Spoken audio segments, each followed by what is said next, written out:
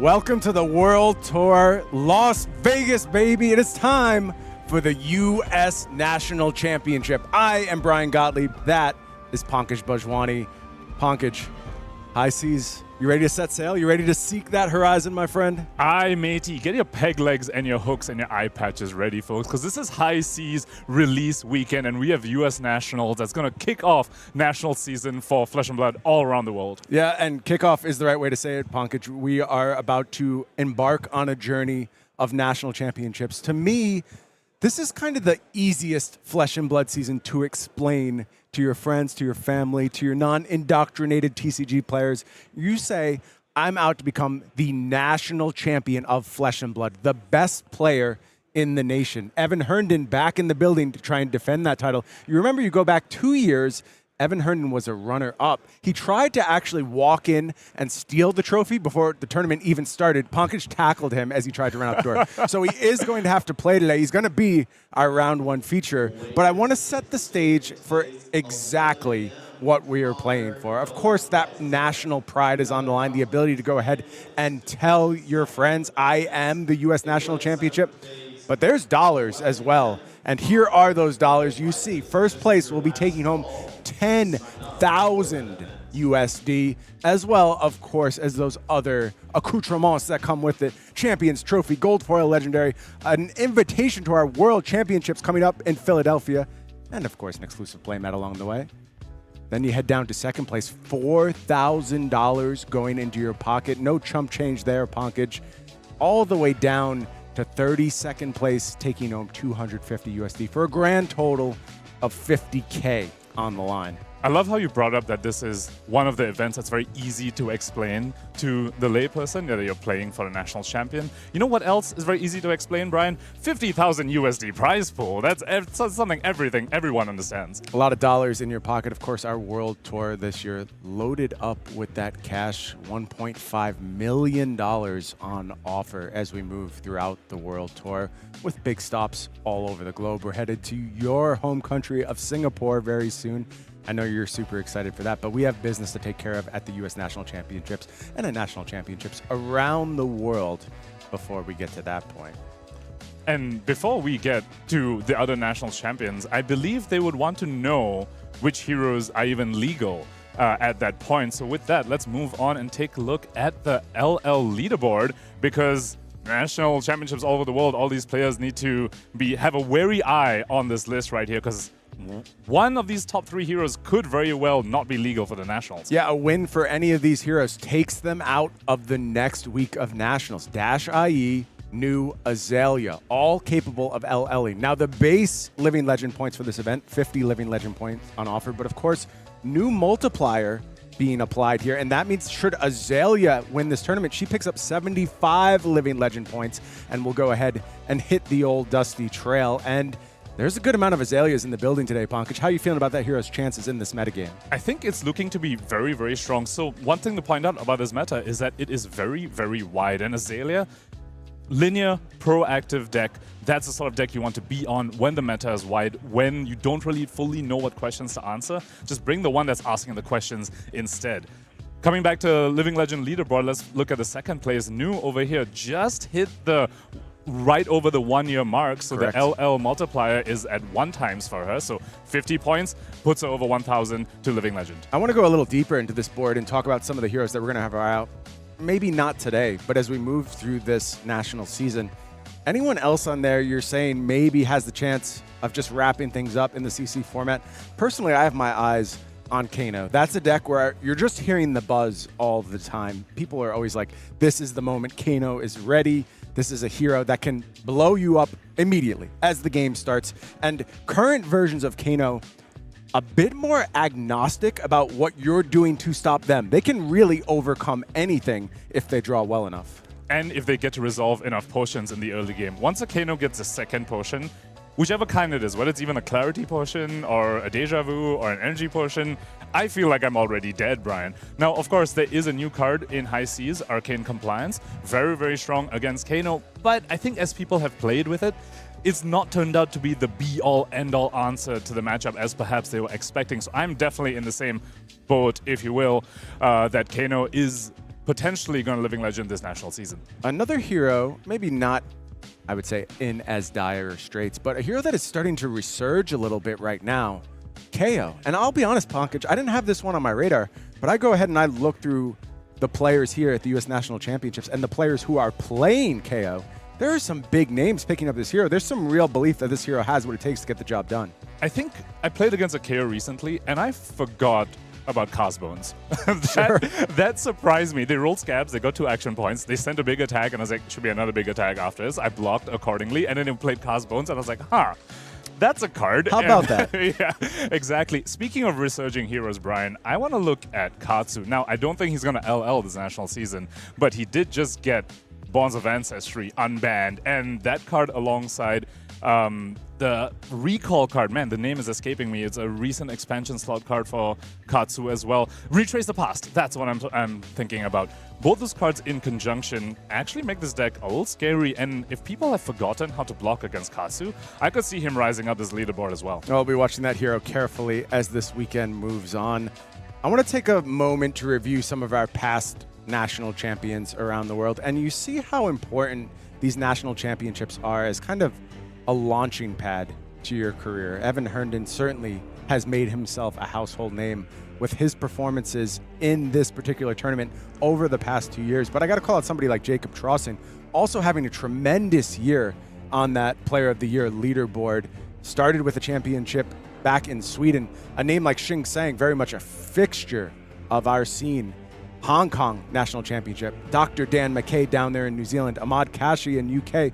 All great players who really sort of just started putting their foot in the door with dominant national championship performances. You have names like Xing, who were already household names, like showing and proving their prowess. And then you have names like Dan Mackay and Evan Herndon, which, if you're part of the community, you hear these names a lot. You're like, I tested this person, they're really good. They just haven't put up the result yet. And then come to nationals, and they show up, and they get that trophy.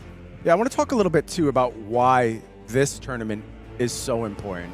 Because not only does it set the stage for nationals, it's going to set the stage for every single post-high seas tournaments. And there are so many fantastic events coming up over the next few months. I just want to take a moment, Pankaj, to run through what we have to offer on the World Tour. As we mentioned, $1.5 million. I don't want to sleep on those 120 iconic destinations. Pankaj, you and I spend our time now traveling all over the world, and we have a lot of friends out there with us on the World Tour doing the same. As we mentioned, our next big stop coming to Singapore very soon. What has it meant to you to have this travel schedule integrated into your life and just part of your flesh and blood experience? It's absolutely amazing. It's sort of, it's not exactly a vacation, it's not exactly work, it's just passion. You know, every month, every 2 months, I'm just traveling for something I'm really passionate about. And that's how it is for me and all the players who are playing as well. They get to go visit these destinations and just explore the world as they do something they're passionate about alongside other people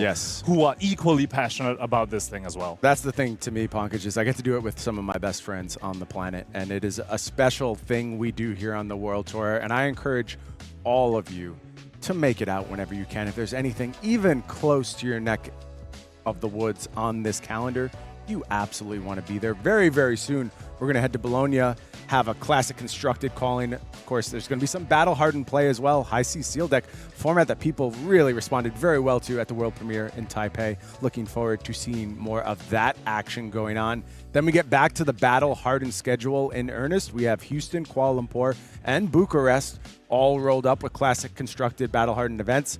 And then there's a big one, Pankaj, one that I'm getting back on a plane. Please, God, make it stop. But yeah, one more time, getting on a plane, headed back to Auckland for this one from the States to bring you some of the action. And that's a double calling weekend, Pankaj. Not only will we be playing Classic Constructed again, how about WTR coming back on the schedule with Alpha Draft Pods on day 2? And that's not the only expensive limited stuff happening that weekend. Battle Hardened Arcane Rising First Edition as well. Go open your CNCs there, folks. Yeah, and you say expensive, Pankaj. I'll say pretty standard rate for a Battle Hardened to participate. You might be taking home some good stuff, but the cost is still quite a steal. And I think anyone who's looking for an excuse to head to my adopted home country of New Zealand, this is exactly what you've been waiting for. And I'll tell you folks, New Zealand, one of the most beautiful welcoming, amazing places on the planet. And you'll see all of my fellow LSS staff around the venue that entire weekend. So many folks, you know, that I work with on a day-to-day basis. Auckland's geographically isolated, right? It's tough to put a lot of people on a plane. But they have the same passion, same love for this game. So looking forward to having the fans come down to their neck of the woods and being able to play host on this big calling weekend. Of course, Battle Hardened going on at the same time in Lucerne. Then we head to a classic constructed calling out in Kansas City. I'm hearing rumblings from a lot of our fellow casters maybe taking the opportunity to participate in this one. I'm hearing Sam O'Byrne wants to dust off his competitive gauntlets and get in the mix there, so could be some chances to play against some of the stars of the World Tour at that event. Battle Hardened coming up in Perth soon after that, and then we head to Copenhagen for a big classic constructed calling. A whole bunch of classic constructed events happening in August. Perth, Battle Hardened, CC, Copenhagen right after that, calling in Battle Hardened both CC as well as in Phoenix, Battle Hardened, CC Battle Hardened that same weekend as Copenhagen. So if you're trying to maybe explore some of these high seas heroes, explore what the meta is like after these LL shakeups across national season, definitely head out to one of these CC events. Plenty to pick from throughout August. Yeah, I can't wait, Pankaj, to get our feet wet with this classic constructed format. There's so much to unpack. 3 brand new heroes, but I would say that's not it. There's other heroes who are finally stepping up maybe to that next level. New technology comes out in the form of expansion slot cards and just meta shifts. Heroes leaving the metagame, it can change the entire context. And speaking of the entire context, I'm ready to give it to you. This is our metagame for the U.S. National Championships. And there you see leading the way, Pankaj, it is Florian.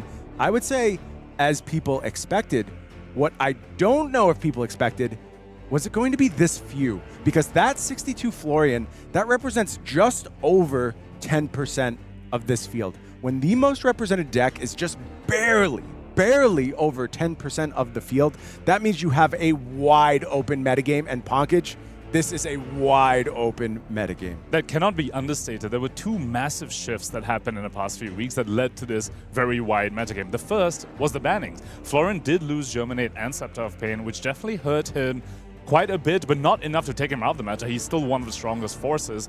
But before people could even explore the post-ban meta, High Seas came out, and with it came a whole bunch of expansion slot cards. I wouldn't be surprised if the Cindras, the second most represented deck over here, are sporting the new Draconic Spell Void Dagger to perhaps help against some of the wizards. So a whole new set came out with 3 new heroes, a whole bunch of expansion slot cards right after a few bans that shook up the meta.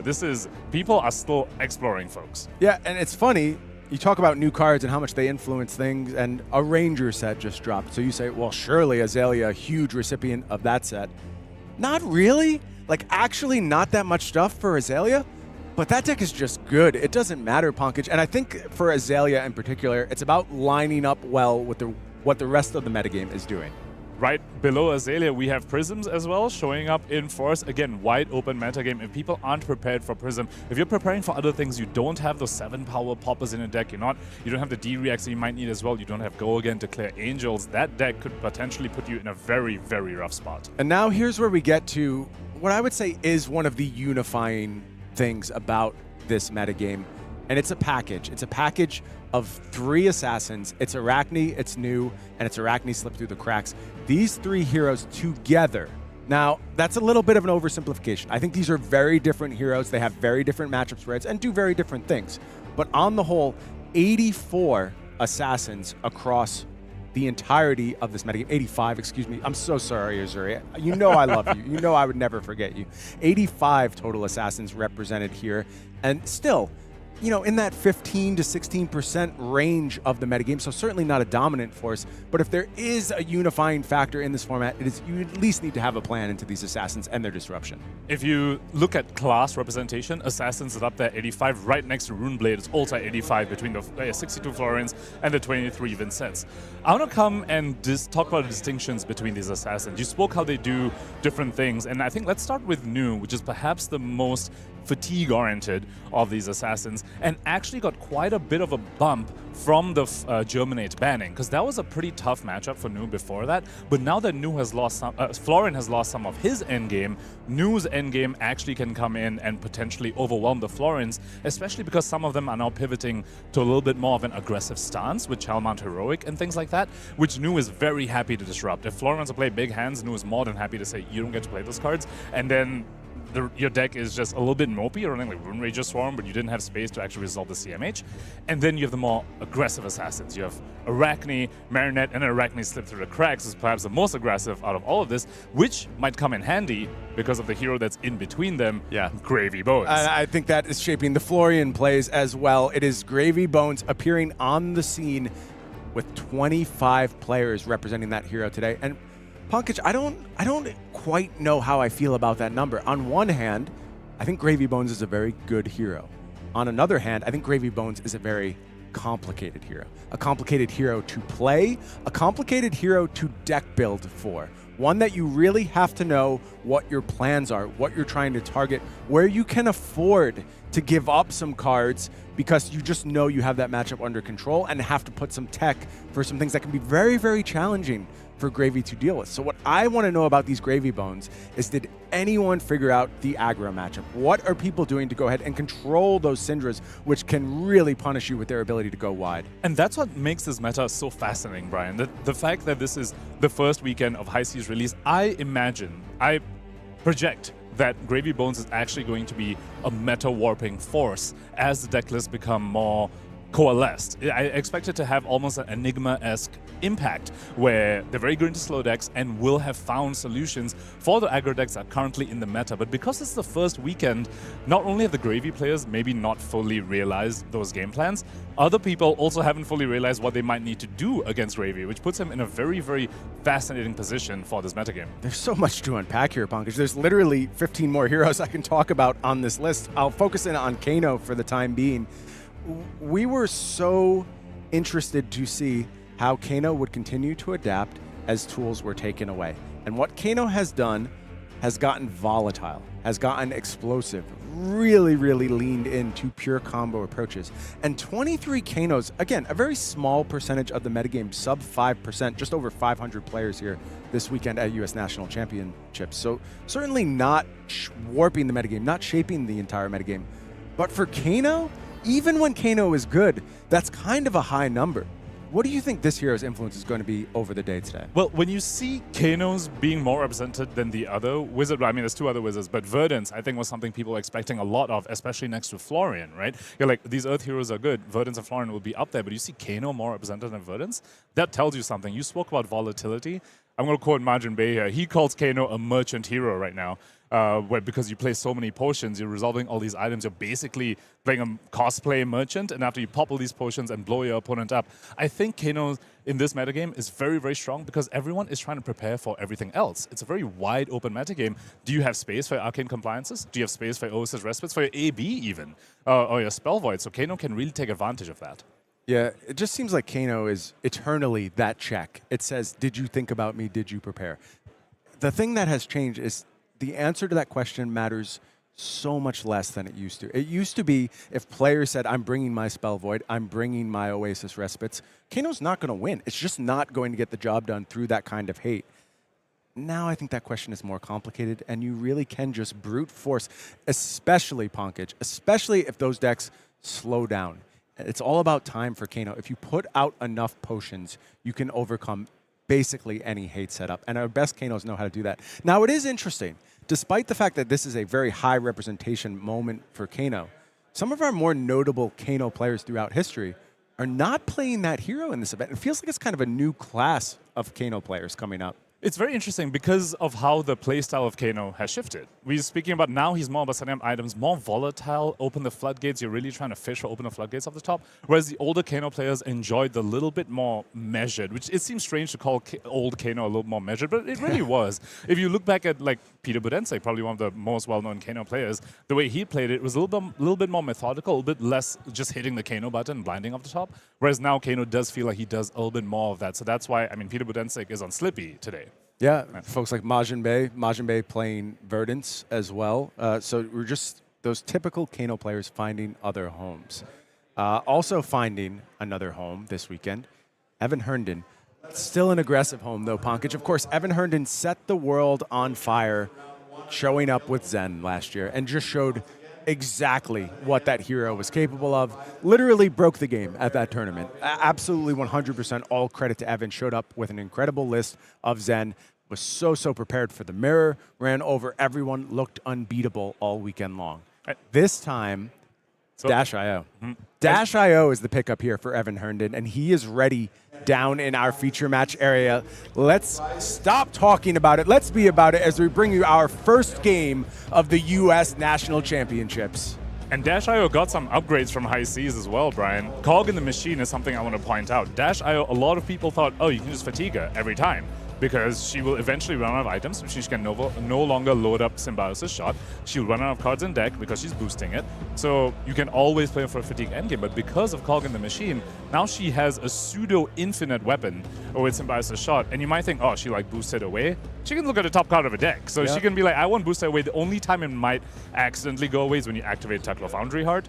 But that is a sort of risk you take when you play Dash.io. Meanwhile, on the other side, Evan's going to have to overcome an assassin. And this can be tough for these Dash.ios. And it's not just any assassin. It's a Marvel Arachne slip through the cracks, ready to do its thing. In the hands of Andy Hung, I believe a local of yours, Pankaj. Absolutely. I was just going to bring that up. Andy actually beat me in one of the finals of our locals. One of our local game stars was having a 2.5K. We met in the finals. He beat me. That's why he's in the feature match era, and I'm here in the booth with you, Brian. He's an absolute monster on Arachne slip through the cracks. Yeah, I want to go ahead and check out the equipment suites, as I always do in these scenarios. It's very interesting to me. I would say a somewhat stock equipment setup here for Evan Herndon. And on Andy's side, also similarly the stock, although the Black Tech Whisperer is potentially a little bit different. Some Slippies prefer the unconditional go again in the form of Snapdragon Scalers, but Andy's saying he wants the one block on Black Tech Whisperers, and when you're against a Dash.io, it's effectively unconditional go again anyway. They're not really going to be blocking your attacks, especially since they don't know if you're going to go tall or you're going to go wide. So Evan Herndon's offense on this turn one, just a yellow zipper head, not that impressive. Did also lose a Cerebellum processor to the Tekla Foundry Heart, but really set up the items very well on this first turn. A Boom Grenade and a backup Protocol Red already at the ready for Evan Herndon. And both these heroes not starting at 40 live, not something you see very often, just goes to show how strong these heroes are. Speaking of strong plays, Andy here starting with a Saver Bloodshed. Yeah, for my money, this is one of the most fearsome plays from these Arachne. Saver Bloodshed starts that card advantage train rolling potentially, but also just good value, 0 for 4. And we talked about how Arachne way more capable of getting aggressive than these other assassins. Flicking already is Andy to get that card draw. Have to point out the Take Up the Mantle in the Arachne's pitch zone, and this is something that can happen when you play that card. That card really wants you to have a strong stealth card in your graveyard, so when you draw it early, like how Andy has drawn it here, probably just better off just pitching it and like just filtering it, changing it into another card effectively with the Saver Bloodshed. Yeah, luckily is a yellow, so no problem doing that. Firing off Infiltrate here. I love that this card has become part of the metagame. It leads to so many unique, interesting situations for these assassins, and Arachne slipped through the cracks, taking advantage of this card, maybe better than anyone else. Although against a Dash.io, not too many cards you'd be happy to play. That is one of the cards you are happy to play, actually. Teklo card you can play. Get 2 free resources each turn. That's effectively a free dagger swing, or even potentially paying for like a CNC. Yeah, that's an interesting one. We'll see if Andy wants to find a home for that as the turn goes on. So now he has to contend. If he wants to play an attack, he no longer... This does not have go again. Arachne Slip Through the Cracks gives go again to the first stealth attack, so that was already consumed by the Infiltrate. So perhaps he's baiting Evan, maybe saying, oh, he's holding a Justin Nick or something, and he can Black Tech to play the Teklo core, because if he does want to resolve the Teklo core, he has now or next turn to do it. It's a little scary in Evan's seat, as Persuasive Prognosis often is. He has to deduce what that last card is in Andy's hand, and that's why we saw Evan, I think, slow down a little bit here. Evan was just signing up for damage up until this moment. Now having to think, though, is looking to move that Tekla Foundry Heart forward for defenses here, and has read the hand well. Andy Hung, no additional follow-up there that will end the turn, and now we're back to Evan Herndon with a full 5-card grip ready to go with 2 items set up in play. Persuasive Prognosis has such an interesting interaction against Dash.io specifically, because Dash.io knows the color of the top card of the deck. So they could say, okay, even if this hits, what can you possibly take from me? And then they can decide accordingly. Evan, of course, didn't need to deal with that since there was no pump, but have to point out that as well. Now Evan has the information that Andy does not have an attack reaction in that arsenal, and that is the sort of thing you have to keep track of when you are playing against an assassin. You keep track of what they didn't play as much as what they did play, and so you know what to play around on future turns. Big play here from Evan. His Spark of Genius comes out for the first time. That dash specialization going to go ahead and go into the deck, find the best card for the situation. I suspect it's Cerebellum Processor, as it often is when you search with Spark of Genius these days. That's going to up the offense in this hand even further for Evan Herndon. This dynamic at the start of the game is already so incredibly fascinating because of the Techlocore banish of the top on Infiltrate and the Boom Grenade that's on Evan Herndon's side of the field. Andy Hong is already incentivized to block out. You can just block out completely, use a whole hand on defense, and then just play the Techlocore. And so you still get to do something on your turn while denying Evan the Boom Grenade value. But the question is, can Evan get over the defenses that Andy Hong wants to do on this turn, given that he just resolved the Spark of Genius? That Sink Below in hand also pushing Andy to doing some defending on this particular turn cycle. But as you said, Pankaj, it feels like the ball is in Evan's court at this moment. If he picks up enough offense, can potentially break through any defense that Slippy can go ahead and offer. Achilles Accelerator doing its thing here to get that draw off the Cerebellum Processor rolling. Evan Herndon still with a very, very full grip, really wants to get value out of this first Boom Grenade. Evan doing some fishing over here. Did the draw of the Cerebellum Processor, trying to fish for a crank item off the top, potentially to refund that action point, but didn't find it, so had to pop Achilles over here. That's a one-time use, folks. If he doesn't get the Boom Grenade value on this turn, he might potentially regret the Achilles Accelerator in future turns. Although given that this is an aggressive mirror, there might not be too many future turns to speak of, especially if you can land that Boom Grenade on this turn. Breakpoint of the Zipper hit could prove useful. I wonder if this is time for Crown of Providence to just make a clean block here for Andy and also get some more defensive tools in hand. As you mentioned, the presence of that Techlocore down there in the Banish Zone really does incentivize Andy to use a lot of defensive resources on this turn cycle, as well as that Boom Grenade threatening extra damage on top. Have to also point out the backup protocol red that is on Evan Herndon's side. With the Zipper hit, he can close the chain and buy that back and just send yet another breakpoint against Andy, which maybe that's something you want to do when you don't have something like a maximum velocity in your graveyard yet. Something like the red Zipper hits or red 0 to 60s, perfectly viable targets for your backup protocol. And he does have another clean block here besides from that Crown. Uses the Black Tech Whisperers plus the Sink Below, Battle Worn on those Whisperers, combining well with the 4 defense off Sink. Looks like Andy's going to pass on the Sink here, happy with the 2-3 blocks in hand. Evan fires off fast and furious. Another breakpoint, 4 on offer here. You might be tempted to Sink to try and fish for another D-React, but you are also a deck that runs some 2 blocks in the form of Codex of Frailty, so it's very much a gamble, which, you know, we are in Vegas, so it would be on brand for Andy to gamble over there, but looking to make the more measured play and just be happy with 3 blocks, and it seems happy to just take this Boom Grenade to the face. Fast and Furious does its thing, though, and it is going to offer quite a bit of damage over to Andy's side. I wonder if maybe there was a setup where the Crown was used on that turn and did allow a little bit more coverage here, but maybe it didn't matter, Pankaj, because Evan with the big follow-up here, maximum velocity coming in for a big 10. And remember, folks, he did boost at the start of this turn before the Spark of Genius, so has boosted 3 times, can resolve his maximum velocity.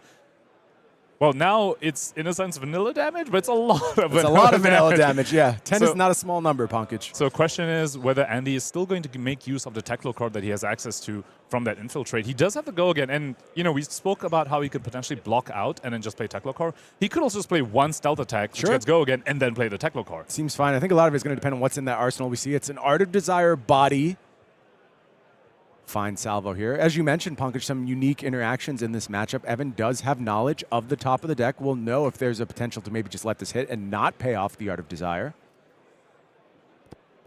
And there's a crank item on top. If there's a crank item on top, Evan could even play that out to change the top card of the deck. Could even Crown of Providence to change the top card of the deck. But at that point, you have declarative blocks, so can't really do too much past that. Dasher, not really a deck that runs D-Reacts. But let's see. I mean, given that Evan is thinking about this, makes you wonder that there is a red card on top. Because if there wasn't, you'd imagine you just say snap, no block. Okay, looks like he's letting it go through.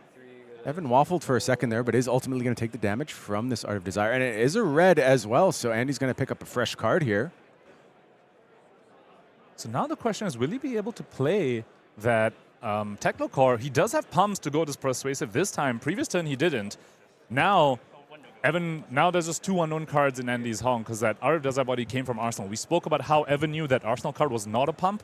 Now that it's out, now it's just 2 unknown cards on Andy's side. Is Evan going to make Andy have it again when this time he does have it? Yeah, I feel like this is readable due to the presence of that Tekla core. Like, you just probably would not fire this again and double IP in this spot unless you had something to offer from this hand. It's too easy of a cover-up. But frankly, even if you read it, you may not have a choice here. And Andy is now going to come to reactions with 2 reactions in hand.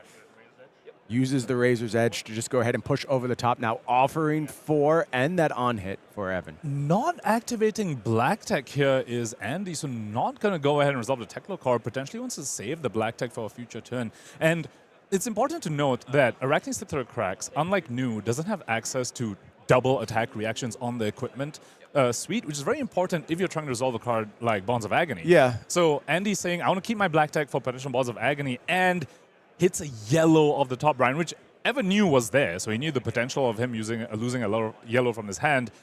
Probably a Spark of Genius, it looks like. Yeah, pretty clear option here for Andy, and I think there's enough boost backup where that would be my leaning at this moment. We'll see how Andy wants to go ahead and deal with this particular decision. Is going to take the Spark ultimately. And I have to say, I really do like Andy's decision not to use the Black Techs here for exactly the reason you said, Pankaj. I think it's important that Andy keeps his foot on the gas, does not want to slow down, does not want to give Evan time. And I think you're going to probably want that Black Tech for a future Bonds exactly. That is a resource that you didn't really think about. When Bonds of Agony came out and you played it in New, you didn't really think about the attack reaction resource because New had access to so many of them, and the Mystic attack reacts that gave you 2 as well. It was easy for her. But when you play Marinette and Slip Through the Cracks, you get really wary about wasting your attack reactions on the board, because if you send a Bonds of Agony on one of the Arachnes and you don't have your equipment pieces up, people just won't respect it. They're like, oh, there's a very low chance that you actually have 3 natural reacts in your hand. Yeah, so, I think that's a great point. Just the threat of that card being there totally changes the way Evan has to play and account for Andy's hand. Exactly. Also need to point out the life gain that happened from the Persuasive Prognosis gained Andy an extra 2 life as well. Action card off the top, action card from the hand. Kind of evened up the life totals as we go into Evan's offensive turn here. Yeah, that incidental life gain, sneaky from the Assassins right now. Tekla Foundry Heart activation here. Evan with plenty of resources to continue this turn. Singular boost on this twin drive, but 5 go again is the offer. Andy had a pretty paltry 18, so the damage has come fast and furious from Evan Herndon thus far. But Andy no slouch either, with Evan down to 22. And Andy knows Evan's hand here. That's one of the small pieces of advantage that cards like Persuasive Prognosis give you, which are very hard to quantify. You think about, oh, I got a card from the hand, it gained you some life, but there's also just a hand knowledge. Andy knows that the card in Evan's hand cannot be resolved because Tekla Foundry Heart has already been activated this turn. So all Andy needs to worry about is that one floating, potentially getting an item off the top, like a Boom Grenade, from the Dash Arrow's ability. But other than that, the rest of the turn is basically face up from Andy's side. He has full information. And speaking of strong turns from Andy, he's got a Kiss of Death, Brian. Yeah, Kiss of Death, one of the signature cards in Arachne, all the Arachnes at this point. I would say especially slow for Slippy. Of course, early versions of Slippy really relied on that card, setting up things like the Toxicity combo and flicking that one at your opponent. The deck has, I would say, become more consistent, more traditional in the months following its release. No less deadly, though, in Kiss of Death still. Very powerful card. Kiss of Death is one of those cards where when you play against it, you realize it's just, in a sense, unblockable 6 damage that happens every time. You can't block Kiss of Death because of the existence of Tarantula Toxin.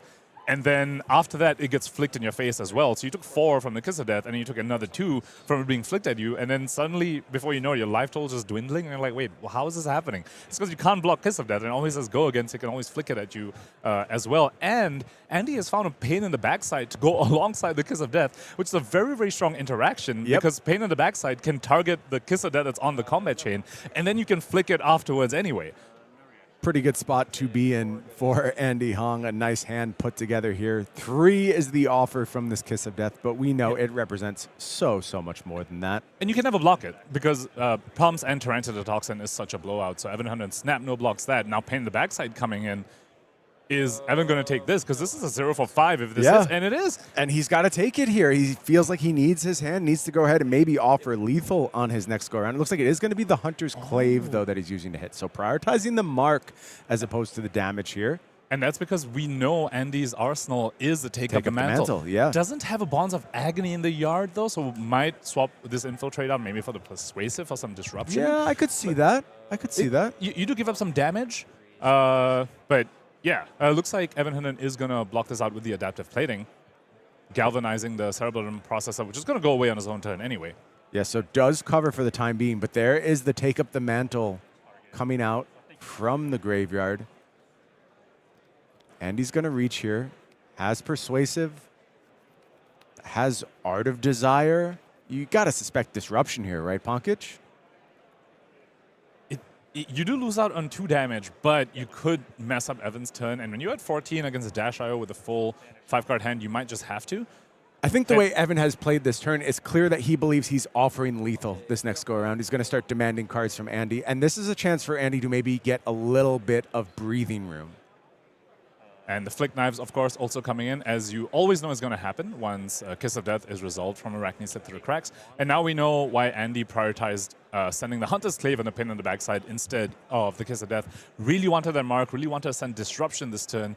Didn't want to let Evan just have a full 5-card hand as Dash IO. Question is, what is the color of the top card of the deck?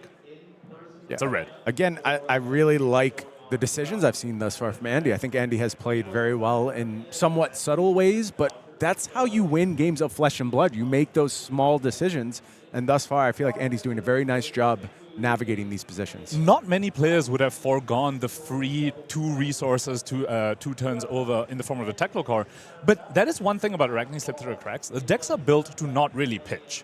So if Techno Core is giving you 2 resources each turn, you might just be like, just a dagger. This isn't worth it. Yeah. I'd rather save my black deck. We didn't see that pay off in the form of Bonds of Agony yet, but that is just the discipline that Andy has on his deck. And what makes him really scary on this hero. Speaking of decisions he has to make, a pick of a red card from Evan's hand over here. Yeah, 3 pretty good ones red there. Cards.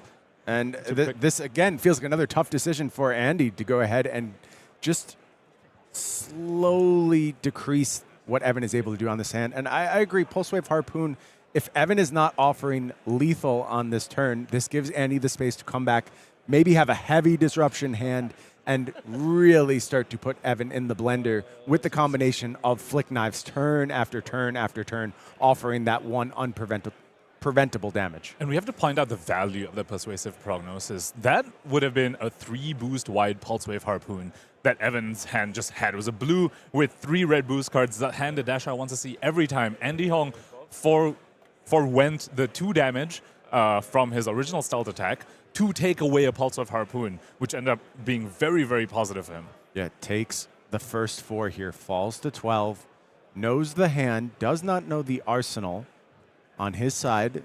He does. It's a twin drive because he saw it from previous turn. Correct, yeah. Andy's had just great information throughout this entire game.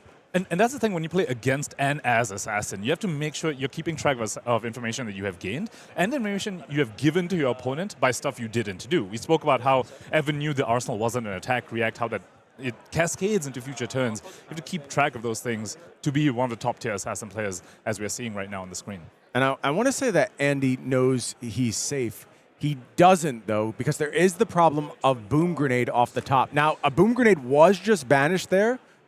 It's important. It certainly improves your odds of being able to make it through, but I assume we're going to see some blocks from Andy to protect from the possibility anyway. Of course, there could always be yellows and blues lurking in the deck as well. And that's also why Evan is activating Teklo Foundry hard every turn of the game that we've seen it happen.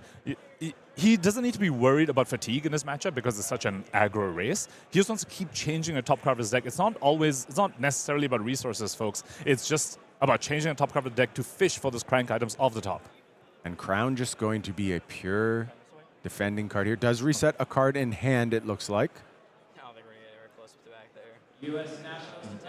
Andy playing with fire a little bit. Yeah, I think so, Pankaj. Just recognizing if he just gives too much defense, he might just he won't be able to mount enough offense, and he'll be caught in a blender on his side and eventually die. And it goes down to 2, which is lethal off of just Symbiosis shot. Yeah, took a bit of a risk there, but I think rewarded, Pankaj. Rewarded with the form of a pretty good draw. A card I'm not super familiar with what it does, but I've seen it a few times. Codex of Frailty drawn there for Andy Hong. And what does that mean for this turn? It means fireworks, Pankaj, because there's also an E-Strike in hand, able to go ahead and offer 5 go again after this Infect comes through. And then you can reset the turn with Codex of Frailty if you'd like. Question is, what attacks does Andy have in the yard to get with the Codex? Normally you want to resolve the card with either CNC or Leave No Witnesses. Yeah, Sunk the Leave No Witnesses. I don't think he's got one yet. I don't think he has either of those in the yard. The Disruptive PC has like a Persuasive Prognosis, but with Evan with still 1 block on Attack of Foundry Heart, not exactly a card you want. Could be a Kisset that just send more damage, Kisset, to be that honest. sounds pretty good to me, yeah. And just, alongside his Blood Rot Pox, maybe just try and end the game right here. I think, too, that Frailty token could pay big dividends with that Symbiosis shot lurking over on Evan's side, just getting -1 to that. But you have to also remember, that gives Evan the choice of the litter from his graveyard for an attack. He can swap out a card in his hand for a card in the graveyard. Yeah, that is true. If you're not getting Leave No Witnesses, Evan doesn't even need to block your attack if it's not sending lethal. And then if he can send enough damage at you to kill you before the Blood Rot Pox goes off, that you might regret playing this Codex of Frailty. It is going to be the Codex with fire here. Yeah, and Evan now gets a choice, and we know there's plenty of options for Evan, all kinds of offensive output at the ready. So Andy, you could take a bit of a risk and go for Art of Desire body over here with the black tech up. You could perhaps just fish if Evan has a red on top. You can maybe find something else on the top and then send that as well. We're past the point where bonds are getting resolved, folks. So maybe just get value of the black tech right here. Infiltrate being pulled to the front right now. Oh, that also makes sense. Yeah. Then you can grab something off the top of. You can still black tech this. And if there's a boost, if there's an attack on Evan's top of the deck, even if it's 1 cost with your Tunic, you can just go ahead and play that. And you don't. And yeah, because if you draw a card of your deck, you might draw an attack reaction that you can't play after the Infiltrate hits. Whereas Evan's deck more likely to just have attacks that you can play. Evan did just pick up the 0 to 60 here. Yep. Infiltrate now fired. Offering 3. This, of course, has to be defended with the Flick Knives at the ready.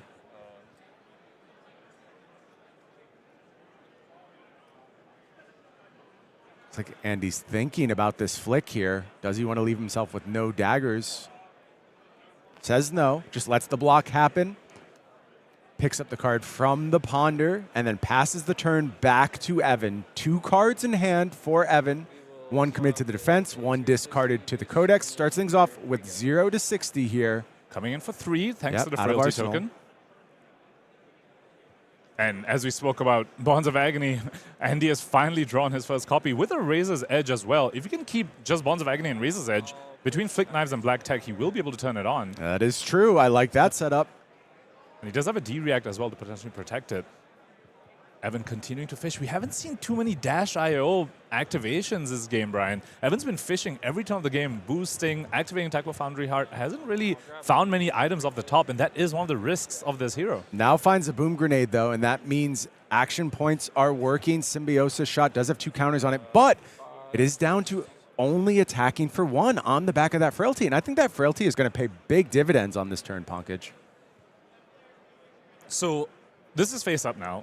Andy knows it's going to be 5 into 1 into 1. Question is, can he block out while still holding on to Razors and Bonds of Agony? I'm not sure if he can, because he also wants to keep the Flick Knives. Yeah. 2 turn on the Bonds of Agony. Can give Agony. up the Tunic here, though, which he is reaching for very quickly. Yeah, so Tunic and D-React, but then it's 1 into 1. You have to block at least one of those. And the Arsenal was a random draw off the top. I believe it was an Infect. Didn't quite catch what color it was. I thought it was blue, but I also am not 100% sure about that. But the card just given up to the Symbiosis shot here. And then Evan chose not to fire the second one. Perhaps Andy, making Andy regret that block on the first Symbiosis shot. You let Evan keep that counter since he knows he's not sending lethal anymore. Interesting. It is just the blue infect out of Arsenal here. Now, Evan's going to have a think about that one. Hasn't seen a Justin Nick yet. Yeah, has to fear that card, has to fear the Razor's Edge. You assume at least one card given here. Oh, this is lethal. Razor's Edge and Flick Knives. But has the Flick Knives, yeah, and that gets the fist bump, and Andy Hong takes it down. Wow. In a nail-biter of a match, Brian, it came down to such low life totals. The Blood Rot procs from the Infect over there not even mattering because that was lethal on the combat chain right there. Yeah, I wonder if Evan just said, I need these cards in hand. There's no possible way I can actually end this game. And I just, again, have to call out the micro decision-making of Andy Hong. Did not ultimately benefit from being patient with that Black Tech Whispers, but you understood exactly what he was playing towards, and it felt like he was very practiced, very calm, very much knew the end state he was trying to work towards in that matchup. Typically in aggro mirrors as Assassin, you do typically win by resolving at least one Bonds of Agony. So Andy knew what his win condition was. It wasn't playing a Teklo car with Black Tech Whispers. It was turning on Bonds of Agony. Almost got rewarded for it. If he had one life more, he would have been able to do that, but still managed to take out in the end with that disciplined, methodical play. I think on Evan's side, that was really a story of I hate to say typical, because there is the other side of the coin, but a somewhat typical Dash.io game where the top of the deck is not particularly kind to you. There was a little bit of value gained, but it didn't feel like the deck was really humming. Evan not really hot on those Teklo Foundry Hearts to go ahead and reveal the juice off the top. And that little bit of difference in output was just enough for Slippy to come through and close the door. We saw, I think, one Dash.io activation turn 0 where you got an item off the top, and we saw one at the end there with the Boom Grenade, Yep. which was not doing much because Andy was in lethal range anyway. So he had to block out the attack just for that attack value. So yeah, definitely agree with you there. I mean, there was Symbiosis shot counters, which kind of mattered. But yeah, the top of the deck, not too helpful to Evan over there. But it's also an aggro mirror, so you don't even have that many turns to leverage Dash.io's ability. Whereas with a longer matchup, you have more turns and then you have more Dash.io activations. Very true, Pankaj. So this is our first look at the high seas metagame. No high seas heroes in our feature match area yet. I have a feeling, though, the next match we cover, Pankaj, we might go ahead and flip the script and get our first look at a high seas hero. But let's just talk about the set in general. I think there's... Look, I'm always going to be a little bit biased when it comes to this, but I think there's no question high seas debut, successful around the world, just a set that players are clamoring for. All three of these heroes immediately finding fans.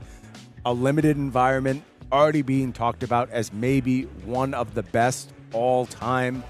Pankaj, what's been your experience with high seas thus far? The limited experience blows my mind. The Treasure Island, the switch to the use of a macro, where in Rosetta we first saw macros, and it was more of a patching a hole in the form of giving everyone access to arcane barriers, so you didn't need to draft equipment or find equipment in a sealed pool. Here we see Treasure Island, which is a macro that completely changes how the heroes feel and how limited plays out. Every attack functionally has an on-hit. When you are drafting, you're constantly thinking about Treasure Island, to the point where I've heard people say when they play these heroes in CC, they're like, man, they need Treasure Island in CC because otherwise I'm just not making enough gold. And I think that makes for a fantastic, engaging, immersive, limited experience. Not to mention the flavor, Brian. This set is just oozing with flavor. You have these pirate heroes fighting over the Treasure Island, and it really feels that way when you're playing the games as well. Yeah, how about opening the packs where treasure really does take center stage with that treasure pack? I will tell you, Pankaj, I might be the most unlucky person on the planet when it comes to opening treasure packs. My pulls have been horrific. I'll show you the page in my binder for all my pulls thus far. Actually, the worst possible pulls. But you know what? I'm happy to go ahead and take the bullet because I see folks out there, they're tweeting, they're showing off their lost treasures, they're showing off their incredible pulls.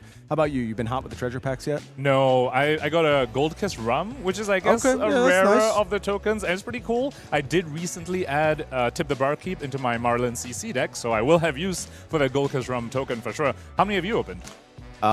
Gold Kiss Rums. Oh, no, how many? Total packs. Yeah, how many treasure packs have you I opened? think 12 now. And all just like tokens and stuff? Or? Yeah, like I got a blue golden tipple, which I was really excited about. Yeah? I think that's going to be an important card. For sure. Blue saltwater swell, which that's also good, actually. Yeah. I would rather have the tipple, but I think saltwater swell probably has a role to play as well. And then that's it. Certainly not any lost treasures like I see people posting around the world. Of course, those beautiful amulets. Some of the other secrets of these lost treasures starting to be unveiled. What's been your favorite lost treasure that you've seen revealed thus far? I have to point out just the amulets. They're absolutely gorgeous art, and they are seeing use in more decks than just Gravy Bones. You see Legend of Watery Grave, and you're like, oh, this is a Gravy Bones card. But the addition of these amulets, the functional 4th energy potion or 4th healing potion, has actually made a splash in some of the wizards as well. You see Kano running the new amulet as well, and you see Verdance as well running new amulet. And I think it has rippling effects throughout the metagame that's not just for Gravy Bones, and I find that amazing alongside, of course, just the beautiful art on these pieces. Yeah, I got to shout out a very unique piece that our friends over at MinMax Games pulled. I had a chance to go look at it in person. That one-of-one great library of Solana test print. Pretty incredible stuff, and there's loads more incredible stuff. I've seen Marvel Heroes pulled. I've seen the Bravo, I heard, is in the room today actually being played, that one-of-one Bravo Showstopper test print. So pretty cool stuff still out there in these treasure packs. You certainly are going to want to get your hands on them. Treasure worth hunting for, I think that's an understatement. I think this is unquestionably one of the biggest releases in Flesh and Blood history. We speak about flavor, and it's more than just in the gameplay, in the limited, and in the CC. It's also in the opening packs. It reminds me a little bit of MST as well, where people just didn't know that there was these additional packs in the displays, sort of just akin to the cloak, like you're entering the mist and you don't actually know what is there. And then suddenly everyone's like, wait, what is this doing here? And then you open it and it's like some awesome card. And the same thing happening here, where people knew treasure was there. This is a pirate set. You're going to open treasure and this whole bunch of lost treasures. So it's the flavor oozes in both the pack opening experience as well as the gameplay. How about we go on a treasure hunt? Oh, let's do it. We know I'm going to be terrible at this. I'll let you take the first crack. You go ahead. You see what you have in the treasure pack. I don't have very good luck opening packs either, Brian. Okay. So you know, we'll see. Yep. Oh, all right, cool. Yeah. Go do it slowly. Now always okay. Okay, yeah, awesome. that's going to be a good one to add to your collection. Is this the? Yeah. Okay, this is the side. Okay. Okay, I see a blue card. Mutiny. Okay. Yeah. That's kind of it's limited a focus. It's a draft card. Okay, so Pankaj I told you I don't have good luck with these. Did not turn his luck around. I'm going to take my shot now. Let's see if I I can go ahead and get something juicy here. I expect absolutely not, because I am just so cold. Show us the token first. What's the token? Oh, gold just token? gold, Right. just gold. But behind it, wait. Oh. Pill for the wreck. All right. Another, yeah. Draft shaft being opened up here. What did I do? What have I done that has forsaken? Look, we're going to continue the treasure hunt all weekend long, Pankaj. I am going to go ahead and try and turn my luck around. Have not done it thus far. But maybe I just need the man himself, Graveyard Q Bones, to go ahead and bless my polls. And we have Mr. Bones down in the feature match area, and it is in the hands of none other than former U.S. national champion Charles Dunn. The real treasure is the friends we made along the way and the spectacular games of Flesh and Blood that we get to watch. We're getting right into the action here as Ynez Nevarez is going to be taking on Charles Dunn. It's Oops All Arachnes in our feature match area as well, as we now get our second look at an Arachne Marionette showing up to the party. This different Arachne over here, playing a cut from the same cloth. I love this card. I think this is a card that people were sleeping on a little bit. They thought it was just draft chat, but the more you play with it in CC, just getting hand information in Assassin is so incredibly strong. We spoke about how it cascades. You know whether they have defense reactions, and if you're in an Assassin mirror, you know exactly the sort of tricks they might have up their sleeve and stuff. It's just a fantastic card. Not to mention, Dagger for 5 is very, very difficult to block, and against a deck like Arachne Marionette, the mark is very, very important. That is an effect you are actively trying to prevent yourself from getting as your opponent. But when the dagger comes in for 5, it is a lot more difficult to prevent that mark. Starting a little bit into the action here, Charles Dunn deploying Cuddy Shark on the first turn, but quickly mopped up by Ynez. Command and Conquer was the follow-up. Charles Dunn ready on the defense, going to play a 3-card hand here. Perfect information of the top of the deck, has used that Compass of Sunken Depths. And we get our first Arachne transformation, and it's going to be Trapdoor showing up to the party, meaning traps are live for this next turn cycle for Charles Dunn. And you have to imagine how many traps Ynez is even playing in this matchup. Against Gravy, you want to be on the more aggressive side, and typically Arachne Marionette doesn't have too much space to fit in that many traps. Anyway, looks like they did find one of the mark traps. I didn't quite catch whether it was den or lair of the spider, but it's one of the spider ones. So does have the trap available. Will it be live or will it just be blocking 3, which is still a very, very good effect on your hero, just effectively drawing an extra 3 block. Yep. Facing down Gravy's 3-card hand here, 2 cards in hand, 1 in the arsenal. Take a look at Charles Dunn's equipment setup here. You see the Mage Master boots there in the leg slot. Sawbones, the ally, deployed here for Charles Dunn. Deployed from hand here, so no go again. Yeah, that's just going to wrap up the turn. So a pretty anemic turn from Charles. Does deny any value out of that trapdoor, though. So good time to have an off turn. And asking Ynez, can you convert your full 5-card hand? Now, Charles is marked, but Ynez is on trapdoor, so doesn't get the +1 or the go again on hit from the base Marinette ability, which is one of those fascinating things about the deck building in Arachne Marinette. You want to make use as much as possible of the +1 and the go again, but you also need to have hands that don't need the go again, because half the time if you're an Agent of Chaos, you don't actually have that effect unless you're specifically red back. Saber Bloodshed going to threaten Charles directly here. Charles is marked, so card draw also on the table for Ynez. Oh, this is... You know, we spoke about how in this new fresh meta with these new heroes, there's lots of discovery happening. I just have to point out the Sawbones interaction with Flick Knives. Are players ready for this? Sawbones can prevent the Flick Knives. You can't rely on that. Also, these pesky daggers. Sawbones, a very, very efficient way to just prevent a 1 damage dagger, not a 5 damage one. But yeah, it's just, is Ynez ready for this sort of interactions? Have they practiced against this sort of ally-based deck with these little more tricksy effects on the allies themselves? I think the hardest part for Ynez is just, what does Charles' list look like? Like, nobody knows what the Gravy Bones deck looks like right now.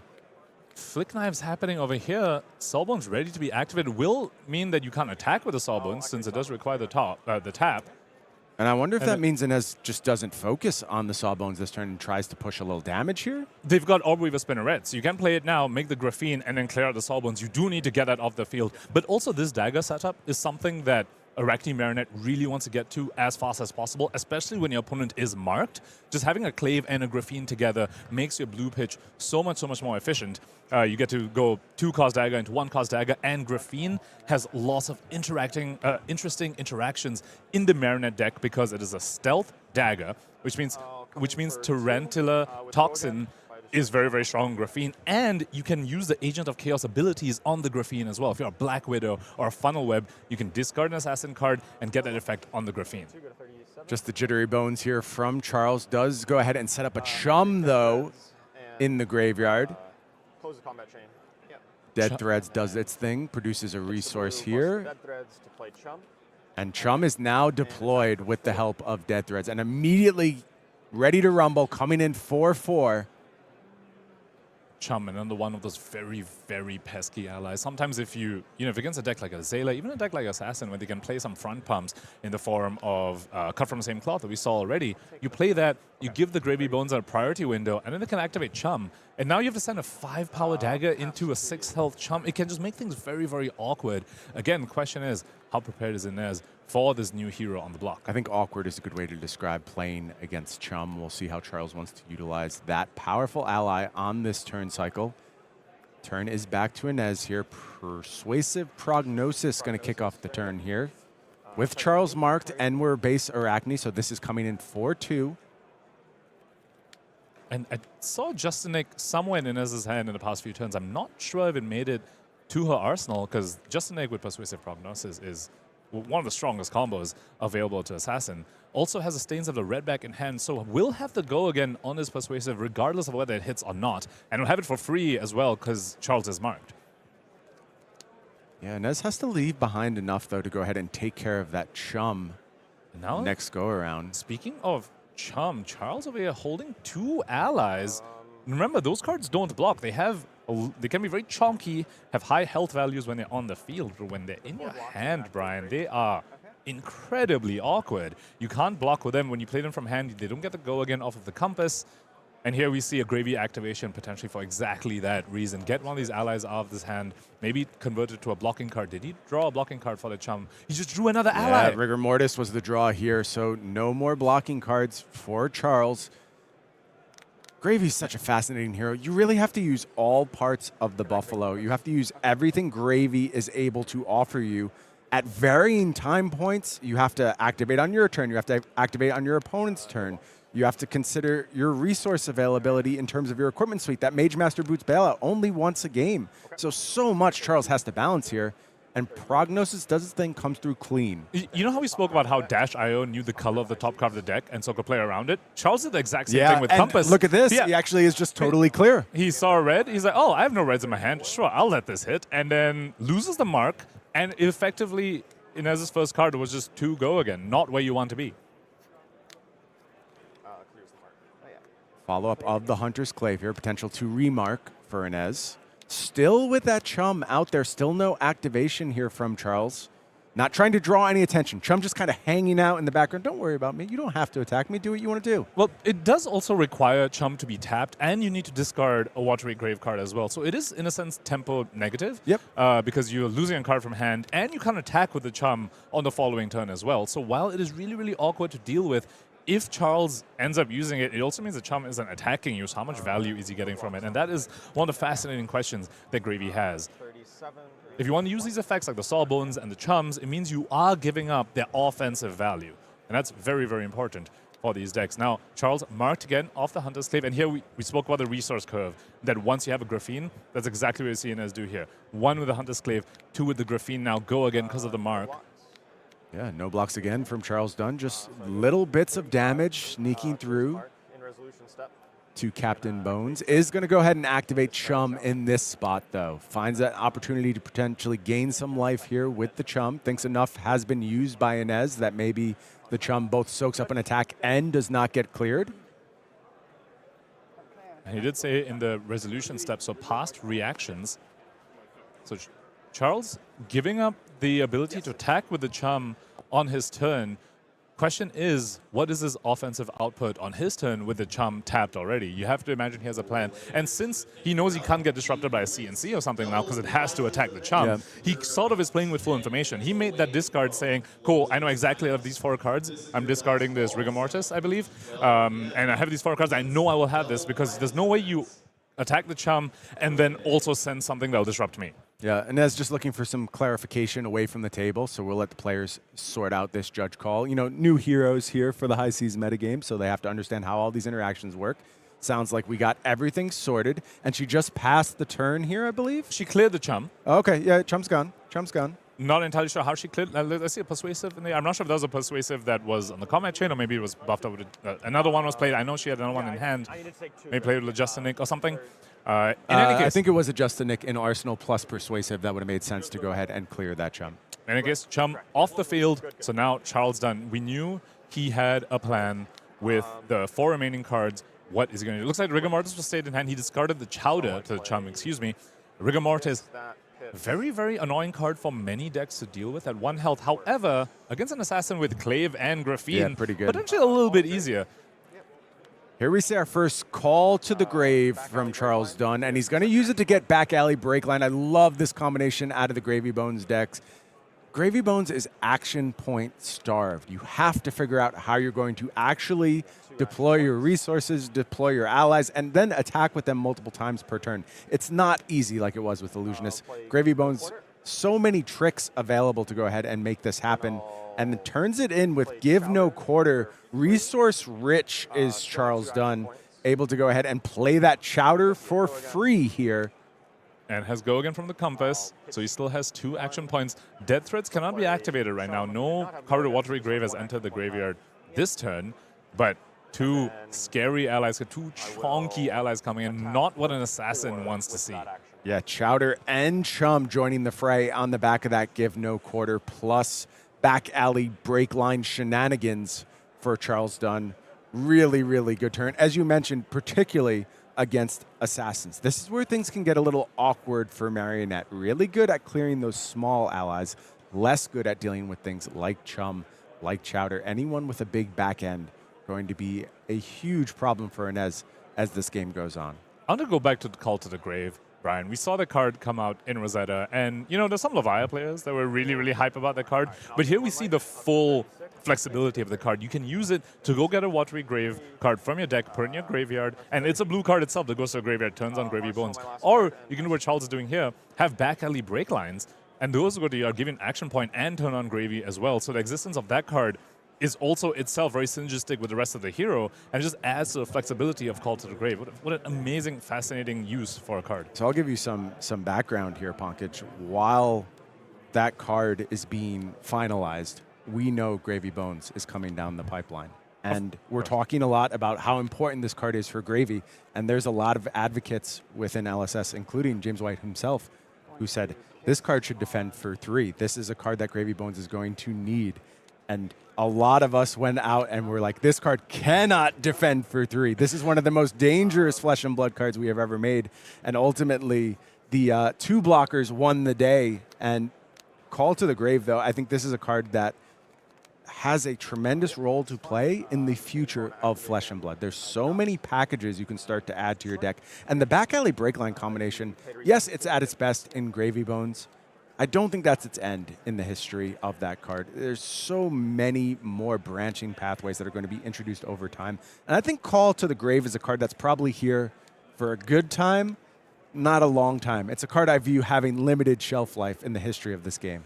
And especially if it blocked 3, oh my god. I mean, the Leviathan players wouldn't have needed any convincing if it blocked 3, let alone the implications for Gravy Bones. Now, on Ynez's side, she did manage to find the stains of the red back, so did clear the Chum fairly cleanly. Kiss of Death, Tunic stains of red back, got rid of the card. But, I mean, this is a lot of offensive value that you're expending on these allies. Charles Dunn still sitting at a comfortable 36. Will Ynez be able to continue this clearing the board while reducing Charles Dunn's life to 0? Now, Flick Knife also coming through on the Kiss of Death, sending damage right to Charles Dunn's face. This is the problem with Gravy Bones, is it puts you to work. You have to go ahead and clean up these allies turn after turn after turn. But you need damage, too. And if you let Charles just sit there, have a totally safe life total, Charles Dunn and a healthy life total is a dangerous, dangerous combination. You do not want that man to feel comfortable. You don't want him playing a long game. You want to wrap things up as quickly as possible. And as just able to kill the Chowder here, but it's gained 2 life over the course of its existence, done its job very admirably. Well, if you count the 5 damages soaked from the Graphene Kalishra, it kind of gained Charles Dunn 7 life. Yeah. And remember, it was played off of a give no quarter as well, so it was kind of played for free. Looks like the flip here is going to be Arachne Tarantula, which is very strong when your opponent's already marked, and you have a Hunter Slave Graphene Kalishra set up. This is an innocuous-looking transformation. You might think, this isn't too good, but when you're sending a couple of daggers, a Flick Knives in the middle as well, suddenly this Tarantula is doing a lot more damage than you were expecting. Chart the high seas here from Charles. Did not find the yellow, so just going to go ahead and pitch a blue here. And that is a blue that's gone to the yard on this turn. It is a starter, which is fascinating to think about, that now there's a new terminology for the term starter. We normally think about it in the context of Ninja, where like you want that Draconic starter. Gravy now in that same boat as well, saying, I need blue starters in my deck. Second chart here from Charles does find the yellow this time, as well as an additional blue, so just juiced up the perfect chart here. 3 resources and a gold token, as well as an ally going to the graveyard. And that's a very, very strong ally. Yet another Soulbones. Now, we do need to talk about threat density on Charles' inside. Ynez has been able to clear these allies, and eventually, if you're out of Soulbones and out of Chums, how many relevant allies do you have remaining? I mean, the Limpets and the Rigor Mortises can be easily cleared by the dagger setup on Ynez's side. So Charles needs to be a little bit careful. There's no way to recur these allies once they go to the graveyard. They go face down. This is a very real plan against Gravy Bones, and we're going to see this plan play out, I think, many times throughout this weekend. Can you run Gravy Bones out of allies? Can you run him out of threats and then ultimately fatigue him? A very, very real approach that, fatigue is not something that most decks have access to in the default. But basically, any deck can fatigue Gravy Bones if you do a good enough job going after their allies. So it's an interesting strategy. We'll see how much players have picked it up in the short time they've been testing against Gravy Bones.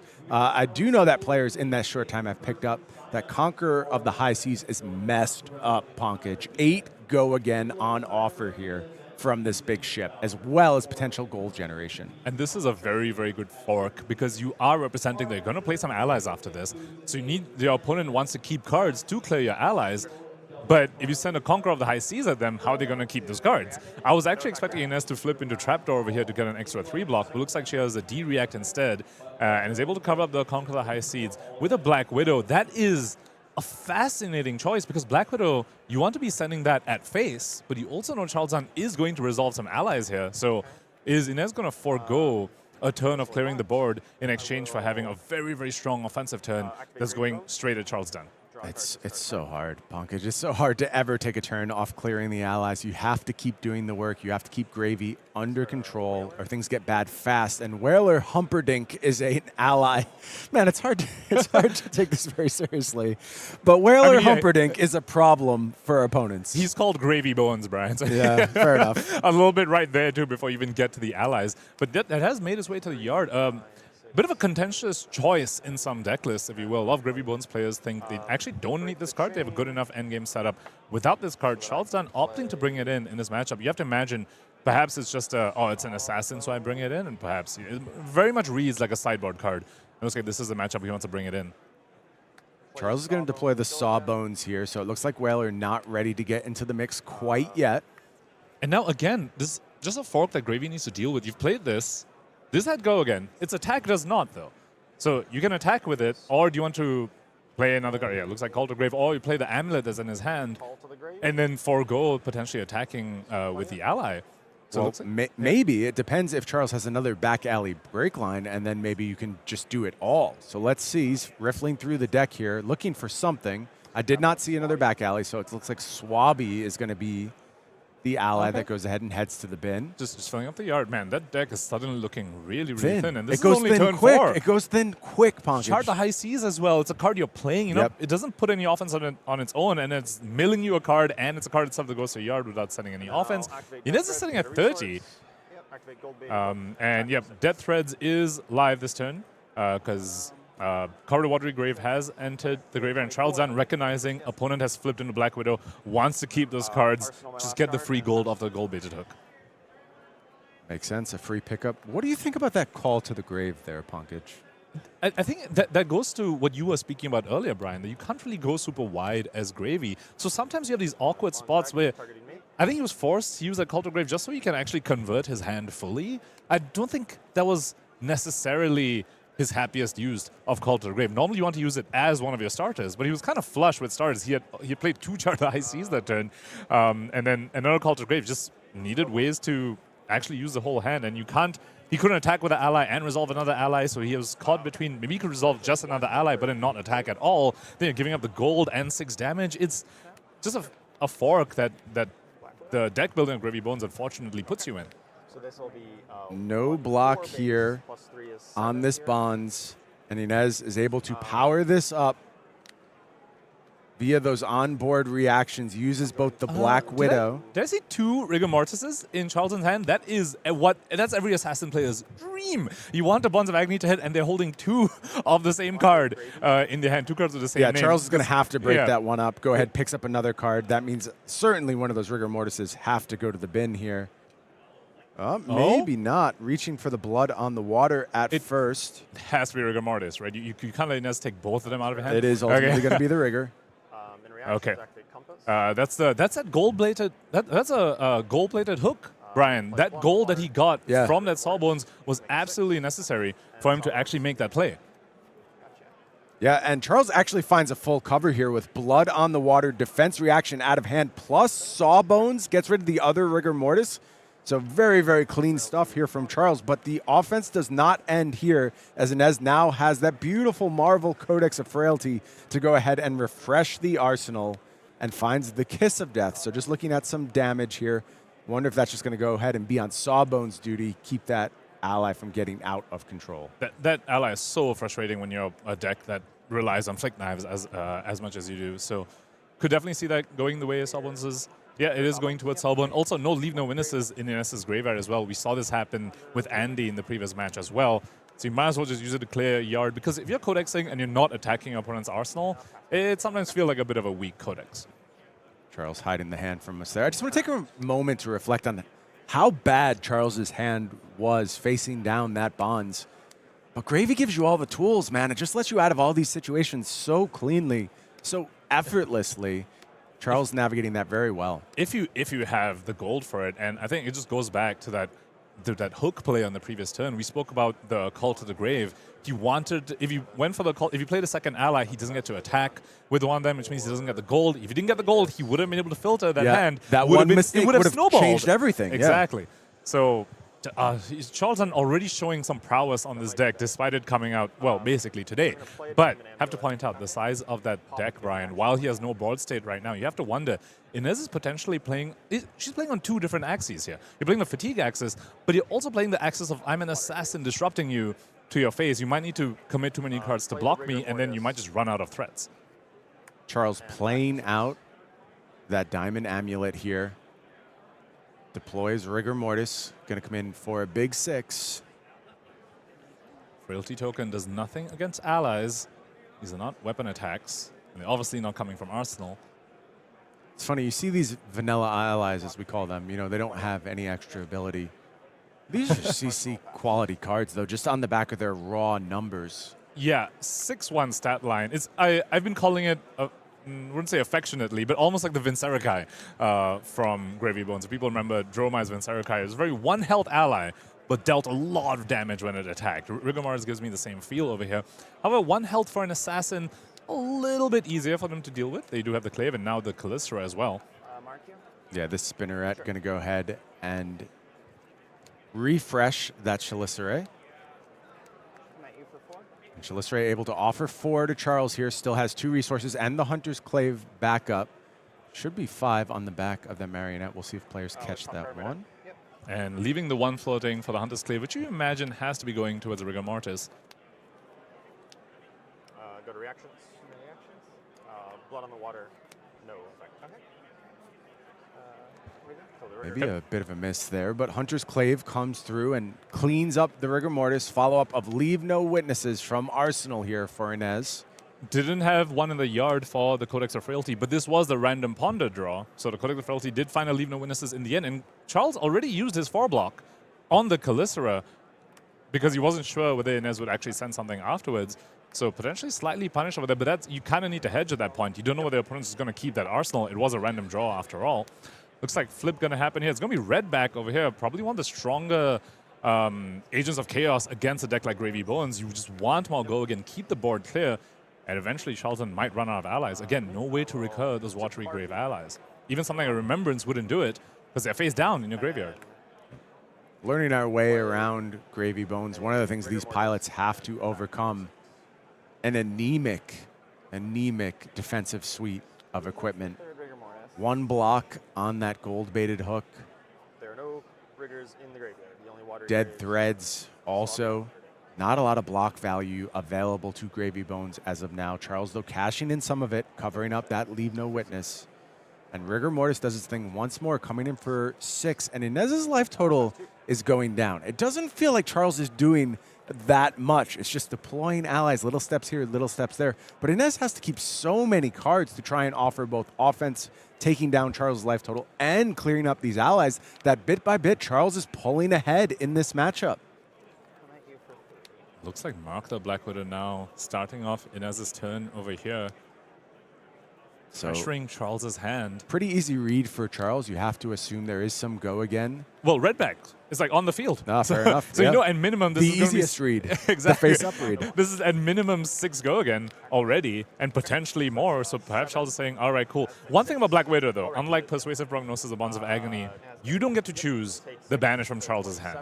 Charles gets to choose, so he has full information. He's saying, fine, you are obviously holding all these tricks up your sleeve. I'm going to go ahead and let this hit. I'll just lose a card from my hand. You took a lot of damage to make this play. This is fine.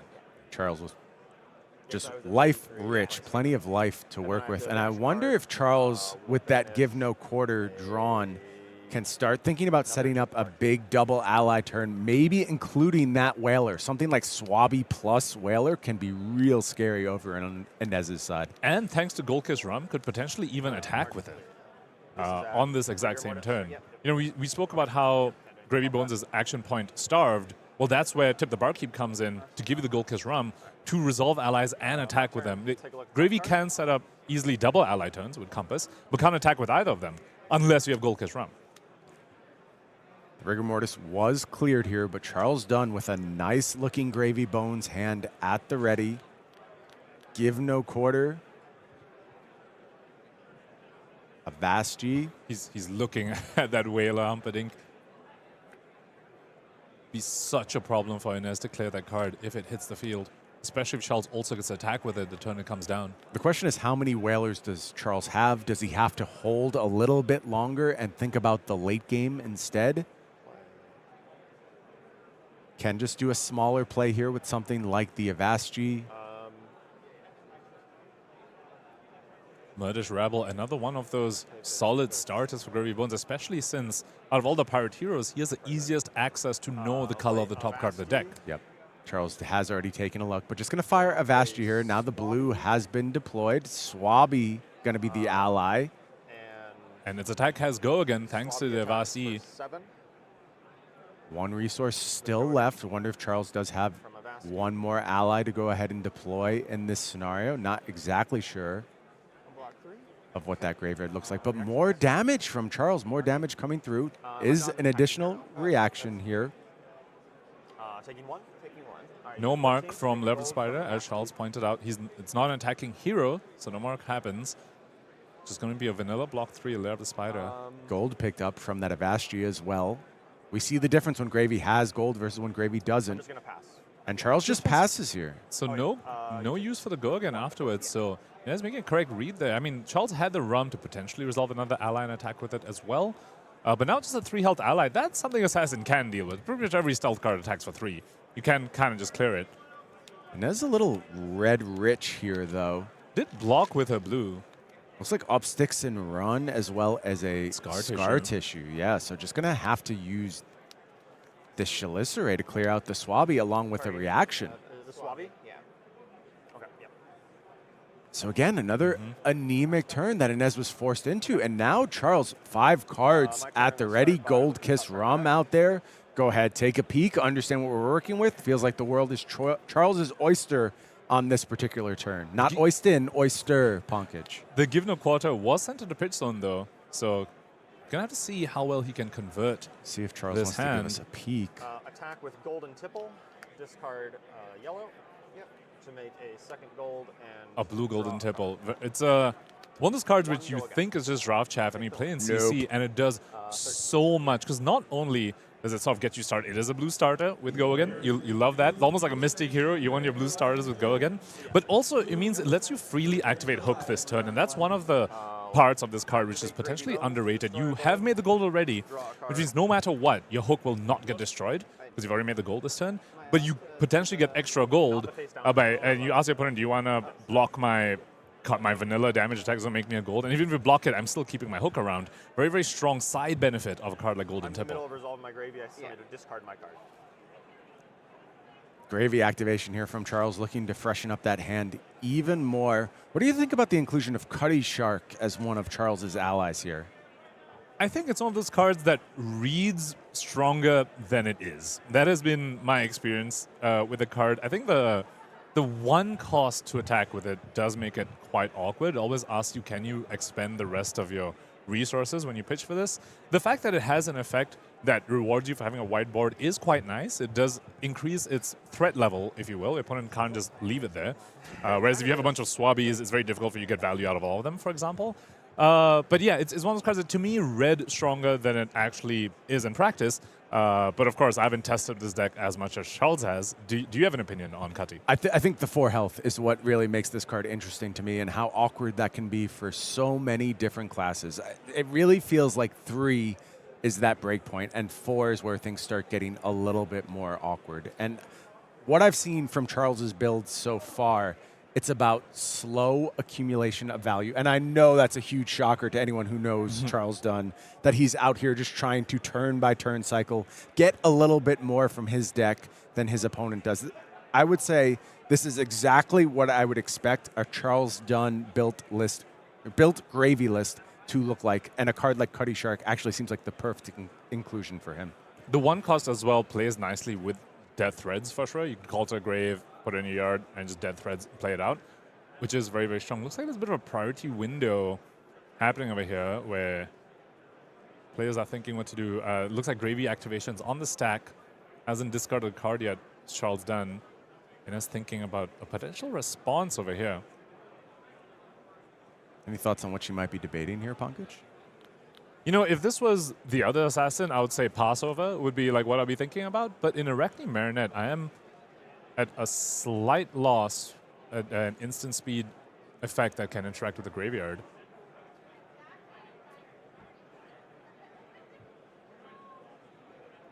Yeah. No, not entirely sure if that's a priority window thing, or maybe just a different judge call about a certain interaction. Potentially, probably the latter. Probably some sort of interaction. Yeah, that, maybe getting some clarity around exactly how those timing windows work at this stage. Look, this is one of the weird things that happens with the release tournament. Players have to go ahead, and these things that are going to become second nature over this national season over the next few weeks, they're still a little unknown right now. This is your first opportunity to really engage with these cards with proper judging going on. So players just doing the smart thing, making sure they understand all of these things to a T. Especially a hero like Gravy Bones, right? There's so many intricate, so many timing windows happening in this deck. Not quite like the Marlynn, the Puffin, the other new heroes. They're very complex and deep for sure when it comes to piloting them. When it comes to interactions on the other side of the table, how it interacts with your cards, the attacking hero on the trap, for example, a very classic one. Lots of things that need to be neatened down, and to your point, that are going to become second nature. But this is release weekend, so. What do you think about what you've seen from this Gravy Bones deck so far? Is this what you expected the Gravy Bones deck being played this weekend to look like? Do you think Charles is maybe a step further ahead than some of the other lists you've seen? It's very ally heavy, which I think was closer to maybe the earlier versions of Gravy that I think people are brewing with. Some of the later versions that I've been seeing, which are a little bit more tailored to potentially beat aggro and beat ninja, have a little bit more of the big attacks in them and fewer allies to not be so susceptible to aggro. So it's probably just maybe Charles making a call expecting loss of Florians, saying for that I want the more ally version rather than a more attack heavy version. Interesting. We'll see how that plays out. It sounds like our players are ready. Back in the feature match area. We'll head back down. Chum, friendly first mate. Charles is just thinking about discard. It looks like he discarded Chum to the Gravy ability. Golden Tipple has now wrapped up. Gravy Bones is active. A blue has been played. Out of my graveyard, pitch a blue, so I've got one float. And Chum hits the field.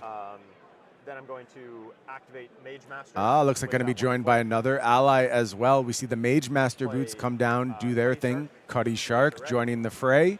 Yeah, go again. Activate Dead Threads to trigger Cuddy Shark. And so +1 to the Chum's attack, and then Chum gets an attack for free. Gold Hook. And Gold Hook, remember, Golden Tipple has been played, gold has been created, so blocking this 5-out prevents a gold, but doesn't make the gold-baited hook blow up. And this is a big squeeze for Ynez because you would love to deny the gold here. You also need to protect your life total. You're at 13, but look at the health of these allies. 4 on the side of Cuddy Shark, 6 on the side of Chum. That means your next hand has to offer 10 damage. It has to be able to split amongst 2 separate targets. Otherwise, you have a turn-by-turn accumulating value problem when you're already behind on life totals.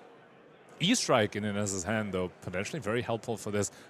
Looking at his hand, I think it's going to be tough for her to get rid of both allies, so potentially is E-Strike at the Chum, deal with the Cuddy in the following turn. Of course, E-Strike go again into Cuddy, and then CNC into Chum could potentially do it.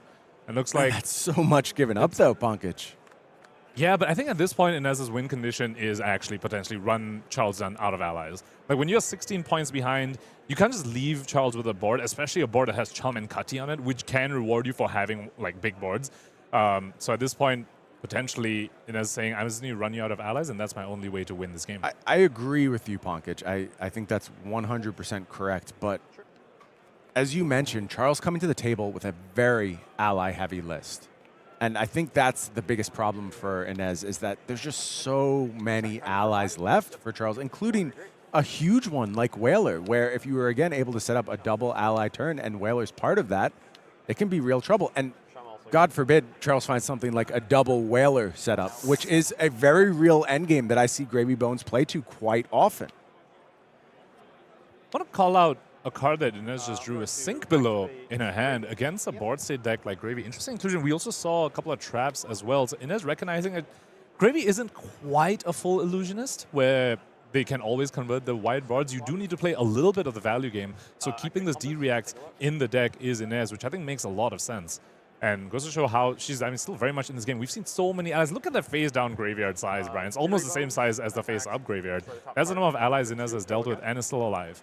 And look at this card coming off the top, Pankaj. It is a second Whaler. And this is a bigger deal than it seems like, just this card being revealed, because now Ynez knows that Charles does have something like a two-whaler setup in his range. Also pitched a Give no quarter. Give no quarter, excuse me, a give no quarter earlier in the game, so that's going to come back around. That deck for Charles, not huge. I don't think we're that far off that card coming back around, and if Charles is able to execute the double whaler setup, that could just be the end for Ynez's hopes of actually fatiguing Charles out of this game. Charles is playing Gravy as like a value combo deck, where it has this double whaler, no surprise at all. end state combo, rather than a pure value deck that some other Gravy decks enjoy to do. Looks like he's pitching into the goal this time instead of just activating Gravy. Pitching a blue, lead the charge. Now with the Jittery Bones, Gravy is online. He's able to play allies and probably just leaving both whalers. Oh, playing one of them right now. 6. Yep. And then activate Dead Threads for a resource. Yeah, it looks like Whaler Attack is the name of the game. So Charles just saying, you know, I could set up double Whaler, but how about I just attack for 11? And Ynez does have good defensive capabilities on this turn, but does need to spend the next turn clearing out that Whaler. Also has an E-Strike to clear this for a clean 7. And now, importantly, Charleston doesn't have the double Whaler setup, unless he has a third Whaler. But, I mean, he still has a setup of Whaler plus something else, which would still be very, very backbreaking for first, side. I think he could have a third Whaler. Like, I don't think that's impossible. But second, with Ynez at 5, it matters so much less. Like, good on Charles for recognizing, yes, I could do this double Whaler setup, but if I offer this damage here, the next Whaler is going to do the exact same thing. Like, if Charles does that same sequence again and Ynez leaks damage one more time, she's dead. She can't let that kind of damage come through. So Charles just recognizing the life total has gotten low enough at this point to go ahead. And now you see an ally count from Charles, understanding exactly what's left. And I think he has recognize that he's moved into the potential checkmate phase of this game very, very cleanly. And there's only so many 7 attacks and then as a side. Like, E-Strike's pretty much the only card that Marlynn has access to that can actually clear a Whaler efficiently off of 2 cards. And that is the other problem of just Charles just resolving a single Whaler once again. Yeah, Charles just gets to start brokering in numbers now with things like Conqueror of the High Seas potentially into Ally. Does have 2 resources still floating here. Not sure of the exact ally available in Graveyard. And Portside Exchange was played already, so blue has been played, has entered the Graveyard from Gravy Bones' ability.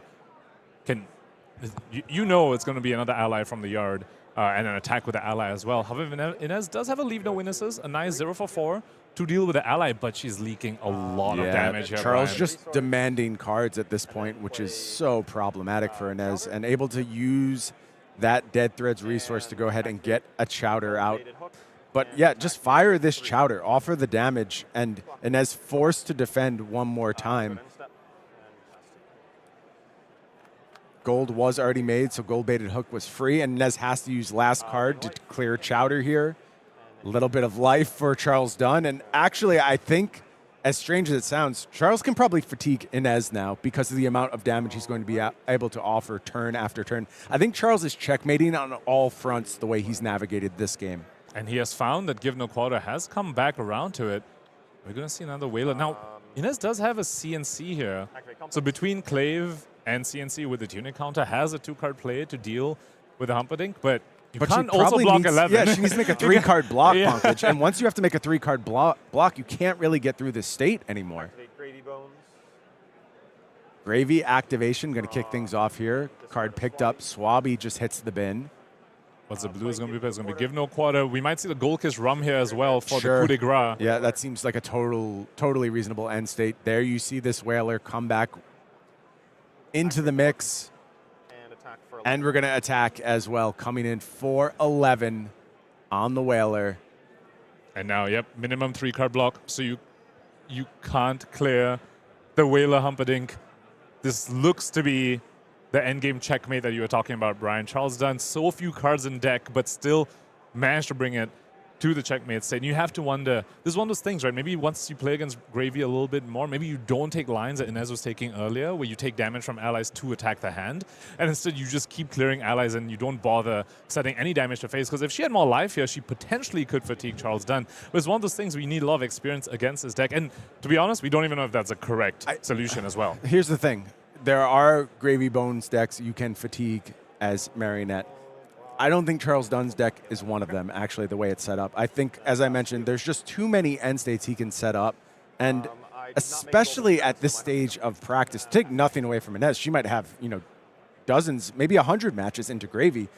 But do you have 100 matches into Charles Dunn's approach to Gravy, which is going to be different from everyone else? And now Gold Kiss Rum doing its thing, offering go again to this Whaler attack. One more time, at least 3 cards from hand going to be demanded here from Ynez, and that means there's going to be no clear. But the problem here, follow-up from Charles Dunn. More damage on offer after this. Does have the sink to cover a little bit extra here.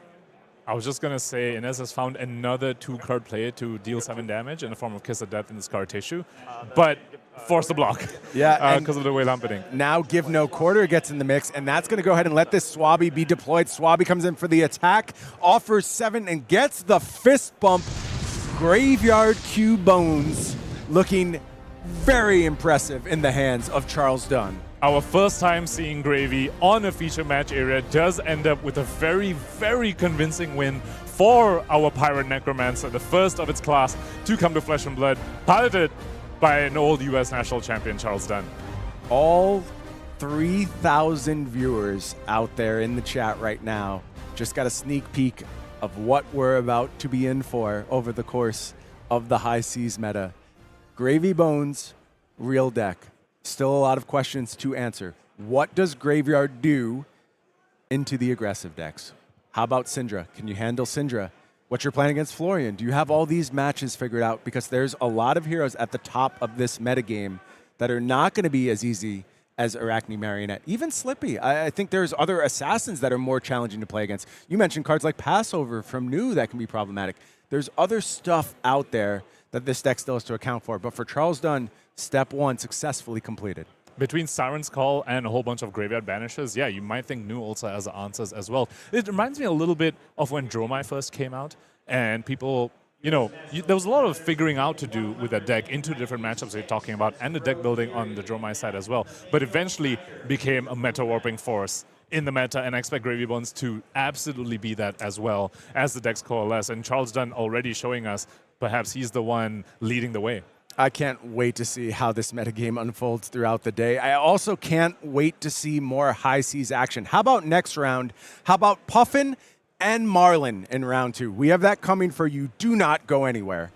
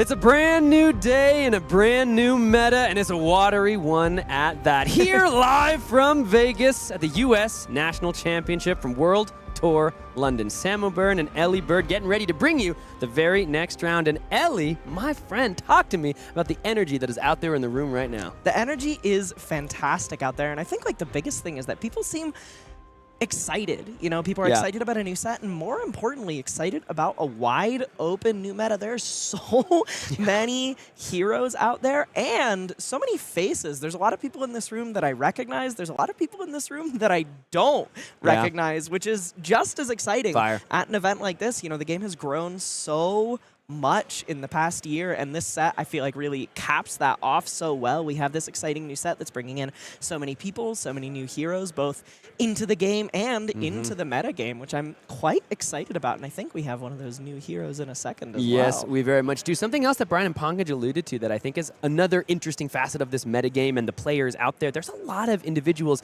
that may be known for certain heroes, maybe known for certain playstyles, playing something completely different this weekend. There. We're looking through at the matchups, we're looking through at the heroes, and we're like, wait a minute, Julian Sniffen is on Verdance? Not Kano? What's going on out there? So you can just tell that high seas and some of the recent shakeups to the ban and restricted list are really putting players deep into the think tank or perhaps the saltwater swell as they look towards the next meta choice. Now, we do have some players we want to highlight, players we're going to watch throughout the weekend. Let's go ahead and take a look at how they did after that first round. You can see a lot of names you might recognize. These are some national champions. These are some national championship runners-up, some recent people who have done well, placing in the top 8 at a Tier 4 event, and then Majin Bay as well, who we just love. He's here too. He's here too. I mean, the host of World Tour Weekly. We got to see how he's doing. I'm one of the new wizards du jour. But Ellie, talk to me about the slate of heroes we are seeing from these impressive legends.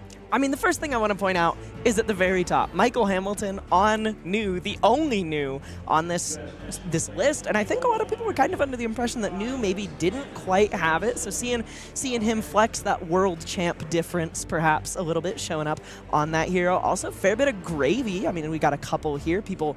I mean, Brian said he was shocked to see people willing to bring that hero so early into the set, which is a really exciting and interesting thing. Also, Andrew Cook, top 8 PT London on Prism, and here to run it down again. 100% Kevin Murphy as well. Recently in the PTLA, make it to that top 4. And Noah Bagelman, it's a different Runeblade in this event, but Florian's been doing him well recently. Most of these players did take down that first round, but you can't count out our recent most reigning U.S. National Champion Evan Herndon, and of course a Pro Tour calling champ, World Tour Player of the Year leaderboard, Michael Fang as well. I want to talk a little bit about some of those other heroes. We can see 2 Gravy Bones on there. Yeah. So sick, so badass. Dan Rutkowski on Arachne Marionette. That's not a deck, that I'd associate with the big ninja homie.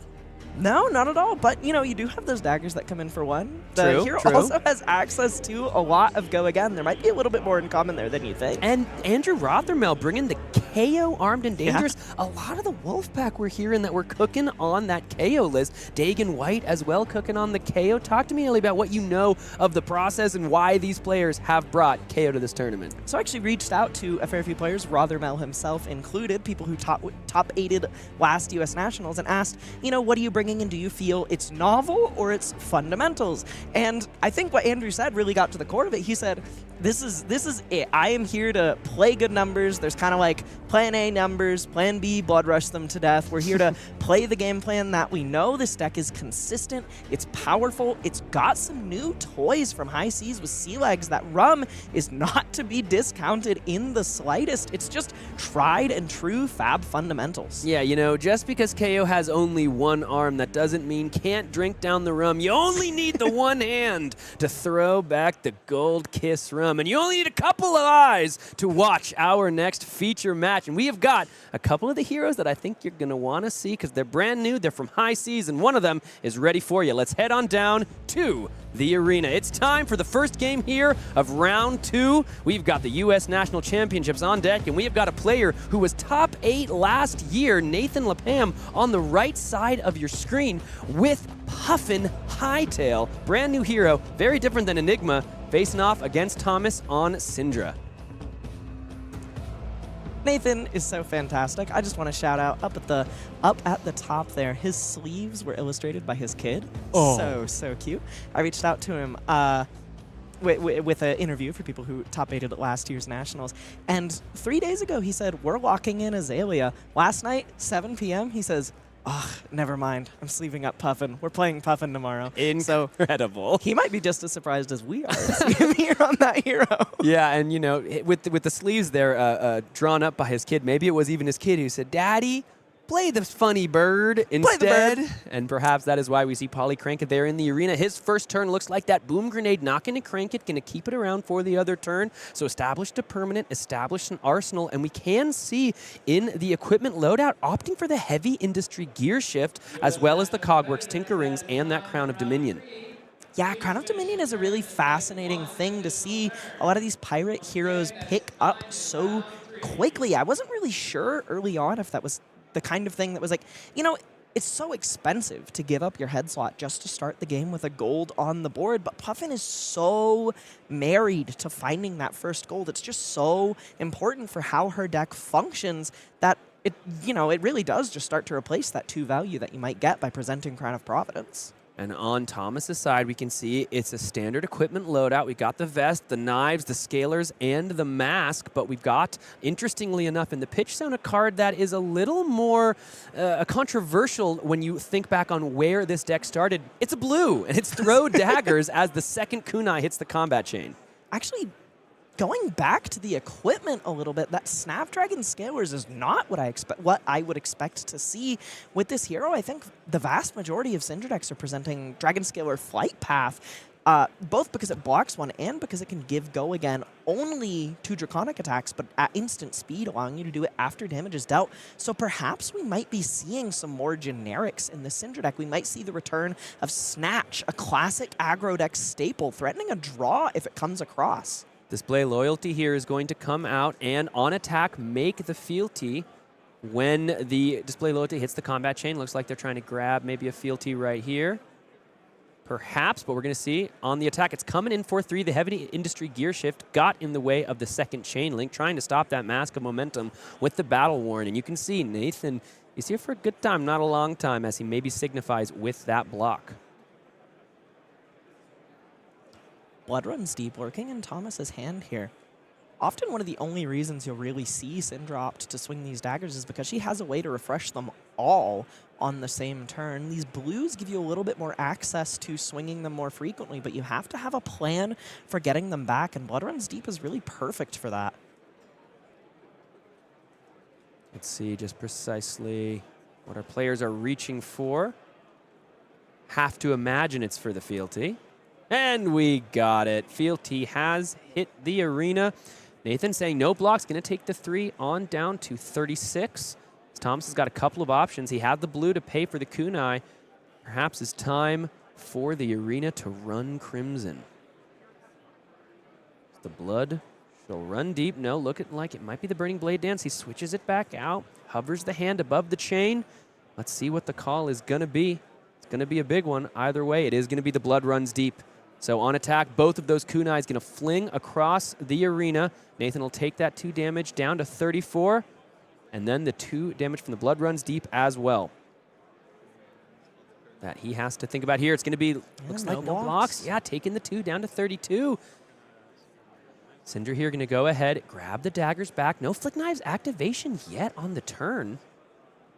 It's so difficult to justify blocking Blood Runs Deep unless it's already the 3rd Chainlink for Mask of Momentum, since by the time you get the opportunity to block, the Chainlink has already hit as far as Mask of Momentum is concerned. And now Nathan here has a pretty easy 3 block to just go ahead and cover up the Mask of Momentum. It will be the end of the possibilities here. It's going to be one of the new cards, the Cogwork Workshop's getting in the way.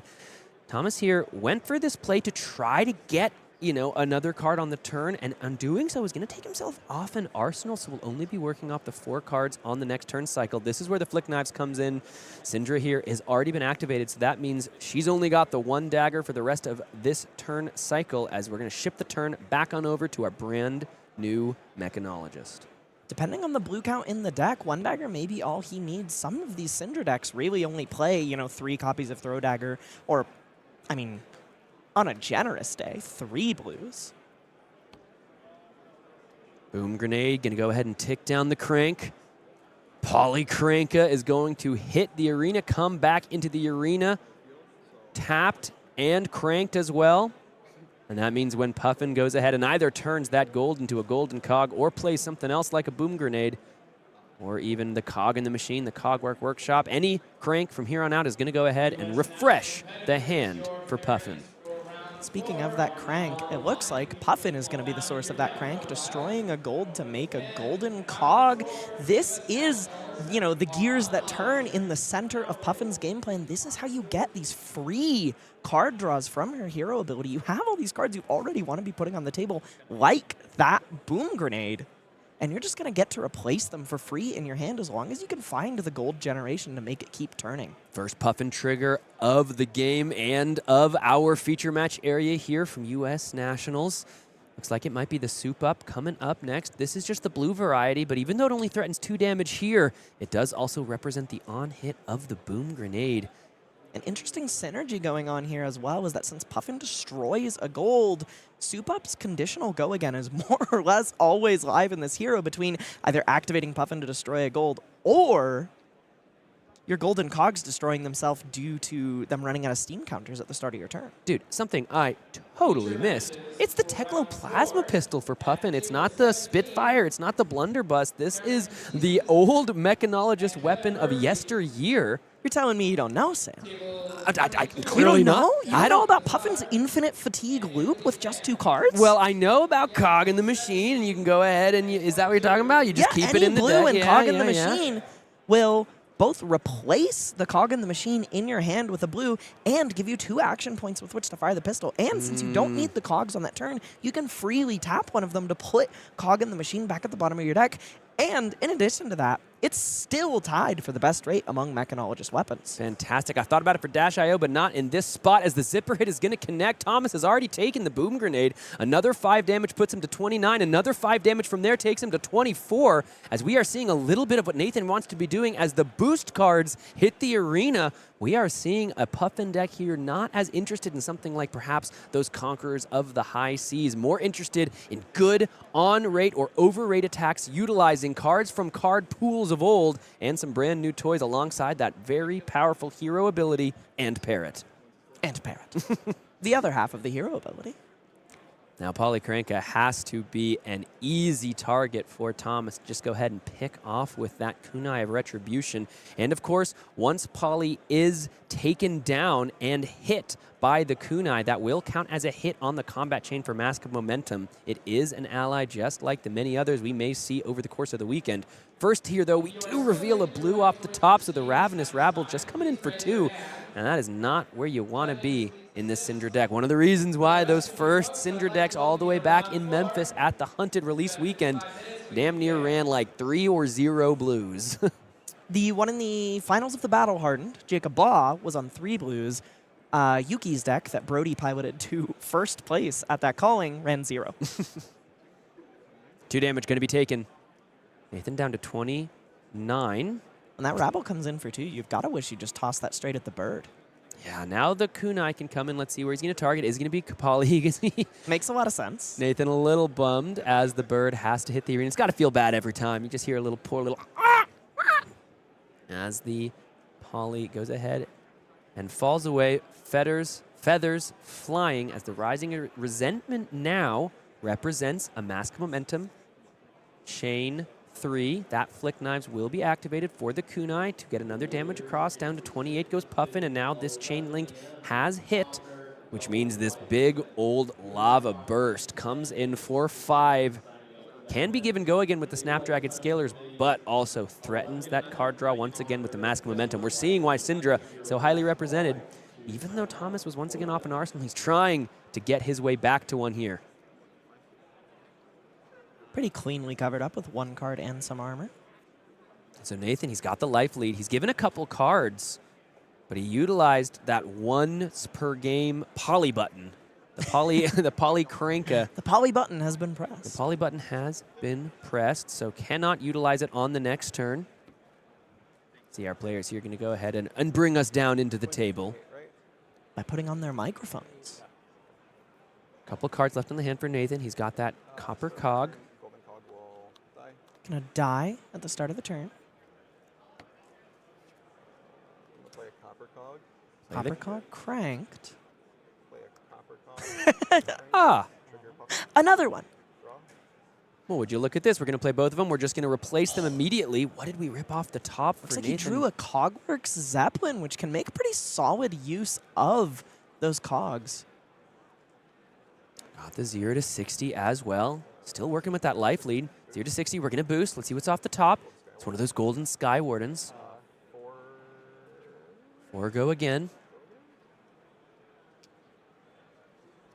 God. I'm so sorry. Those sleeves are so cute.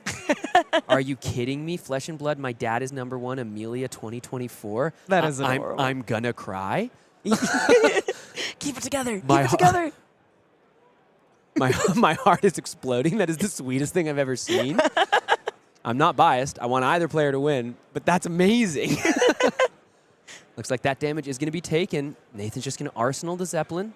You mentioned Nathan not being here for a long time so much as a good time, but it looks like Thomas is embodying that a little bit more. He has not blocked half as much as Nathan has, and it's starting to show 10 life down despite being, presumably the more aggressive deck of these two, keeping another 4-card grip to push with. Yeah, here comes the Ignite coming in for 2, and you have to imagine Cindra needs to utilize the Mask of Momentum to start to be unfair in her own right. We've now seen Nathan draw 2 cards where Thomas has been kept off of that same phenomenon, and Thomas not establishing an arsenal, not giving himself the potential to go wide enough to push over the blocks that Nathan wants to present. He had a no block in his hand last turn in that copper cog. Thomas might have to go ahead and establish a little bit of a setup turn. Just get something in the arsenal, or if you're not gonna, maybe do a little bit of blocking to try to equalize things, because as things stand right now, Nathan is looking to be in a pretty dominant position. Yeah, it's kind of one of the tough things with Cindra is that you are very effective at shredding their armor up with those Mask of Momentum triggers being threatened. But, I mean, Mechanologist just has so much for you to work through. There's 3 with that Tekla Foundry Heart, 1 on the boots, and 2 with the Cogworks Tinker Rings. But this is a pretty big moment here. We see the tough old wrench hit the combat chain, which has a galvanize ability to turn a copper cog into a golden cog. A little bit of an upgrade here, but it only has 2 block. It's currently being blocked.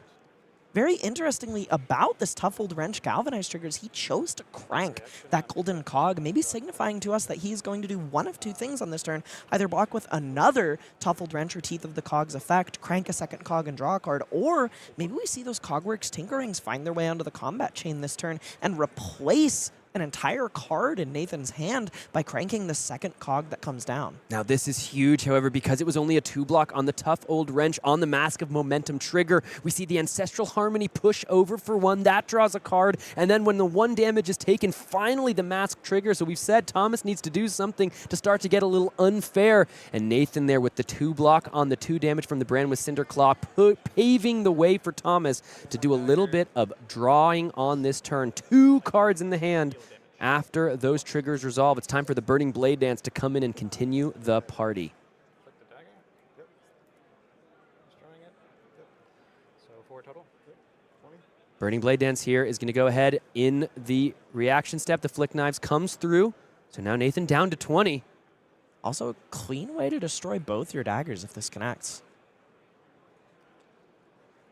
Oh yeah, I guess that wasn't even the Flick Knives. That was just the on hit from the Burning Blade Dance. And so now the Blaze Headlong just gets to come in for 4 as well. Now the damage is starting to pile up for Cindra.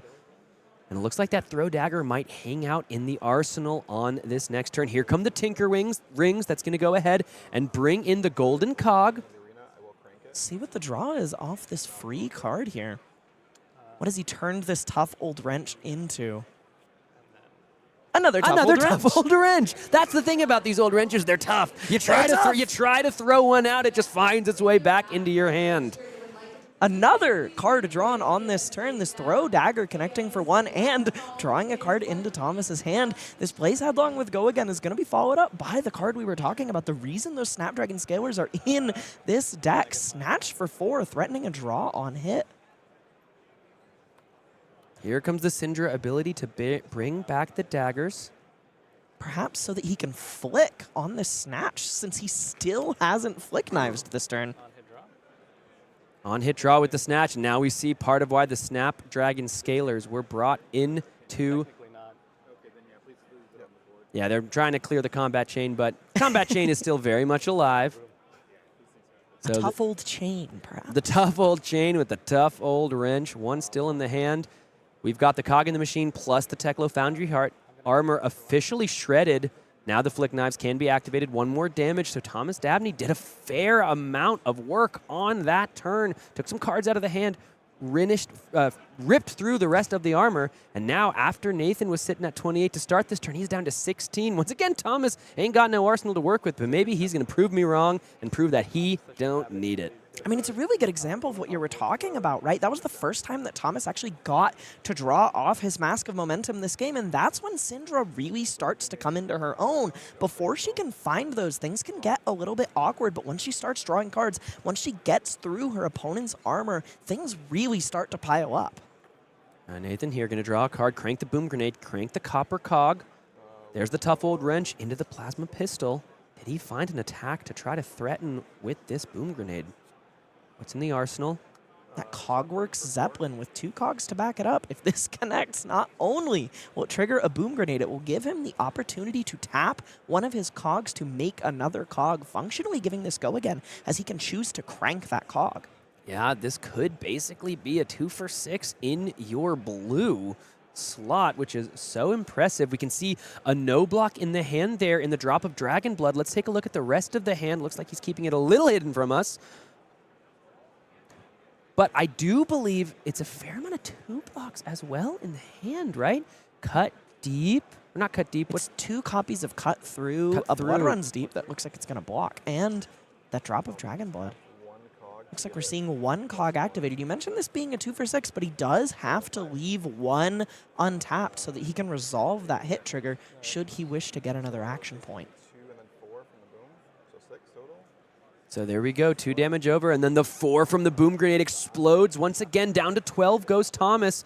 Here's the trigger to make the golden cog by tapping one of the copper cogs. Now we can utilize the Teklo Plasma Pistol that we started this turn by loading up with the steam counter in the chamber. Looks like Thomas is going to take this down to 10, only 3 cards to work with. This has always been one of my favorite traits of the Mechanologist class. That was 2 blues. He had 2 blues, and he managed to push through 10 damage. Absolutely, and the Copper Cog there showing why some players are even registering 10, 13, 15 copies of that card. It can just replace itself so easily, and the Cog synergies are, you know, ginormous in this deck. And we're really seeing some beautiful interplay between boosting and cog generation, and that's one of the things people have been talking about with Puffin. It's nice when it works. Sometimes it's hard when you don't find your cog cards with the cog payoff cards, but Nathan, he's got enough boost to be putting up some real damage in this aggro matchup. And is the player registering 15 copper cogs in the room with us right now? Is his name Sam O'Byrne? Very well may be. I ain't got 15 copper cogs, but I have it on good authority that some individuals very well may be. It's going to be the cut through coming in. Needs to use the Flick Knives to get the damage through to make this thing have go again. So that is why we are continuing on the turn. Nathan down to 11, but that drop of Dragon Blood is not playing nice whatsoever with either of these cards. He is kind of an interesting line here. He can fealty this cut through to make it draconic so that he can play this drop of Dragon Blood, but it actually looks like he's neglected to do that on this turn. You'd have to just wanting to arsenal it. You'd have to grab the resource off the Blood Splattered Vest because it would cost you 1 because you'd have the 1 Draconic Link. We saw that.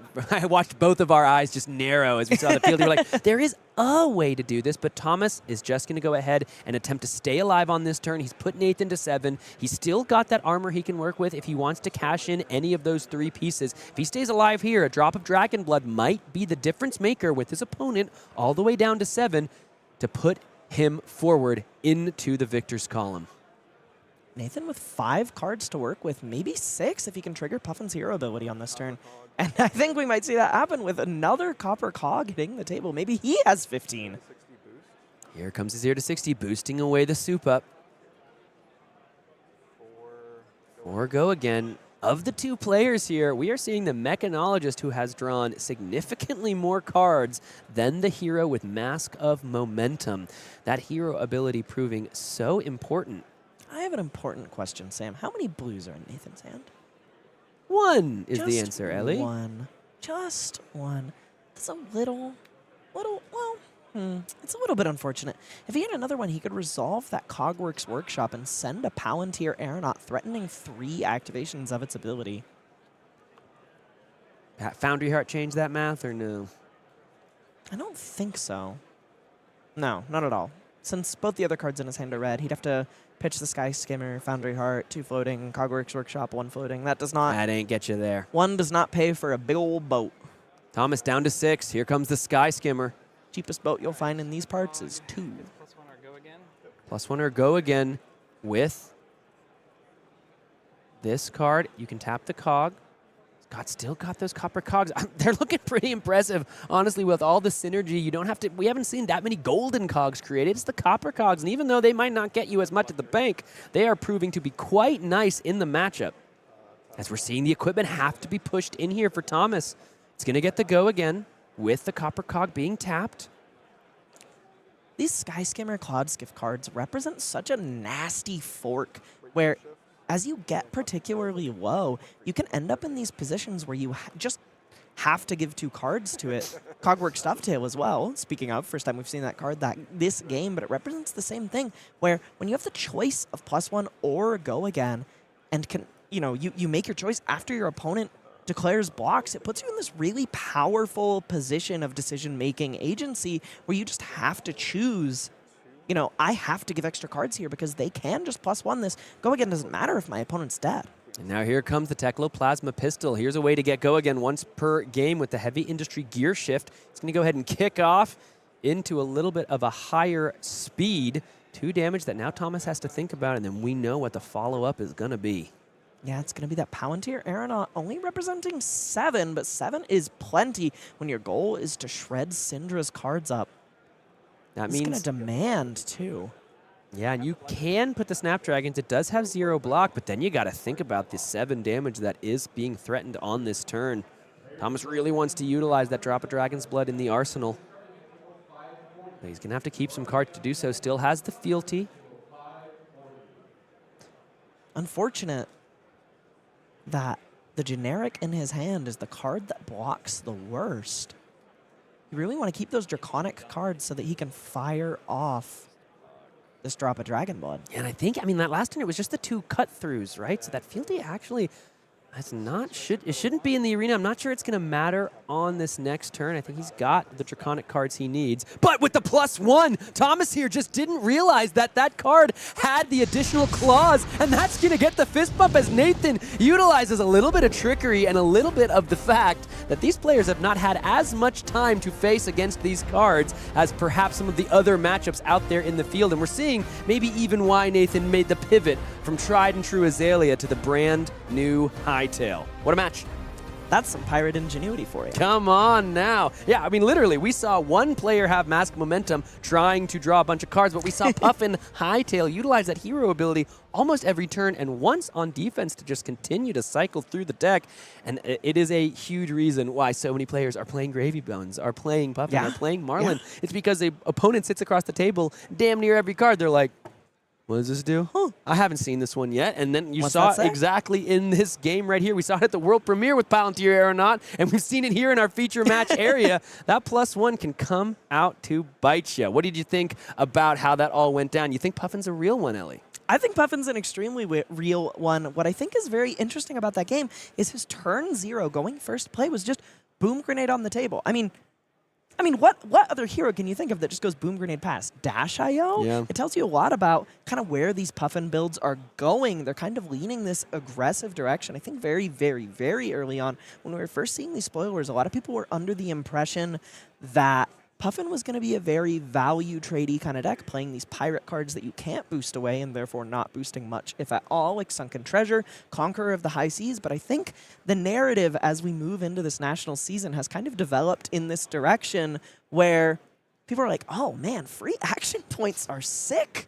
It's just so strong. Yeah, free action points good, and honestly, the story of that game for me were those copper cogs. Like I saw why people were posting the new lists, and they have all the cogs. I'm like, all right, whatever, cogs are cool. Like I guess they're just good to run. But in that game, they were really impressive. Shined. Really impressive because they were significantly more prevalent than their golden counterparts, but not like any less effective. And man, did they look good as we're going to watch our Nationals top 8 competitor move on from last year into 2-0 this go around. Let's go ahead and have a brief chat as we get our next game set up for you at a very exciting event coming up just in a couple months. We got Gen Con right around the corner, my friends, and there is so very much to do at this event. I have been hearing from my friends who I have personally, I ain't make it out to Gen Con yet. It's not something I grew up doing, but since I got into Flesh and Blood, every single year, are you going to Gen Con? Are you going to Gen Con? Dude, you got to go to Gen Con. It's so much fun. I've heard nothing but great things, and Flesh and Blood has a huge presence this year at this event. Got that ProQuest Plus, we got that Super Armory, and we got that Crack Shuffle Play Arena with Mastery Pack Guardian. Your first chance, one of your first chances to really get out there and check out the new set. And really, it's simply as easy as you grab 3 packs, you open them up, and you play with your friends for potentially some cool experiences, maybe even some prizes.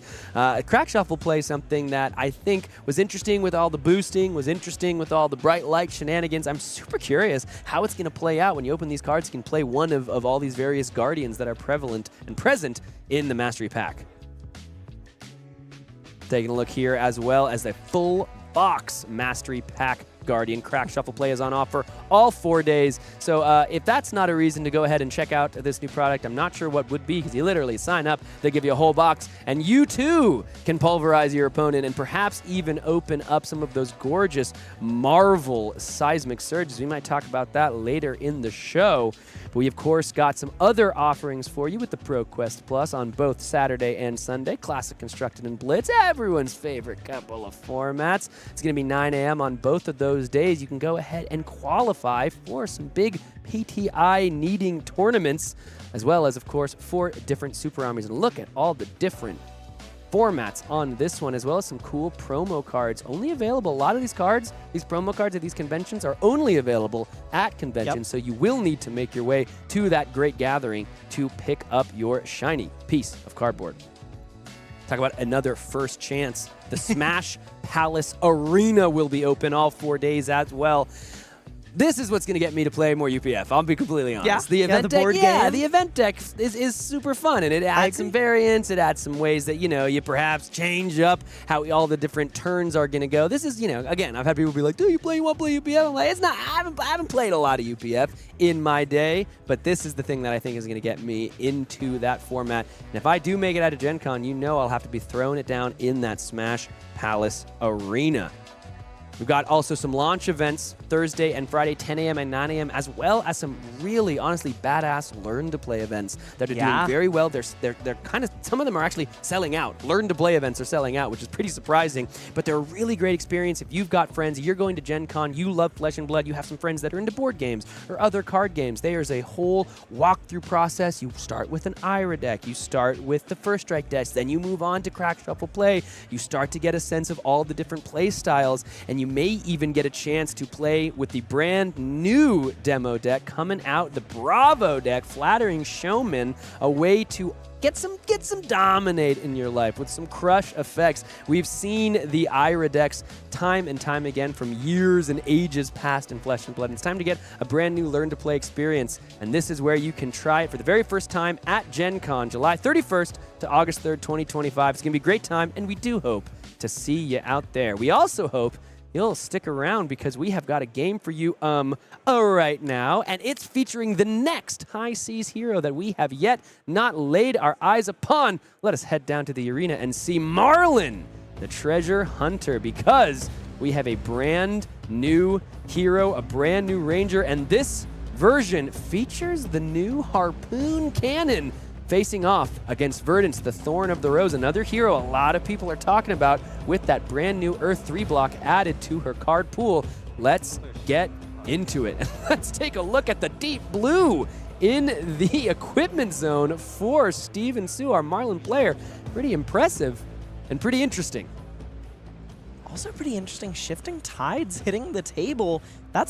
I don't think I've seen that in any Marlynn deck so far, but it just makes so much sense. It can rip you some free resources off the top of your deck, and it's fantastic in these turn 0 scenarios where you're going first, and you just get to slap this down on the table at basically no cost to yourself. Perhaps, you know, I think Marlynn has this quality to her where once you get the cannon rolling, it's really hard for your opponent to get out from under your thumb, and Shifting Tides is so fantastic at helping you get that churning, and it's also fantastic with the new High Tide mechanic, and we see 2 High Tide cards in Steven's hand off the rip.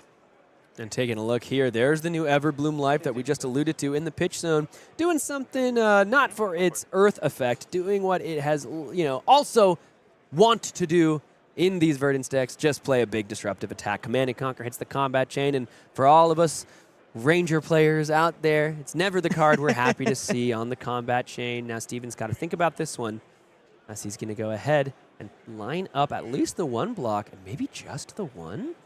Interestingly enough, we've been talking about people reading cards for the first time this weekend. Hold on. Griffin had to reach across and read Deep Blue and say, what does this do? But we're seeing 2 Conquerors of the High Seas have to hit the combat chain. Arsenal disruption on both sides of the chain, but you'd probably be happier to be in Griffin's seat and see 2 Conquerors hit the graveyard and the 3-of-a-kind revealed to the Shifting Tides. And just going to go ahead and get that 1 resource. Definitely not what you want to see your Shifting Tides do for you. Not only is it just 1 resource for yourself, you've put 3-of-a-kind straight into your pitch zone, which is ostensibly one of the cards your deck is really built around. Marlynn needs to draw cards to load arrows, and 3-of-a-kind lets you do just that. Pathing Helix going to be revealed to the Skullbone Crosswrap, so not the New Horizon that many have discussed as potentially the helmet of choice for Marlynn, showing that Pathing Helix, but the Null Rune boots are in the feet slot for Steven, so not able to give this go again with something like that brand new Sile Sarong. Yeah, that's a very real cost to having to play against heroes that deal arcane damage sometimes, when you have to replace integral equipment to your game plan with the ability to interact with arcane damage. It can have a very real cost, and not having your Sile Sarong is a really good example of that. He just couldn't give this Pathing Helix go again. I mean, even if he could, he wouldn't be able to get a card into his arsenal without playing out that call in the big guns. And there's another new card, the Burn Bear. Going to go ahead and block, plus the Sink Below. Let's see what's filtered out. I think it might be another D-React, Shelter from the Storm, headed to the bottom. It's going to go ahead and, I think, grab the blue version of Cadaverous Tilling, not sure. We do see the Pulsing Aether in life as well. Let's see what Griffin's working Also, with. Ring of Roses in Griffin's hand, a pretty important card to a lot of these Verdance decks to establish in these grindier matchups, and I think we are. Wow, we're going to see Ring of Roses just hit the table and 2 reds pitched into Waning Moon. Yeah, Cadaverous Tilling there. Actually, the red variety, much more common in these Verdance lists, given the big ol' stats and the decomposition that it offers.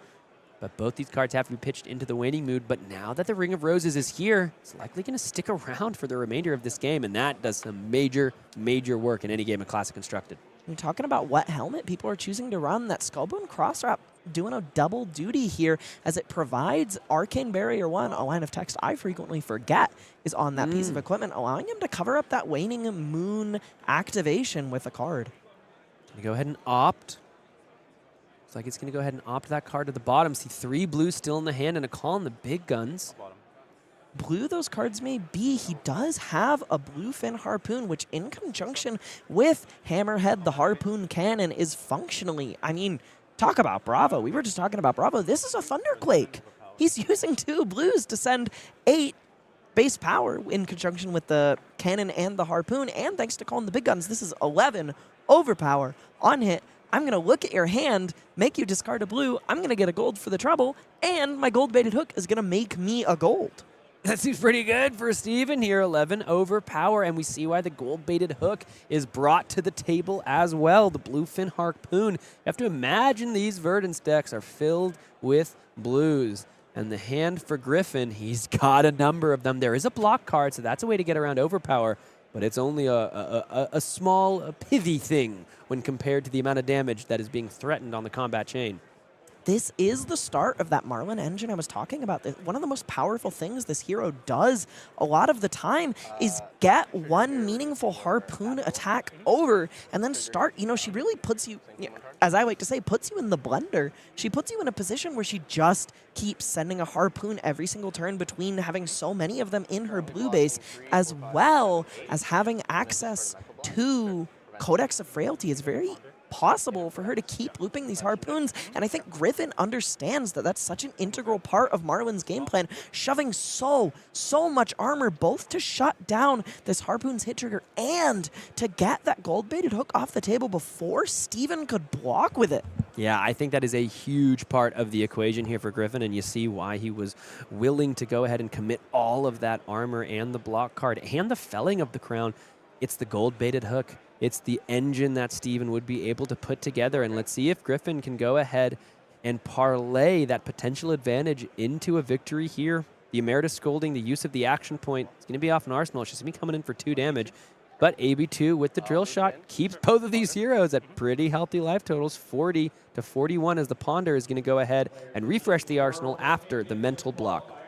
Bit of an awkward thing I was talking about with Marlynn, though, is that sometimes you have a really hard time getting cards into your arsenal, and Steven's hand is just completely a brick. He can't do anything. He's holding 2 King Harpoons, King Kraken and King Shark, and a blue. He had no game actions on that turn. He had to opt to just pass back to Verdance. Now that is a tough break, especially in the second round of the U.S. National Championships. You got a bunch of cards in hand, and you just pass.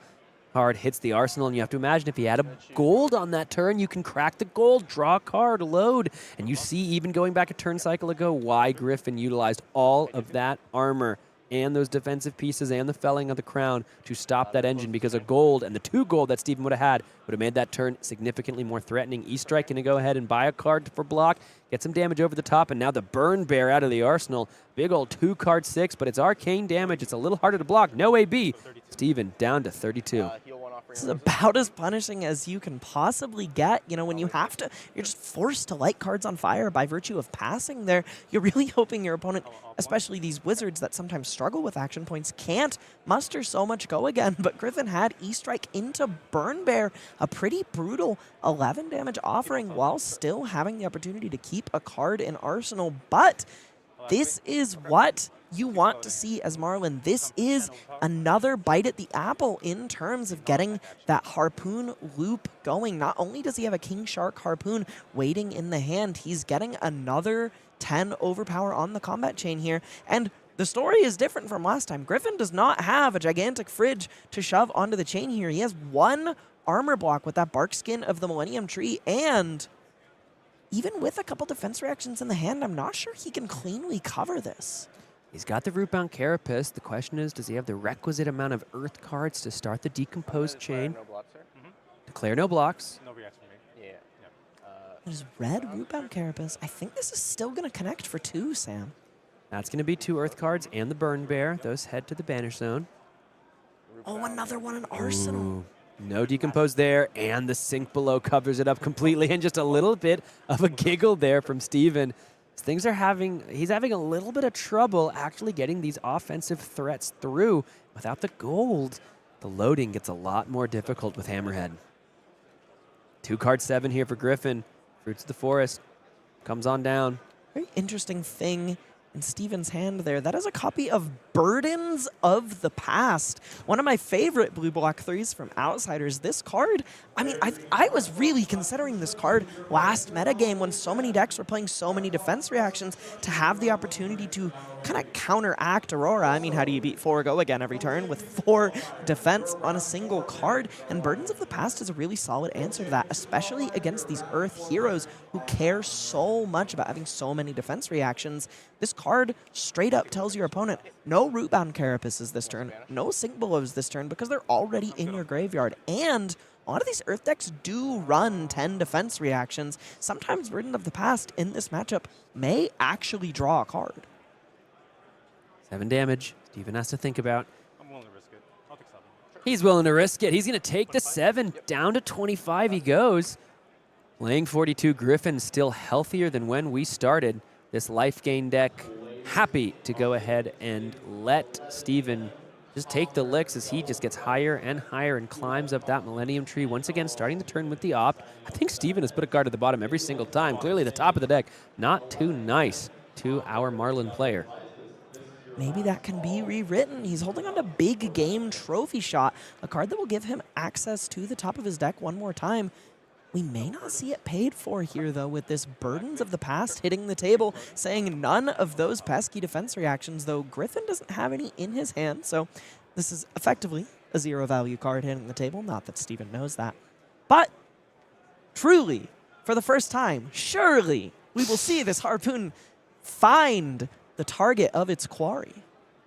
Sure.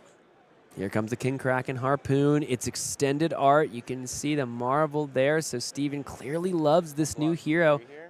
Block the 3. Any reactions? The mental block stops an additional 2, makes the ponder. So 5 damage over, and finally Steven connects with the Harpoon. This is such an evocative card to me. Every time I see King Kraken Harpoon played, yeah, whiffing, painful. Every time I see one of these Harpoons played, the first thing that comes to my mind is I imagine the developers in New Zealand sitting at the table and saying, "On heat, go fish." Oh yeah, every time you think that's what they I were really doing. do. I really do. We can ask him. On We can heat, find out. On heat, go fish. 3 Earth cards there, hitting the Banish Zone as the Plow Under is going to do just that. Plow away that arsenal, put it to the bottom. And Not go ahead. the worst possible outcome for Steven here, though. He does have that 3 of a kind, a card that both wants to do a little bit of blocking as you get to draw 3 cards to replace whatever you blocked with, and it's going to give Marlynn the opportunity to load some arrows, and this might be why that deep blue is on the table. If you draw 3 reds on your 3 of a kind, you can occasionally find yourself a little bit stranded. Deep blue can smooth that out pretty seriously, letting you turn a triple red brick into some gas to fire off towards your opponent. Sunken Treasure also has some pretty nasty use cases in this matchup, allowing you to turn your opponent's Earth cards face down and prevent a decomposition. But this is brutal. There's a yellow card on the combat chain, but no yellow cards in either player's graveyard here. So this current Sunken Treasure is stuck. It's sunk. It's not going to have the effect on this turn. So 3 damage over the top from the Murderous Rabble block. Down to 22 goes Steven. As this game, you've seen him 2 different turns. Simply all he can do is just give a little giggle. Just laugh at the potential just misfortune and just the way the game is breaking. Everything's coming up Griffin here as Steven can't get the effects to get actually through. And when they do, they're not finding their targets. Talking about Steven being a fantastic sport for the position he's in, did you notice him politely remind his opponent of his ponder trigger? Very nice. Now that's sportsmanship. 3 of a kind here. 3 Marlynn triggers on the stack. One of them will be used to load up this blue fin Harpoon. Steven has drawn 2 blues and an Enlightened Strike. I believe we're going to see a Hammerhead Harpoon Cannon activation on this turn into an overpowered arrow for 8, threatening an on-hit that could prove to be pretty significant. Let's see, 1, 2, 3, 4, 5 cards committed on this turn to this attack for 8. Well, I mean, really 2 cards, right? 3 of a kind was what got this going. Yeah, but still, when the amount of cards that you're utilizing are 5, you just have to hope that the power represented a little bit more than 8. is a little more than 8. However, 5 card 8. with the 2 floating, we talked about your Marlynn list yesterday. I said, you're running Pummel. This is my kind of Marlynn list. There are 2 floating here for Steven. I hate to break it to you, Sam. Is it not a Pummel in the hand? Steven has played 3 of a kind this turn. Oh, you so right, dog. You so right. Hey, I'm just talking about the fact that, you know. It can still be Pummel, you just can't play it. Yeah, exactly. It It's still be Pummel in the It can still hand. be Pummel. You know, get off my back. I hear that Pummel is not a fantastic arsenal when you are a ranger with only 1 arsenal slot, however. Yeah, that probably That's isn't good. Tough breaks, tough breaks. No, I believe his arsenal is actually Enlightened Strike, or an Enlightened Strike is destined for Steven's arsenal. Pretty fantastic thing to see. Sink Another below defense here, reaction. yeah, out of the arsenal, covering this attack 4-8 all the way. He is through his opponent's armor, which is when these Harpoon effects start to shine, but it may just be too little too late. He's 15 life down against Verdance, the Thorn of the Rose. He really, really needs some things to start breaking his way to get back into this game, and this Plow Under is not the break he needs. This is going to get Verdance's hero ability online and send Steven's arsenal to the bottom of his deck. I mean, where it's functionally been destroyed. And once again, for the first time this game, we are seeing Verdance online as the Marvel is flipped. And I really think the kind of tough breaks for Steven here, as once again the Plow Under puts the card at the bottom. Really, we can look back at that one turn that Griffin had the requisite defensive pieces. He had enough armor, and the Stonewall Gauntlet was absolutely relevant there to be able to finish up that job. But also the Sync from the Crown of Providence actually drew another mental block on that turn. Yep. So there was so many ways for Griffin to stop that turn when the gold-baited hook was turned on. You have to imagine if Steven had it around still and was able to actually get some gold working, this could be a potentially different game. But even with the one turn that he, IP'd 3 and didn't do anything, is that enough to really close the life gap as he is down nearly 20 life? The 3 of a kind is going to try to once again even the playing field. Let's take a look at what's ripped off the top. Not what you want to see here. He's going to get to send an overpowered Harpoon. But it's really, really tough for it to be enough at this stage of the game. It's once again 2 Codexes into the pitch zone. He's played 0. 2 Codexes into the pitch zone, 2 Conquerors of the High Seas blocked with on the first real turn of this game. And these attacks continue to be blue. They continue to be for 8. And honestly, they continue to underwhelm.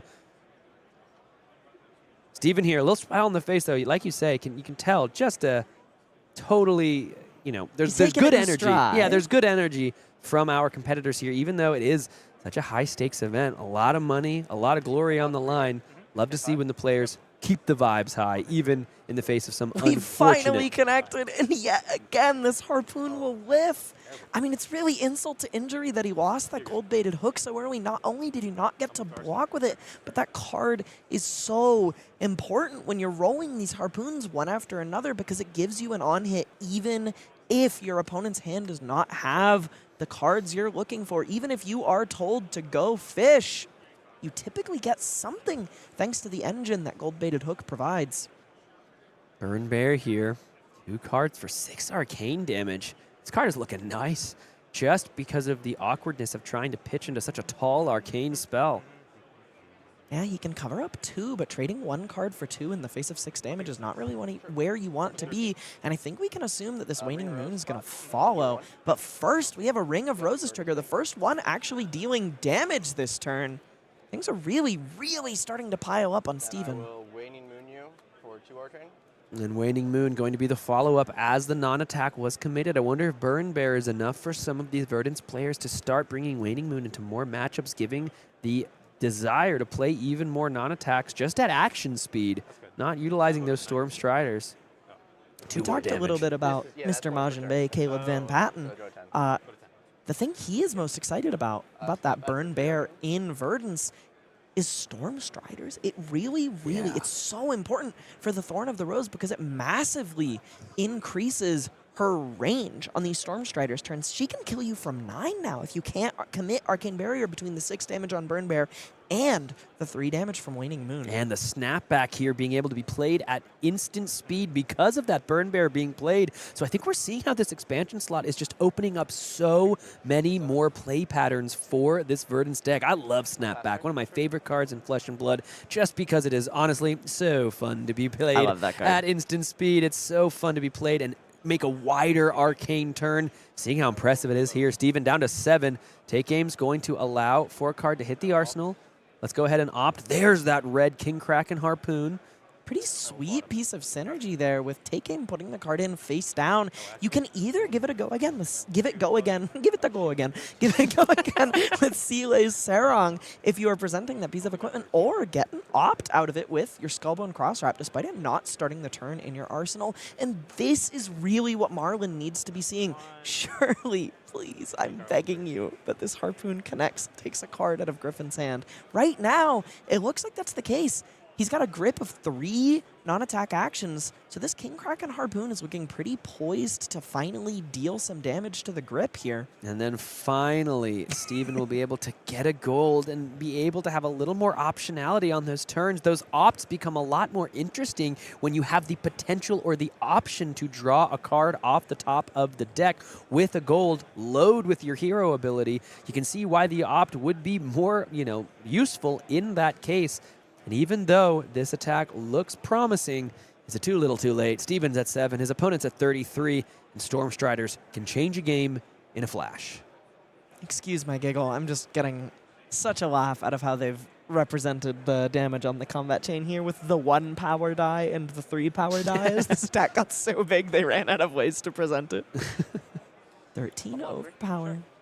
Looks like 10 damage is coming through. Let's see what he gets. Looks like there's that Everbloom life, and there's that Aether Arc. Either of those cards can just go right on into an Enlightened Strike. Yep. You can return a action card to the bottom of your deck. Yeah. Equal to life you gain. Having to ask what this card says, as his opponent is playing a Japanese copy of Everbloom Life. And it heals 1. And it heals me. Don't forget. And if you put the Earth card in the graveyard, it does add more decomposed Yeah. targets, which is why it's going to be the Aether Arc. Yeah. And I'll make a gold. You can put this one to the bottom of your deck, sir. I don't think we'll get there. There's the first gold of the game for Marlynn. She has hunted her first piece of treasure. Will it be enough as Griffin falls down to 23, taking 10 on that turn? I have to imagine this E-Strike is just going to go ahead and come in probably for 5, draw a card, because there are some juicy arcane spells that can power up those Stormstriders. Looks like he's counting up the mental blocks. Doesn't want to draw one of those off the top. It's One of true. the only cards you can't really arsenal. Verdance typically is pretty good at pondering, drawing random cards off the top to put in your arsenal, but those block cards are pretty punishing. 7. Just give me 7. Yeah, he's just throwing the damage down. He's not willing to gamble with the card off the top. Wants to grab also all lethal. 4. Yeah, and it's also just demands a card immediately. Looks like it's going to take the 2 here from Steven. Reminds me a lot of Icelander. You know, this is a play pattern where even though you're low, even though, you know, this is threatening lethal, what this really does is it just keeps chipping you lower and lower and lower, and those Stormstriders kills become ever so much more inevitable. Sunken Treasure and Big Game Trophy Shot. Looks like we're going to finally find another piece of gold for Marlynn here, as I believe there's another Big Game Trophy Shot in the graveyard for Steven, unless I am mistaken. And it appears I am, but perhaps there's a plow under in Griffin's graveyard. There is going to be turned face down to generate a gold for Marlynn. The riches of Tropal Donnie seeming a little bit less so out of reach. Taking 1 down to 6 to Griffin. Meyers is 23. There is, I mean, I hate to be optimistic in the face of a bad situation, you know. Don't be unrealistic, but there may just be a way for Steven to close this game. The question is, will Stormstriders be enough to just burn through the Treasure Hunter's defenses and steal this one on the opponent's turn? Gold here finally going to be cracked. Making Activate a harpoon. Marlynn. Yeah, look at that. So 2 different use cases. There comes the beautiful Marvel Golden Harpoon. You can see Wow. Steven clearly loves this deck already. Clearly threw his lot in with the Rangers and with the Treasure Seekers. Here comes the Deep Blue. That's going to get 3. Putting the harpoon on the bottom. Oh, look at that. So just immediately a free 3 resources. He's got 3 floating in the pitch as the Deep Blue is going to go ahead and hit the graveyard. That means the Hammerhead can be activated here. Got the 2 floating and got the King Shark Harpoon coming off. And there is 2 attack actions in Griffin's hand. With Overpower, this is going to connect and have a meaningful on hit. Maybe luck is finally starting to break Marlynn Treasure Hunter's way in this game. I mean, we speculated so many ways on what that Deep Blue could have been, and it was none that of was the sick. things Yeah, no, that he was sick. expected. He was like, I'm going to use this gold to get 3 free resources, which is such a heads-up and genius play here, because it's given him the opportunity here to leave resources up. He still has a blue in hand. He's used this gold and this Deep Blue to insulate himself from Stormstriders trying to come across and close the game in the blink of an eye. Another option for the potential Stormstriders' help. We do have the Enchanted Quiver. That can go ahead and prevent some arcane damage quasi for free. That's going to buy another Felling of the Crown block. And either of those attack actions can be grabbed here. And if you take the E-Strike, the turn is not looking very good at all for Griffin. He just pitched that 1 red into the Pulsing Aether for that 4 arcane.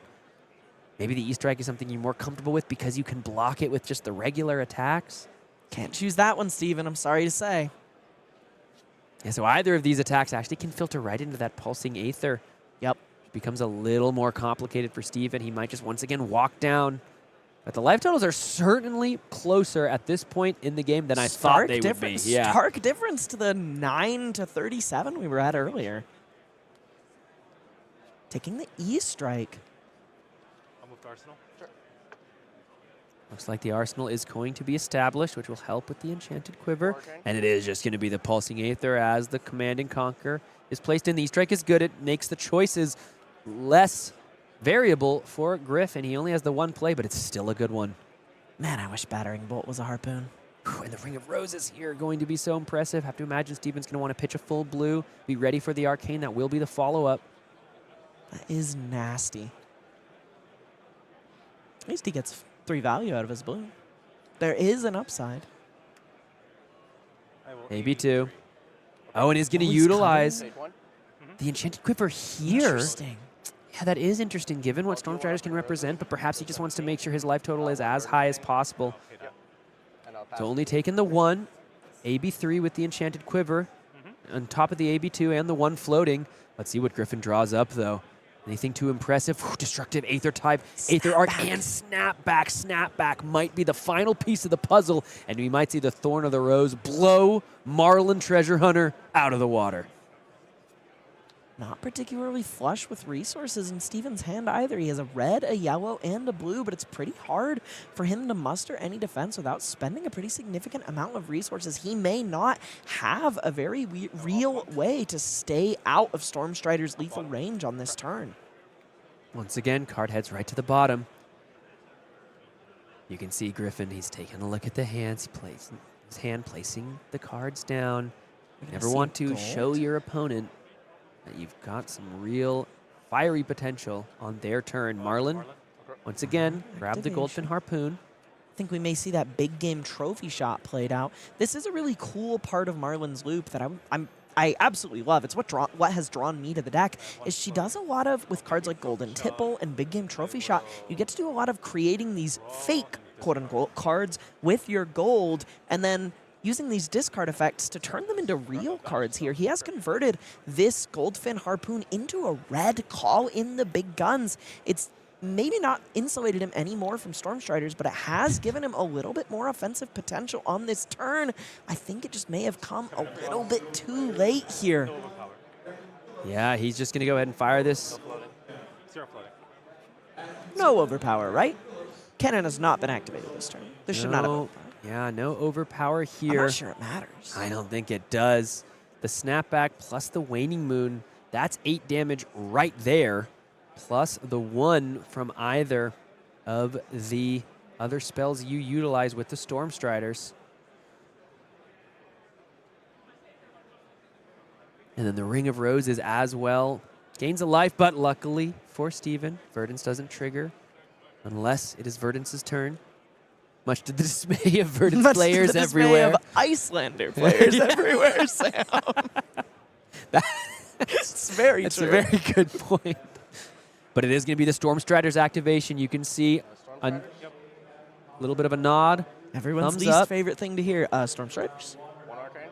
Either Art coming across for 1. That red's going to hit the pitch, and Griffin's going to smell blood in the salty seawater. Snapback coming across for 3, and Waning Moon to close the game. The fist bump is extended. Things turned around in that latter half of that game for Steven on Marlynn there, but it just wasn't quite enough to get over the crushing tide of the growing earth from Griffin.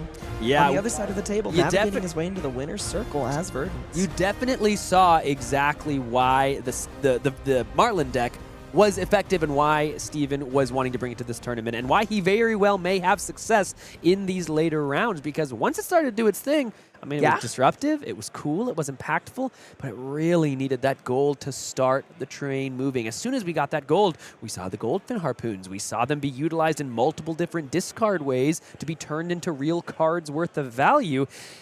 Just was a little bit too late after the tough breaks in those early turns, and we do see Griffin moving on 2-0 as Verdance looking like a big winner after the new cards in High Seas expansion slot and, of course, the ban and restricted announcements and this just whole new meta. Verdance is looking pretty good. Looking pretty good. You know what else, Allie? It's looking pretty good. Fantastic segue, You know, Sam. thank you very much. Because you know what else looking pretty good?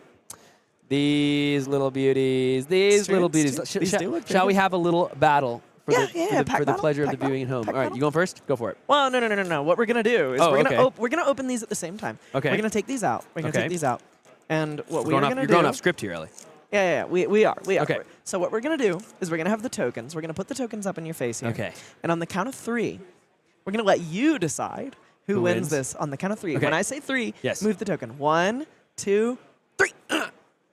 Ooh. I'll take a cold foil comment. I'll Quip. take a mutiny on the Nimbus I like Sovereign. that card. I think there were no winners here, folks. I think the winners are you at home because you just got to watch 2 great games of Flesh and Blood. And we've got some badass bangers coming up for you next. We've got a Worlds finalist on a deck you might not expect. And we've got a hero that is only 1 copy in the room, 2-0. Can you guess who it is? Let us know. We'll see you in a sec.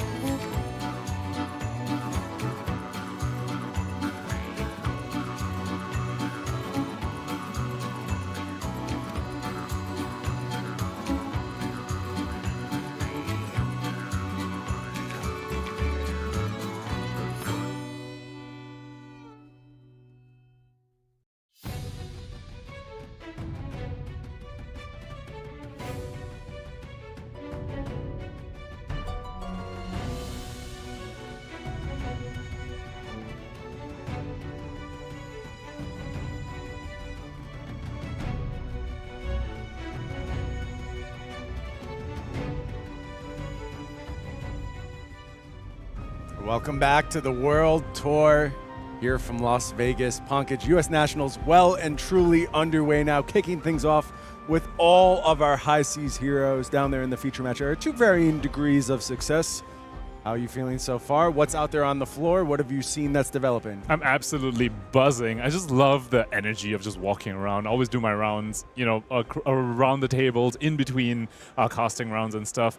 Lots of Verdances, lots of Prisms as well. Okay. And in some high seas heroes, particularly Gravy Bones, probably the best performing of the high seas heroes, I would say. And then News and Marionettes, of course, also making their presence felt. Okay. Players starting to distance themselves a little bit from the pack, make a little separation heading into round 3. Feels like a good time, Pankaj, to go ahead and check in on the team aspect of Flesh and Blood. Of course, these are individual tournaments, right? You come to play, you're trying to get your own finish, but we know all these players work with huge collectives, huge testing groups. One of the biggest ones, of course, coming from California, AGE. And here we see a look at how members of that team are doing thus far, as well as the heroes they chose to play. You know, the first thing that really leaps off the page to me, Pankaj, look at this hero spread. You sometimes expect a team to reach a conclusion, to figure something out, to say this is the deck that we should all be playing in this tournament, but no consensus for Team AGE. This reminds me a little bit of the Armory team that we saw at Pro Tour London. Good callback. Where you expect all these high-level players to coalesce onto one deck, but they all brought different heroes. There were like 10 different players and 8 different heroes amongst them, and this very much echoes that. I want to go back to what you were talking about regarding team versus individual. I think the importance of the team cannot be understated, especially when the meta is as fresh as it is right now. You need to rely on everyone's collective knowledge. Someone's going to be exploring Marlynn, someone's going to be exploring Puffin, someone's going to be exploring how all these different heroes work against each other and also work against the rest of the expected field, like the Florians and stuff. So having your team, being able to rely on the rest of your team's collective knowledge ends up being a massive, massive boon. All 3 high seas heroes represented across this team, and then just a hodgepodge. A lot of heavy hitters love on this team. You see a Kassai, you see a couple of Victors, you see a KO. Kicking it old school a little bit is Team AG. Take me back. I love the heavy hitters, man. Well, don't worry, Pankaj. I have a good throwback for you this round. We'll get to it in a moment. But let's take a look at the Runaways right now. Another super team, of course. And again, the spread is all over the place, but very different conclusions here, including a host of Verdances, all sitting at 2-0 thus far. These players are doing really, really well. Runaway is one of the most formidable teams out here in North America for sure. Some assassin representation here as well. Both Peter Budenzik and Dan Rutkowski sporting 2 different Arachnes. And Runaways upping their team a little bit, adding folks like Peter Budenzik, Julian Sniff, and of course, renowned Wizard players. Peter deferring from the Wizard class a little bit this go-around, but so many heavy hitters there. You see folks like Noah Bagelman, of course, top 8 Pro Tour competitor. Cody Williams, no stranger to the top 8 stage. Charles Dunn, U.S. national champion. Lucas Oswald, calling champion. Nuanji Lee, calling champion. It just goes up and down this entire list. Really, really strong performing team. And Runaways had a bit of a rough last Pro Tour. Really didn't convert well into day 2, but kicking things off right here at U.S. Nationals. On such a wide spread of heroes as well. And this goes to show how wide this meta is, how much there is left to explore. Or, you know, these teams, they've explored a lot and come to the conclusion that there isn't really a clear best deck. Play what you're comfortable with, play the deck that you can pilot to most effectiveness, and you get results like these. A whole bunch of 2-0s to speak of for the Runaways. How about everyone's favorite tier list makers? It's the card guys, of course, showing up. Again, 0 consensus amongst this team. Just absolutely all over the place. The only consensus is a couple of Gravy Bones, but then we've got a Dory, Azalea, Florian, Dash.io, and a Prism in the mix, as well as a Marionette. Josh Lau, of course, sporting one of the Warriors. He's always going to be on that at any of these events. This time, sporting Dorinthia. Have to imagine it's more of the Dawnblade variety compared to the Hatchets that he played at to make top 8 at Pro Tour Los Angeles. And Andrew Cook, of course, we recently saw him top 8 at Pro Tour, showing up again on his very scary Prism. Rough start for the Crawford contingent of the card guys. 0-4 combined on the Gravy Bones. Nathan, you said you had the secret sauce, bro. Where is it? Did you forget it? We're going to have to see if the card guys can rebound on the Gravy side. But some of the other members looking real, real good. Aaron Grace, 2-0 thus far. Damian Riggins and Andrew Cook all off 2 banger starts. Let's wrap things up with the Wolf Pack. And This is a list of players that I can't keep track of anymore. I never know who is on the Wolfpack, who's working with the Wolfpack. I kind of do know, though, that there'll always be that triumvirate really trying to hold it down for the Wolfpack. Michael Hamilton, Michael Fang, and Brody Spurlock. And you see, again, the gravy contingent of this team. 0-4 start in the hands of Michael Fang and Brody Spurlock. Looks like the card guys and the Wolfpack maybe hadn't quite found the gravy sauce, so to speak. With Michael Hamilton on his trusty new, we saw him top 8 Worlds Osaka on that hero, is back at it again, but of course no more Count Your Blessings to speak of in his new list. So what sort of new is he running, we'll have to see. And this is a team that, for whatever reason, really found comfort in KO. 4 members of this team playing KO. Again, I have to call out the records thus far. Mid lane, I would say. We're looking at a 3-5 record very early on, but still a lot of tournament to play. And somebody like Andrew Rothermel feeling comfortable enough to return to KO has to be a scary sight for everyone else. Andrew absolutely crushed everything for months on end with KO back after the heavy hitters release. Speaking of scary sights, what I really want to see is Nathan's Puffin list. One of the better performing Puffins that we have seen so far in this tournament. And that's a hero I'm so curious about. For the others, we know a lot of people were brewing Gravy Bones. We know a lot of people were brewing Marlynn as well. But Puffin was the one where the consensus seemed to be that it hadn't quite been cracked yet. So I have to wonder whether Nathan has found that sauce. Yeah, Nathan will continue to try and navigate the turbulent skies. Thus far, though, 2-0 start, looking very, very good. We're going to keep checking on with our teams throughout the weekend. It will be part of the narrative for sure. But as I said, it's all about the individual battles. And how about a former Worlds runner-up, Pankaj, in the form of Chris Iaali? This is a man who will bring any deck to any tournament, and he has done that once more, playing Victor Goldmane here at the U.S. National Championships. The sheer variety of decks this man brings, I can never predict what he's going to play. He doesn't quite have the same style. Like we spoke about Charles Dunn. We know he's going to be on the value-based, grindy style, no matter what tournament he's in. Chris Iaali, he's played aggro decks from Briar all the way to Victor to weird decks like Maxx and Vynnset. He's on anything. I remember Chris Iaali being a bit of a Victor hater and was assigned the deck, I believe, at random before an AGE. There was some kind of draw to determine what deck he would play. He went on and won that event on Victor, and it seems like some of that forced engagement with the hero has stuck, as he has now found it to be of his liking in this metagame, perhaps on the back of that powerful new fabled Riches of Tropeldani. That's a hell of a card in Victor. That card is so incredibly scary. Just unconditional being able to draw a card on your turn after you've already pitched as well. Sounds like we are ready down in our feature match area. Let's head on down, and here you see our players. It is on the right-hand side. Chris Iaali representing Victor Goldmane and the Goldmane estate. Gonna be taking on a warrior, kicking it heavy hitter style. It's the Fang Gang, baby. Andrew Wilborn representing for the Fang Gang. I asked us to be brought back to the heavy hitters meta, and here we are, Warrior versus Guardian. Not a heavy hitters warrior, but a warrior nonetheless. I am so incredibly excited for this matchup. It is very, very back and forth. On the surface, you would think the warrior is disadvantaged because they're pretty much going to lose every clash, and Victor gets a whole bunch of free value. But this game does go fairly long, and then Valent Dynamos comes in, and that incremental turn-by-turn value, especially compared, tacked on to Fang's ability to go pitchless at a certain point in the game, is also the sort of game plan that he wants to enact. So both sides going to be having a whole bunch of value. I cannot wait to see how this plays out. Victor getting the gold train rolling nice and early on the back of that Crown of Dominion, as well as a visit to Goldmane Estate, and then combining with the Aurum Aegis means the mites are already flowing. And I love checking in on Iaali's equipment suite. I feel like Iaali always has something unique to bring to the table. Tech plating is the chess piece here for Victor this go-around. Yeah, and have to point out Gauntlets of Iron Will as well. Very, very strong in this matchup in particular because of the number of attack reactions that Warriors want to play. That card effectively blocks 5 total, 3 the first time and 2 the second time. Alongside Quick Dodge Flexes, Chris Iaali is quite set up to potentially get around Fang's tricksiness, because Fang, unlike the other warriors, has a lot more variability in how much damage the daggers come in for. It can be a lot more difficult to predict how big the dagger is going to get to prevent the mark from triggering and giving him an extra fealty. Cards like Quick Dodge Flexes, cards like Gauntlets of Iron Will can potentially help you mitigate some of that.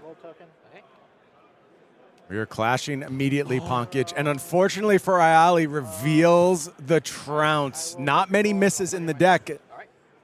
And sending that trounce to the bottom, and this time does win the clash. But trounce, that's a card you want to resolve, like, block with early. So managed to still get the gold of this test of strength, but that's one fewer trounce that Andrew needs to worry about until quite a bit later down the line.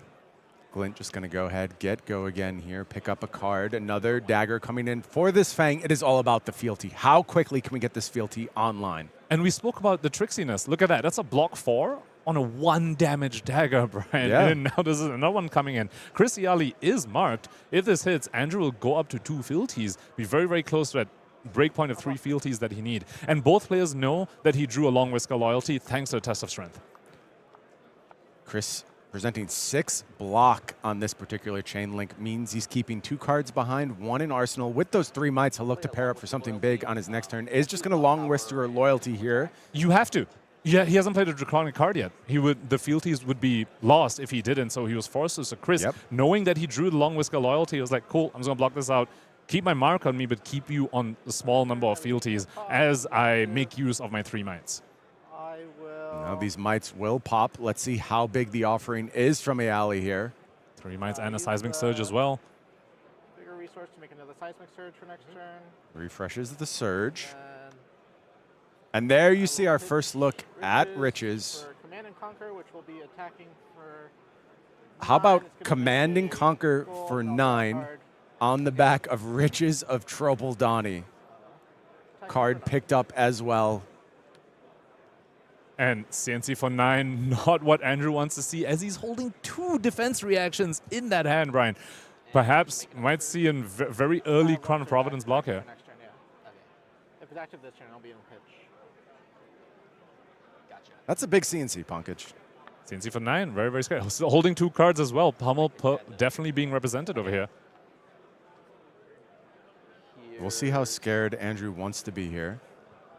Here's 9. Okay. Looks like he's just giving armor, wants to protect the arsenal, which I believe is an Oath of Loyalty. Very, very strong card.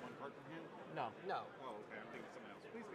Especially to start the chain with when your opponent is marked as well. 0 for 4 to start. Also in Fang, getting the first Draconic link on a non-dagger is incredibly important because of the number of cards you have that care about having a second Draconic chain link, which means your first dagger that you send after the Oath of Loyalty will already be your second Draconic chain link, something Fang really, really likes. Not in this hand, though, I have to say. A Smoke Out and a Sync Willow, not quite it. Not my favorite hand as a Fang player. But we'll see if Andrew can put something together here. Oath of Loyalty kicks things off here. Test of Strength from Iaali again. This one goes smoother, an easy win. And a perfect 4 block to stop the Oath of Loyalty, really stuffing Andrew's field generation, and the full armor suite on Chris's side still available. Yellow Sink Below pitched here from Andrew. That's going to fire up that Obsidian Firebane. Still 1 card in hand for Andrew. And this is the tricksiness of Fang. Once again, how are you going to block this out? We saw Chris last time block with two cards, block 6 on this. This time a Draconic card has been played already, though. So if he overblocks, Andrew can just say, okay, pass. And if he doesn't, he gets a fealty. And thanks to Grains of Blood Spill, can actually get an extra resource for the following turn as well, which is very, very important before you are online. Yeah. When you get to move resources over, that's how you can sort of effectively go pitchless turn to turn. So Grains of Blood Spill, very, very effective card in Fang lists. Iaali, though, just free-rolling on these clashes against the Warrior. Trounce doing its thing, winning clashes left and right, defending very well on this Obsidian Firevein. And Iaali set up again with just kind of a rainbow assortment of resources that kick off his turn, and is just drawing tons of cards every single turn. So no extra draw there from the Trounce because he already drew from the Test of Strength, which is one of the downsides of Victor sometimes. When you draw multiple clash cards in the same hand, Victor only lets you draw from the gold once a turn.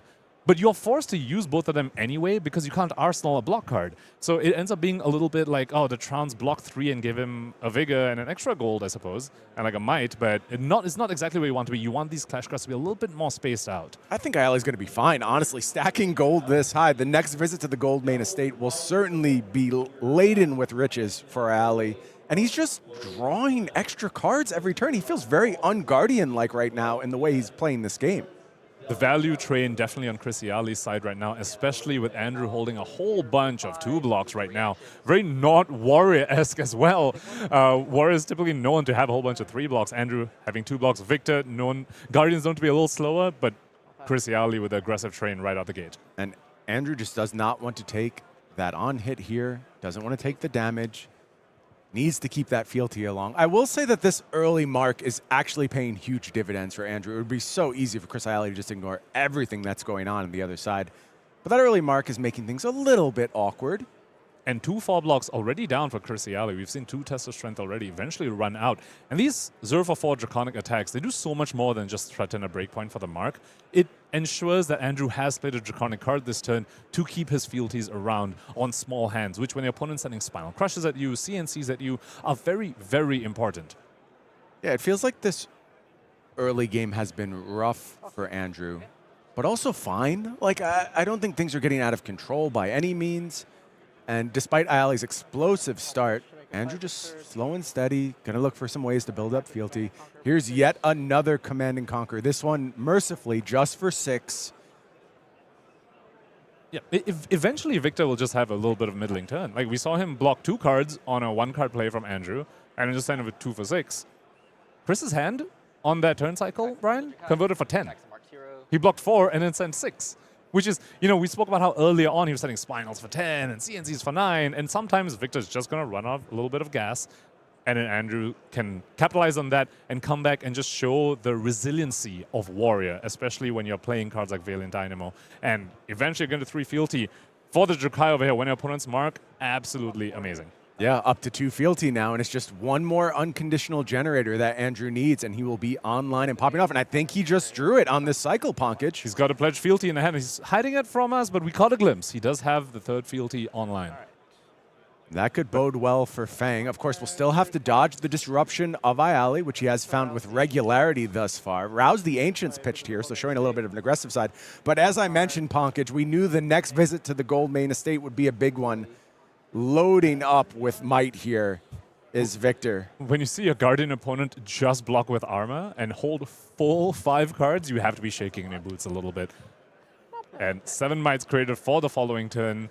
Chris Iaali is still 2 floating, 3 cards in hand. Plenty to do on this turn as well. And gold actually going to make things even worse potentially over on the side of Andrew. We'll try and sneak a peek here. Has the Rouse as well. Is loaded up with blues. We'll see if maybe there's some more gold in the future of this turn, but starting point is kick off that Rouse here.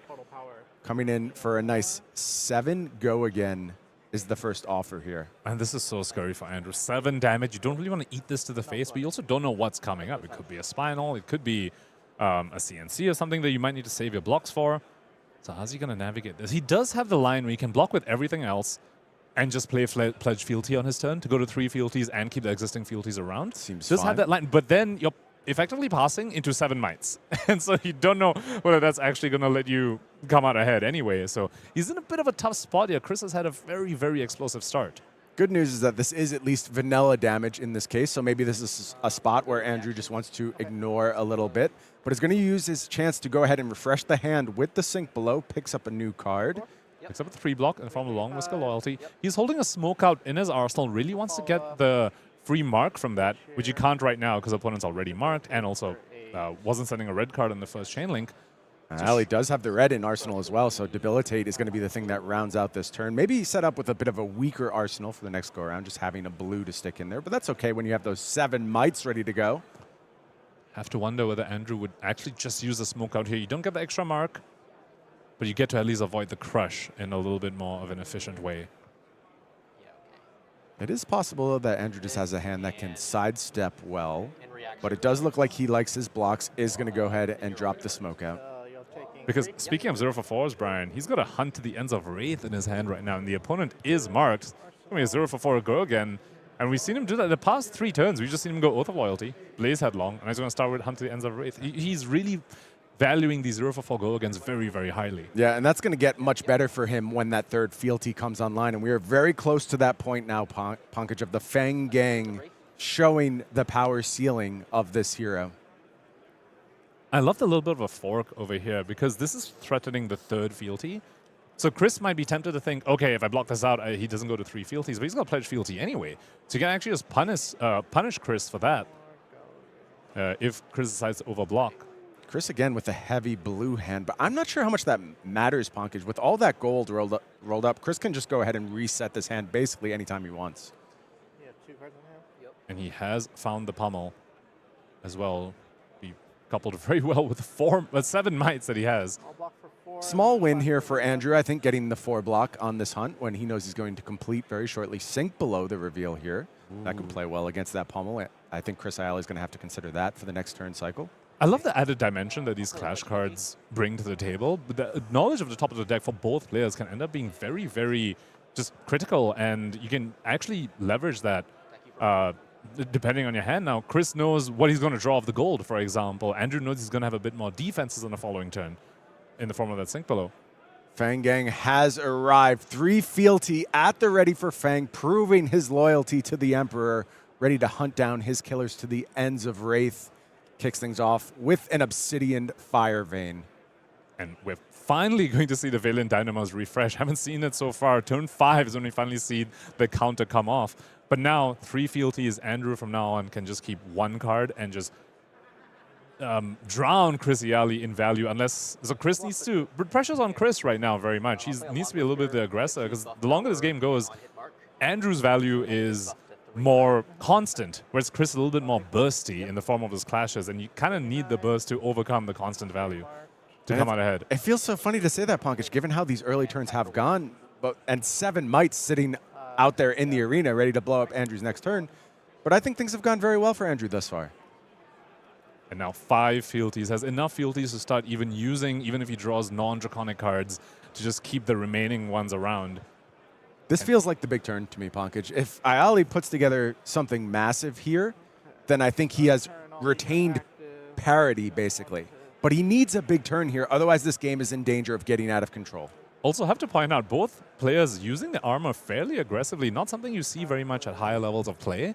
And normally, you know, players are a lot more conservative with the armor usage, but both players are recognizing they need to play to their game stays. Andrew using it to protect the fealties, make sure he can play draconic cards, and Chris Iaali using it to mount offense. This disable, though, no crush effect right now. Yeah, no arsenal for Andrew. What do you make of the decision, Pankaj, to prioritize keeping that gold around rather than trying to refresh and look for a red here? Well, it's 2 floating.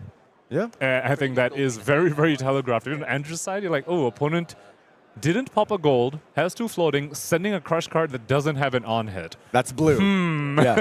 Yeah, it's blue as well. Probably a pummel coming in. Yeah, Andrew not surprised by this pummel, I would say. But still, attacking for 18 on this turn is Chris Iaali. With an on-hit discard as well. Seems pretty good. Discard a card for pommel. All the way down. Looks like discarding the Blaze Headlong, the Draconic card. Has found a Save a Bloodshed. Opponent isn't marked, though. Probably wants to mark Chris Iaali before he resolves that card. Might be seeing that card hit the arsenal at this point. Here is the Obsidian Fire Vein. I think players a little late on updating life totals here. I'm sure they will get that cleaned up for us shortly. Oh, once Fang is online, this value train just feels so overbearing sometimes. Yeah, and your decisions get so hard, too. Exactly. Like, is it going to is this the one that's going to go tall, or is this going to be sidestepped, and the next one's the one that's actually going to go tall? Also, Hunt's End is a card you have to start thinking about now as well, now that 3 fealties are up. Very true, Pankaj. Good call out. And there you have it. The Hunt's End shows up, offers a bit of damage again. Yeah, the numbers are just going to be very good for Fang from this point forward. So this is 6 into 1 with a Dynamo's refresh. That's 8 points of value from 1 card. Once you're online with 3 fealty. This is sort of value that Victor, unless they can burst through with the Goldman Estates and repeated clashes, you will drown in value, which is funny to say when you're the Guardian player. I think that's a big reason why Iaali feels those golds are just a premium resource. I do think the next Goldman Estate is also important. You have to get a lot of buff value out of all 3 copies of that card.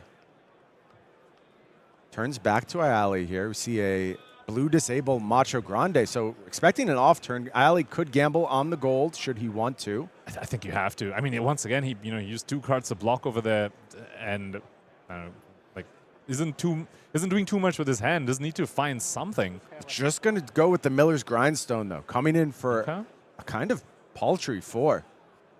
No pummel being represented either. Andrew says, yeah, have my blue. It's redundant anyway. Everything I do is pitchless from now on. And Dynamo helps just block out that breakpoint very easily.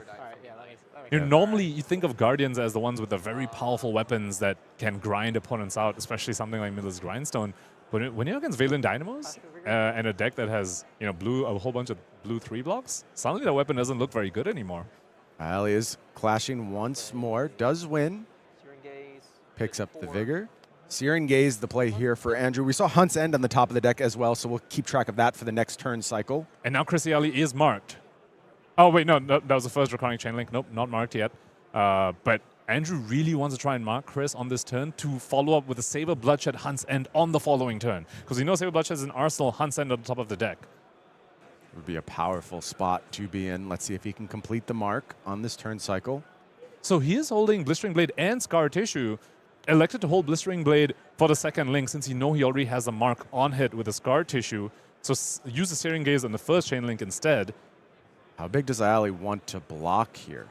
How are you supposed to predict this? That's the thing about Fang. Because it could very well be even just a go again attack react into for the Drukai for example. So how big can you actually realistically block? Yeah, and Iaali just reaches for the Gauntlets of Iron Will, and Andrew Wilborn steps up with double reaction here. Blistering Blade and the Scar Tissue. Going to pump up to 7 here, and it's going to do its thing and hit Chris Iaali. And Victor, not known for defense reactions. When you're against a warrior with no defense reactions, the game gets a little bit easier for the warrior side. It's hard on the Guardian side, though. And I think Iaali, we talked about those explosive first turns, but I think Andrew has weathered the storm and is in a very strong position in this match right now.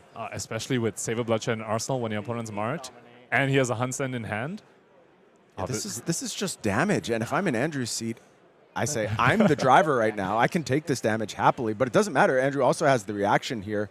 So going to get a decent block off on this Macho Grande, only taking 3, falling down to 16. Life total's finally updated here. So is at a somewhat precarious life total, I would say. 12 life deficit, but now is going to his turn. 4 cards. Power turn, too. Yeah, with a power turn as well. Hunt's End. Opponent's marked. Oh. Follows up with the Sworn Vengeance as well. Oh, he says, yeah, I know every card in the game, no problem. Yep.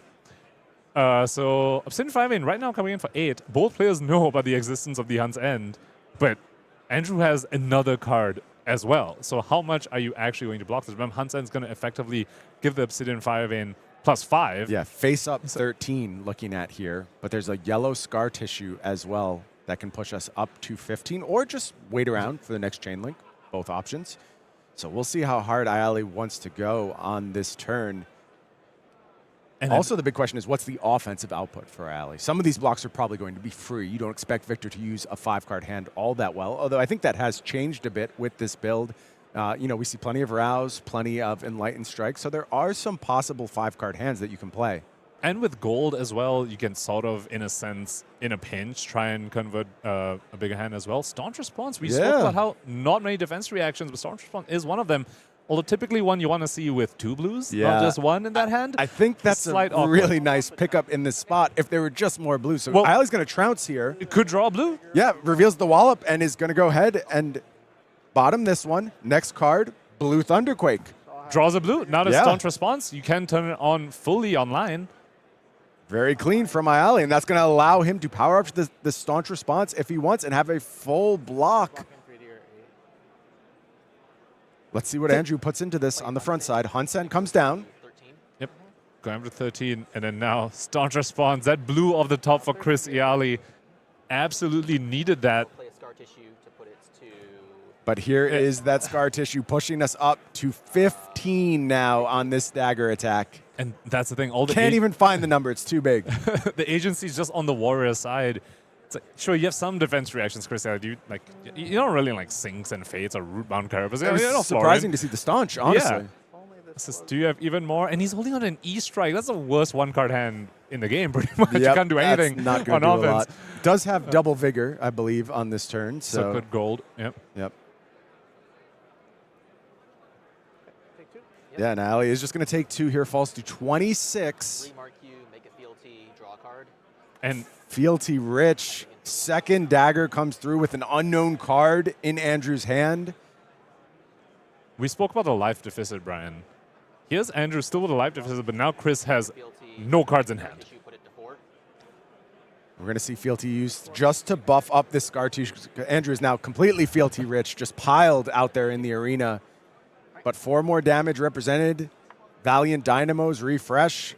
Again, just look at these numbers. When Fang is online, the numbers are basically unparalleled in Flesh and Blood. One of the reasons why Fang is popular right now is because the other big bad of the format is Florian. And Fang actually quite good against Florian for this exact same reason. Florian sometimes struggles to output enough pressure to stop Fang from getting online. And once Fang is online, sure, your Florian might be online, but Fang's numbers are just better than your Grasp for 2 rune Look shots. at Iaali has Enlightened Strike in arsenal and 2 in hand. Mercifully is able to bottom one here. Just going to come in for 8 on the back of that Might and arsenal the other Enlightened Strike. So not so bad. He kind of found a way out, but thankfully that gold was at the ready for him on this turn cycle and had those 2 resources from the Vigors. The gold of the Vigor is very, very important for him to be able to resolve those Alliance Strikes. And yet another Saver Bloodshed coming out from Andrew. Nightmare for Iaali. You don't want to see that card on back-to-back turns when you're dying to just reclaim some tempo. And this goes back to the previous turn cycle, Brian. He could have arsenaled that Scar Tissue, but he elected to play it on that turn itself, maybe playing around a potential CNC, but also saying, I want to leave you marked. I want to go into my turn knowing that you're already marked, because if you have Scar Tissue in arsenal and you rely on it hitting, well, to do the rest of your turn, you might not actually get the mark depending on your opponent's block. So getting the mark early, actually a very minor optimization in the list, but very, very impactful, and here we see exactly why. I really like how it feels like the value of Arsenal has changed in Flesh and Blood over the last 6 months or so, where so often you're incentivized to just go ahead and use your cards, not always set up for that big 5-card hand. It's kind of a subtle consequence of the book burning, I would say, where you're not trying to just create offensive overlaps. It is more about playing towards the moment. And speaking of playing towards the moment, Fang just doing Fang things right now, buffing up beautifully and making sure that we do go ahead and pick up a card off of this Saver Bloodshed. 11 is the offer here over top of this Test of Strength. And don't forget the card draw as well when this hits, because this is almost certainly hitting. We know Chris's arsenal is E-Strike. Could have more staunch responses. Looks like not the case for him in this hand. Did find a copy of his specialization, the Golden Sun, finally, after all this time. So for Iaali, a potential opportunity to pivot here. I'll take 7. Also, this Pulverize in hand offers a lot of damage.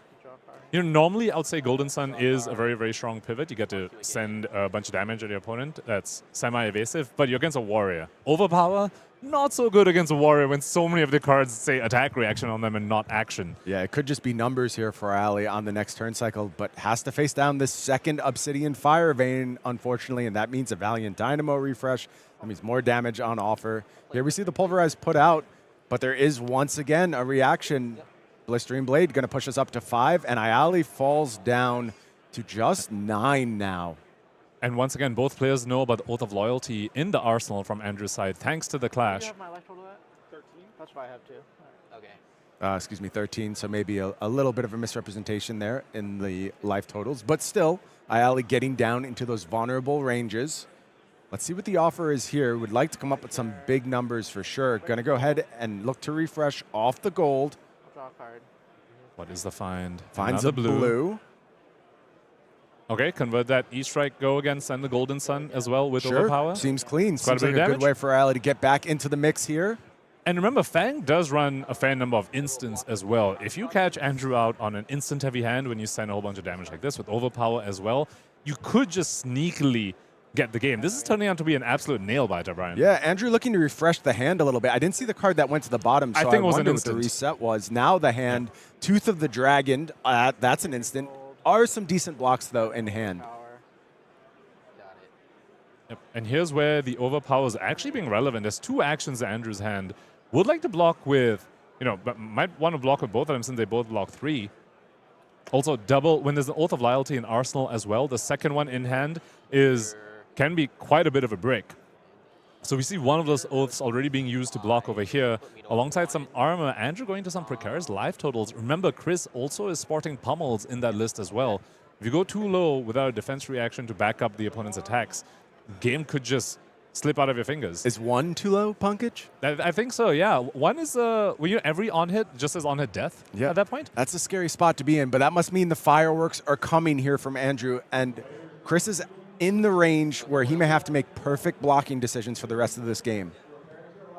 Still one more Hunt's End remaining. We spoke about pummels on Chris's side to punish Andrew's low life totals. I mean, you want to talk about attack reacts. You're not beating a warrior in that game. Once you get too low, it's going to be very, very tough for you to make your blocking decisions. Quick dodge flexes, though, hasn't been used yet, and will help a lot for the tricksiness of Fang. Happy to have that in the late game is Iaali.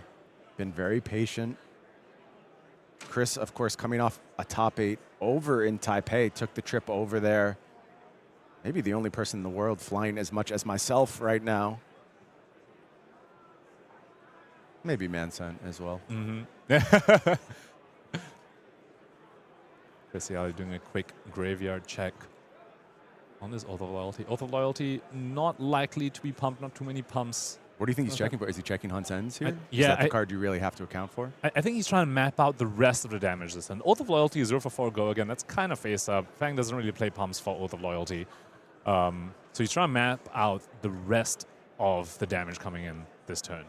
But it's so hard to do that. Is there some value in just taking the block here, Punkage, where it's basically guaranteed and not subjecting yourself to something like an Obsidian Fire Vein sidestep? I think so. Looks like quick dodge flexes. I think it's recognized that this is the turn for the quick dodge flexes. Gets 6 points of value from 1 blue, and the card also helps with sidestepping as well. So if you're in Andrew's seat, how do you play around this quick dodge flexes? Is your priority to go tall on this particular link? So Tooth of the Dragon with Blood of the Drakai actually gives him so much flexibility. He could actually have the second dagger come in, get buffed by Tooth of the Dragon, or have the Blood of the Drakai be pumped by Tooth of the Dragon. So the agency is on his side. He doesn't make any decisions right now. He sees how Chris blocks. And if Chris doesn't block, then he's like, I go tall here. No blocks from Chris. Just kicks things off here with the Blistering Blade. Quick dodge flexors, of course, going to hop links now. Yeah. I want to call out Iaali's hand, Punkage. He's got a pummel. And whenever you get to these late game states, like, look, pummels are generally pretty easy to read. You can go ahead and suss them out. Something like gold can help obscure them a little bit if you burn through a bunch of gold. And I wonder if Iaali can find a window to just get a little cheesy with it and sneak through that pummel for that last bit of damage he has to do. Okay. Play a Tooth of the Dragon. Goes up to 2, 1 being leaked over, and then this Blood of the Drakai would be lethal, would come in for 7. However, Chris does have the 1 floating to pay once more into quick dodge flexes and not need to give a card from hand if he wants to resolve that pummel, which it looks like he really wants to do.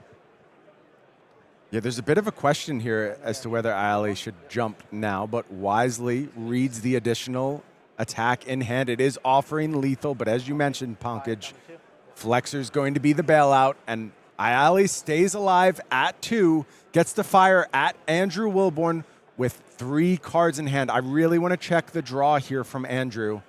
Tooth of the Dragon, Searing Gaze, Affirm Loyalty for the Drakai.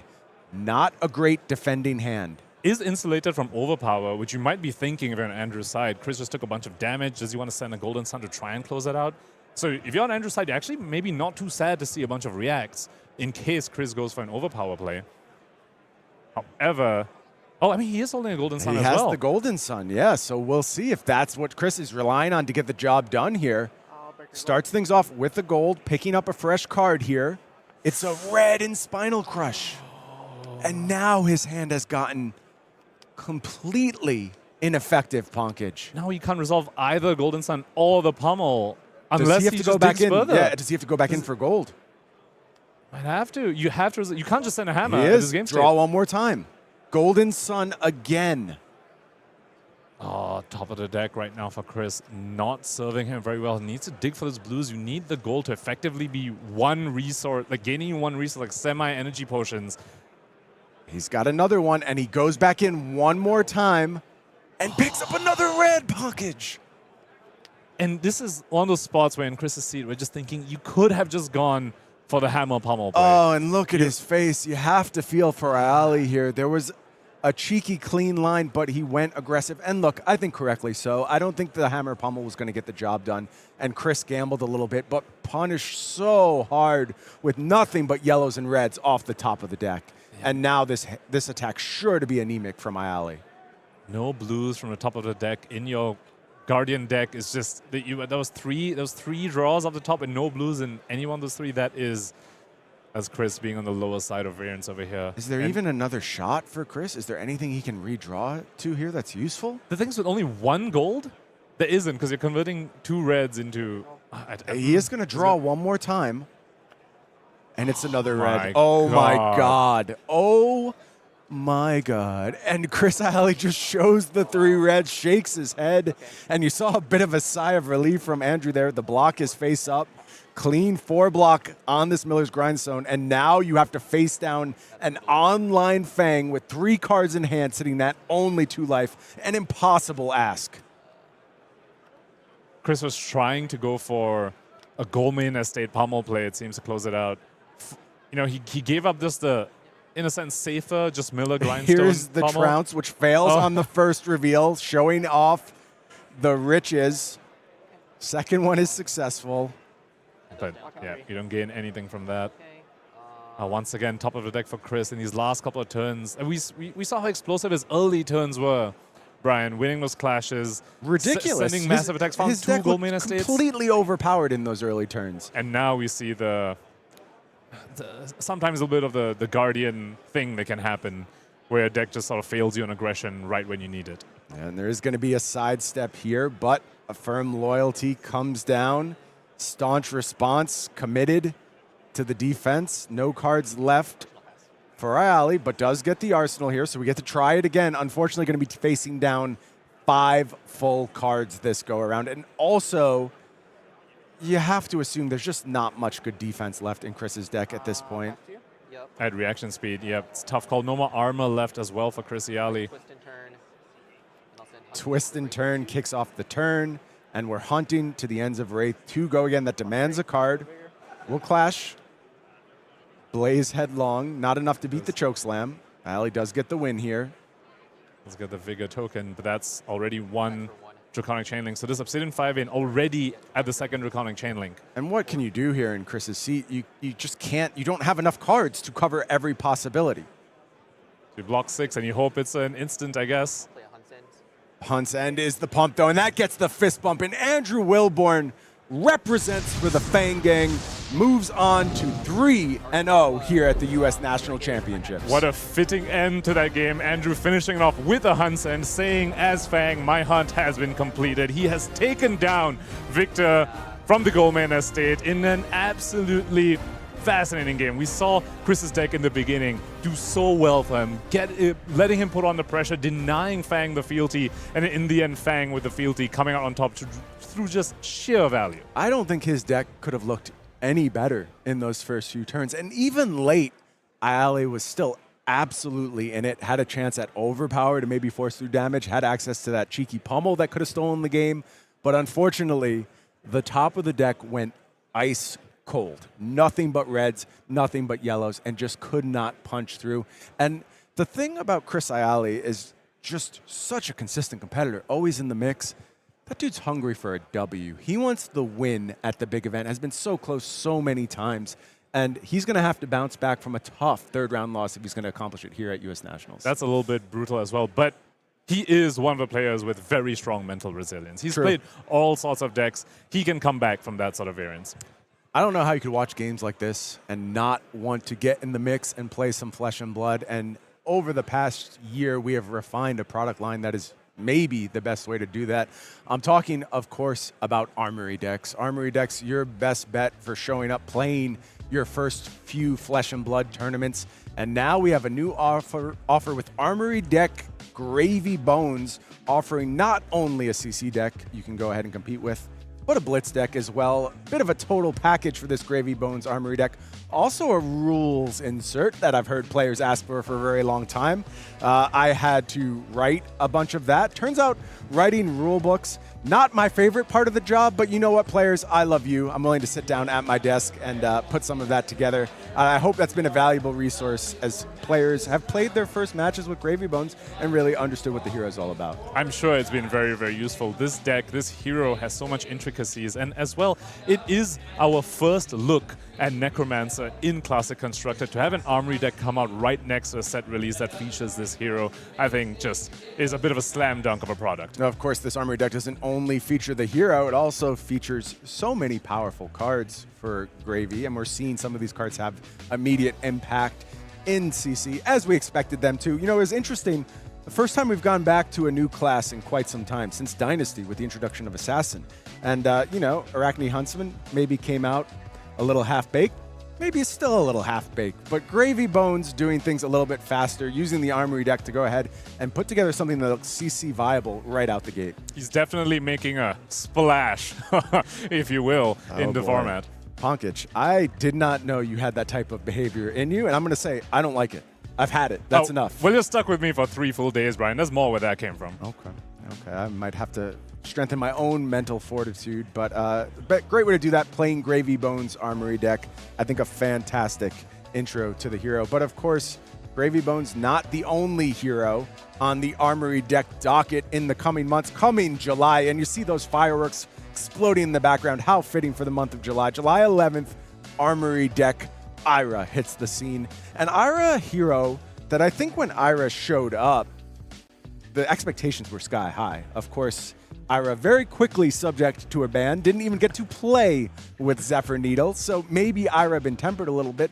Still a solid deck, though. Maybe only a few pickups away from greatness, Ponkage. Ira, a bit of a cult classic, honestly, as far as Flesh and Blood heroes go. The wave of joy that came about when we saw Ira coming to CC. So many players just wanted adult Ira. They fell in love with the game from the starter decks, the Ira starter decks, to see it come to CC and to see an Armory deck for it as well. I'm very excited. One thing I'm excited for is for this Armory deck to deliver a little bit on a play style that Ira hasn't engaged with for quite some time. You mentioned Ira shows up on the scene. She brings her signature weapon, Edge of Autumn, with her.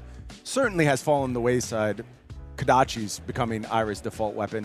Maybe this Armory deck having something to say about it with this virtual CNC showing up in the form of Enact Vengeance if you are willing to go ahead and commit to the Edge of Autumn line. I love this for so many reasons. Kodachi CNC is one of Ira's staples, and this is effectively another version of that. 1 power into 7 power, blow up your arsenal if it hits, and just gives Ira a little bit more of the ninja feel as well, which to your point, sometimes it feels like maybe she is missing a little bit. A lot of 1 cost into a generic, but cards like Enact Vengeance gonna definitely shake things up. Yeah, as I said, July 11th, that Ira deck gonna go ahead and hit LGSs around the world. Looking forward to folks getting their hands on that one.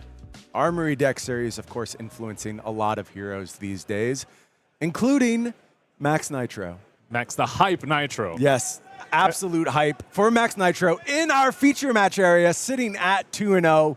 We will get our look at the Bright Lights superstar, Maxx the Hype Nitro. And we have to see how much of the Armory deck Benjamin has chosen to incorporate into this Maxx deck. Almost none, Ponkage, unless you're counting reprints. Oh. All right. Well, almost none. There was a lot of, I don't say controversy, a lot of discussion around the impact of the Maxx Armory deck and how many of these cards are actually playable. It seems like Benjamin has said, no, they're not very playable. I'm just going to play normal Maxx and be 2-0 at US National Championship. Yeah, good start here for Benjamin. Teklo Plasma Pistol, the weapon over on Benjamin's side. Speaking of good starts, our Vynnset player over here, starting with Malefic Incantation. Also, you have to imagine, got to win the die roll. Both these heroes really enjoy going first. Maxx to set up some token hyperdrivers, and Andrew to set up some cards in Banish and set up some Rune Chants, maybe even Rune Chant generators. So, Vynnset player over here has Rune Chant, Malefic Incantation, Deathly Wail in Banish as well. One of the stronger Rune Gate cards that this hero has access to. Sorry, wrong name for a moment there. It's Jeffrey Mazar representing for the Vynnset side of things. Excited to see Vynnset down in our feature match area for the first time. Kind of middle of the road for representation, but a couple of Vynnset's off to a good start here at this event. Ponkage, what is your current read on this hero in the metagame? It feels like the buzz is always there around Vynnset.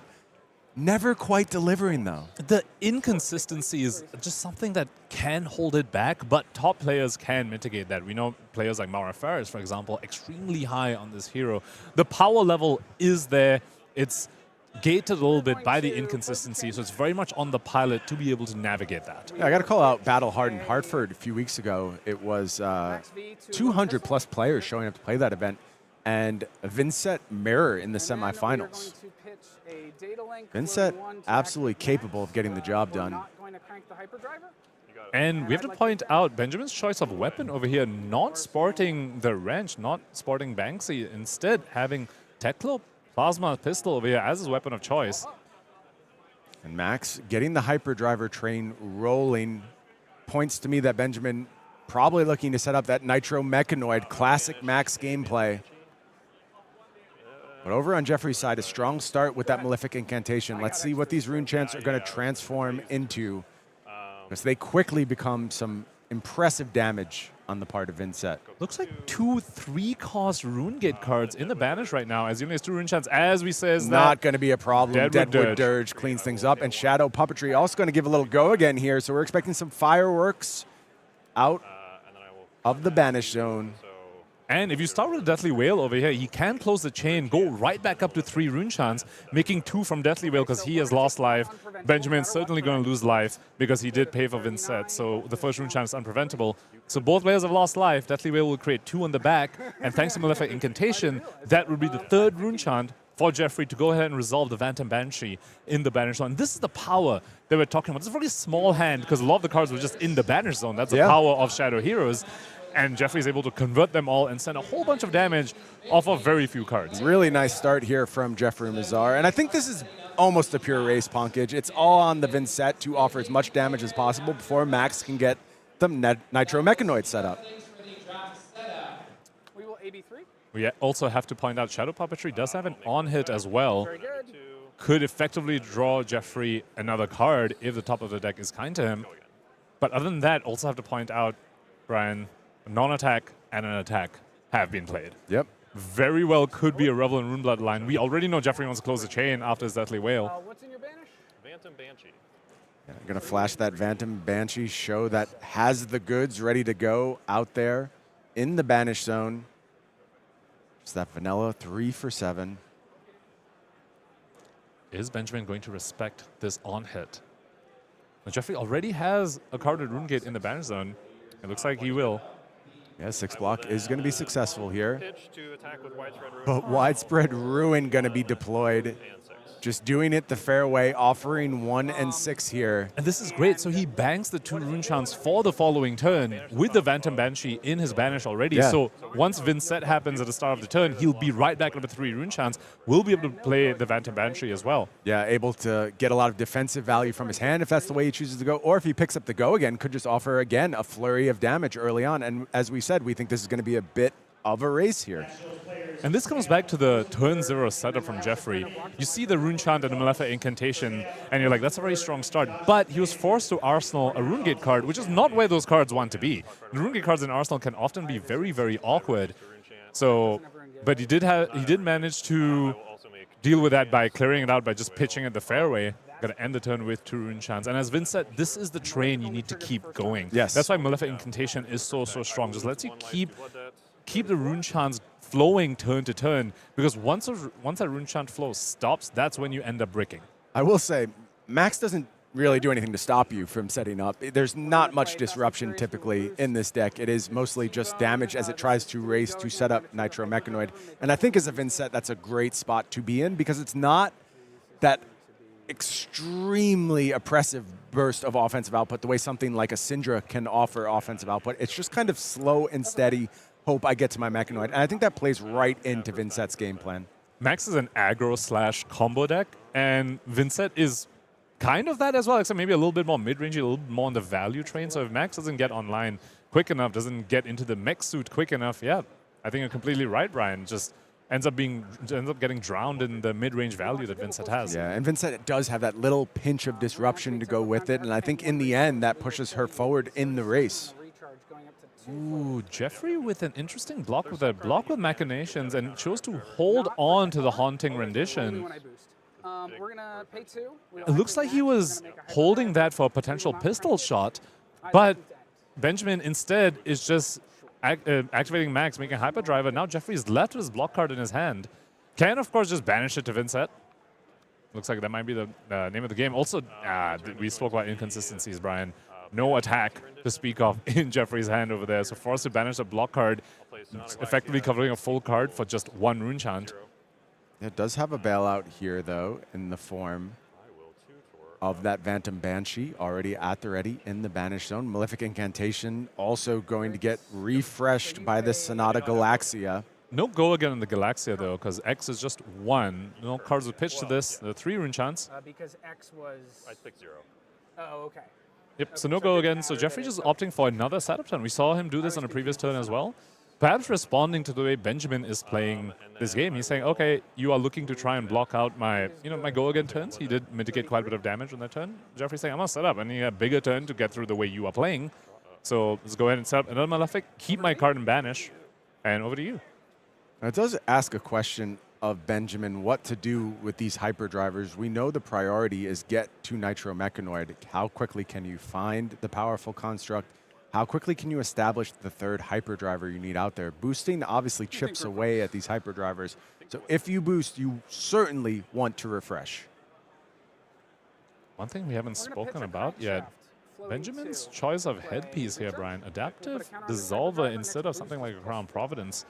Instead of another mech headpiece, because you need a mech headpiece to convert into the Mechanoid, but it's a Blade Break piece, so you can't really block with it either, so just lets him be flexible. Maybe some games he's like, oh, I won't need to transform this game so I can use it as a block.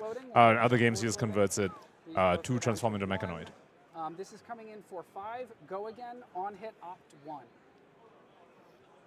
So it looks like we were able to refresh that hyperdriver, making boost clean here on the back of that recharge. Data link just going to come in for 5. Again, vanilla damage for the most part. Opt 1, not that scary. Although it does get you closer to the Mechanoid. That matters.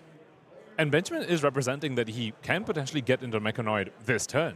He has 4 floating. You put 2 of them into hyperdriver, and your remaining 2 cards can resolve the Mechanoid. Are we going to see that happen? Spot to be in for Jeffrey Mazar. That would be a very, very early Mechanoid. Off of the go again.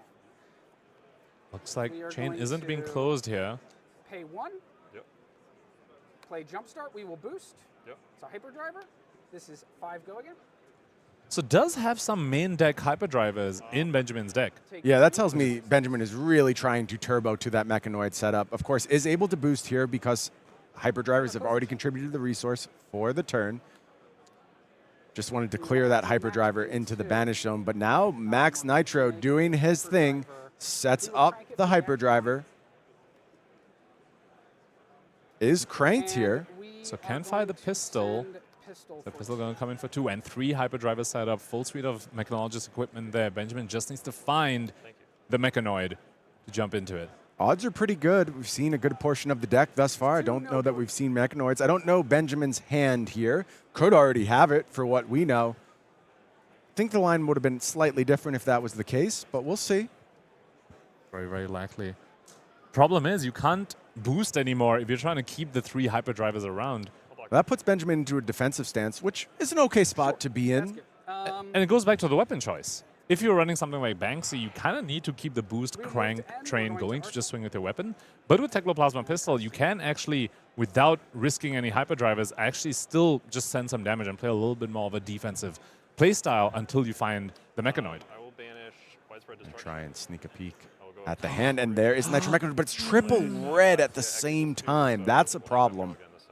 So it depends what the arsenal is. If you can clear out that arsenal and just put the Mechanoid in there, actually be the line he tries to go for. Remember, you can still play a boost card and just not boost. That's totally fine. As you said, Pankaj, it really does depend on what's in that arsenal. How about some more setup? How about the 3rd Malefic Incantation? And now it feels like Benjamin facing a very real clock. The next few turns from Jeffrey are going to be hellacious. And this time the Sonata Galaxia did have go again because there were 4 rune chants thanks to Vynnset, giving Jeffrey 1 extra at the start of the turn. And Machinations, go again source. That's what you want. When you have set up multiple rune gates in your banish, you need to go again. Vynnset can often be a little bit action point gated, but cards like Machinations of Dominion definitely help shore that up. Yeah, in a great spot now is this Vynnset player. Phantom Banshee kicks off the turn and is going to offer 7 go again, and you know that widespread ready to go as well after this Rune Chant refresh. Well, we spoke about how Benjamin wanted to clear his arsenal. Widespread from the opponent's side might, fair enough, yeah. might just help him do that. That might be your out. And Jeffrey, once again, has set himself up to end the turn with 3 Rune Chants, because he just doesn't need to close it. Oh, wait, no. No, Malefic's don't work the same way as Deathly Wail. Correct myself on that. These Rune Chants will be expended should he choose to send the Widespread Destruction, which you have to imagine he will. Yeah, I think you just want to keep the train rolling, as you said, Punkage. And So you we see are the gonna see equipment being defenses. blocked. Yep, makes sense. It's a little bit of an alarm bell ringing from Jeffrey's side. You see the Maxx start putting out equipment. You know they want to transform. There is that widespread coming through. 6 clearing an arsenal if life has been lost. And that's exactly the sort of card you want when your opponent is posturing that they're going to transform at any time. Mechanoid typically going to be sitting in the arsenal. You attack it right there with a Widespread Destruction. And this is 6. Plenty of life has been lost on this turn. Benjamin's arsenal to be no more very shortly. Is going to defend 6 here. So just a setup turn, going to get that Nitro Mechanoid into arsenal. And there's a blue T-Bone Arsenal. Benjamin happy happy that Jeffrey got rid of it. Still had the option to just play the T-Bone without boosting to keep the Hyperdrivers around as the Arsenal's a Mechanoid. But here we go. If you're in Jeffrey's spot, how certain are you that that's a Nitro Mechanoid here? Very, very certain. The equipment had been blocked with. Pretty sort of snap blocked with the equipment and just went and seemed happy to get the arsenal cleared out. Now on Jeffrey's side, this is scary. He's going to his turn with 0 Rune Chants. This is a sort of hand, the sort of board state where Vynnset could absolutely brick, and here we see it already. 3-cost Rune Gate going to the banner zone for Jeffrey with just 1 Rune Chant to speak of and holding defense reactions. Double reduced to Rune Chant. Not a good time to pick those up for Jeffrey. Let's see what he can produce from this hand. Might be a Vexing Quill hand. You just pop the Vexing Quill hand, you get to at least send the Widespread Destruction. You end your turn with 3 Rune Chants at least, thanks to your triple Malefics, which also turn on your reduced Rune Chants. The good thing about this hand is that he did find the Widespread Destruction, and we know with that Mechanoid in Arsenal, we expect Jeffrey knows there's a Mechanoid in Arsenal, a good time to go ahead and find some really important Arsenal disruption. Because that will demand 3 cards from Benjamin to block out the Widespread Destruction alongside the Rune Chants as well, which means you can't resolve the Mechanoid past that. This probably does mean the end of the Quill hand, though, as we expected. That is activated. And that's 1 bailout. That's inconsistency of Vynnset. We saw powerful turns, but at some point, you have 1 bailout with the Vexing Quill hand, and now no more. If you're in that spot again on Jeffrey's side, that turn would have just been passed if there was no Quill hand. Benjamin go ahead and weather the storm here and prevent all the damage? Does have the blue here. That's step 1 for A-Bean. Now has to cover up this Widespread Destruction, offering 6. Real question here is, Can I read Spellbound Creepers? Does Benjamin have the resources necessary? Checking Spellbound Creepers, wondering if there is some hidden go again locked away in this hand. Technically, I suppose, you could Spellbound Creepers out, the Succumb to Temptation, and then send the Flail, which kind of would... It would be a very aggressive line from Jeffrey's side, I think. I think he's just happy to just leave the Rune Chants up, as he has double reduced Rune Chant. See what Benjamin wants to do here. Yeah, 2 more cards committed to the block, 2-3 blocks. It has accomplished its job. Benjamin has protected the arsenal. Vynnset has quasi-bricked, as Vynnset does. And now the turn passes back to Benjamin. I'll play Fast and Furious, not Oh, and it's a Fast and Furious, so does No not boost. have what was needed to go ahead and set up Mechanoid here. And he's just not going to boost, which is very telling from Jeffrey's side, and gives him a perfect opportunity to play the reduced Rune Chant. Not that he needs more Rune Chants for Rune Gate at this point, but just happy to get that much value from your defense reaction. My turn, I will banish Phantom Wraith. Going up to This 5. turn likely to go much better for Jeffrey. Mordred Tide also going to get in the mix here. And try and get that Rune Chant train rolling even harder. Malefic going to do its thing here. That's going to make 4 Rune Chants on the back, and we know he's sitting on another reduced Rune Chant. However, on Benjamin's side, happy to not see any more disruption. No widespread annihilation or widespread destruction, but not happy to see 4 reds, Brian. 4 reds, again, dooming a hand for one of our players in the feature match area this go-around. So you could keep the whole hand and resolve your Mechanoid, Are but you then even you're in a taking good 11? spot? Yeah, like I don't know that, like, let's be clear. Just resolving Mechanoid does not win you the game in and of itself. You still have to continue to play Flesh and Blood, and you want to be in a good position when you're doing so. And I'm not sure Benjamin will be, but is just going ahead and taking here. And another aspect we haven't quite spoken about yet, Brian, no Arcane Barrier. Yeah. Against a deck that is very true. spitting out Rune Chants. Your Mechanoid doesn't have Arcane Barrier either. You are on a clock on Benjamin's side. Yeah, Mechanoid, you need turns to get value from that card. And this is why you see Benjamin with head in hand at this moment. This is a problematic state to have reached in this game. Oh, succumb to temptation, Brian. He has taken arcane damage. I mean, obviously he has no arcane barrier. This has succumb to temptation, I believe, in Jeffrey's arsenal or hand. If he just tries to commit to holding these 4 reds to resolve Mechanoid, he could just get juiced by succumb to temptation right Max now. punish, yeah. Are you going to play around that card? Or are you going to respect it? Looks like he's lining up a 6 block. Block 6. Looks like that's going to be the name of the Yep. game. Benjamin showing patience here, and I think will be rewarded for that call. Jeffrey just draws back up. 2 cards left for Ben. We will pitch to load pistol. But the threat of the succumb to temptation is just going to remain because Jeffrey has gone to is going to his turn with 4 Rune Chants up. And just more 0 to 60, no boost. Jeffrey's still at a healthy 26. It feels like this is not a winning strategy long term. Not if Benjamin keeps drawing 4 reds, for sure. Definitely not. Surely Benjamin's luck slated to get better. See if we can take a peek over at Jeffrey's hand. Also loaded up with reds. But Vynnset gets to cheat a little bit on the resource curve. So a little bit happy on his side. Also, 4 Rune Chants is a very important break point for Vynnset because of widespread annihilation. Just yet another disruptive piece that we haven't quite seen from Jeffrey's side yet. The 4th Rune Chant lets everything be available. Jeffrey just taking advantage of a basically free block there from a redundant card, and now heads back to his turn. Gets to set up with the Vynnset ability, Deathly Wail. Also, excuse me, I didn't misspeak. Adaptive Dissolver does have Arcane Barrier, so that's how Benjamin isn't fully, naked to arcane damage. But once he transforms into Mechanoid, he will be.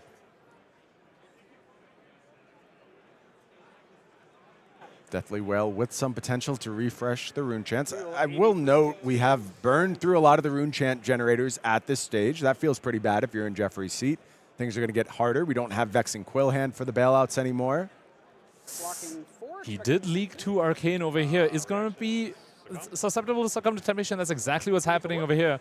Yes. And this one, Jeffrey gets to look at the hand and choose a card. And we'll see if Jeffrey can go ahead and blunt Benjamin's turn here. I mean, Yep. there's 1 red hyperdrive there. You can just leave Benjamin with that. It will be blunted very effectively by the Succumb. I have an extra action point from Succumb. And Succumb offering Swing Flail of Agony at you. extra action points. Flail doing its thing. Benjamin creeps ever lower. No, you can't block. And that's a no block on Benjamin's side. So Jeffrey once again gets to go into following turn with 3 Rune Chants. This Flail let him spend his own life to have Deathly Wail trigger on both players' life totals changing. And then Flail, of course, as on-hit make a Rune Chant. So once again, the Rune Chant train is just flowing. This has just been a story of back-to-back disruptive turns into a brick from Benjamin, into more disruptive turns just from good Jeffrey's timing. side. Good timing for Jeffrey for sure. My turn.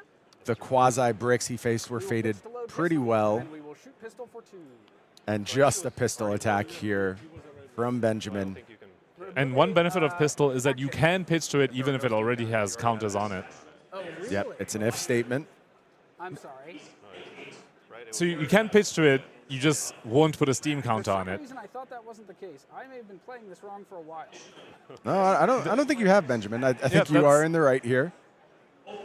Not sure exactly what happened Sorry there. about that. We're just going to shoot pistol then. You're just going to shoot pistol. Yep. No way to get an action point there.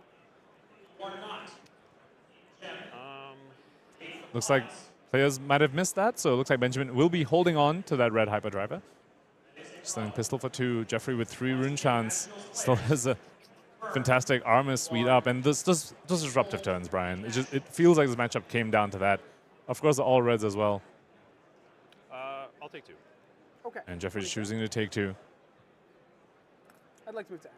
So now the question is, with no existing Rune Gate card and Banish on Jeffrey's side, can he actually resolve, can he actually convert this hand? I mean, he took 2, so you have to imagine he has something and something up his sleeve, and a card we haven't spoken about yet, Brian, Cull. We haven't seen it yet from Jeffrey's side. Good point. But that's one of those cards that can help Vynnset convert big hands. Look like that's not going to be the name of the game here. Jeffrey's just going to be setting up a Rune Gate card in Banish and then pitching for a card the normal way. Yep, firing that widespread ruin the fair way. Still sending Vynnset, 10 damage. yeah, only getting away with the heavy red hand so many times. You got it. Hyperdriver going to go ahead and prevent You're on 24. a little bit of damage here. I had 22. Question is, do you respect a succumb to temptation again if you're on Benjamin's seat? All right, and then this is 6. 6. Well, if you do that, you won't be able to resolve your Mechanoid. So he's just saying, all right, do you have it? Nope, doesn't have it this time. Goes down to 8 is Benjamin. You'll banish the top card of your deck. It is a Maxx V. Cool. I will However, is that going to be enough for him to come back from this life total deficit? Because once you hop in the mech, you have no more Arcane Barrier. Yeah, that feels like the big problem here is you sort of need to get into the mech at a very healthy life total. I'm going to Otherwise, there's some problems. Double Mechanoid pitch to play Nitro Mechanoid. To nobody's surprise, Jeffrey certainly knew that was the card sitting in Arsenal. And now we're hopping in the mech suit. Nitro Mechanoid has been completed. Is it going to be enough, Ponkage? Maxx has done the thing.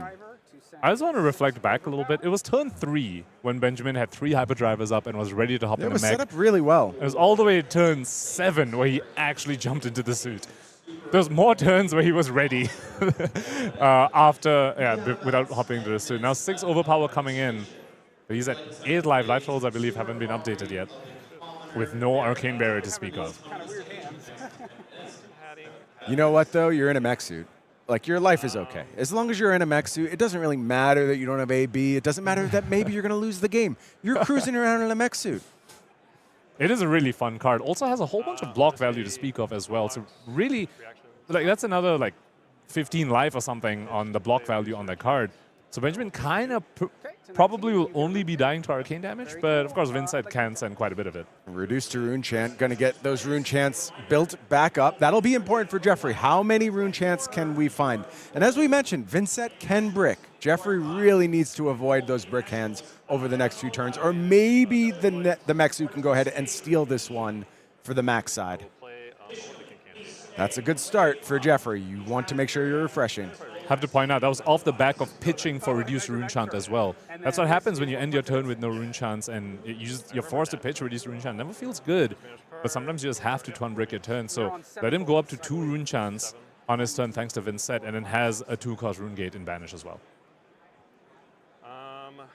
Jeffrey just checking in on that mech suit, making sure he understands exactly what it does. Fires here from the Banish zone. Benjamin says, I am no longer interacting with arcane damage. And you have to wonder if he just could get in the mech suit a couple of turns earlier, then it doesn't. You might not be able to interact with arcane damage that much anymore, but if you're sitting at like a 14 or a 15, you definitely feel a lot more comfortable. 6, though, thanks to the disruption and the bricks, that's a little bit rough. Yeah, that feels like you're on a 2-turn inevitability clock, basically. And I don't know if this Mechanoid is going to be able to offer the damage quickly enough. Does have a clean block here on the Deathly Delight. Because I lost life, but you didn't? Correct. There is some life loss, though, so life gain going to happen here. So I have to point out, Phase Purgatory as well on Jeffrey's side might come into play now that Benjamin's holding a big hand. Sure. Gets a temper counter, right? Yes, thank you for catching that. It did block. Did he draw the cards to be able to turn on Phase Purgatory? It looks like no. 3 attacks and a block card. That block card, though, potential to go ahead and make more Rune Chants. And to me, that's the name of the game right now. How many Rune Chants can we make? Let me just double check real quick. I'm like 95. Yeah, there it is. Okay. Double checking as a hyperdriver in the banish. So the next boost is going to get +2. Gas Up going to go ahead and refresh that hyperdriver. I was wondering what payoffs Benjamin had in his deck for having real hyperdrivers. The Maxx Armory deck was the one that sort of propagated that sort of game plan of having more real hyperdrivers in your deck. But Benjamin isn't playing many of those cards, so what was the purpose of the non-token hyperdriver in his deck? And here we see the answer. Blue Gas Up. Very, very innovative choice from Benjamin here. Yeah, I remember early Max lists really trying to do a lot more with the real hyperdriver in deck and Gas Up, trying to get that combo online as soon as possible. Which also means he got to crank that hyperdriver, and that's why he's able to send his Nitro Mechanoid first, because he has an extra action point to go ahead and do things with on the following turn. This also insulates him from Face Purgatory because Nitro Mechanoid has overpower. So this Jeffrey can't turn on Face Purgatory this turn, but Benjamin is still expertly playing around it. It makes 1 rune chant. Okay. So Jeffrey, though, does find good defenses here, just blocks with a card and uses that Haunting Rendition. Picks up an extra rune chant. We are going to play Crankshaft, spending 2. Yep. We will boost. Yep. It's a T-Bone. We'll trigger Hyperdriver. Go to And this one does get +2, thanks to the blue Gas Up. Don't love the blue Crankshaft. Would have loved some offensive output here, but we're doing what we can. Come up with 5 here. And the turn not over yet. Still more cards left for Benjamin. We're still going again. And The life total is getting lower here for Jeffrey. One floating as well. We can send the Mechanoid again.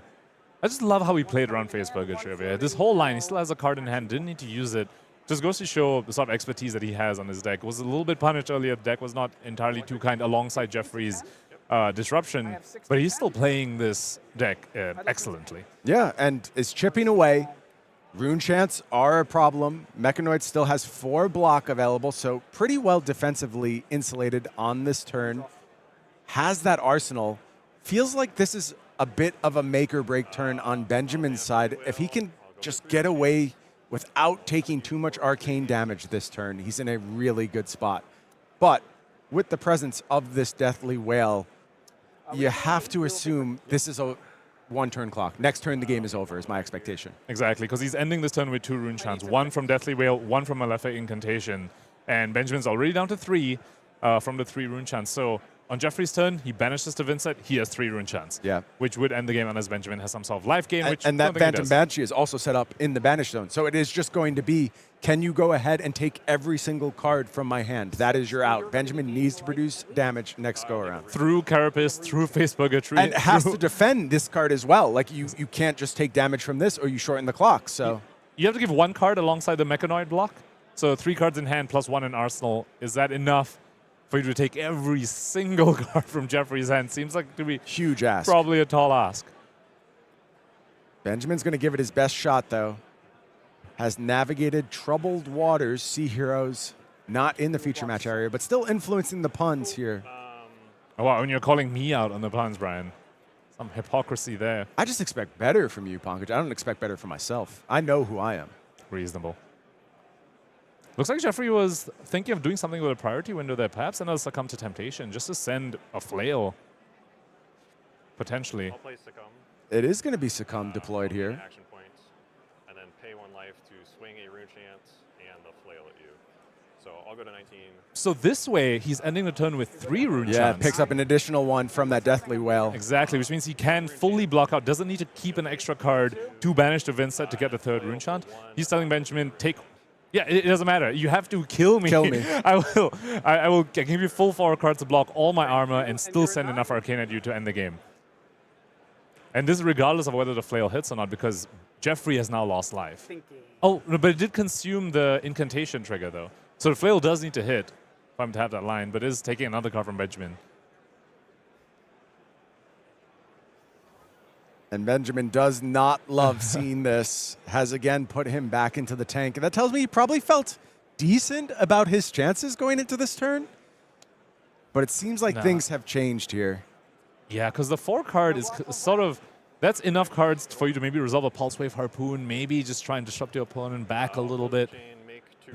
There's potentially an out there, but now... I will take 1 blood deck. This is a lot harder. And I will pass back to you. I wonder if maybe missing a rune chant there, Ponkage. I think so. Should have been 3. 2 It, from Deathly Whale, 1 from It Flail. shouldn't matter, but Shouldn't, And yeah. then did you take it could. Blood that was at 8, so you're good. Yeah, Okay. 9 days. Yeah, because now he needs to keep a card for the Phantom Banshee. Yeah. I mean, let's see. Let's see how it plays out. We're going to pick This time, though, has found a non-attack and attack to Play turn on recharge. Face Purgatory. Put a counter on this hyperdriver. Kicks We're things off putting with 2 recharge here to juice up that hyperdriver a little bit. Can he navigate his way out of a Face Purgatory this time? Looks like, yeah, he's playing a bunch of front pumps. No more hyperdrivers in the banish, I This turns like a believe. lot worse. I'm a dummy. That's So as long as he has a boost card right now, But does not have the hyperdriver, Fast and and Furious. Fast and Furious boosting. kicks things off here. And yeah, just confirming stuff here. Yep, boosting. It's a throttle. cool. This is getting +6. It's coming in for 9 go again. 9 Nice. is the offer from Fast and Furious, not really demanding too much as of now, but it is going to go ahead and get that Face Purgatory. 8. And draw a card. Yes. Has the pieces necessary to refresh the hand. Just takes a little bit of damage here, and there's plenty of cards left to put this hand together. Off the go again. We will. And it's Vantage 9 plus Adaptive 6, which Resolver. was face up from Benjamin I missed size, the not trigger. even This lethal. should be on 1. This should be on 2. So could Actually, activate I'm Maxx going here. to close the game. Just to get more action points in, or more actions before the end of the game, we're going to max. Yeah, get your game actions in. You're in the feature match area, Benjamin. Take advantage of it. Man. Feature Make match your area of hyperdrive. U.S. Nationals, exactly. And then 6 overpower. It's not lethal. Jeffrey can just do whatever he wants here. Yeah, Make a phase rune chant this and send. very easily.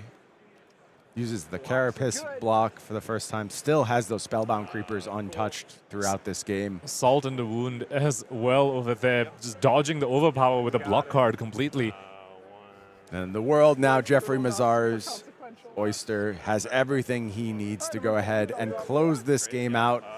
Vynnset trigger does banish another card here. We tick up to 3 rune chants, and then we're just going to go ahead and fire literally anything, but we'll make another, again, get your game actions in, another Malefic Incantation. It gets the fist bump for Jeffrey Mazar, and Vynnset moves on to 3-0, Ponkage. And you have to feel for Benjamin just a little bit. He was set up for Mechanoid, had it in Arsenal for so many turns, but disruptions alongside that one all-red hand as well just prevented that from coming online maybe a couple of turns earlier. And we might have seen maybe a little bit more of a nail-biter of a game if it came on earlier. But of course, both players playing that excellently. And I still have to call out Benjamin's amazing navigation, even all the way at the end of that. Yeah, you feel for Benjamin. When you're someone who makes the choice to show up with Maxx, you do it because you love that hero. I don't think even Benjamin would sit down and tell you that Maxx is the best hero in the room. But you're trying to show there's something special, something cool. And starting off 3-0 at U.S. Nationals would have been a great way to go ahead and prove that.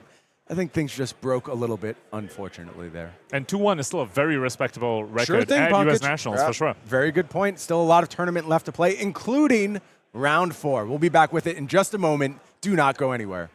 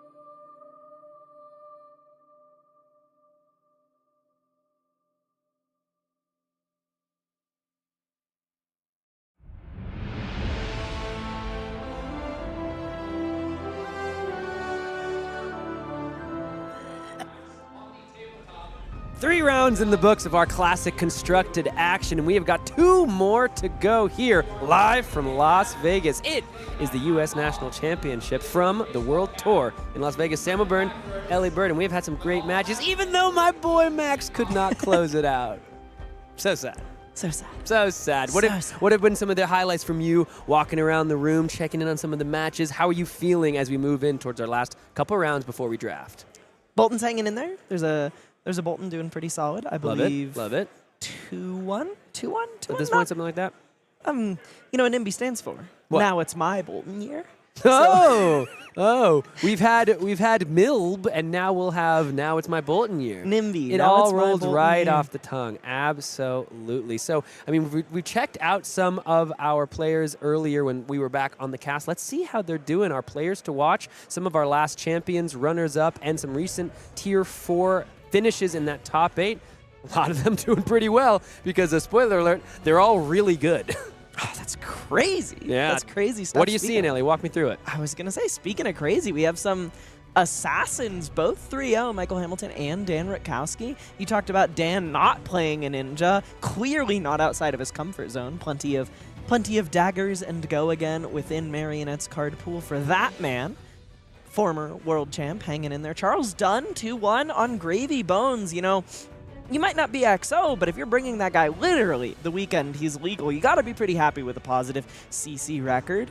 Yeah, taking a look, Evan Herndon, our reigning national champion, in danger of maybe not getting knocked out, but having a really tough path back to a top 8 and a potential repeat performance. Speaking of repeat performers, KO not treating Andrew Rothermel well at all. 1 and 2 alongside Michael Fung. But you look down at the bottom of the screen, Noah Bagelman's 3-0. The couple of Prisms remain kicking ass in CC. And Majin Bay, different wizard, same result, 3-0 for the boy.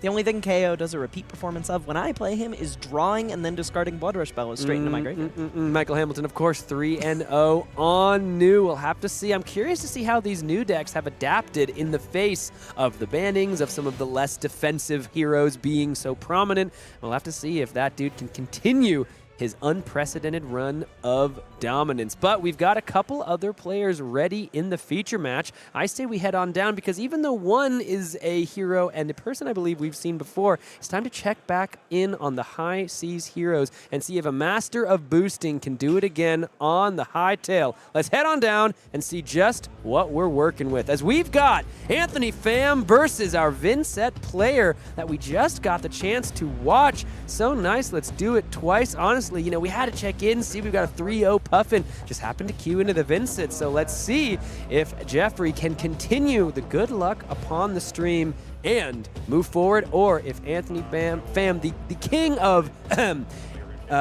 screw 'em boost is his tagline. It's his motto, shall we say. And let's see if he can do the boost and take it to the victory.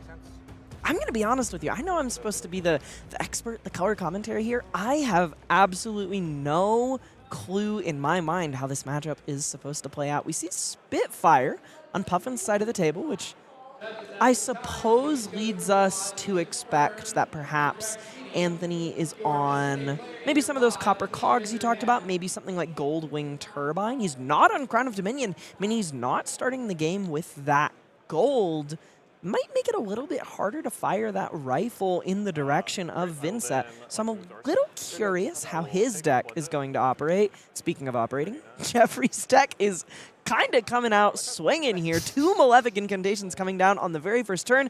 A red Rune Gate attack finding its way into the Banner Zone, starting the game with a Rune Chant in the back pocket. Yeah, no. And ready to fire off next turn. Yeah, pretty good on the turn 0. Just going to go ahead and get the 6 value that those Malefic Incantations represent. That is a huge, huge way to start this game for Vynnset. And Anthony has to respond with some major fireworks of his own, immediately getting the Polycranka into the arena. Here comes the T-Bone. We're going to go ahead and boost with it. Go again, triggers the Fast and Furious counter. Fast and Furious is going to trigger, immediately putting a counter back on one of those copper cogs. Now Vynnset here, have to imagine it'll likely be go again into a Flail of Agony as the best way to clear the Polycranka, because Vynnset's got a lot of big attacks, not the kind of thing she wants to throw into the Squawkin' Bird. Pitching into the zipper hit here. 2 floating. Boost again. Golden Skywarden means there's 5 more. Go again.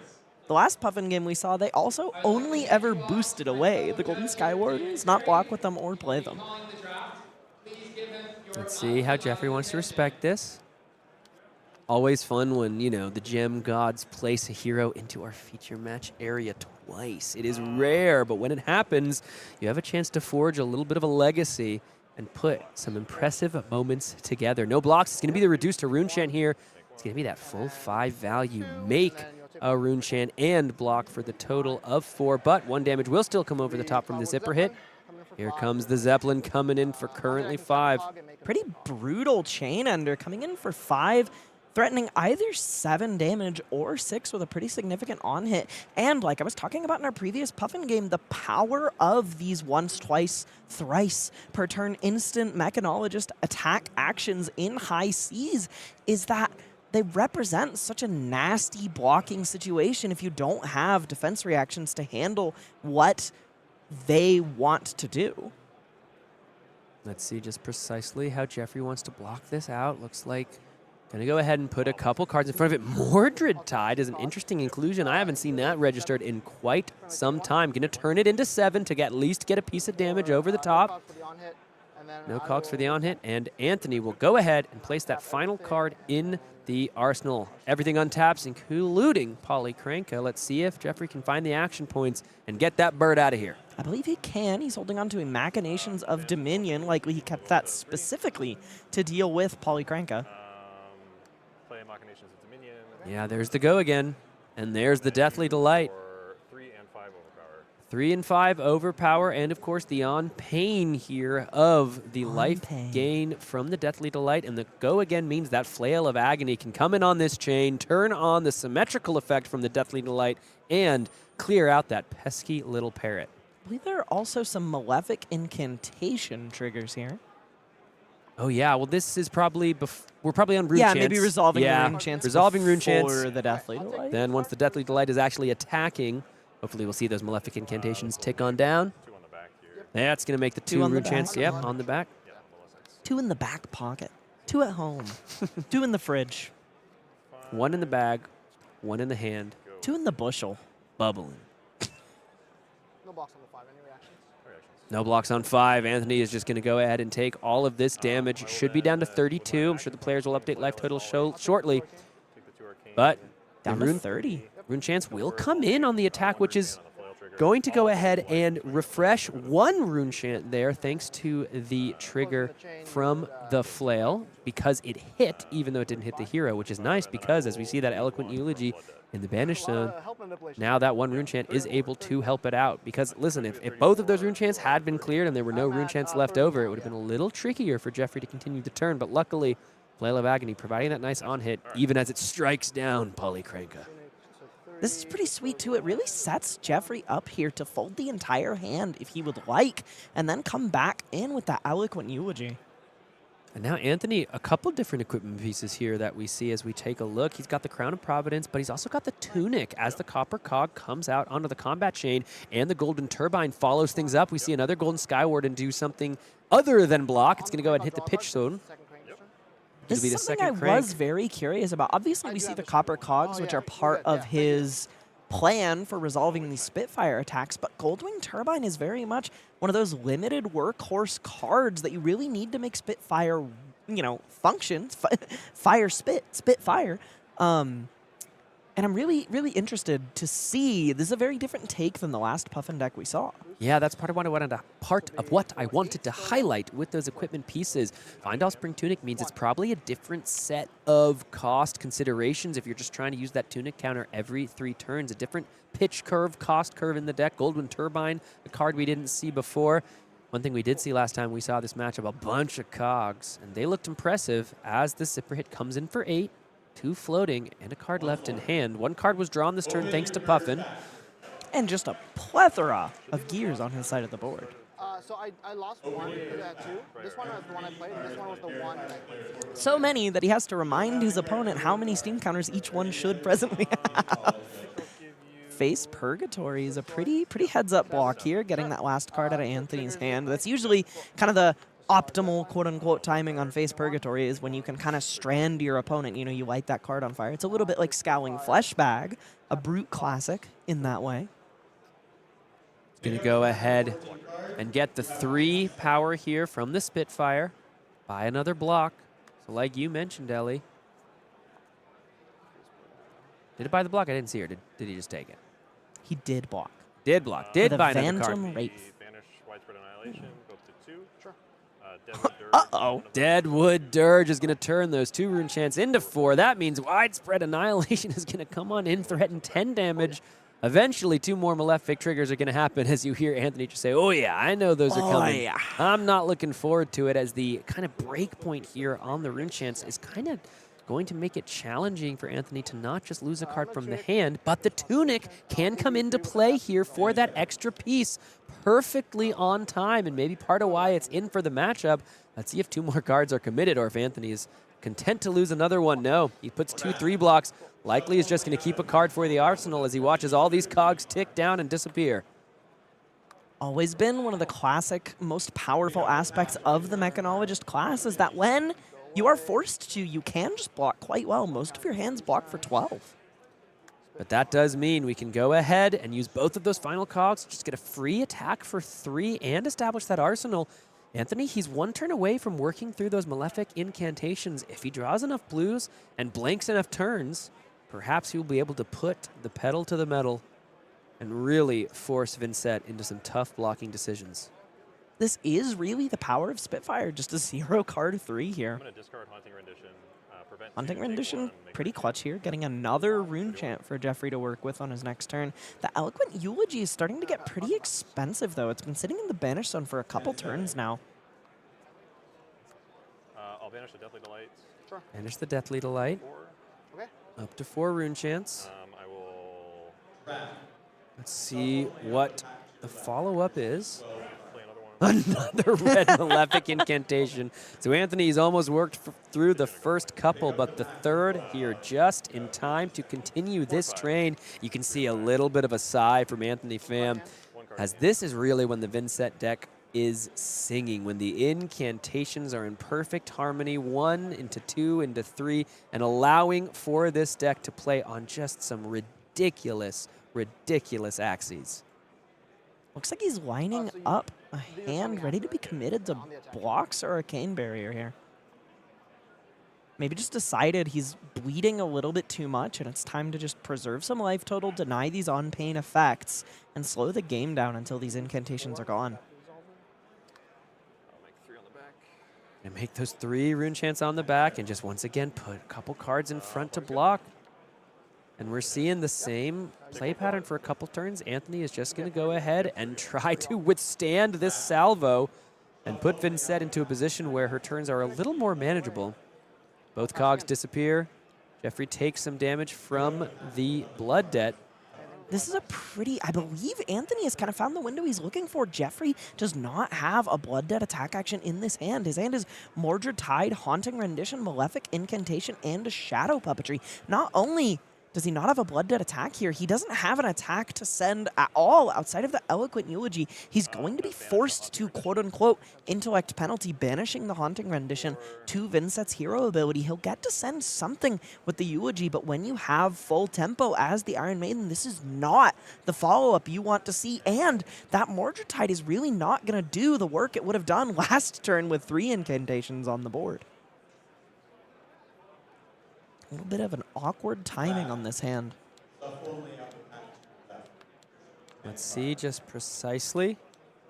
Jeffrey wants to work through this. It's another Malefic incantation, and yet another. Okay, maybe Mordred Tide's pretty sick right now, actually. Yeah. My bad, Hold my on. bad, Jeffrey. Mordred I'm sorry. Tide going to be played to turn this Eloquent Eulogy into anything but a small, beautiful noise. This is going to be a cacophonous roar from Vynnset, as the Malefic incantations will soon all trigger, making 6 rune chants in the back. Anthony has been disciplined. He's been A-Bing. He's been blocking. But will the salvo prove to be too much. Making the best out of a bad situation is Mr. Mazar here. He also is holding back that Shadow Puppetry to stick in the arsenal, setting himself up with a little bit more go again, maybe trying to capitalize on Anthony's play pattern here of trying to slow the game down and do a little bit of blocking so that he can just, he's like, you know, if you're going to sit here and block, you're going to try and slow this game down. I'm going to set myself up to go over big time. Anthony, he's really got to think about this turn and the next couple, as he's once again just going to go ahead and Arcane Barrier, deal with the 4, as 6 rune chants are made in the back. And yeah, we can see Anthony, he is really trying to set himself up well. Both of these last 2 turns, he's pitched a red and a blue. So if he thinks, I'm going to try to take this game long, I'm going to try to get to second cycle because, dude, what you're doing is looking pretty nasty. At least it's not all blues on the bottom. He's got red, blue in his pitch stack from the last 2 turns. So Anthony, he's keeping his life total high. He's trying to work through these Malefics. The onus is on Jeffrey to really put the pressure on and utilize the advantage that he's gained to actually force Anthony Pham to take some damage, because he's just getting full value out of his cards defensively every single turn cycle here. Will it be enough? I will choose to pay the 1. We're about to find out with Shadow Puppetry coming in, promising go again to this Deathly Whale. He has another Malefic Incantation in his hand. I'm curious to see if he has a particular plan for the Shadow Puppetry. Maybe he's going to pitch into the Widespread Ruin in his hand, or he might just be looking for an attack action card off the top. Here's the thing, the Tunic counter is back up for those 7 rune chants if Anthony wants to attempt to deny the ability for Jeffrey to gain as much advantage from the Deathly Whale. He's already lost the 1 life, so there's already 1 rune chant being created on the combat chain closing, but there's the Tunic. Do we see the 2 blues? Yes, we do. 2 copper cogs getting full 3 defensive value. But because of the paid life to Vynnset, the first one cannot be prevented. So Anthony here should actually have the 1 floating. Yep. It's a little bit of a miss there from Anthony. You can see him actually kind of shake his head. I'm not sure he would have utilized the Tunic if he didn't have to.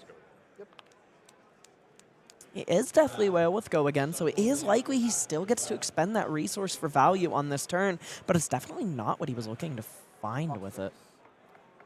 Block for a total of 6. Let's see what the follow-up is here. Jeffrey can just go ahead and pitch into a big attack, and a lot of damage might now come Anthony's way. All the defenses have been thrown down. And here comes the Widespread Ruin, so here's 9 more damage, and Anthony can do nothing but accept it. 1 resource means 2 damage is coming through, and then the 6 from the Widespread Ruin.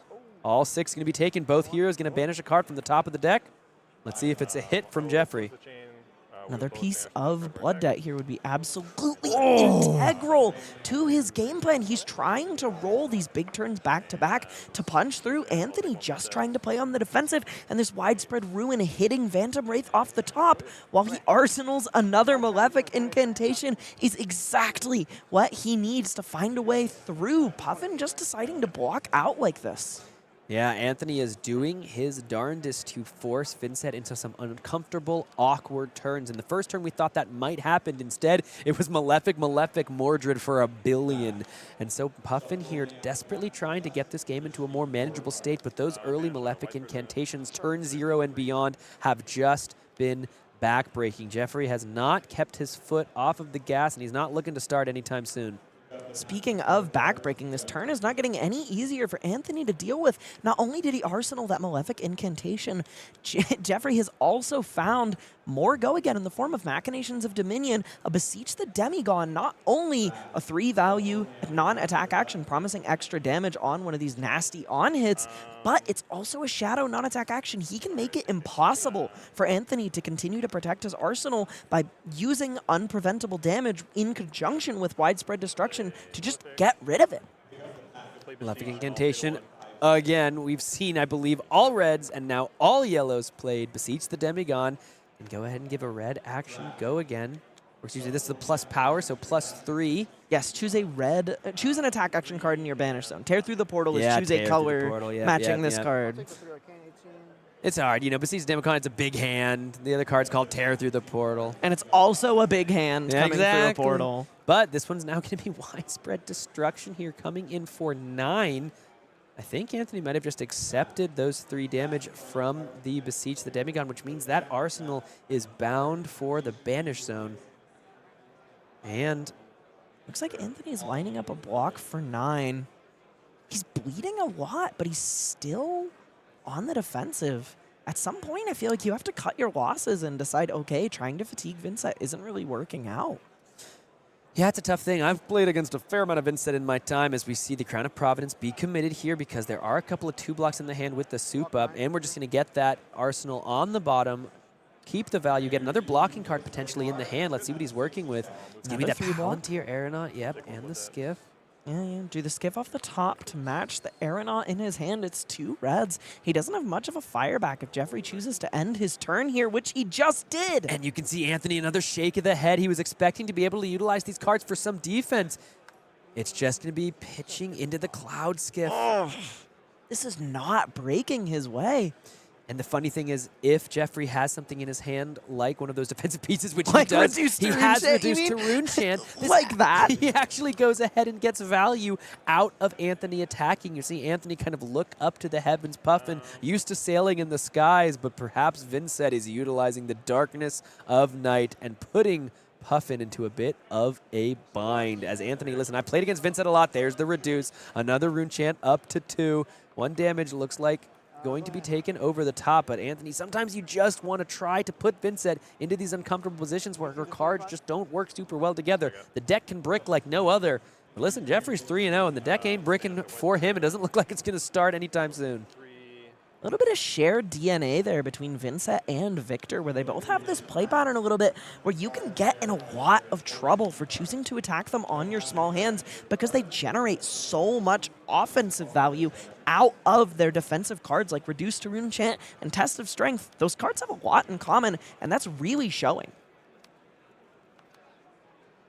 All right, let's see how Jeffrey wants to utilize this. It's the very last Malefic Incantation trigger of a game where we've seen every single one that could possibly resolve, and we're not close to second cycle. Like, there's only been, like, basically 15 minutes that have elapsed, and almost every single Malefic Incantation that could trigger has triggered, and the next one is about to. So if that doesn't show you why Jeffrey has been doing well in this game, I don't know what will. Life total's not that different. Jeffrey does have the tempo, and he does still have that 1 incantation left. I think I'll just pass back to you. With that 1 incantation left, though, it's possible that Anthony is about to finally turn a corner. Jeffrey opting just to pass through with a couple cards in his blood debt. He's decided he's almost out of incantation gas here, and he needs to set up to hit Anthony hard. And this is why Anthony was so defensive early. He was waiting for Jeffrey to take a bit of an off turn because Jeffrey is aware that if Anthony successfully gets all the threats out of the deck, the Flail of Agony is no match for the Spitfire. So the question is now, with this turn, we see 2 Copper Cogs have turned into a random card. He's now got cards on the board. He's got Cogs, and he's got a bunch of reds. Let's see what he's able to work through this turn with. It's going to be this. We're going to see that red throttle pitched in conjunction with the tunic counter to follow this up with Cogworks Zeppelin. Pretty nasty, threatening either a 2-card 8 or a 2-card 7 with an on-hit, depending on how Jeffrey blocks. Yeah, fascinating from Jeffrey there. He had the option to send some offense, but he is trying to find the action points. He wants to go wide. We saw that was how he got so much of the damage he's gotten in this game through, was on that big widespread ruin turn where he was able to work through the defense and then present a whole second threat. Bit of a classic Shadow Hero thing to decide, you know what? My life total is immaterial. What matters is that I execute my game plan. Here's the Zeppelin. On hit, can tap a cog to create a cog, or can tap a cog as an instant to get +1. God, this card is so nasty. Let's see, Jeffrey here, all of a sudden, he's facing down a potential for 8 damage, and he's at 19. This goes to show a player of Anthony's caliber, understanding, adapting game plans on the fly. Jeffrey has had so much going his way early in this game. Will the advantage that he gained from those early turns be enough to push him forward? This is just some classic Flesh and Blood we're getting to watch. You know, just a good game. One player advantaged early, has the tempo. Anthony doing a lot of blocking, getting value out of his cards. Can he turn the corner? I love it. This game's great. Just happy to be here. I'm just happy to be here at the end of the day. I'm just happy to be here. It's US Nats. It's a new meta. Like, this is sick. I see Ponkaji's laughing at me from over there watching the game. Not just because the vibes are hot. Now Ellie's laughing at me. golden card. I'm not laughing at you. Okay. I'm laughing with Pankaj. Okay, okay. As we see the Spitfire here, it looks like that's going to be the way the cog is going to be utilized from the Cogworks Zeppelin creation. So a lot of damage that Anthony was able to present. Jeffrey all the way down to 10. Anthony was not able to establish an arsenal, but all of a sudden, Jeffrey might have to block if a turn goes sideways in the near future. Let's see what Jeffrey's been passing through for. Another Deathly Whale into the banished zone. And let's Shadow see. Puppetry in hand, gonna hit the chain. I believe he's paying the 1 life down to 9. He wants to force this Deathly Whale through to generate some extra rune chance. This is why he passed last turn. He didn't have a way to continue rolling rune chance together. And now that he can, this Katamari Ball of Death continues to roll its way towards Anthony's life total. And the tough thing here, Anthony, he had all the blues on those early turns, and this turn it's a bunch of reds. So he has to take the rune chance. Down to 14 he goes, a couple 3 blocks. But with the 1 damage paid to the Shadow Puppetry, the Deathly Whale can make 2 more rune chants than Anthony can do not but stare at and accept. The upside of this situation is that if he is forced to give his whole hand on the defensive here, he will still have 2 cogs on his turn to swing for a 0-card 3 with Spitfire. I'm going to close the chain. Makes 2. Make 2, go up to 3. Up to 3 rune chants. Game is getting down to the wire. Play Machinations. Machinations of Dominion. This is the big turn he was setting up for. Passing through has clearly shown to be worth it. This Deathly Whale is just motoring its way through Anthony's life total like his Zeppelins have attempted to motor through Jeffrey's. Buy a block for a total of 6. There's the Tinker Rings. Going to go ahead and make a cog on defense. Not really doing what you want to here with it, where you often will line this up with another way to make a cog on your opponent's turn. Pinion Sentry, Tough Old Wrench, Teeth of the Cog, so that you can draw a card on the defensive. He's not really getting that value here, just committing it for 2. Definitely far from ideal, and this Eloquent Eulogy is going to follow this up. Anthony's going to have to accept at least some point of this damage, and the combat chain is still open from the Widespread Ruin, which means the combat chain lost life effect is already online. Anthony's just going to take the 4 down to 7. He's going to go ahead and banish. That's not a hit, but there's still a card left over, and the Eloquence means all of the avenues are open for Jeffrey.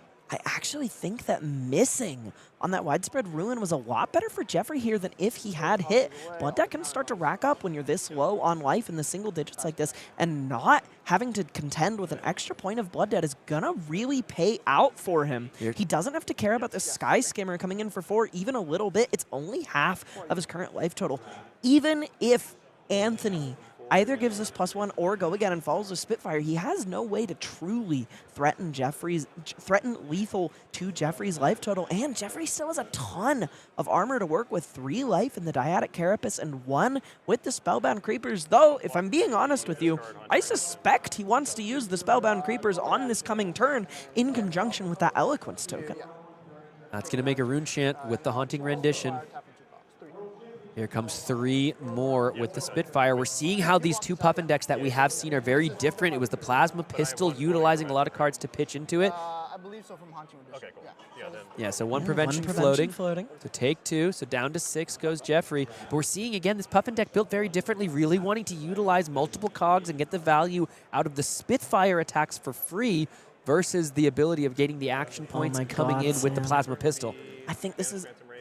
Yeah, another 3-cost in conjunction with a Deadwood Dirge. This is... Oh, that's so interesting. He chose to Arsenal with 2 cards in the Banish Zone rather than send anything at Anthony. I'm so curious to see how this breaks for him. Yeah, fascinating. Anthony now has all the tempo. He can come in and attack, try to work down the life total. Here comes the T-Bone.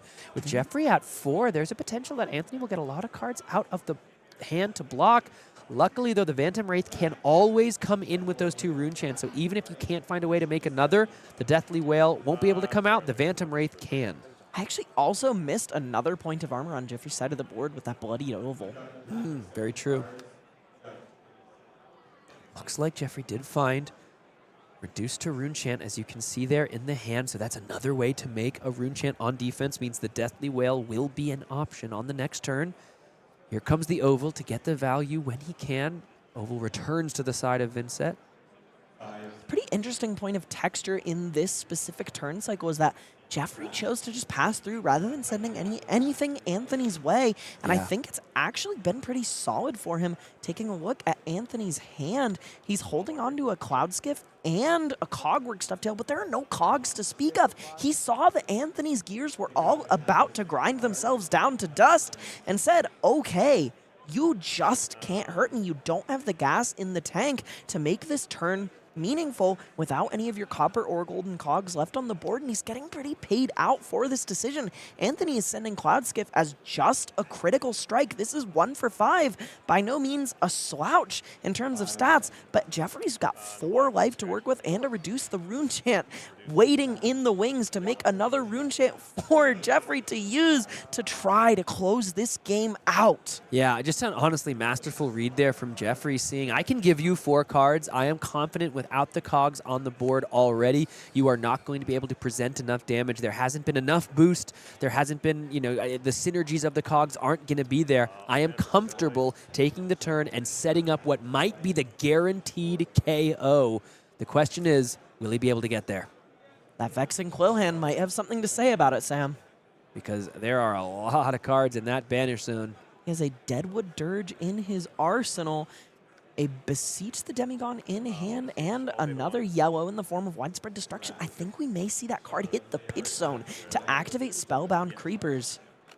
Here comes a big old Deathly Whale. I believe he's paid 1 life. Like we're talking about, to a Shadow Runeblade, the life total is immaterial, embodying the true card game masterful kind of ethos of the only life point that truly matters is the final one. He's leveraging all resources, life included here, to try to finally get through this game. And Anthony holding on to just 3 red cards here. Any future arcane damage is going to be pretty brutal.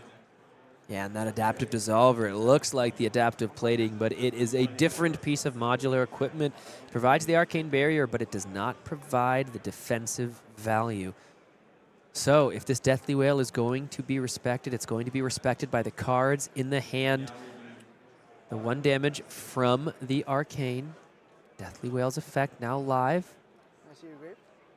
Can you go ahead and check through the graveyard, see what the potential follow-ups are? Oh, sorry, the non-playable. Oh, 2 Hunting cards. Edition. He's got that Deadwood Dirge in his arsenal. I believe the Lion following this is going to be an activation of Spellbound Creepers pitching Destruction after closing the chain, so that Deathly Whale will generate 2 rune chants.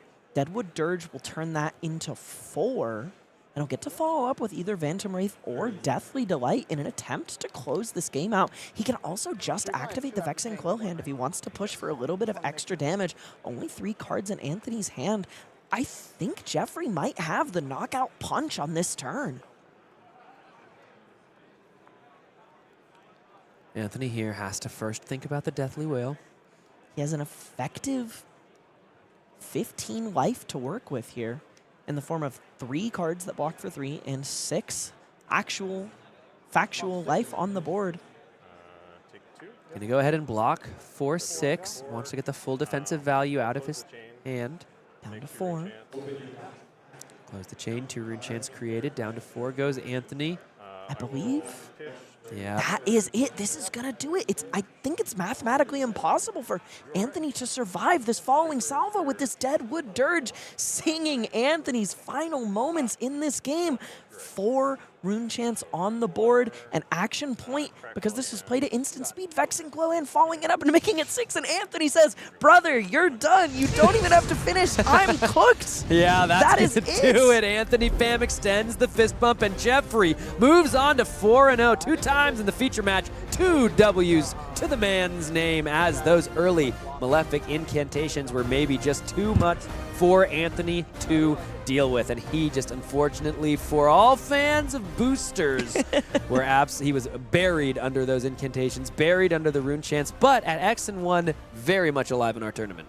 Very much alive in our tournament, just like Jeffrey Mazar, really masterfully piloting Vynnset through these Swiss rounds. Really excited to see how the rest of his bracket goes. Yeah, I mean, we talked about it. Some pretty big reads, some pretty big plays, some pretty big call-outs. So we've got to wonder, will he be able to parlay that further into another Swiss round win and then potentially to the draft format, which is coming up shortly, but we do, of course, have another round for you in just a couple minutes. I do want to speak just a little bit more about all that we've seen today and the potential for these high seas heroes. We're going to have to check in with our standings in just a couple seconds here and see what of the heroes are still kicking around, but I think we can go ahead and take a look in and see which of the high seas heroes are remaining, because we just saw Puffin fall. I'm looking at the top. There's Jeffrey's name.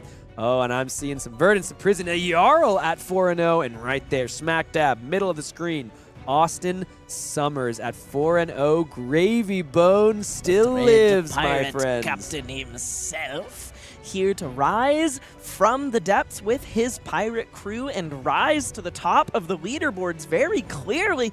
4-0, Austin Summers on Gravy Bones. Long-time illusionist player. I've only ever seen that man play Prism. Big time. And Dromai back in the day. And Dromai. Prism and Dromai. And Necromancer may not be illusionist, but it is an ally board state class, and it's very clear that his mastery of this type of gameplay is pulling through here. And speaking of people with a mastery of a certain type of gameplay, Andrew Lawrence on Florian hanging out 4-0, and all the players following him doing amazingly well on their respective heroes. Even a Dio may not have worked out quite so well for Mr. Herndon at the moment, but Jacob Pacheco at 4-0 on Miss IO herself. Absolutely. Shout out to Raj Parikh as well, friend of the coverage team, for rocking out an Arachne Marionette. We've got a Cindra at 4-0 as well. Let's take a look at the second page of our standings as we look ahead at some of our other X and O's. We can see a couple of news, 3 Kanos, and even a Kassai sneaking in there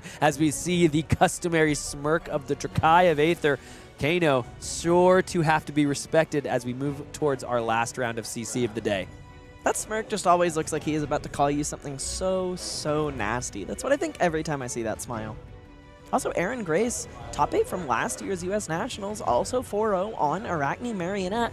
I think a lot of people were not really ready for Assassin to be such a fantastic pick for this event, but it's really showing its chops. As the meta shifts around, New has a hard time into some of these high seas heroes. She can't really make full use of their blues, including Marlynn, who, if their blues are arrows, she can't play at all. You would think this hero might be a little hamstrung coming into this event, but this, class just showing its chops. It has so much card quality on its side that it's really just pulling through. 100%, yeah. Shout out to Jude Cornett, finalist from the Calling in Portland on New as well. Might see him later in the day. I think we've got some more 4-0s to look at the end of this round before we move on into the final round of CC. And let's see the final 4-0s of the tournament so far. We've got at the top Majin Bay, friend of World Tour Weekly, and dare I say friend to all as well. It's Kevin Murphy, recent top 8 finisher in London, still kicking ass and taking names on Prism.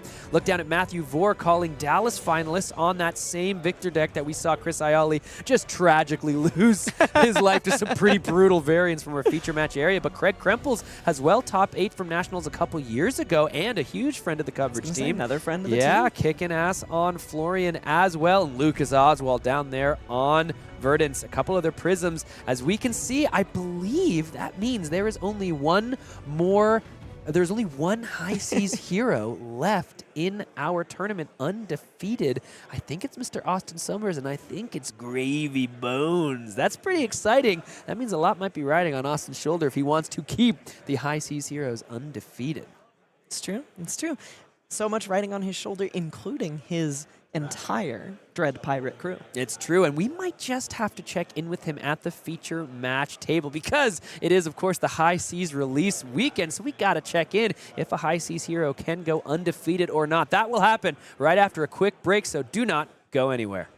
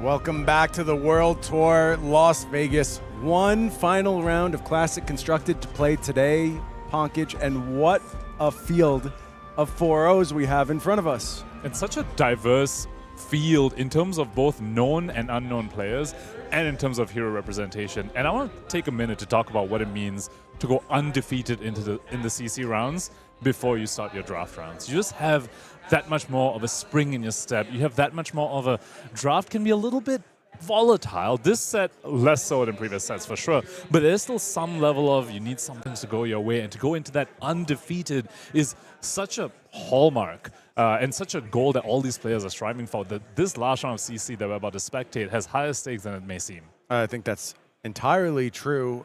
I just have to reflect on 10 different heroes across the top 10 seats of this tournament so far. And amongst those undefeateds are the players we have ready in our feature match area.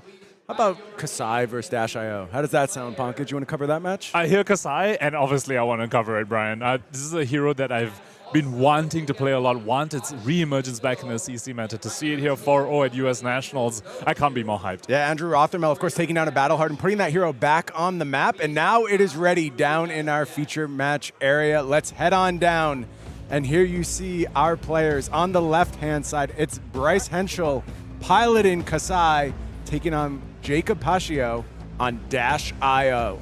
And lots of intricate things in this matchup, lots of things going for both heroes. On the one hand, Kassai really likes when the opponent has mostly attack action cards that block, and Dash.io is mostly blocking attack action cards. So both these Centauri Sabers, you can expect, will have their effect online because of the way Dash.io wants to block.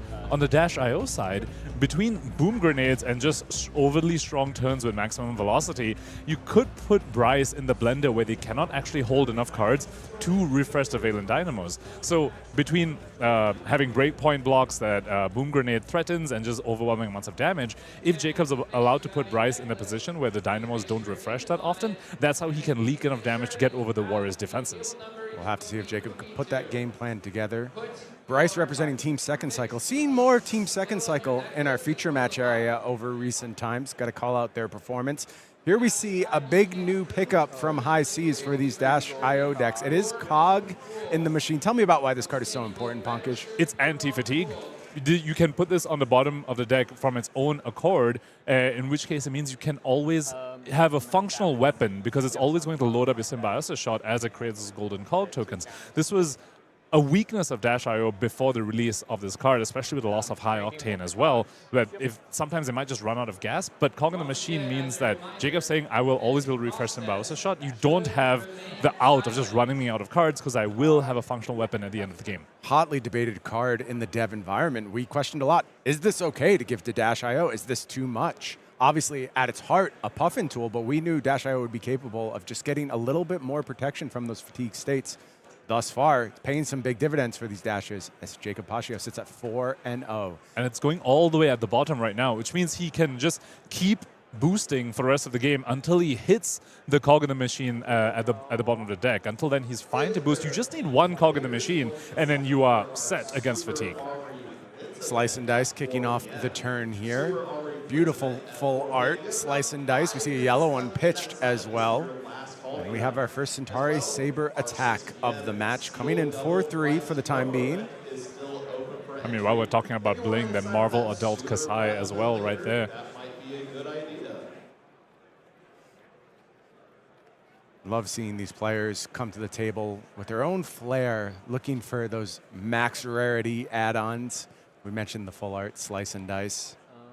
Whether bling will be present throughout the match. We see those golden cogs shining down there in the feature match area. Well, Jacob with a little bit of a resource-rich hand there. 3 blues in there, and he managed to set up a Techno Core of the top of the deck and on turn 0 as well. So, few too many blues in his hand to be comfortable with. Is going ahead and blocking with one of them, which does trigger the Centauri Saber's effect. Blade Runner coming down, bestowing go again on this Saber attack. Shelter from the Storm pitched for second Saber here. Not looking to set that one up in Arsenal, just prioritizing the damage here. With Dash.io starting out at lower life, you can understand why. 6 damage coming through. Yeah, it may seem like an interesting decision to pitch that away since you want to be defensive against a Dash IO typically, but you really want to get the value from the slice and dice as well. And aside from just fatigue and potentially running the Dash IO out of threats, another potential win condition is actually just to kill them. And these Kassai decks these days can be quite aggressive. I think full turtling is actually a recipe for disaster. I do think you need to go ahead and present damage. That's not saying you're locked into winning by damage. You still may try to fatigue this Dash IO, but just sitting back this early in the game is not a winning strategy. And very importantly for Kassai, also have to note, she does want to fill up the graveyard to go ahead and activate her abilities. So that's 2 reds now that are in the graveyard, needs a few yellows in there, and you can start activating Kassai. And once you can start doing that against a Dash IO, you can seriously outvalue them. Every time you pitch a gold, you're effectively just drawing a card. Every gold creation in Kassai is very, very scary, and Dash IO not really known to be a very good blocking deck. So Kassai wants to make use of Ynez over here, make those coppers, make those gold, and then go ahead and overwhelm the Dash IO with value. Yellow zipper hit kicking off the turn here. There we see a yellow block in the form of this blood on her hands. Not choosing to push those Valiant Dynamos in quite yet, looking for a better spot down the chain perhaps. Break the chain. Also point out the Kabuto of Imperial Authority from Bryce's side over here. Less powerful now into Dash IO, that High Octane's not a card, but Cog in the Machine does still let you send 2 Symbiosis shots on one turn, should you choose to use it that way, and Kabuto can potentially just give him a couple, maybe 2 extra points of value. Oftentimes, Dash IO's turns are pretty telegraphed that they're going to send a Symbiosis shot at the end, so you can just have your headpiece block for 4 instead of 2 effectively, and that could be just enough value to get over the top. Did have our first Cerebellum processor of the match. Go ahead and join the arena here. That is online now. See if this chain is going to continue. Looks like Teklo Cord, last card in Jacob's hand. Yeah, very, very resource rich, but getting a result this means that your next couple of turns can effectively go pitchless. He's going to pick up a card here on the back of that Cerebellum processor. Oh, maximum velocity on top, Brian. With the blue in hand. Oh, looks like the blue's going to... Oh, yeah, looks like with the blue in hand, with a Teklo Core already, if he draws enough boost cards, might be able to just resolve that maximum velocity. Yeah, I think they were both blue, and now with the non-boost card in Arsenal, it gets a little harder. It does have that Cerebellum processor there to go ahead and find another card off the top. Of course, with that Dash IO knowledge of exactly what's going on. Single Centauri Saber kicking off the turn here. Could be a light turn from Bryce. And another Blood in the Hands pitched as well. We saw one being blocked with and one sent to the pit zone right now. That makes future Spoils of War potentially a little bit less threatening. It's only 1 Blood in the Hands remaining in the first cycle of the deck. And Jacob looking to shove in the crown here. This feels to me, Punkage, like an offensive crown, looking to reset that arsenal and look for another boost card.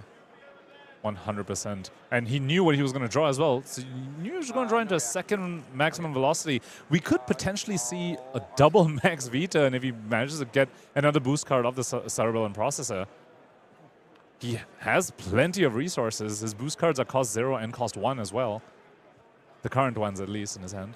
We'll see if we can see some fireworks here from Jacob. That processor going to stick around one more turn. As you mentioned, resource-rich. Teklo Core kicks it off, but of course, Teklo Foundry Heart. Also, very importantly, going to be able to reset that top card in deck for Jacob and get a little bit closer and try and find exactly the boost card needed to go ahead and unlock here. Could even set up just a single Max V on this turn and you set up the other one in Arsenal, because your opponent is very likely going to block out when you do a full Max V. Seems totally fine. Is that a backup protocol on top? I think. Oh, no, is that Teklo Pounder? Yeah, wants to reset that one. 3. You're going to see a Teklo Foundry Heart right now. Is he happy with the top of the deck? Bryce fine staying defensive so far.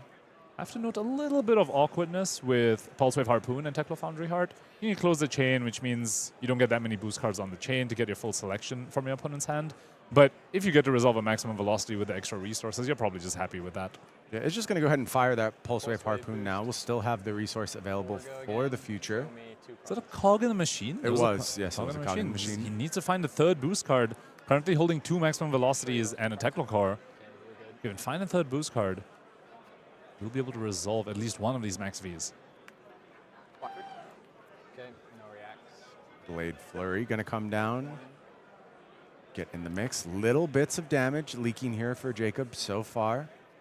2 boosts have occurred. I'll break We the check the chain. top card one more time. Chain now gets closed. Is it Processor or is it Foundry Heart? It's Foundry Heart. Foundry Heart going to clear that T-bone and a pounder. So there was a 0-cost boost card on top, but he wasn't happy with the T-bone. Digging further, but now he found another item on top. We're going to see the gear shift here. Changing a top card again. Needs to find a boost card, Brian. If he doesn't find it, as a red T-bone, would have been happy with that. Oh, that's a 0 to 60. Zipper hit on top, Oh, I think. I thought it was 0 to 60. May have been. Pretty confident it was a boost card, either way. To draw a card. Time for Cerebellum Processor. Picks up the card off the top. Still has 1 action point remaining thanks to Heavy Industry gear shift. Was a 0 to 60. In the end, a blue one again. Jacob, we saw him take risks again and again to try and have a red boost card on top. Unfortunately, still at least managed to find one, Brian. That could have been really, really rough if you just found another item, and like an attack low pounder or another non-attack, like the cog in the machine on top. Yep, but puts together a decent turn here on the back of that Max V, coming in for a big 10 on the end of the chain. A lot used on that turn, though, Pankaj, and thus far, results not that impressive. Still multiple cards left here for Bryce that he could use on the defense. So I would have to say a small win for Bryce in this exchange. He was really looking for a boost card that he could pitch into. Like, I think he would have been happier with a zipper hit or even a throttle, probably, to make use of the extra cards. I'll play Teclo Core. Yep. Pitching a Teclo Teclo Core Core. off the top. Okay. Same Bowser shot going up to 5. And with no more high octane, those shots can be difficult to get full value out of. Cog in the machine does help a little bit. And with the industry gear shift gone as well, Jacob, not too many options to get multiple action points on a turn to really make use of all the Symbiosis shot counters. Pass is good. Yeah, if I'm in Bryce's seat, I feel pretty good about weaseling my way out of that turn at a healthy life total. But unfortunately, Jacob is set up again. The Teclo Core has been refreshed. We know another Max V already at the ready in hand. There's a backup protocol as well, which should help get any number of boost cards that Jacob needs on this turn. So his arsenal is also a maximum So he's velocity. seen all so the once Max again, Vs at this point. But this is not how you want to see Max V with like a few other boost cards. This time, it's even worse because he's not resource rich as he was earlier. Backup protocol can help you get a boost card, but it does cost quite a bit. Yeah, and there's actually no blues in that hand. It's just a yellow. And this time the boost cards aren't cost 0, they're cost 1s. And we've seen Dash Arrow be very explosive just today on stream already. But sometimes the resources don't line up the way you want it to. It does have a little bit of clunk. Let's find a boom grenade off the top. Okay, so we're getting value on this turn. We are clunky, but we're finding a little bit of extra spice to add off the top of the deck. 5 go again. Awkward break point into Kassai. Of course, those Dynamos plus a card cover up your 4s very nicely. 5, a little bit more awkward. But one important thing about forcing Dynamos blocks when you are sending a wide enough chain is that it's difficult for the Kassai to refresh the Dynamos following up, which means you can continue threatening those breakpoints because Jacob didn't crank that boom grenade. Even if Bryce survives this boom grenade turn and it doesn't pop, there is a following turn, which this time might be a maximum velocity turn. A lot harder to block out boom grenade on a maximum velocity turn. I think it's worth pointing out, Bryce has been very patient with those Dynamos, knowing that he'll be put into defensive posture quite regularly in this matchup and does not want to get stuck without those available to take care of a really important on-hit that may come further down the line, probably in the form of boom grenade or, God forbid, double boom grenade type turns. I have to wonder what Jacob is thinking of. It has a line where he pitches the Max V for zipper hit and then just resolves the backup protocol, not cranking it, leaving the options open for the following turn. Seems okay. Yeah, it seems just okay. The thing is, because if you already have a maximum velocity in Arsenal, it's really awkward to hold on to another one. It's difficult to do a double Max V now without the heavy industry gear shift. Could also cash in backup protocol right now. Is cranking here. And here we see the awkwardness of the Symbiosis shot, Brian. 6 counters didn't get extra value from playing an item because it does have a maximum of 6 counters. Activate backup proto. We are just going to immediately cash in this backup protocol. Zipper hit. Return another zipper hit here, okay. And fire that one off with the Max V. Boosting it as well, wants to at least fire the Symbiosis shot at the end of this. A lot of cards, a lot of resources being used. Good news is that Max V goes back into the deck for the pitch deck. And again, just a really nice cover of these breakpoints using the Valiant Dynamos. And then Symbiosis Shot comes through to go ahead and close out the turn here. But for Bryce, No blocks on 2 cards left, maybe able to refresh those Dynamos on this turn cycle. And Symbiosis Shot isn't threatening Boom Grenade, so Bryce happy to take that 2 damage. And knowing that Boom Grenade is going to stick around, you really do want to refresh those Dynamos. There are enough yellows to do a Kassai activation over here, because Jacob is posturing that he wants to do a strong turn, probably wants to keep many, many cards. Next one. And this is a yellow that goes to a graveyard immediately. There's at least 1 blood on the hands as a Kassai can be activated. Nice. Exactly what Bryce was looking for here, I think. There we go. Kassai activation. Do you want to have your big turn, or do you want to give me a gold, which is effectively a full free card draw in Kassai? Speaking of gold, Brian, you have to wonder whether Bryce is sporting the new Fabled from High Seas. I have to assume so, Pankaj. A big ad for Kassai. Speaking of big ads, Sharpened Senses as well. From Hunted, not from High Seas, but still a card that has made waves in Kassai. Headed to the pitch zone here for Bryce. Here is our second Saber activation. So we did refresh those Dynamos. No action. And the gold is going to go through. Kassai gives the gold on hit to both Sabers on the turn. Gold created Valen Dynamo's refresh as well. Slow extracting value game plan from the Kassai over here. Classic Kassai, I would say. Kassai was at her best in the metagame back during heavy hitters. Won some callings in the hands of folks like Matthew Dilks. It was this style of Kassai we often saw played. All right. Take me back.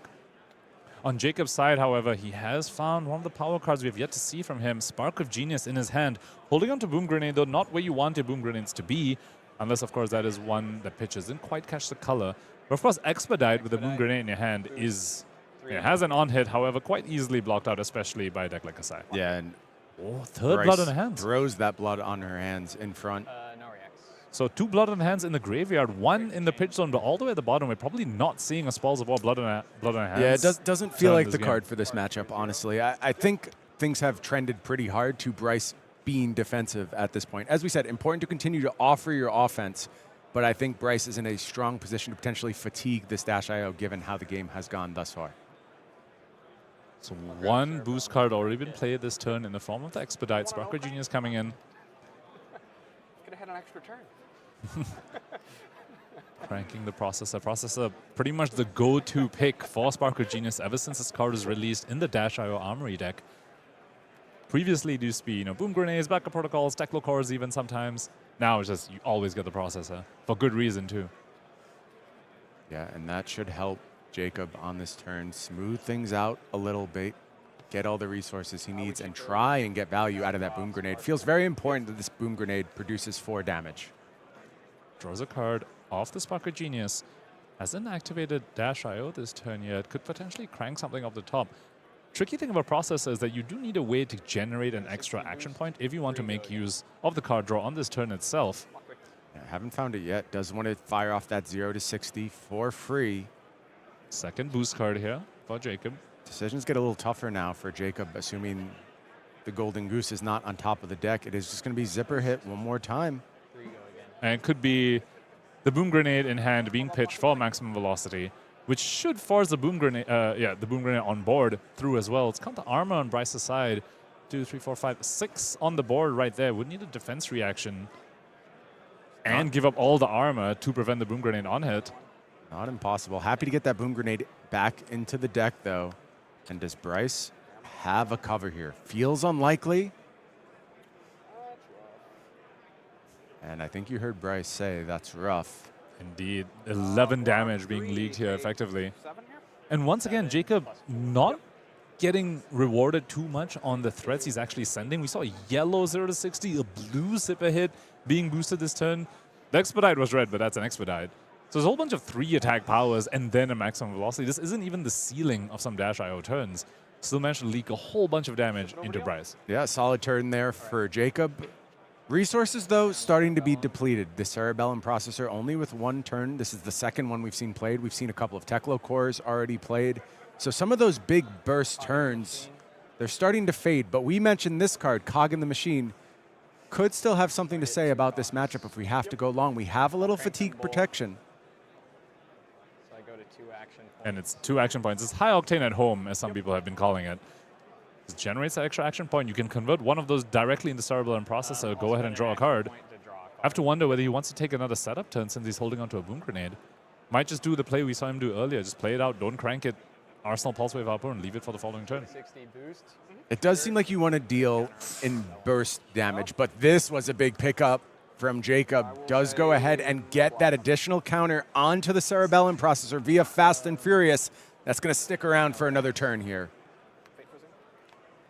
Wait for seeing a clean block, insulating him from any sneaky boom grenades off the top. Can just close the turn here with Pulse Wave Harpoon. 4 go again, X is 2. Pulse Wave Harpoon coming in once again on Chainlink 2 over here, Brian. So Kassai is very happy to just reveal a couple of 3 blocks and say, you don't get an option. You could just reveal reactions, and Jacob won't get an option either. Once more, good block available for Bryce here on the back of that Valiant Dynamo, full cover. And when you see Kassai block with Dynamo, you know they're planning to refresh it. Like they wouldn't send it unless they have a hand they can refresh it. So it's going to happen. I mean, you also know he's holding a second run through. So we will defend it. Is leaking a little bit from the Symbiosis shot, which does mean Jacob needs to arsenal the boom grenade. Yeah, but Jacob picks up another action point here on the back of that backup protocol off the top. So doesn't need to arsenal it. Could just play it from hand and not crank it. Oh, sends Symbiosis shot. Yeah. Another 2 damage. I like it. You know Bryce isn't going to block here. You have to get that life total lower. Bryce falls down to just 14 on the back of that Symbiosis shot. Oh. And just going to go ahead and get this backup protocol out of here now and set up a strong arsenal. It's going to be the Maxx V that's going to ultimately move to arsenal. Good info for Bryce to have, but still you have to overcome it despite knowing about it. And yellow boom grenade is what really unlocked that. So yeah, backup protocol just showing the flexibility in this deck, cranking off the top, giving an extra action point, and then giving you a selection of the best attack in your graveyard to go ahead and set up. Here's a draw swords from Bryce. This really ups the damage potential of this hand. Yeah, draw's good. So card's been drawn. Kassai is active. These sword attacks are now free. Will need to pay for a go again, though, unless he's found something like an Unsheathed, which is a 0-cost go again enabler.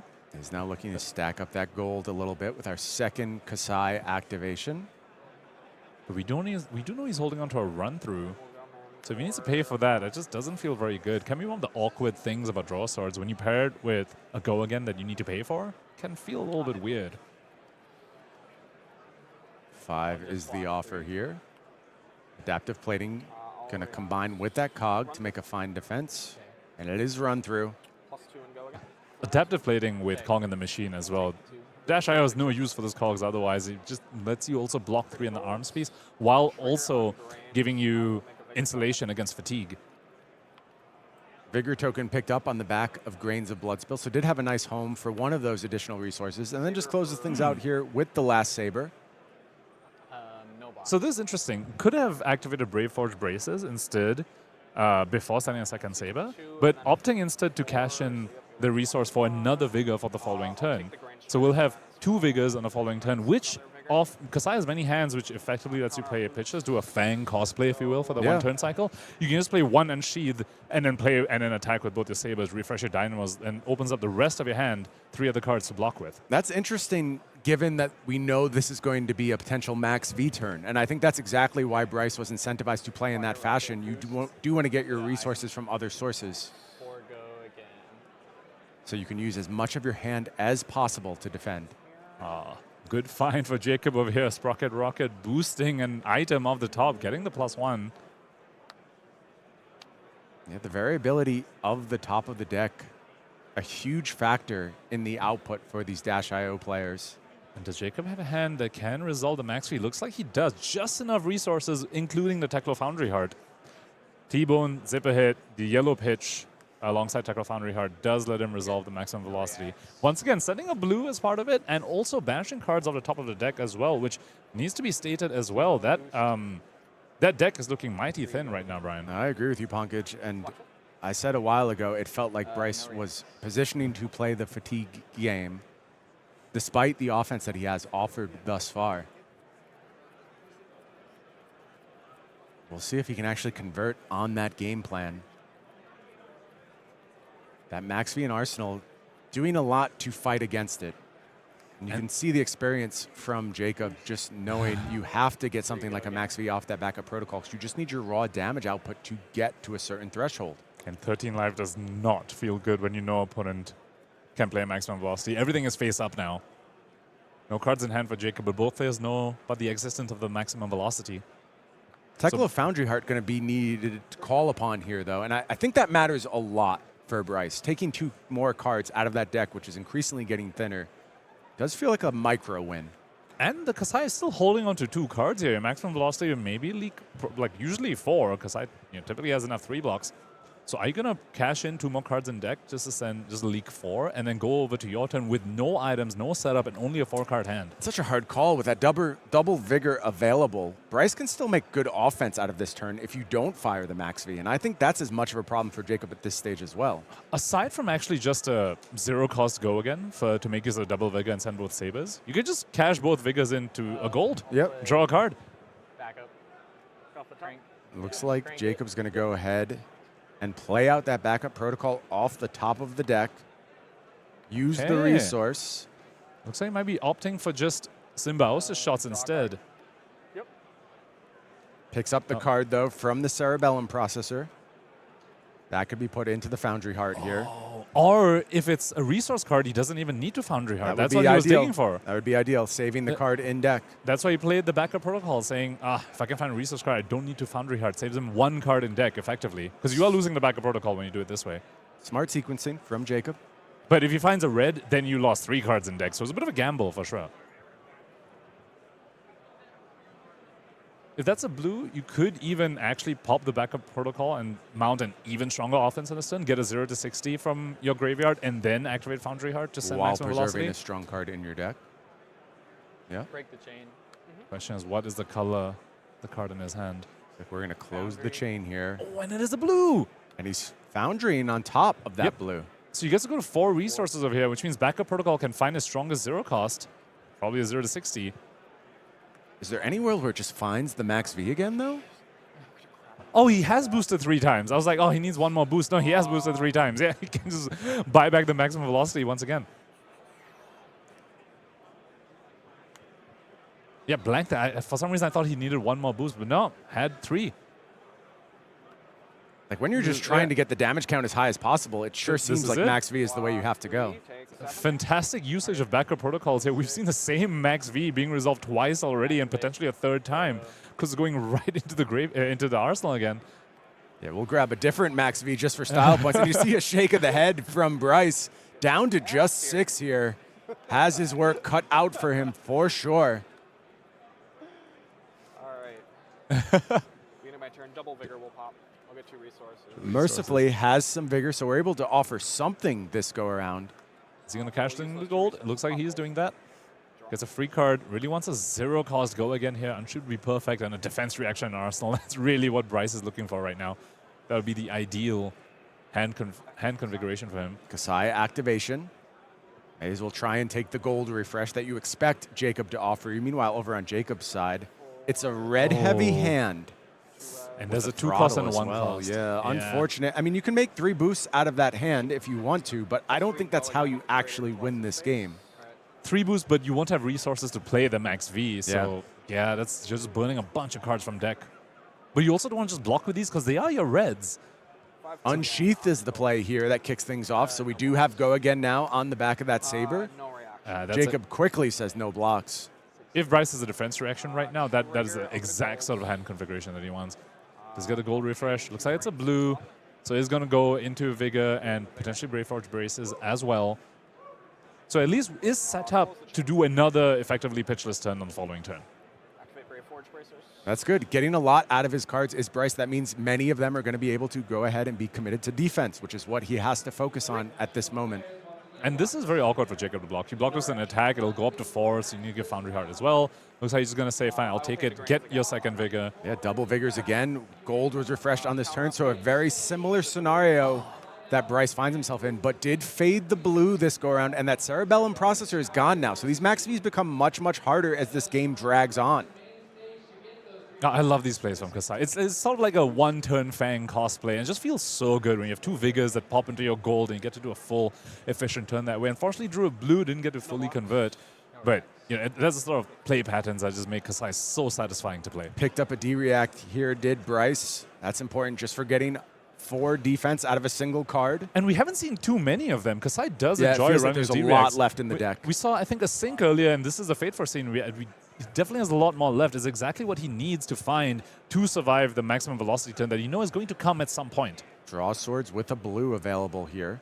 And that is a blue 0-cost go again in the form of Glint the Quicksilver. So you could just pop a gold, have that be a go again, refreshes the dynamos, and you just arsenal whatever you draw of the gold. Hopefully it's a defense reaction. We saw him opt the card to the bottom. You know he's digging for those kind of cards. 3 cards left in hand for Jacob here. Cost curve gets a little harder now. Expedite into Pulse Wave Harpoon is an option. Expedite into Foundry out into Throttle is also an option, but that costs a lot of cards from deck. Yeah, this just doesn't feel like it does enough for how many cards it costs you. And I wonder if you're thinking about just prioritizing keeping as good of cards as possible in your hand for next go around. A little bit of an IP, so maybe keeping that Expedite could be a line that he's considering. That's another boost. That's the last spark of genius, Brian. He boosted one earlier. This is the next one boosted. Perhaps that's why he was tanking a little bit on that boost. That's a card that helps you so much in your offensive output. Breaking the chain. Is he activating Foundry Art? Wow, aggressive line from Jacob here. Does clear some reds off the top, but look how thin that deck is, Pankaj. There's just not a lot of cards left there. Boosting as well for Symbiosis shot at the end of this. Wow, so he thinks he has to get the job done even faster. But here's the Kabuto. Yeah, smart Kabuto. It was obvious face up. Just go ahead and get the value from that now. Because you know it's a maximum velocity in Arsenal, so it's Kabuto blocking 4, as we spoke about earlier. Have to talk about what Jacob gave up. That he gave up all those cards in deck, gave up a live Pulse Wave Harpoon as well, Brian. That Pulse Wave Harpoon would have been the 3rd chain link. You could boost, take a look at Bryce's hand, maybe take a card he doesn't want to, he isn't really happy with you taking. Gave that up, lost a bunch of cards in deck to send a couple of extra damage. But it didn't get through. It did claim the Kabuto. That's the win here for Jacob. We'll see if maybe that plays into his future plans. But now has to face down a turn from Kassai. And we have to point something out. Without Techlocore, it is non-trivial for Dash.io to resolve a maximum velocity. Yeah, and it's really, really hard if you don't find a blue, Pankaj. And once again, no blue drawn here from Jacob. Blue here would have actually helped him resolve the maximum velocity. Unfortunately, it's just a yellow over there with the throttle. If either a blue or the throttle was a 1-cost, he would have been able to resolve it this hand. But again, Jacob, I mean, he had those blue-rich, resource-heavy hands in the early game. Now it's coming back to bite him. He's been boosting reds the past couple of turns and finding all red hands as well. I mean, we saw him resolve 2 maximum velocities already with Techlocores and stuff. And yeah, that is sometimes something that can happen when you lose your Techlocores that early. Here's Spoils, and Bryce is going for it on this turn. Cracks an additional gold, activates the Kassai, and is ready to rumble this go-around. That Slice and Dice was a big pickup off the top. Already has the go again from the Spoils, so both of these Sabres going to get into the mix on this turn, and the numbers are looking good for Bryce. The copper generation, less threatening than it normally is against Kassai. You know the only copy of Blood on the Hands left is at the bottom of the deck somewhere. It was pitched very early on. And this game's not going to last until the point where Bryce gets to see it again. So Jacob needs to contend with the raw damage that's happening right now and the gold generation, which has been fueling Bryce's repeated value cycles these past few turns. No blocks this go-around. Gold is going to get refreshed off the Kassai ability, as well as some copper being added to the mix here. And there's yet another Sabre attack still to come on the back end of this. Going to be buffed up here. Going to come in for 4. Still not lethal. No cards in hand for Bryce as well. So Jacob doesn't need to worry about any sort of pesky attack reactions. I'll just block 1. Yep, taking Yeah, the bigger problem for Jacob here, I think, is that Valiant Dynamo's refresh. And there is still a decent amount of defense left on the side of Bryce. 3 points of block available. And Bryce sitting at 6 now has the life lead in this match for the first time in a long time. Jacob going to kick things off here with a T-bone. Banishes that cog in the machine. That's not the last one, is it? No, I think there's one more in the deck. The one that was the one that was put at the bottom very early on. Yep. Dynamo's immediately shoved forward here. Potentially a little vulnerable to a boom grenade off the top. Yeah, not sure how many are left in the deck. I do think there are some, though. I think we saw one pitched early on. We saw yellow pitched, definitely. I think all the reds might be gone. Any case, Bryce potentially has a D-react to insulate himself from that, or just decided he's going to take that risk. Quick cover here on the Sprocket Rocket. 2 cards left in hand. Jacob counts out. Yeah, the other thing 10 cards, I believe. You have to take note. Cog in the Machine is a card. It gives you infinite weapon. But if you're trying to resolve the maximum velocity, you also need to boost away. And that Cog in the Machine is somewhere there in the middle of your 3 boosts that you have to do to resolve maximum velocity. Then you're stuck between a rock and a hard place where you're like, you can maybe take that boost and rely on the maximum velocity closing out the game. But if it doesn't, then you're just fatigued. Here's the problem for Jacob at this stage in the game. It feels like this game can't end in his favor unless that Max V gets played. And Bryce has enough to demand cards from Jacob. And we saw Jacob actually take the choice of banishing the boom grenade off the top. And this comes back to him not having a blue in that hand. If he had a blue, he could have played it on that so T-bone, different. which was... oh, wait, no, he couldn't. The boomerang was on top at the T-bone's play, but he could have played it on this throttle, for example. But that yellow pitch is punishing him on this turn. Yeah, Bryce just able to cover here. And he knows about the maximum velocity in Arsenal, knows that it's just been stuck there for a couple of turns. Symbiosis shot, though, to close things out, is not to end this combat chain. Bryce goes down to 1. But 1 is not 0, Punkage, and Bryce is very well set up to play this small hand into Jacob, and for the first time in this game, demand cards. And if you're in the Dash.io seat and you have that Max V in Arsenal, you can't afford to give up cards. It's too big of an ask. Especially against Centauri Sabers, where you're blocking with attacks, which means you are buffing these Sabers every time you block them, and you are at 5. And there's a no block in hand as well in the form of that boom grenade. Kassai activation one more time from Bryce. And he's found the cog in the machine, but you can't block with that. That's a non-attack, but if you block with that, you are instantly fatigued. So there's a no block in there, a functional no block in the cog in the machine. So just leaves him 2 attacks to block with against this massive Saber. Unsheathed into Outland Skirmish. Good news is damage is face up. Bad news is it's a lot. It's a lot of damage that Jacob is going to face down here. And these attacks aren't actually blocking 3 because of Centauri Saber's effect. You can put both of them over here. So then you'll be blocking 6 against a 9. So all the blocking cards from Jacob are being forced here. He has no block. And Bryce still with Saber available, still with Brave Forge bracers at the ready. I think Bryce has found, by the skin of his teeth, the way forward, the way to take down this Dash.io. Let's see if Jacob has some more magic left. Is there some way out? We heard Ellie say this in the previous game. The only point of life that matters is the last point. And Bryce showcasing that over here, surviving at 1, forcing all the blocking cards out of Jacob's hand, leaving him with just a single boom grenade.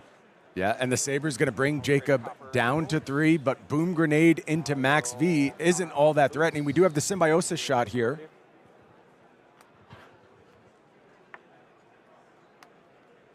Now, if he can find a crank item off the top, he can still send 2 Symbiosis shots. That's a way in. That's a way in for sure. At least then you're only playing against the 2-card hand of Bryce, but a 3-card hand feels like doom for Jacob. Is there anything on the top? There is. It's the boom grenade. Okay. That's a little glimmer of hope if you're a Jacob fan. Second Symbiosis shot now comes in. Demands another card.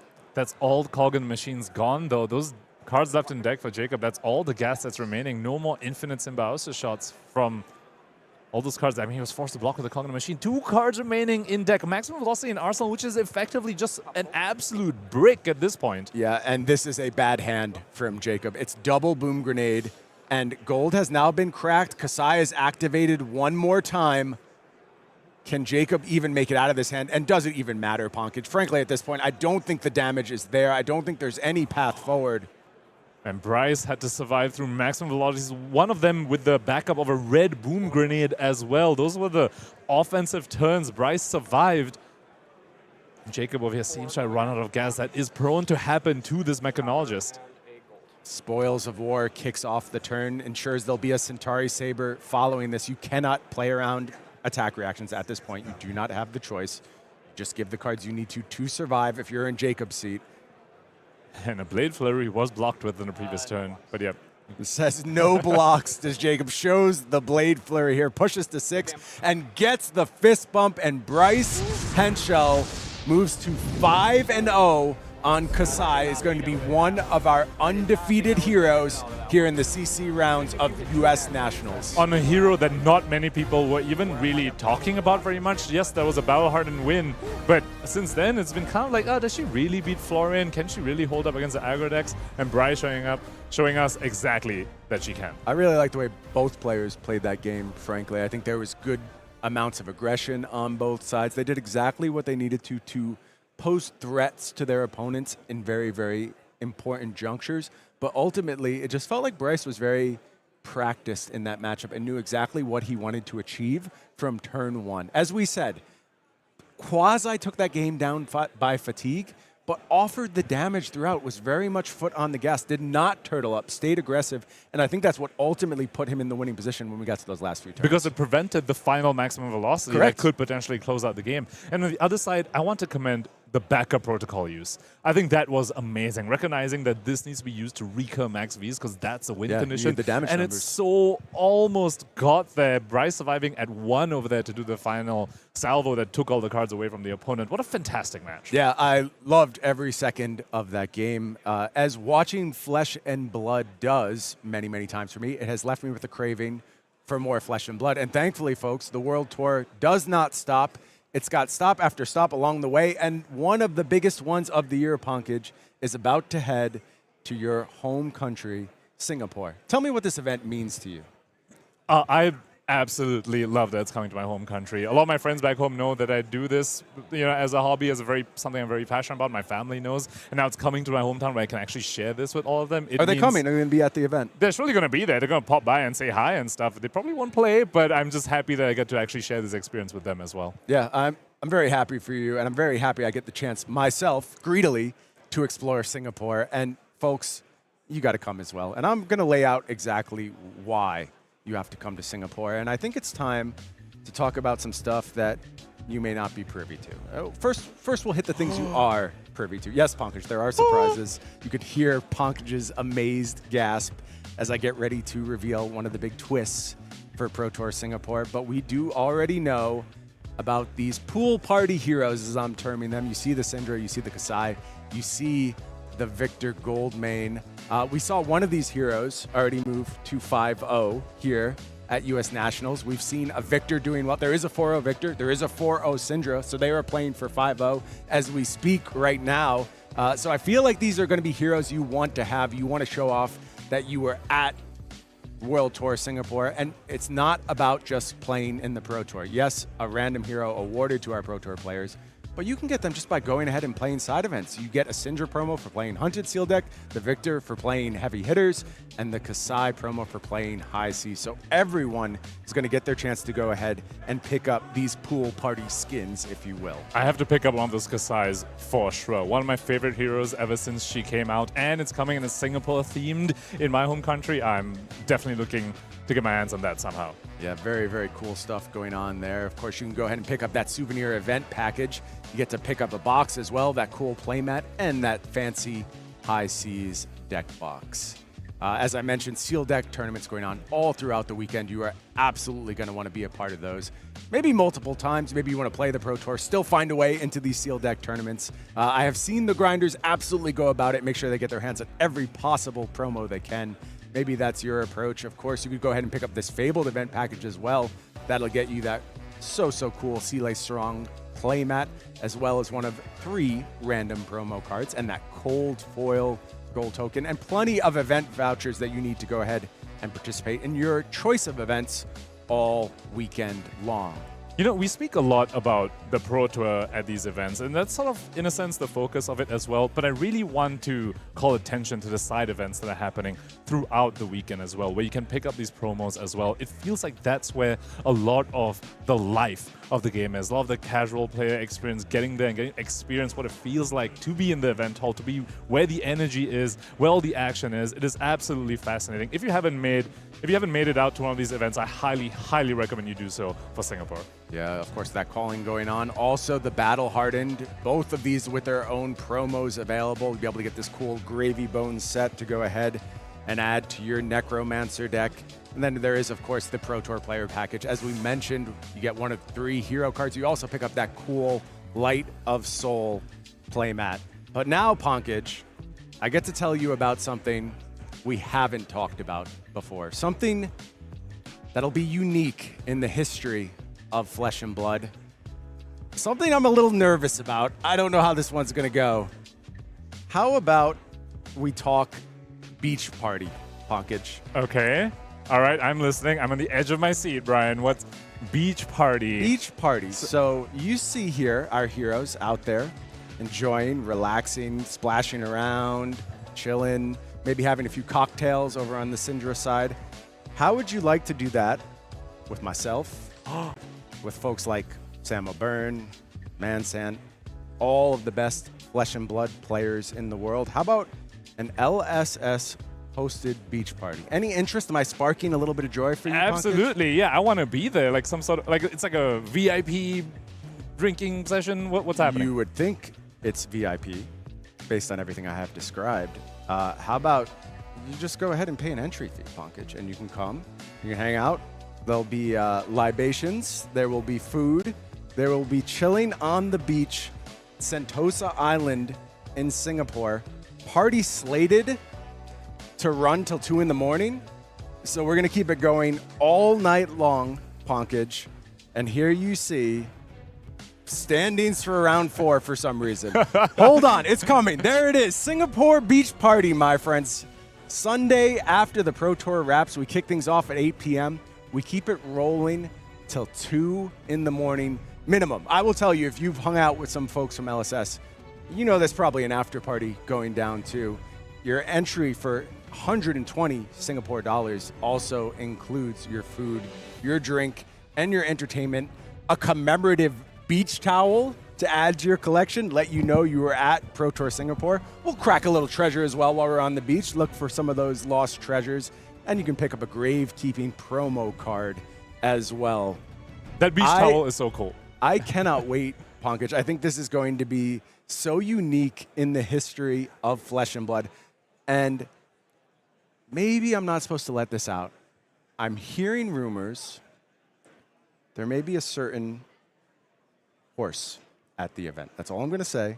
A certain very famous horse in a form that maybe nobody was expecting until we learned more about these Pro Tour Singapore promos.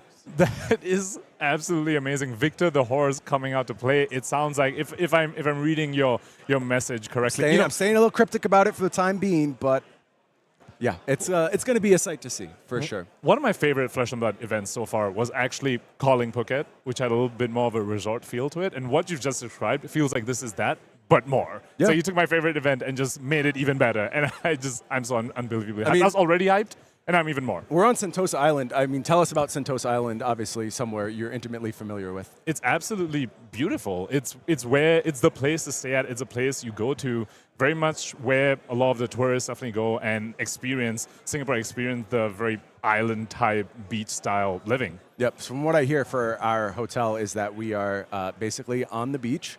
Across the street is Universal Studios, I believe. A casino in the basement of our hotel is what I'm told, which means I'm going to lose money when I go to work this time. That's great news for me.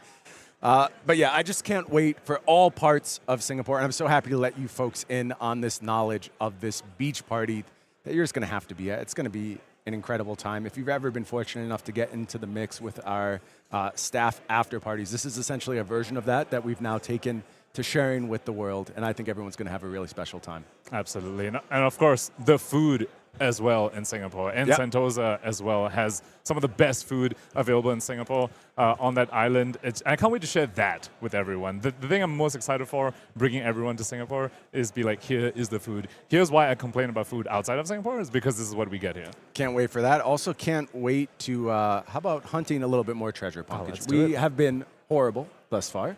I feel like this is the moment you get hot. We'll do this in honor of our friend, Mr. Gravy Bones, who is about to, in our feature match area, play for a 5-0 record here on day 1 of US Nats. So let's see if you can open something good in his honor. Please, you take the first shot at it here. All right, let's try it. Let's try it.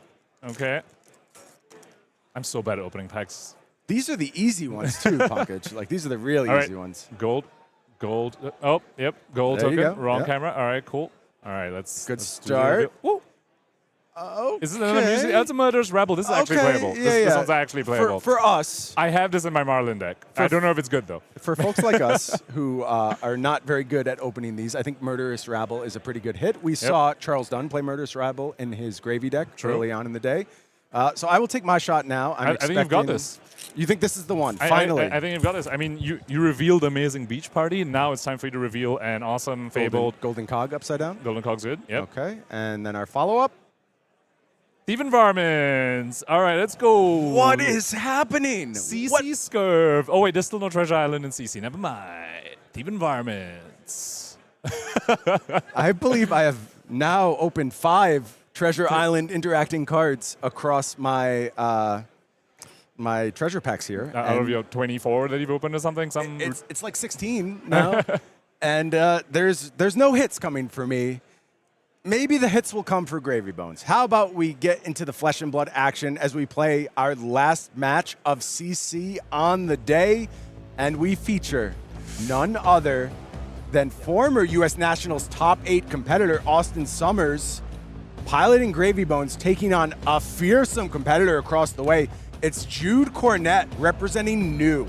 Jude Cornett, another one of my pseudo-locals, if you will, from the PNW area, plays down in Portland, one of the strongest players in the region for sure here, piloting New into Gravy Bones. And this is a fascinating matchup, Brian, because New has ways to interact with Gravy's graveyard. You can banish those cards from the graveyard to, in the form of Passover, in the form of Bonds of Attraction, for example, that you target any card in the graveyard and banish them away, which means you're taking away Gravy's allies as they're in the graveyard. New has access to that. The Sacred Art might even come into play over here just to deny Gravy Bones' allies from the graveyard. And another card I really want to point out, Siren's Call. Gravy Bones runs a lot of blues. Siren's Call can be incredibly, incredibly disruptive.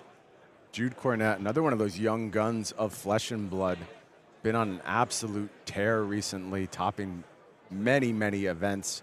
Comfortable with part the Mistveil, I would say. Plays New now. Played a lot of Zen previously, so just really, really into this particular set. I want to go ahead and talk about some of the blues. We spoke about Siren's Call, about how that can be very disruptive for Gravy, but cards like Saltwater Swell, those are cards that New can steal and actually play against you. In this matchup, New's hero ability could potentially be very, very relevant. We haven't seen Austin Summers' Gravy Bones list yet, but some of the Gravy Bones lists are running big blue attacks. For example, Battalion Barb, I've seen Swiftwater Sloop. Sure. And if you're running those cards, you either have to side them out against New, or if you're risking them, they could come and bite you in the endgame. Even just chaining a bunch of go again attacks could also be very, very important. Things like Swell into Murderous Rabble into Golden Tipple. That's a real endgame state you can reach as the New. What a fascinating card in Austin Summers' list over here. Yeah, I've Banishing seen a little bit of this one. I've seen this around, starting to creep into the Gravy Bones list. Fascinating card over here. You get to pump the blue for 3. You sort of get the best modes on the card because your allies are yellow attacks, and your blues are the ones you're attacking with to be your starter for Gravy Bones. So you get a 0 for 5 in the form of Prismatic Leyline. You don't activate the red part of it, but you don't really care. Yeah, and we do see the first meaningful card head to banish for New here. And of course, Prismatic Leyline itself being a yellow synergizes very well with many of the other cards in high seas as well that Gravy Bones cares about. Cards like Golden Tipple, for example. So lots of synergies going on with that card. Very, very you do want a inclusion. yellow density, I would say, a certain number of yellows. And typically that is covered by your allies. I wonder if the presence of a card like that points to a lower ally count in Austin's deck, or if he just thinks the value numbers are there for that card. So, real fun fact. I was watching Austin's Game 4 as I was doing the rounds. He was playing against Noah Bagelman. Noah Bagelman was a Florian. And at some point, Austin had double Humpadink on the field. Okay. The game was still going, though, but you can imagine that's how he made it to be undefeated right now. Definitely went over Noah Bagelman's defenses there with double Humpadink. So I would say it's a bit more of an ally-heavy list, but with Prismatic Leyline as well, potentially as a sideboard piece to get over the aggro decks, for example. We talked a lot about those double Whaler endgames. Again, that can be indicative of a lower ally count. We have not seen an ally thus far from Austin. It is just these many, many blue cards that are showing up into his hand. Murderous Rabble, just yet another card New would be very, very happy to steal. And revealing a portside exchange of the top, just another one of those cards that cares about you having some amount of yellow density, can really get your gold train going. And now Saltwater Swell coming, and both players know the top card of the deck that it was the Port Side Exchange, so both of them knew the Saltwater Swell is going to hit, and all these blue cards would go again, Brian. I'm getting a little bit nervous for Austin over here. If Jude gets his hands on these cards as the new, it could be very, very rough. Endgame could be scary. Maybe there's a clock on Austin. Both these players playing with a little bit of speed, knowing that this matchup can definitely go long. This is a grind fest. Double misplayed on the part of Jude Cornett. What do you think about that particular dagger configuration, Pankaj? That tells him he wants to play Gravy's Blues. Because oftentimes when you go misplayed Spider's Bite, for example, in the end game, opponents can just block the misplayed and let the Spider's Bite through. But when you go double misplayed, it gets really, really taxing to go ahead and block both misplays. Because each misplay on hit in the end game is so much more than just +1 damage. What about the fact that these just work on allies? If you're using these to go ahead and clear out allies, you do just naturally pick up that go again for your next blue attack. And that's where allies like Sawbones can actually come in and really help disrupt that. That's how you can block misplays without losing cards from your hand to block inefficiently.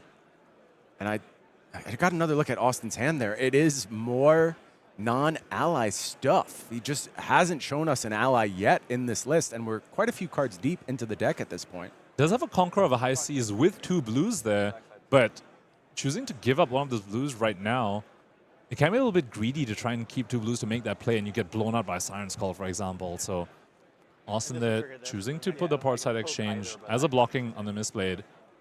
And that's how threatening this blade can be. It's a full 3 block committed to a 1 attack. Getting a little wide here is Jude. Going to go after the Arsenal with the help of Command and Conquer. Gravy, of course, does run some amount of defense reactions. Another Prismatic Leyline, and we see our first look at Throw Caution to the Wind as well from Austin. What a fantastic inclusion. Effectively a block 3, but you do get to do it at reaction speed. And thanks to Compass, you know how much is going to block before you resolve that card. So it's less risky in Gravy as compared to some of the other Pirate heroes. But yeah, what a fascinating inclusion. Austin just biding his time. He's just asking Nu, hey, can you keep converting your hands? Because Nu can sometimes struggle with that, absolutely. Can you keep doing this? Because in the meantime, I'm just going to set up a little bit, find my allies, and then potentially try and overwhelm you with board state. Austin flashed a call to the grave. I'm desperate to look at Austin's hand because I want to know what is going on with his build. I think there's something unique going on with Austin's approach. And I will also point out, Austin is the last undefeated player in this tournament playing a High Seas hero. So does he have some spice here that he has figured out as far as this Gravy list? I want to point out the interaction that's happening over here. I wonder whether Jude was leveraging the fact that he knew Austin would block the misblade. Because if you send a Bonds of Agony after your opponent has already committed a block, it can get really, really difficult for them to stop the on-hit. And Jude noticed on the previous turn, Austin was happy to block a misblade with a full card. So despite whether he needs a misblade on-hit or not, you can just send Bonds of Agony and be like, all right, you've already given me a card. What are you going to do now? Yeah, and there's a double tip the barkeep here. So just 3 cards committed. And they go to the batter zone. And surely at some point this has to matter, Pankaj. How can Austin keep playing in this fashion? Just give Jude all the cards in the world, knowing that eventually that new ability is going to come online. But I'm not seeing the type of hesitation I expect to see from a player who doesn't know what they're doing in a matchup. When I look at Austin, it feels like he has a very clear plan. I don't understand it yet, but I think he knows exactly what he's doing. And Nu is a sort of deck you know he has prepared for. It was one of the mainstays of the metagame. If he's showing up with Gravy, which on paper seems like would have a negative Nu matchup, you know he's prepared against it. And to your point, I'm so excited to see what he's got planned in store for us. This Leave No Witnesses is going to be successful here. A Tipple goes, a Rabble goes. I mean, look at what is in that banish zone for Jude at this point. And even the tip the barkeep, Nu can only use 1 rum a turn. It's not as many go-agains because, you know, it does tap the hero and then it will be tapped for the following turn as well because she's not a pirate. But even just an extra go-again in that endgame, it seems like Jude is almost already set up. Just activate Nu and send a whole bunch of damage Austin's way. Yeah, I just have to question, how can this not matter? How can this not matter for Jude? And Austin's finally saying, I get to play the game. Out of the Nu blender a little bit. It did cost him his arsenal, but he is out of the blender temporarily. And here we see the first ally hit the graveyard. Chowder getting into the mix. Portside Exchange means blue has been played. We have our starter. Follow up with chart here. Oh, sorry, go for it. Yeah, Austin asking for the allies to finally show up.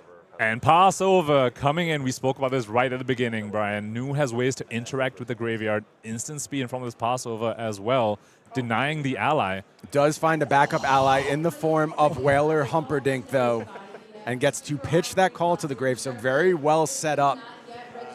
And you have to point out, you might wonder, oh, what if Jude held on to the Passover first? The thing is, he might not have the priority window. That was a priority window he had when the chart was on the stack.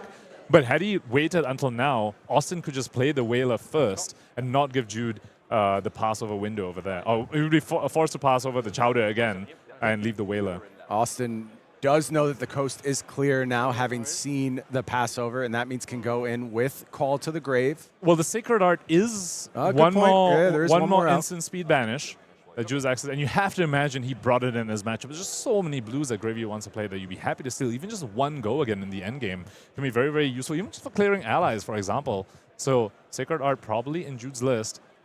Will Austin be able to resolve the Whaler before the Sacred Art banishes it away forever? Jude having to think about something here. Is it Jude thinking or is it Austin thinking? Maybe Austin thinking about what he wants to discard, or what he wants to send to the grave. Call to the Grave, one of those blues that Nu doesn't really make great use of. So that's a blue Austin to have in his deck. Austin's happy to have. What is Austin looking for here? Yeah, already has played a blue this turn, so Gravy is online. Wants to get that Sawbones rolling. Very, very effective against these daggers. You spoke about how effective they can be getting free on-hits off the allies, but Sawbones can effectively nullify the first one at least. Here you are. It's also very, very inefficient to play. You can't just send 2 daggers at a Sawbones. You do need to send a real card at it. 2. No blocks. 35. Yellow Murderous revealed off the Rabbles coming top. Sawbones, another Sawbones revealed off the top. This means Jude knows that Austin's hand in the following hand will have at least one no block in the form of that Sawbones. Oh, looks like he's going to draw right into it right now with the gold. Potentially going to activate Gravy to just get in the yard immediately. Yep, looks like pop the gold to draw the Sawbones and then activate Gravy to discard the Sawbones and draw a card. Yeah, you're right, you're right. So getting those no blocks out of his hand, doesn't want to arsenal that kind of card. And looks like drew a blue. He's going to play out an ally right now, which has go again thanks to Compass. It is time to drop that Sawbones. Wants to hook on it as well. Has created gold this turn thanks to a portside exchange. I feel like it happened a century ago. Yeah, That's how I long mean, this turn's been Gravy going. turns can be long, man. Absolutely. And then Jude forced to take all that damage. Needs to keep enough to clear the Sawbones. And this is a sort of loop that Gravy wants to put you in. Take damage to clear my ally, and then at some point you just run out of life to take that damage. And that's when I'll leverage. Jude is ready for the first new activation here. Even finds a back alley break line here. That does not give Jude the action point. But now so many blues for Jude to play. Tip the bar key. Yep, free rum. Nice. Could play the other one as well. Just keep both rums around. Murderous Rabble going to go after that Sawbones. Oh, Does reveals a reveal red. a red. Unfortunate. Jude was gambling there. If he hit a blue, the Sawbones would have no recourse. You can activate it. Just wouldn't have stopped it from dying. It's But not just the taking one- end of the world, though, for Jude. There are plenty of other attacks in there he can fire after that Sawbones. One attacks, though. Typically for one, probably a Sawbones activation here to force Jude to do more than just that. Could now send the Mistblade at it and get the Mistblade on hit, though, Sure. if he wants that. That seems pretty reasonable And he to can me. play the back alley break line for 5 go again. So at that point, you have to wonder, maybe Austin was not supposed to do the prevention effect on it because you get the Yeah, Mistblade just on wait hit. for the Mistblade instead. I think Let it die to the tipple, yeah. there's a good chance. Back alley break line for 4 go again because of the misplay. Yes. A 4 go again, excuse me. Back alley break line base damage is 3, not 4. We don't attack with that one too much, Pankaj. I understand the uncertainty. Response to that then. And mask activation as well. Looks like Austin has a response to that. Could activate Gravy in response, of course. Give no quarter on top, revealed by the Compass. Yeah, that's nice with a couple allies rolled up. The Whaler and the Sawbones at the ready. Could potentially set up a double ally turn on the back of that give no quarter if you think it's time for that. Some of the resources in the Banish Zone have been used, but I think Austin is really going to have to get something set up. Some kind of snowball scenario with multiple allies. Otherwise, it feels like Jude has a lot of value that he's able to recoup from the graveyard.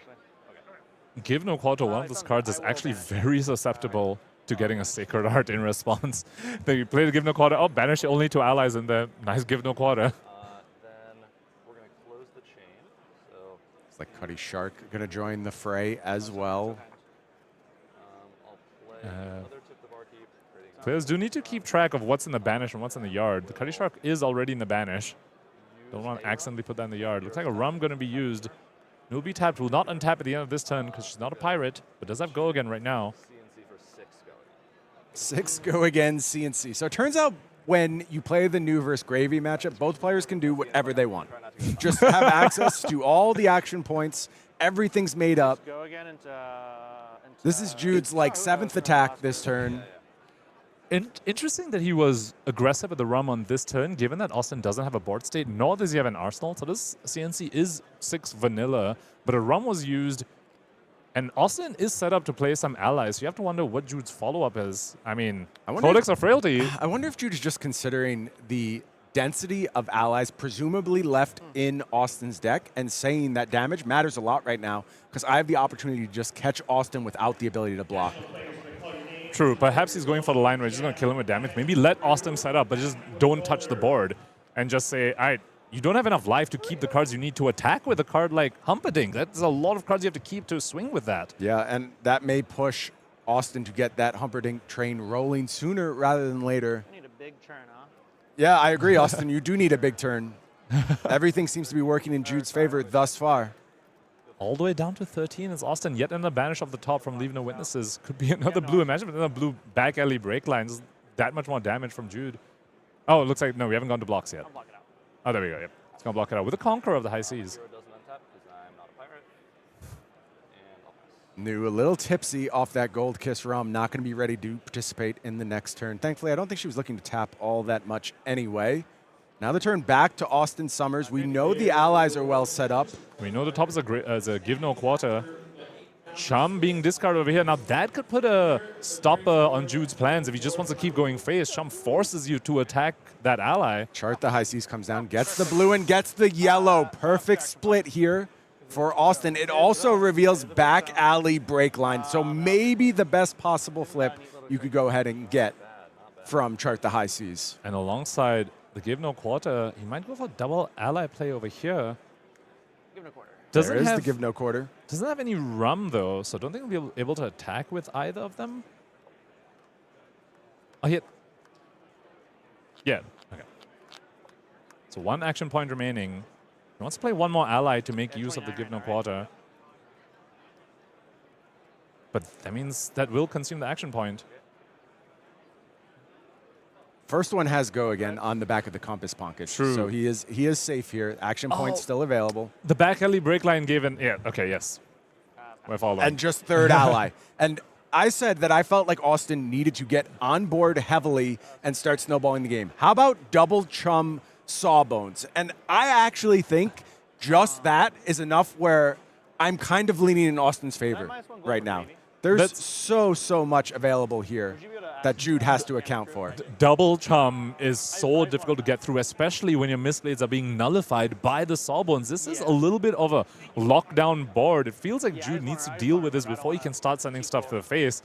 And if he wants to send stuff to the face, Austin will just say, nope, you have to attack my Chum because I dictated so. Yeah, it sounds like players are just checking in with judges. They want to know status of gold on the turn, if it was created, I believe. So they're rebuilding the turn, checking that out. They will get it sorted. But Pankaj, I have to think Austin, with just the best possible chart, of course, reveal, actually just turned this game in his favor.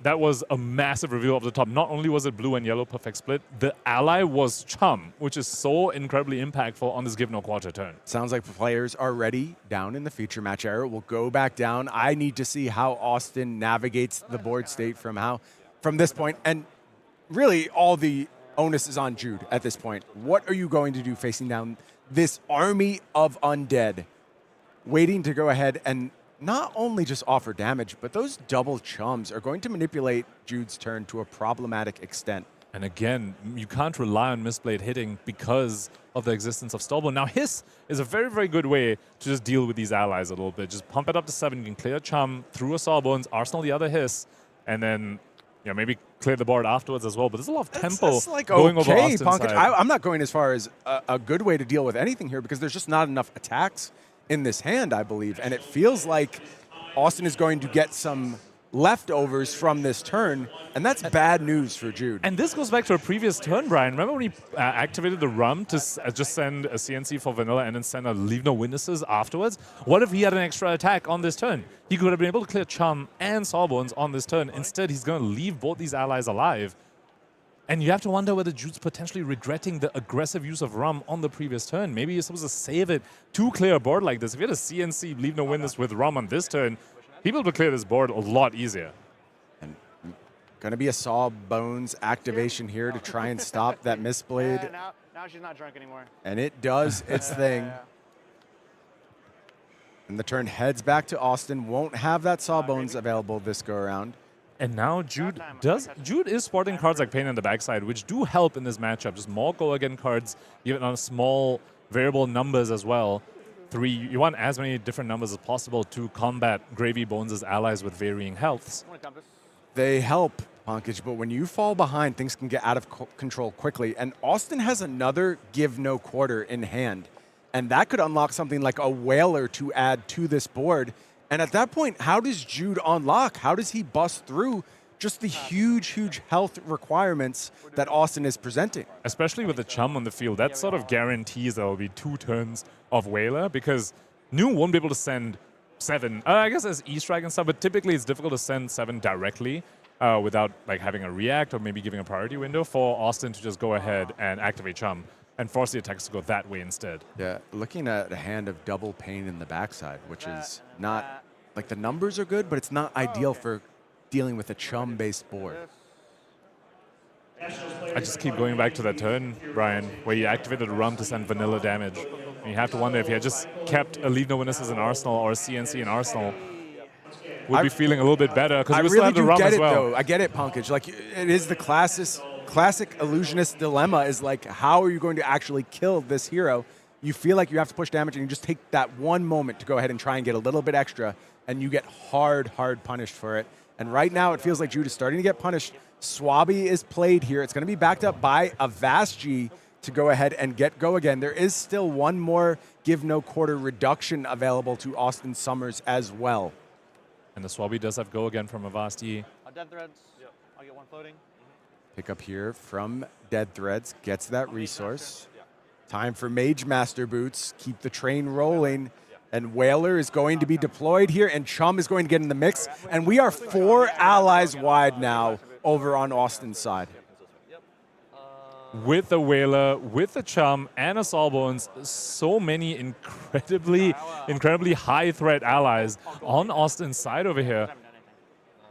And 4 damage coming in right now in the form of this Chum as well. Now Jude on his side actually has a fairly decent hand. He can convert all of it. Has 2 pin in the backsides, Hiss and Arsenal with a Codex in hand as well. That is quite a bit of damage he's able to send. Problem is, it's going to have to go to this board. I'm not rich enough. They didn't come in the mail. And it's split up damage too, which could be awkward for that Chum. It feels like there's almost no chance of clearing that Whaler. And that's bad news when Jude is at just 18. So he's attacking Sawbones, and now Austin needs to decide where he wants the damage to be prevented. You can activate Sawbones right now, have a 1 damage floating prevention against another target, pirate or ally. We have to pick right now. Oh, it just shows on the Sawbones itself. Yeah. Right. Well, you don't have a choice. It's just the next time. The next time. An yes. ally Thank you. or a hero would take damage. So it's just a wasted shield. Okay, that's very useful, especially if you know you can send 6 at the Chum with the Hiss and pin in the backside. Yeah, and you see Jude just has to go after that Chum, otherwise it'll break up anything else he tries to do here. Does effectively clear, and has go again. Does have a Codex here as well. So maybe Codex to clear the Swabby, and then you just have to face down Whaler on the next turn? Potentially. If Tunic was up, he could get a CNC and a Rousing Wave on the CNC to clear the Humperdinck, but 7 is just out of reach for Jude in this hand right now. Yeah, it's going to be a Command and Conquer here. But surely you have to clear an ally. So with no rum on the field, and if you know one of these allies are coming at you anyway, there might be an argument to actually just go face and threaten take cards the in hand. damage. Maybe. I think if you're making that decision, though, you feel like you are taking a gambit at that moment. You have to try and get a little bit lucky to actually get back into this game. And that shows you just how quick the texture of this game changed for Jude Cornett. I have to also point out, there's still a rum on Jude's side. If he just draws, you know, sometimes Nu can draw just the attack side of the deck and not too many reacts. The rum can really come in handy to help clear the board. Because sending 6 at the Swabby doesn't feel super good, especially when your opponent is action point starved, right? You can clear the Swabby, the Humperdinck's coming at you anyway. If you don't clear the Swabby, the Humperdinck's coming at you anyway. So potentially, Cole might be sending CNC at face. Let's see what he does. Yeah, sets up ship in the arsenal. Here comes the CNC. And I think he said at you. You're at 18, huh? 18, 17, yeah. Recognizing that no matter where the CNC goes, Humperdinck is going to swing on Austin's turn. So you might as well try and pressure it, might send some damage. Looks like that's going to be the call. Yeah, Austin will just take 6, lose the Conqueror. Go to end, pops, personal best. And that's the thing, when you have these allies that don't actually reward you for having a wide board, the opponent can make plays like this. Yeah, I But guess can you you punish say it? Whaler's just so expensive that there's no way for really a double attack to happen on this turn. But I don't think it's about the double attack. I think it's about not actually moving forward and changing Austin's board state. And granted, I don't know that you're in a very strong position anyway, should you go ahead and clear the Swabby. You still do have to deal with that Whaler turn after turn. So I think it is Jude just saying, this is not a great play, but this is the play I have to make if I want to have a chance to actually win this game. Especially if the opponent's at 11, you could, maybe Jude's play is to get him to the point where you just can't keep enough cards to hold 2 blues to attack with Humperdinck. That's a very expensive attack, Ryan. 2 blues every time. Nu can rip your hand apart. So maybe Jude's saying, I'm just going to do that, either life total or for my disruptive effects. Just not let you swing with Humperdinck without me needing to clear it away. A Vashji picked up here. And it's going to be Whaler getting into the mix. And this is going to be a double attack turn because Dead Threads is online thanks to Gravy activation at the start of this turn. This is the problem, Punkage, with both these. Like, it seemed unlikely we could get to this point, but having seen Gravy enough, I know that it just takes a couple gold, a couple things to break the right way, and you go ahead and get a double attack on this turn, you're offering lethal. And now you have 2 giant allies to clear, and your life total is under pressure. And again, the more I think about it, the more I think Jude did the right thing. You needed Austin to maybe get a little unlucky to get back into this game. But from this position, this is a nightmare scenario. Going all the way down to 1 with the opponent still having allies on board. At this point, Jude just needs to commit and just say, you're just never getting hold cards again to swing with these allies. Potentially hoping that Austin just draws a few too many allies, can't really block very well. Something like a Bonds of Agony would be a very, very strong start for Jude over here, if he can find that. The Arsenal was a random draw of the Codex Ponder. Does have a Scissor of Solace in hand as well in Jude's side, so he's actually at 1. But of course, any of these allies swinging again is still lethal, even past the Scissors of Solace. Yeah, is 11 more than 4? I think the answer is yes. That Whaler, just a huge problem on both the front side and the back side for Jude Cornett. And it's just going face again. He has a Pathwell Traveled and a Justinic. So Pathwell Traveled with the Mask of Recurring Nightmares does represent at least taking 1 card. Look, if Jude can threaten lethal here, that Whaler becomes much less meaningful because you need basically 2 cards to have any prayer of attacking with that. The Swabby may be the bigger problem. So again, I think Jude is just taking risky lines because he knows this is how I actually get into this game. So Pathwell Traveled, also have to remember, he can just activate Nu with it instead. Not entirely sure what the blue base is looking like in Austin's Banish Zone. But there's some strong blue cards in there. Austin Remember says Nu's it's ability. time for Dead Threads to get on the defense. Insulating himself from double Justinic. Choosing both modes. Single Justinic getting involved. Pass attack reactions. I pass as well. Take 5, go to 6. Okay, looks like saving Pathwell Travel for the resolution step. So we're going to resolve both of these triggers. Nick trigger and then Arvid. It doesn't actually matter because they both, if I hit a blue, will draw a card and give me a life. The ordering of this doesn't really matter. It's not persuasive. Mercifully, double yellow there. And Jude misses out on some very important life points. And as well as a and card in card hand. draws. Yeah, maybe the card more than anything else, because it's actually double sigil in hand for Jude. So that life total is going to go up, but the offense stops. That is wild. You have to really feel for Jude over there. Austin was getting bailed out with those chart the courses, drawing blues over the top with gold. But when Jude needed blues to be on the top of Austin's deck, it was just yellow allies. Yeah, we knew the ally density had to be creeping up because so many non-ally cards played early on. And this also means that he's moved past the reaction window. So he can't even activate Mass. So the Pathol Travel is going to go to the Arsenal. It looks like Austin over there got a bit of a lucky break. 2 yellows off the top. Can he do another double ally swing turn again, though? And the hand is so full for Austin. Richwood Blues does have double ally in hand. Looks like a Tip the Barkeep and another blue. Didn't quite catch what it was. Tip the Barkeep can give you rum, but then you're too low on resources potentially. Call to the Grave, the other card.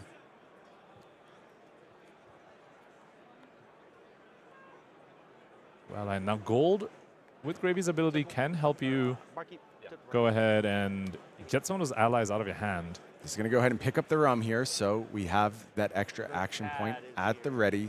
And now it's time for Shelly to show up. Shout out to my boy Uyang. Surely happy to see Shelly. Oh, no, never mind. Sorry. Okay. Shelly is actually coming. That's what we're doing. That's the goat. It's my Pitching yellow for the Shelly. Might be a double attack turn, but maybe not involving the Humperdinck. Yep, there we go. Rum activated, so you can attack with seems fine. Swabby yeah, and Swabby Shelly. into Shelly seems totally fine given where Jude's life total is. I know, what are the odds? This Swabby representing lethal. Undertow Sledos might come in, We got plenty of time. We can but take, we then can take our time now. Swabby, Shelly, I don't want to play slower than attacks for Yeah, no 4. worries. I think we'll be fine. So Yeah. either this is going to be Tunic plus a card potentially going down. Taking 4. Falls to 3 does Jude, just defending with the single card here. We know the Shelly's going to be the follow-up here, or expect Shelly is going to be the follow-up here. Snatch. See, 1 card remaining and an action point. Just too ninja, traumatized by ninja. I'm expecting Snatch. I don't think you have that to fear. Although it's still early, anything could show up in these gravy lists. Maybe anything but Snatch. Hey, Snatch with rum? Kind of good, I think. Yeah. Blue Snatch okay. with rum? Yo, we're cooking. Yeah, you're cooking a little too hard, Pankaj. I'm smelling smoke from the kitchen. Hook going to be activated over here. Here comes Shelly. I'm not. No gold has been created, so if Jude blocks this out, it will destroy the hook. I'm not sure if he cares at this point. Austin's still sitting with 2 gold already. Austin's sort of making the read there, saying Jude probably just wants to block with Tunic and Boots. So let's make this a little bit difficult for him. Looks like he's going to force a card. I think that's a good trade of Hook. I think you actually got significant value from making that decision. So good on Austin. Now, 3 allies for Jude. If you're in Jude's seat, I'm assuming those are moot at this point. You have to try and kill Austin Summers. You just have to keep going face. Does have a Bonds of Agony with a Siren's Call in that hand as well. There's the bonds. And Siren's Call can just take away resources as well from Austin's hand. That's big, given the allies he has out. Exactly. All these allies are expensive to attack with. He flashed Throw Caution to the Wind off the top, which is an interesting one when you have Gravy at the ready. Should disaster strike, Throw Caution to the Wind might be a last-second bailout if the blocks go wrong. Also, looking at Austin's hand, I think he's actually blue light in his hand, which is very good for him when the opponent wants to play a Siren's Call. Because those are 2 allies. Yeah, I wonder if Austin has the defensive resources necessary for this turn. A little concerned, don't know exactly the texture of the hand. It's interesting. If he plays around Siren's Call, Jude might not be able to turn on his Bonds of Agony. I think Jude needs the card draw from the Siren's Call to go ahead and activate some of those equipment pieces. So if he blocks with his only blue, or even Gravies in response to a Siren's Call to discard the blue, he could potentially dodge quite a bit on this turn. Yeah, step 1, Shelly activation, get a buff here. Conqueror going to go to 4 on the defense. 7 total here. And there's no more blues in his hand. Yeah, and here's the Siren's call, and Jude's going to take a look, and I think Austin played around that so well, thought exactly about what was going down, and does have the ability to actually trade in one of those allies for a blue on the next turn, meaning that the offensive output will remain. It'll look exactly the same. It'll be Swabby, Shelly combination, although only 1 action point thus far. Path well traveled in Jude's arsenal. We know that from the previous turn. And that's a whole bunch of no blocks in Austin's hand, at least currently. Gravy activation is obviously a thing. Question, is he going to use the path well traveled to activate Mask? Nope. Looks like it was an overblock. He could have also his path well traveled transcended to activate a Rousing Wave, but that wouldn't have gone over the blocks. Man, Jude, you have to feel for him a little bit. He needed blues off the top on the Art of Desire play. Didn't find them. Needed blues in Austin's hand on the Siren's Call play. Didn't find them. The blues in Austin's deck are serving Austin very well, not so much for Jude. Oh, man, Austin is thinking about gambling to try and find a Whaler activation here, I think. With those gold sitting there, might just want to try and pull some resources out of them. It would take double. Take both. You know there's a blue on top, though. 2 block, 1 block. We've seen this story before, Brian. Just 2 games ago, we saw a Victor player. The difference, Iaali. the difference between 11 and 7 is basically a million. It is so much in this scenario. I'm just getting flashbacks, though. I'm just saying we've seen this happen. You have the 7. You have the safe 7.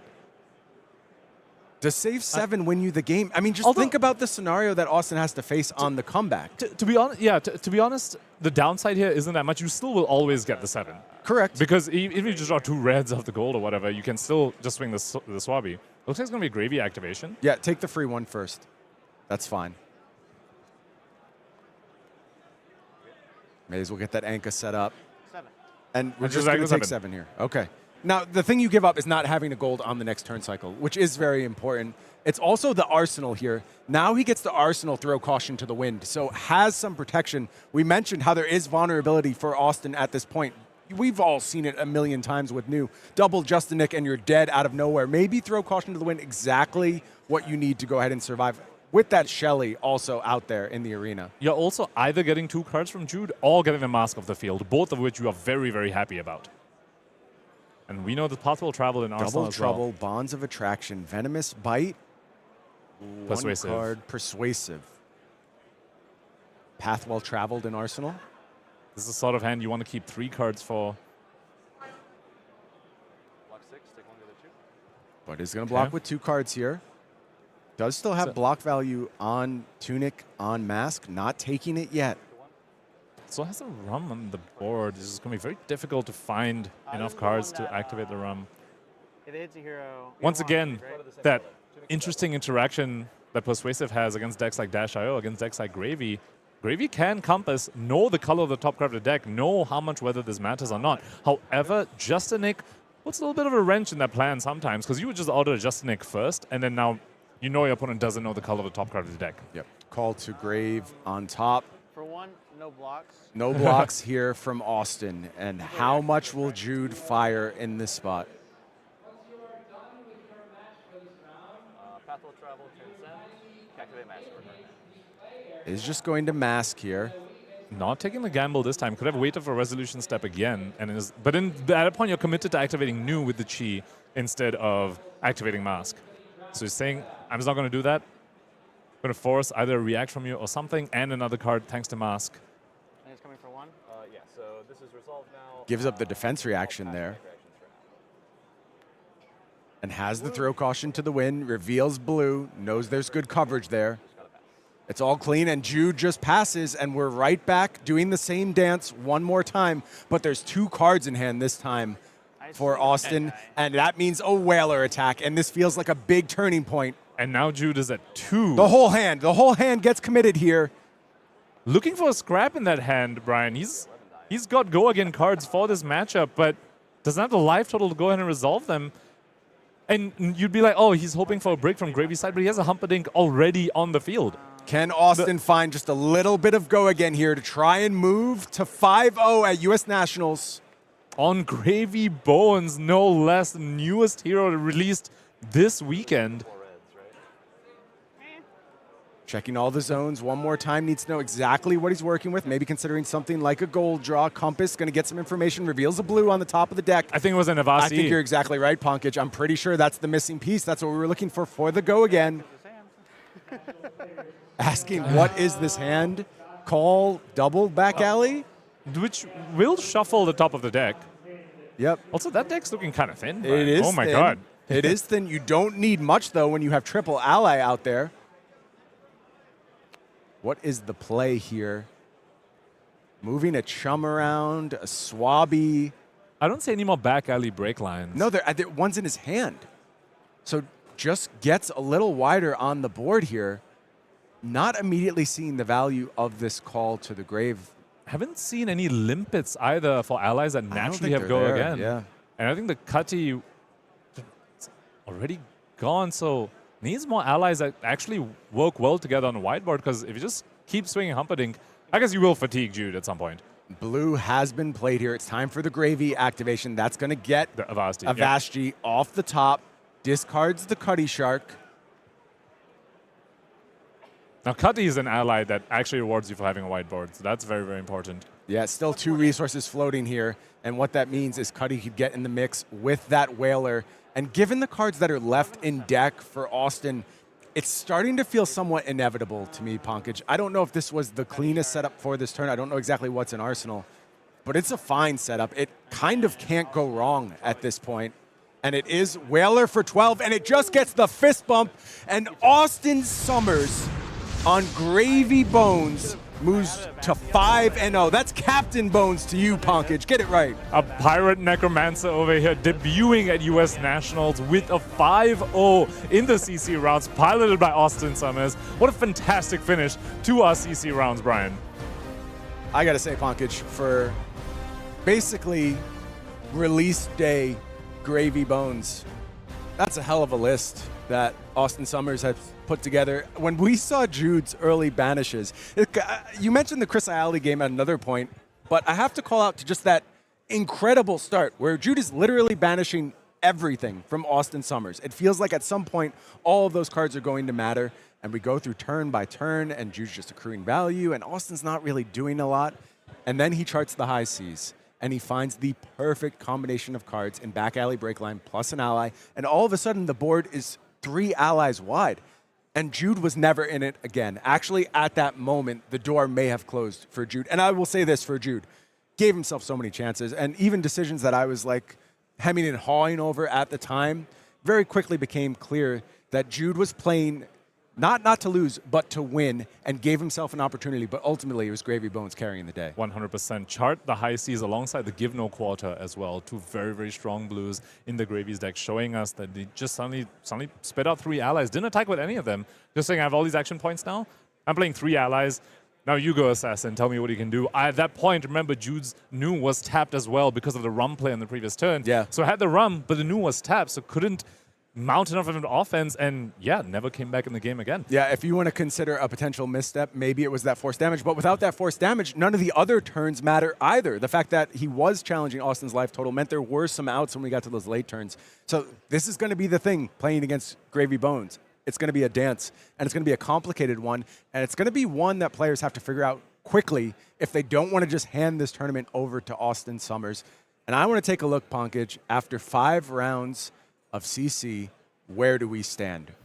And here we have it, our undefeated players. There you see at the top, it is Austin Summers, thus far unblemished, on Gravy Bones. But Pankaj, 10 players, 9 heroes. We are all over the place here after round 5. Almost a full 10 different heroes on our top 10. But we're at 9 with a whole bunch of different classes as well. Necromancer, newest class of the game. Couple of Rune Blades, an Assassin, an Illusionist, couple of Wizards as well, and a Warrior. Not something we've seen in quite a while in the form of that Fang, piloted by Mark Bradshaw over here. What a fantastically open meta. And look at this thing like, wow, you could really play almost anything. Anything's possible. Shout out to the Fang Gang and Mark Bradshaw. I see a Cindra amongst the undefeateds there. There was a new making it through. Jeffrey Mazar sitting at 5-0 on Vynnset. Majin Bay You know, that's another guy who I think is just due. We're looking for that huge finish, that U.S. National Championship. Maybe this is the moment, or maybe Kevin Murphy wants redemption after coming so close at that Pro Tour. Why don't we head to page 2 of our standings, because there are more undefeateds. We are only 5 rounds in thus far, so I believe we're looking at 16 total undefeateds, and there you see the rest of them. And there's even more heroes in the mix now, Pankaj. We see 2 Azaleas sitting at 5-0, a second Prism, a second Verdance, and then how about a first appearance for Kassai and a first appearance for Victor freaking Goldmane. Some of the heavy hitters heroes coming out to play over here in this high seas metagame. I want to talk a little bit about Florian, Brian. Coming into this weekend, Florian was a little bit of the big bad. On the first screen, we saw 2 Florians undefeated. Over here, there's 1 in the 4-1. Not as much as the representation might have expected you to believe. Turns out, there's a lot more game to Florian now, especially post-bans and especially post-high seas release. It's time to take stock, Pankaj. 16 undefeateds right now. There are 2 undefeated Verdances, 2 undefeated Prisms, 2 undefeated Florians, 2 undefeated Azaleas. Then there are 8 more heroes sitting at 5-0. Fang, Nu, Kano, Kassai, Vynnset, Victor, Cindra, and Gravy Bones. So across 16 undefeated heroes, 12 different representations. And then you go to the next 4 heroes, there's 3 more. There's 2 Arachnes and a Jarl sitting atop this metagame after our rounds of CC. What a fantastic time to be a Flesh and Blood player, really showing you can be a specialist. You could even be the sort of player that plays a whole bunch of different decks like Chris Iaali and still show up here and perform really well at US Nationals. Folks, I need to take a moment now, and I'm just going to be frank with you. I know a lot of watchers out there tune in for our CC rounds, and then we come to limited rounds, and they go, I'm getting a little sleepy. It's time for bed. I will just go ahead, rest up. I'm not a limited person. I don't really love this part of the game as much as I love CC, and I need a little bit of a break after those intense rounds. I am telling you, you don't want to go anywhere for these draft rounds. High Seas is something special. It's something different. And these 3 rounds of draft are going to teach you exactly what you need to know as you head to your national season. As you get back into your local armory, you start drafting. This is a format that is not to be missed. And we're going to bring you 3 banger rounds of draft, including full draft coverage of Austin Summers' draft. I have to see what this guy can do in the draft format. Certainly brought something special in CC.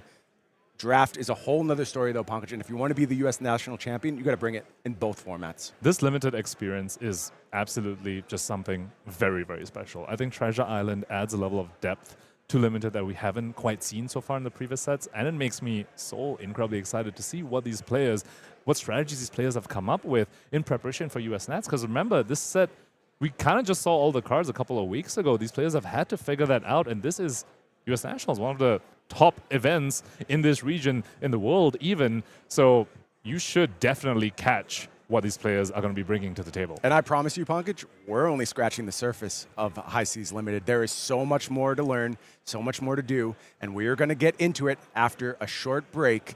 Do not go anywhere.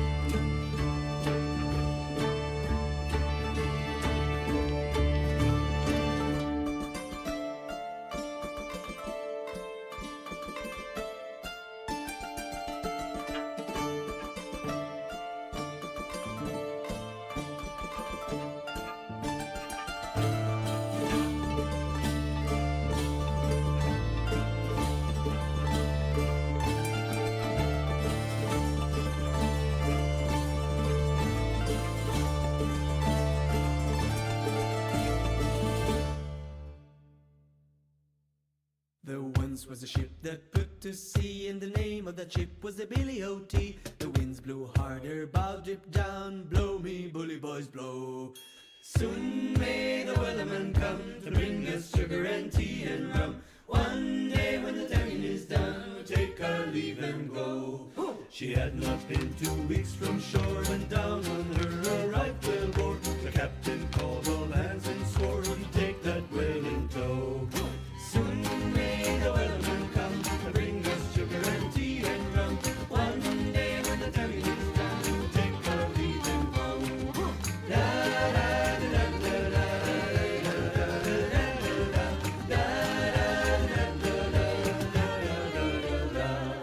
Before the boat had hit the water, the whale's tail came up and caught her. All hands to the side, harpooned and caught her when she dived down low. Soon may the wellerman come to bring us sugar and tea and rum. One day when the tagging is done, we'll take our leave and go. The line was cut, no whale was freed, and the captain's mind was... The Mativionty, the ones are fine, the Mativio's fine, and we take Garleys and draft! It's time for draft, my friends. After 5 incredible rounds of Classic Constructed, we have to see what do the booster packs have in store for us and which players will end up at the top of the standings when all is said and done. Sam O'Byrne and Ellie Bird, and my goodness, were you able to catch some of that final match? Yeah. Double Sigil at 1 is kind of like the Assassin Classic and Dual Illusionist. It's like, oh, they're about to close. I'll gain 6. Yeah, ridiculous. And the amount of allies that Austin was able to just kind of onto the board in the really critical turn, honestly. Yeah. It was looking like Jude was able to find the pressure, able to really potentially be able to close that thing out, but a couple of good chart the high seas, a couple of clutch allies into the bin, and Austin Summers looking pretty nice up there at X and O on the standings. But now, high seas, Ellie, this is a brand new draft format. Much has been spoken of what it means to be playing a big tournament like US Nationals on release day. These players are drafting these cards and this set for the first time in, when it's actually legal before our very eyes. So just talk to me a little bit about what you think it means and how the players have prepared before we take a look at the draft format. I think, actually, just like straight off the bat, I think there's going to be a lot of people in this room who have drafted high seas 5 or fewer times. Yeah, oh yeah. Yeah. I think there might even be some people on our top pot that are in that situation, which is always something I find pretty interesting about these early limited formats, is that even though there's been a world premiere, there haven't been that many opportunities to draft this set in paper. The new pre-release policy says you can sell product or run drafts after your pre-release has happened, but I mean, sparingly few people in this room are going to have even taken advantage of that opportunity. So I think it's going to be one of those things where a lot of people are really feeling out kind of the early limited format experience, and there are a lot of limited formats that really evolve as we carry on. Totally. We saw this with Rosetta a lot. I think the narrative very early on was like, oh, Florian's insane, Florian's broken. But then as people started to figure the draft format and feel it out a little more, you saw at Worlds Osaka, there were some crazy Aurora decks just like really taking their Florian opponents who were trying to sit there and do nothing by storm.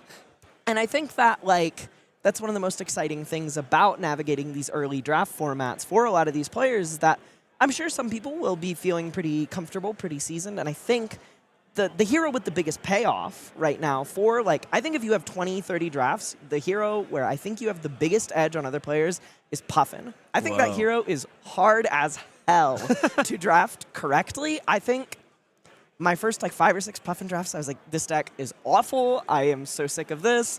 I will be passing all of the Puffin cards to my left, and then after getting my butt kicked over and over and over, I started to kind of piece that together, and I think that seeing that take shape in this room as we watch these drafts, we have one draft today and another draft tomorrow. Even for the lower experienced players, there's still going to be an evolving metagame between the 2 drafts that we have going on today and tomorrow, to speak nothing of some of the more exciting surprises this draft format has in store, like a certain stinky, sexy stowaway. Absolutely. And we are lucky to have you in the booth, Ellie. Ellie, of course, top 8 of Calling Hartford last year, which was a big old limited format tournament. You were up there drafting with some of the biggest names in the business, so I'm glad to have you next to me. Let's go ahead. I'm going to pass it it over to you as we break down this format for you as you've described, because listen, this is kind of being played out before our eyes for the first time. So let's break it down for you at home watching a little bit about high seas and what we can expect watching through these drafts. Treasure Island is Fab's second macro, but listen, I'm not going to dog on Sanctuary of Aria, but that card was basically, the premise of it was, what if Helios Miter didn't take up your head slot? Treasure Island is the first macro that is truly transformative in how the game plays. When you are playing a game of High Seas Limited, you are not just playing a game of Flesh and Blood, you are also playing the sub-game that Treasure Island asks you to play, and it's really important because there is an interesting back and forth depending on how much your opponent wants the gold, what you think they might be able to do with it, how reliant that hero might be on it. You have to make tough blocking decisions to kind of mete out how much gold each player might get, and it's also going to affect how much tempo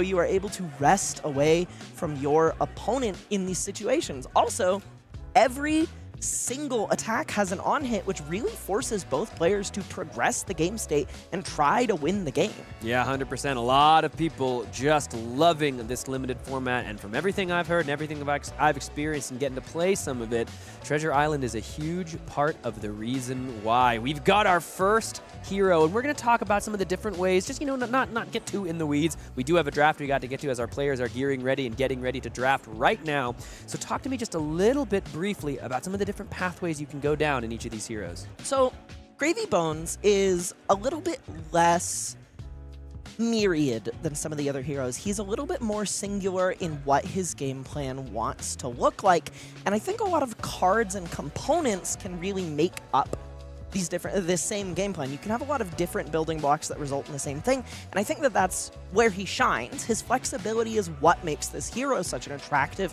prospect in the drafting process. He's very capable of sculpting his hands using his hero ability by cashing in gold to find better blocking options, to get his allies in the graveyard so he can play them. And there are some very, very important pieces. He wants blue attacks with Go Again, or blue non-attack actions with Go Again, like Swiftwater Sloop or Avasti, so that he can get these powerful allies, these standout staple allies like Swabby, Rigor Mortis, Barnacle, into his graveyard and kind of get them out on the same turn, because what he wants to do to win a game of Flesh and Blood is put an ally on the table, and then you make a hard choice about whether or not you're going to take an Expedition to Horizon's Mantle for 7 straight to the Dome so you can clear Swabby, or you're going to let that hammer-wielding lunatic stick around for an extra turn and keep mounting the pressure. I don't think he looks like a lunatic. I think he looks like someone I'd like to have a cup of tea with. Well broken down, Ellie. Let's look ahead at our Ranger, because of the two, it does kind of feel to me like Marlynn has the most like the word popped out of my head. Dichotomous. Dichotomous. There's two different, very distinct ways you can build Marlynn. Look at those two weapons. They are telling a very different story. So, the first thing that really jumps out about Red Spine Manta is that you don't have to pay anything to put an arrow into your arsenal. Not to mention that Hammerhead, the Harpoon Cannon, doesn't even put an arrow into your arsenal, but we'll get to that. So, Red Spine Manta, as a deck, it really does dictate your deck. Like you said, you want to be drafting arrows. You want to put them face up into your arsenal, and you want a lot of Go Again, because your deck doesn't want to pitch all that often. There are some arrows, some one-cost arrows in the format, like Sikkim Shot and Headshot, that are pretty attractive to fire off, but what you really want to be doing is going 2 or 3 chain links wide with the help of cards like Swift Shot, or just other Go Again attack actions in the format to really leverage your ability to use a single blue in conjunction with some amount of one-cost arrows. Maybe you spend 2 gold on a boat. Maybe you spend 2 resources on a boat. Maybe you spend 2 resources on a gold to have a card for next turn. But you really often just want to put some arrows in your arsenal, fire some arrows at your opponent, end on some kind of attack, and spend your resources cleanly and move on to the next thing. Hammerhead is really kind of the opposite. Hammerhead doesn't ask you to draft basically any arrows whatsoever. You can actually, even in Classic Constructed, I've been playing a Hammerhead deck that runs almost 0 arrows, because thanks to Marlynn's hero ability, you have, in conjunction with Hammerhead, and a Goldfin Harpoon, you have a real weapon, kind of a first for a ranger. You can grind games out by blocking and sending these big 3-for-7 attacks that are really core to this limited format, and just kind of grind your opponent down, then close the game with overpowered Goldfin Harpoons later. Yeah, that's something that I'm the most excited to see which players can sculpt together, because I think Red Spine Manta, the decks build themselves a little more. You look for the swift shots, Right. you look for the things with Go again, you play a lot of really good attacks, some good pirate cards, but the decks that can utilize good blocking decisions and really get the gold for the overpower in the late game, a little tougher to build, but really beautiful to watch work when they do.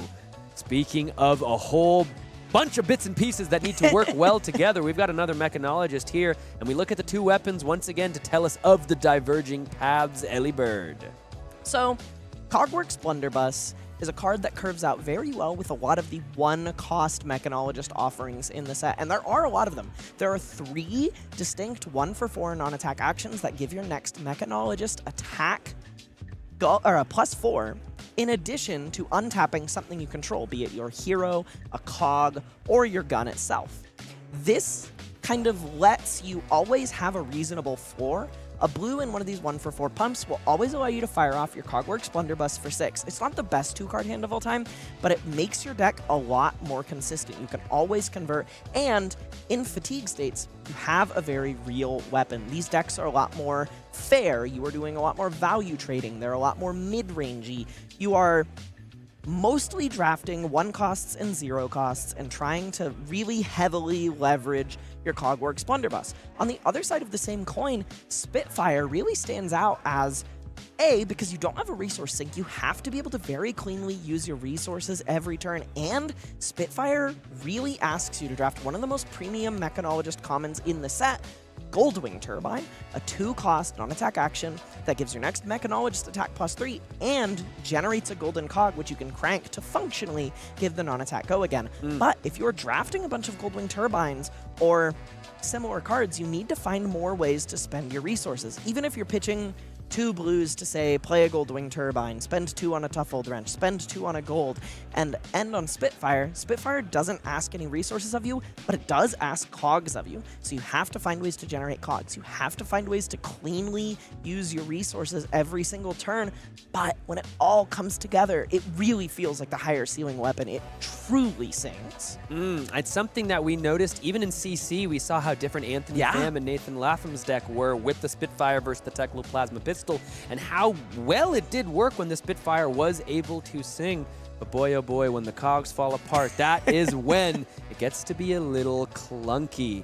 But of course, these are the 3 heroes we knew about before Taipei rolled around. That's right. And then this old thing jumped out of a couple booster packs. Talk to me about the weird and potential wrinkle that Scurv adds to all of this. So, I think this hero is really interesting. We haven't done a draftable hero in Flesh and Blood before, so he is a first in that sense. And notably, he has a class or talent that we haven't seen before, Thief. And this contains no cards. There are no cards truly in the Thief pool, meaning the only things he can draft in this limited format are pirate cards and generic cards, meaning that his card pool is incredibly limited, and the biggest thing that you are going to struggle with is finding cards that block well. You will have to specifically target some block cards like On the Horizon, Lost in Transit, cards like this that allow you to actually shore up your defensive value, because generics, generally speaking, only block for 2, but in exchange for this, you have one of the most powerful hero abilities of all time. You can very cleanly convert a gold made either by a card like Golden Tipple within his pirate pool, or just from Treasure Island into a Gold Kiss Rum. And far be it from me to complain about banking action points on your hero ability in Flesh and Blood. However, he's not in every draft. You do have to draft him, but he's not always there. He and his specialization, Not So Fast, which is an incredibly powerful thing, that is the only card in the set that only he can make use of, are, I think it's like 40% of boxes. Please don't quote me on that. But they don't always show up, and because you don't even know what pack they're in, you kind of have to be drafting in a pretty specific way. A lot of people, something I've seen happen a lot, buddy of mine that I test with, whose name I will not mention for the purposes of he is probably drafting as we speak, actually just always tries to stay open to Scurv, and if he doesn't find Scurv, he pivots this generic heavy deck into a Cannon Marlynn deck that just tries to close games out with these big attacks. And I think that that's something that is so cool about Scurv. It gives this really interesting point of texture to this limited format. Yeah, absolutely. I do think Scurv is the thing that I am most hoping to see over this weekend. It would be fun to see Scurv out there in the feature match. We have 2 drafts to do it. I'm going to keep the fingers crossed, but we do have our draft pod ready to take a look at, and it is, of course, pod number 1. As we did follow and feature Mr. Austin Summers earlier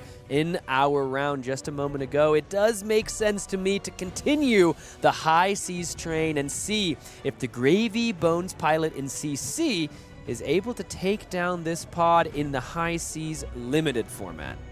Very curious to see what hero he ends up on. I know there's kind of a common joke with some of these tier 4-ish style events where you have CC and draft where you are playing the new set in CC and limited.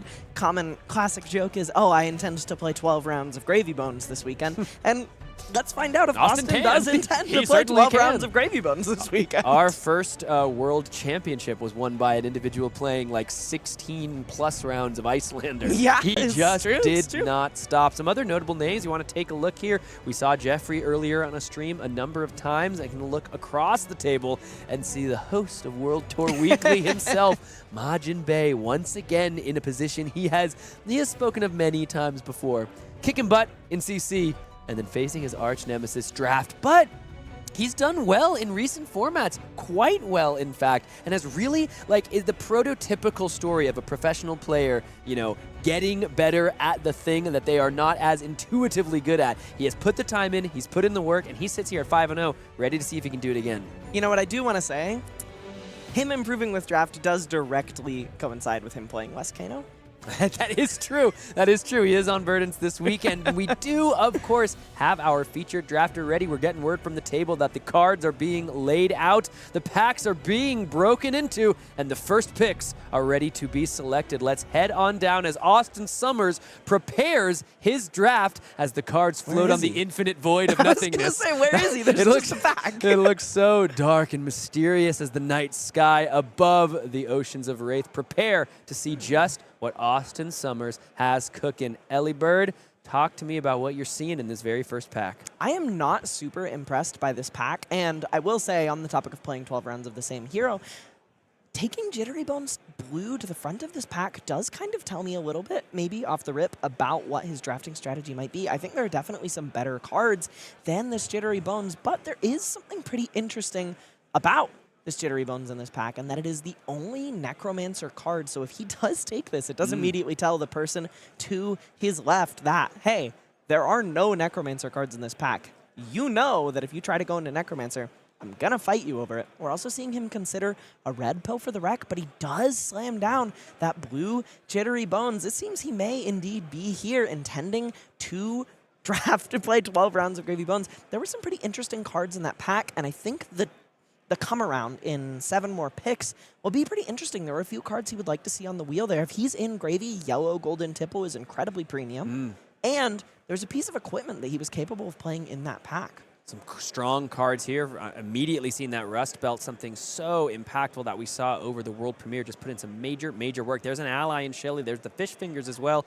And a couple nice blue pieces. The Mutiny on the Nimbus Sovereign gets pulled to the front, as well as that ally. I love what you just pointed out about passing no Mechanologist cards in that first pack. Necromancer. So, excuse me. Did I say Necronologist? He said Necronologist. Necronologist. Yeah. Necromancer cards in that last pack because it sends a really strong signal. Let's see if Austin continues on that train. I would be slam dunking this Expedition to Horizon's Mantle. Shelly was pretty clutch for him in the Classic Constructed round that we just saw, though. Fanning between that and the Mutiny on the Nimbus Sovereign. Is going to snap off the Shelly and pass this pack. Next pack on its way. Pretty curious to see how he chooses to navigate this.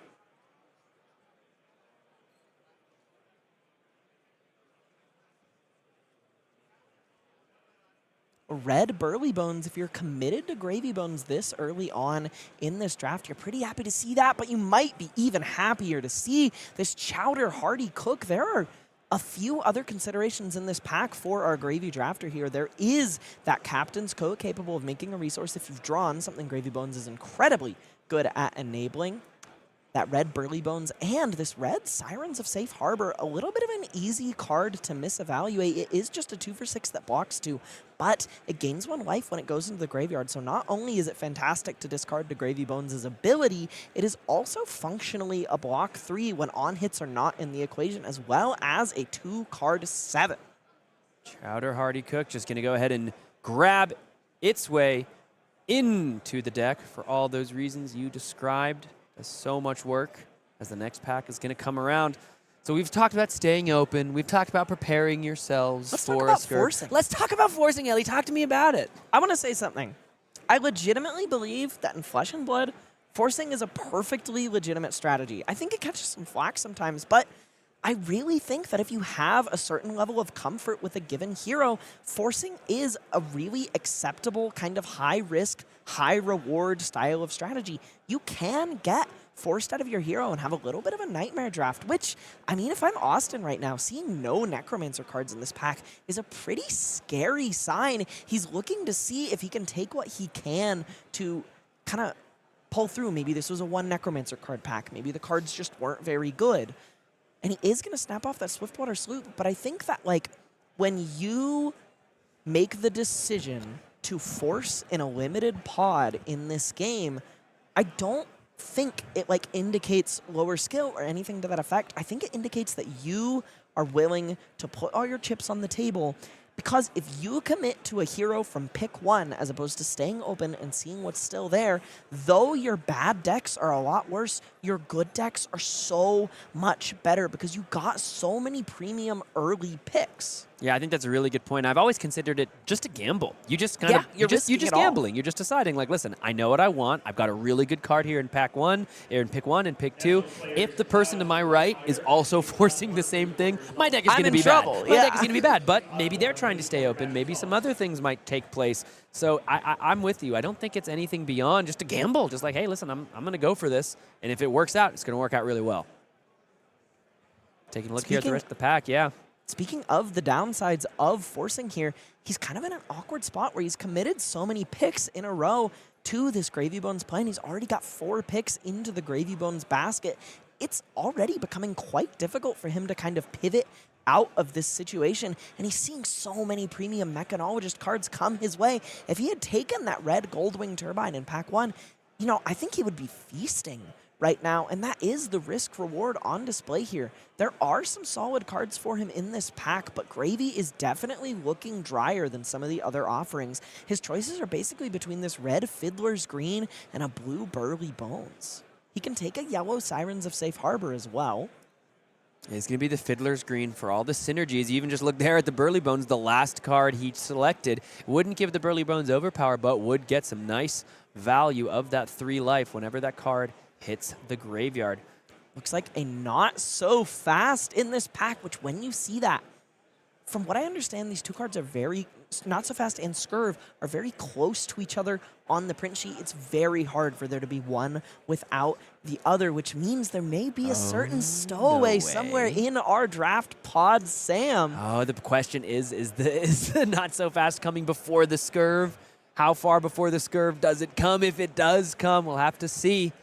Yellow Flying Eye is a pretty interesting pickup there. I actually really like that card in Gravy Bones in this set. Not only does it give your next attack Go Again, which allows you to swing an ally with Go Again, it will also give that attack +1. And I'm going to be honest with you, Disaster is striking a little bit for Mr. Somers here. There are no Gravy Bones cards in this pack, as well as only 2 legal picks and a piece of equipment that is far from premium for the Pirate Necromancer. I think he's kind of, you know, reaping the rewards of his actions here, good or bad. It's going to be a blue Walk the Plank as the selection. Just a little bit of like a, you know, blue card. It's not really what you want in terms of a starter, but you do get that Flying High. There's another bit of Go Again. Trade In as well is kind of one of those blue starters, but even some more Mechanologist cards in red that are coming around the table. I believe this is his wheel, as this is pick 9. So 8 players have taken a card from this pack. This is the pack he opened. So this Blue Sea Tricorn did come back around to him. He's just going to grab it. We know how important equipment is in Flesh and Blood. That means that one block not going to be able to be passed up. Another piece of equipment in the Fish Fingers. I remember seeing that in this pack. As well as that Expedition to Horizon's Mantle. I believe he almost took it. Instead took Shelly. And now the second piece of equipment in as many picks for Austin as he grabs the Fish Fingers. I mean, when your deck is just not really coming together, picking up equipment is a great way to increase the floor on it. 2 playables for him here, either a third piece of equipment in a row or a yellow on the horizon. He is going to snap off that Captain's Coat. Yeah, I mean, I don't blame him. It's like, dude, I'm at the end of pack 1. I'm getting 3 pieces of playable equipment. Yeah. They all do totally fine things. I'm happy to see all of them. I mean, like, I don't really think either of these cards, or any of the playable cards in that pack, make your deck on a good day, but can't hurt to take a blue Nimby. and Charted Course, certainly one I think he might be happy to see. Lubricate makes its way around, but the Charted Course is that blue starter with the go again. Lubr's Rise Up. Perhaps with that Lubricate. Perhaps with that Lubricate, even though it cannot be played as we look through this pack. Things not going incredibly well for Austin to start the draft, but I have been in plenty of drafts myself that feel pretty bummer in the first pack, and then packs 2 and 3, I find myself being all of a sudden like, oh, I've got a great deck. Just like that, kind of out of nowhere. We kind of saw Yuki at Taipei navigate herself out of a similar situation in the same hero. She had a deck that was, by all means, a little bit of a train wreck, and she managed to kind of navigate the rest of the draft in a way that was favorable for her and find herself at a 2-1 finish, which, I mean, come on. We're all rooting for Austin to do the same here. He does have some pretty reasonable pieces here. Not everything is gasoline, but he has already found 3 pieces of equipment. He does have a couple blue block 3s to work with here. And he has found 2 allies, one of which is one of the more premium allies in the set, to say nothing of that Fiddler's Green. All right, as we see the pack be placed back down onto the table, it's time to move on to pack number 2. Biggest needs for Mr. Austin Summerzelli. Better allies. He really needs a Swabby, a Rigor Mortis, a Barnacle, something that really just says, like, this is how I win a game of Flesh and Blood. I don't think too many Gravy Bones decks want too many allies. I think in Limited, the sweet spot is really in that 3 to 4 range, but they have to be good. And I don't really think Shelly is really going to cut it in Limited right now. I think blue block 3s, ways to put cards in his graveyard efficiently and or generate gold, Golden Tipple being particularly premium, especially at blue, and just some better allies. And then once you've got that squared away, you can start thinking a little bit more about things like upgrading your equipment or taking some more 3-for-7 style attacks. And speaking of 3-for-7s, Austin's prayers are a little bit answered here as he opens this pack up and finds a Swabby and Headstone, the Necromancer equipment in this set. Both of those are fine pickups, but there's the better ally that you were asking for. You can see there is that Cogworks Workshop, a Majestic that's going to go to one lucky Puffin player. It's like Austin's even considering taking it. He's fanning between. I have to imagine he doesn't want to hate pick it on his first pick of pack 2. Crazier things have happened. Certainly not to pass a Swabby. Imagine, just Chad's out, takes it. I'll get the Swabby back. He'll come back. Hits it at the 9. No, it is going to be the Swabby. First pick here, pack 2. Passing to the right this time, which is kind of an interesting thing in Limited. I think there's a bit of this effect where when you are very cut pack 1, it usually means that you are not really in the quote-unquote right seat as far as drafting your seat goes, but that also means that pack 2 has the potential to go incredibly well for you as the cards are going the other way around the table. And speaking of, Austin has just received not only the last piece of equipment he could pick up, he doesn't have a boot slot yet, a powerful Majestic and Chart the High Seas, or just a second freaking Swabby. Yeah, second freaking Swabby sounds pretty good to me, but there is a Chart the High Seas that also potentially could be a bit of a tantalizing pickup. It's blue blocks 3, turns on Gravy Bones, makes some gold, gets you pitch, does everything you want, but is Swabby the better stats to actually close out a game? Chart the High Seas is a bit of a complicated card. I don't think it can save a bad Gravy deck. You need allies and you need blues for that card to do what it's designed to.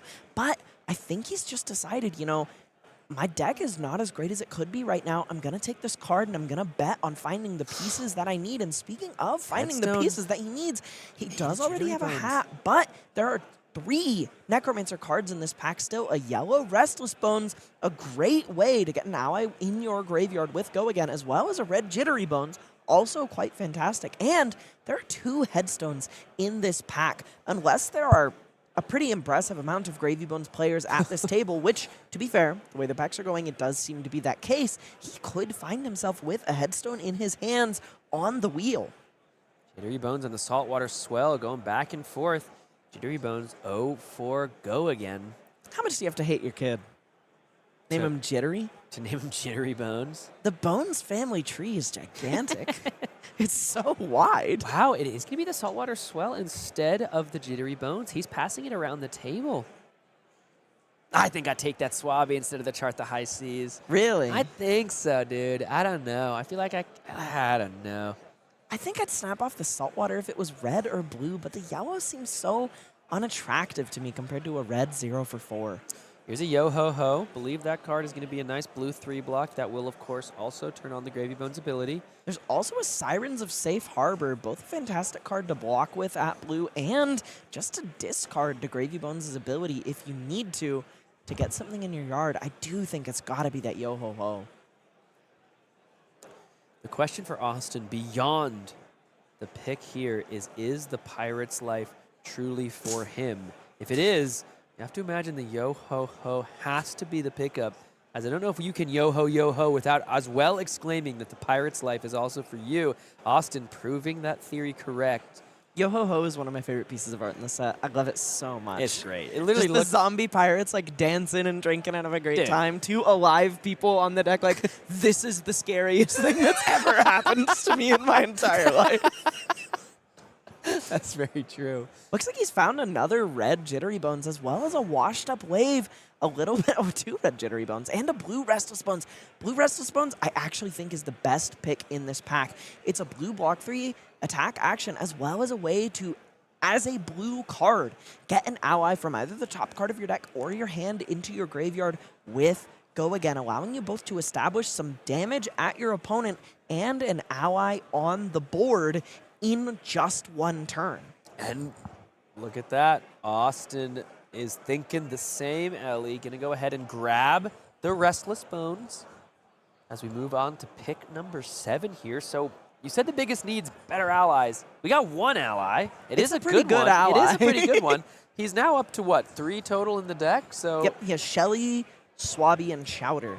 I think 1 more good one, like this Rigor Mortis here. It's just ideal, but there's also this blue Golden Tipple.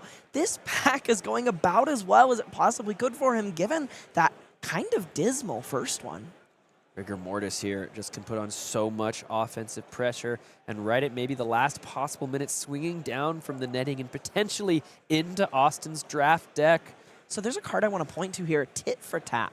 I completely misevaluated this card early on in this limited format. This is one of the best blues in the set. I really, truly believe this. It's so incredibly powerful against certain heroes to be able to untap yourself, especially as Gravy Bones. Get a blue in your graveyard, allow yourself to draw a discard again, and shut your opponent's hero ability down, which is so backbreaking against a Puffin. They can't even interact with it. It's not like Walk the Plank. It doesn't have to hit them. That's a pretty interesting card, and there are still enough cards in the pack that he could see that blue block to come back around. I would be thrilled in his position. Here comes a blow for a blow. One of those scar for a scar, life for a life, blow for a blow cycles. Pound for a pound? Pound for a pound. Penny for your thoughts. Not quite. No, seriously, penny for your thoughts. What do you think is a good pick? I guess it's the blow for a blow. First red of the pack here going to make its way into Austin's deck, as I believe he is moving on towards what will be his final pick before the wheel. I think Blow for a Blow is not a fantastic card, but I do think it is an important card.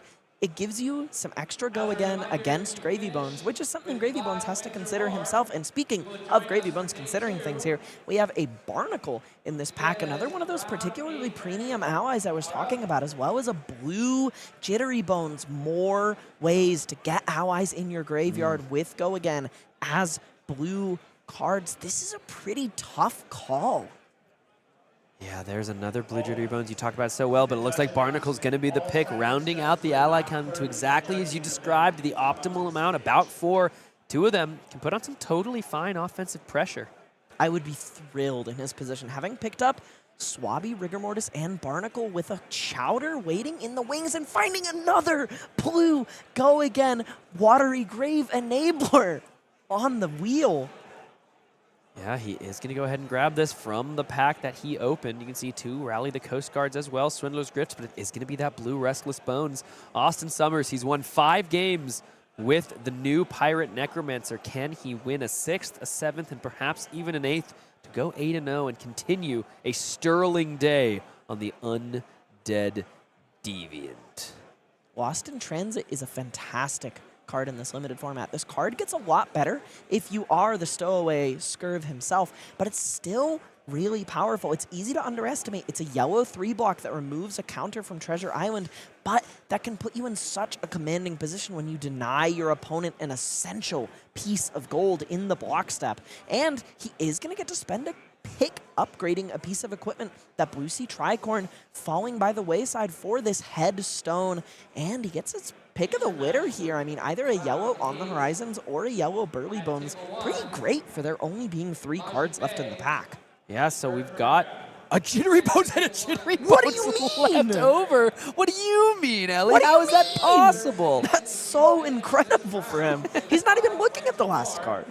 Well, He doesn't need to. Austin, could you show us, please? No. Austin, could you please show? Oh, it looked like he was going to do it for a second. Oh, Oh, come what? on, big Maybe dog. he can hear us. Oh! Oh, Gold Hunter Longboat is not Honestly, a not bad bad, last yeah. card.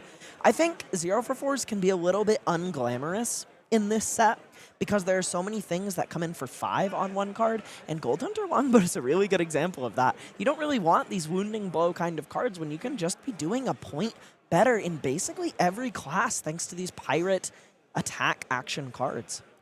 So looking through the deck here, the major asks have been achieved by Austin. Got some To some extent. much better allies, got that chart the high seas as well, upgraded a piece of equipment, and even got some nice blue starters, even that Jittery Bones right at the end. So it definitely feels as though this was the pack for him to get his pick of the litter. Pack 3 might be a little more challenging given how tough Pack 1 was, and however many other Necromancers they are probably to his right. It does look like he's holding on to 6 blues, 7 blues, 4 or 5 of which block 3. I definitely want at least 3 more blues if I was in his position. So needs not entirely met on that regard, but I do think our needs are entirely met on the allies axis, which gives him a little bit more space to kind of pick up some of these other essential pieces. He still needs a pair of shoes. He still needs some better red offensive cards to throw at his opponents. So I think what he really wants to see in this pack is some more of these quote-unquote raging onslaught style cards, these 3 for 7 attack actions. I would love to see a walk the plank in his position. I would love to see a scar for a scar or a life for a life, some ways to leverage extra action points, extra cards in hand. Perhaps some golden tipples. I think that extra hand filtering while generating gold is so essential for Gravy. And let's see. Looks like there's a couple solid Pirate Necro cards in this pack, as well as that Scar for a Scar. Looks like he's eyeing this HMS Kraken. These boats with overpower and the high tide mechanic are not to be underestimated. They're quite powerful. Restless Bones as well in the right class combination. Yellow Battalion Bark, always an interesting pickup, but it's the Mutiny on the Battalion Bark that he is going to go ahead and pull to the front. Let's see which is the card that he's going to select here. He does still need blues. I would not blame him for taking this Mutiny. I think this is the best one, just cleanly converting for +2 as a blue. And grabbing And yourself a stealing gold. Yeah. Yes, steal yourself a Which gold. can just change the timbre of any given turn very, very quickly. Does have to feel bad to pass that Scar for a Scar. Yep. Go But again is so essential for this hero. around the table it goes.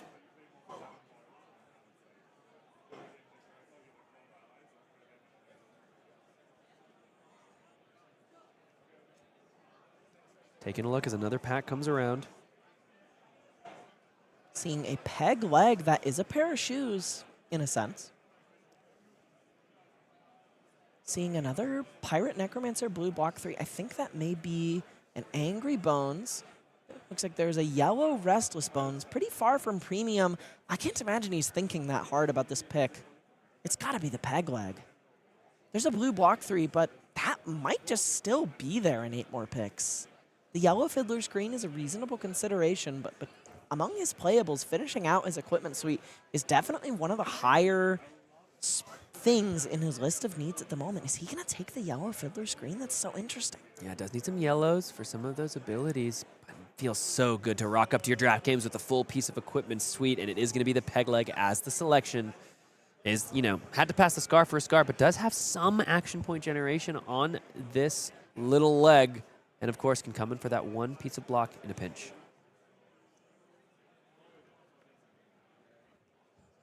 See what the next pack holds for Austin. Getting ready to try to make his magic on this hero continue. So now, all right, so we've got the better allies. We just picked up some blues. What else do you think he needs, Ellie, to really make this thing, you know, where he wants to be? I think he still needs a couple blues.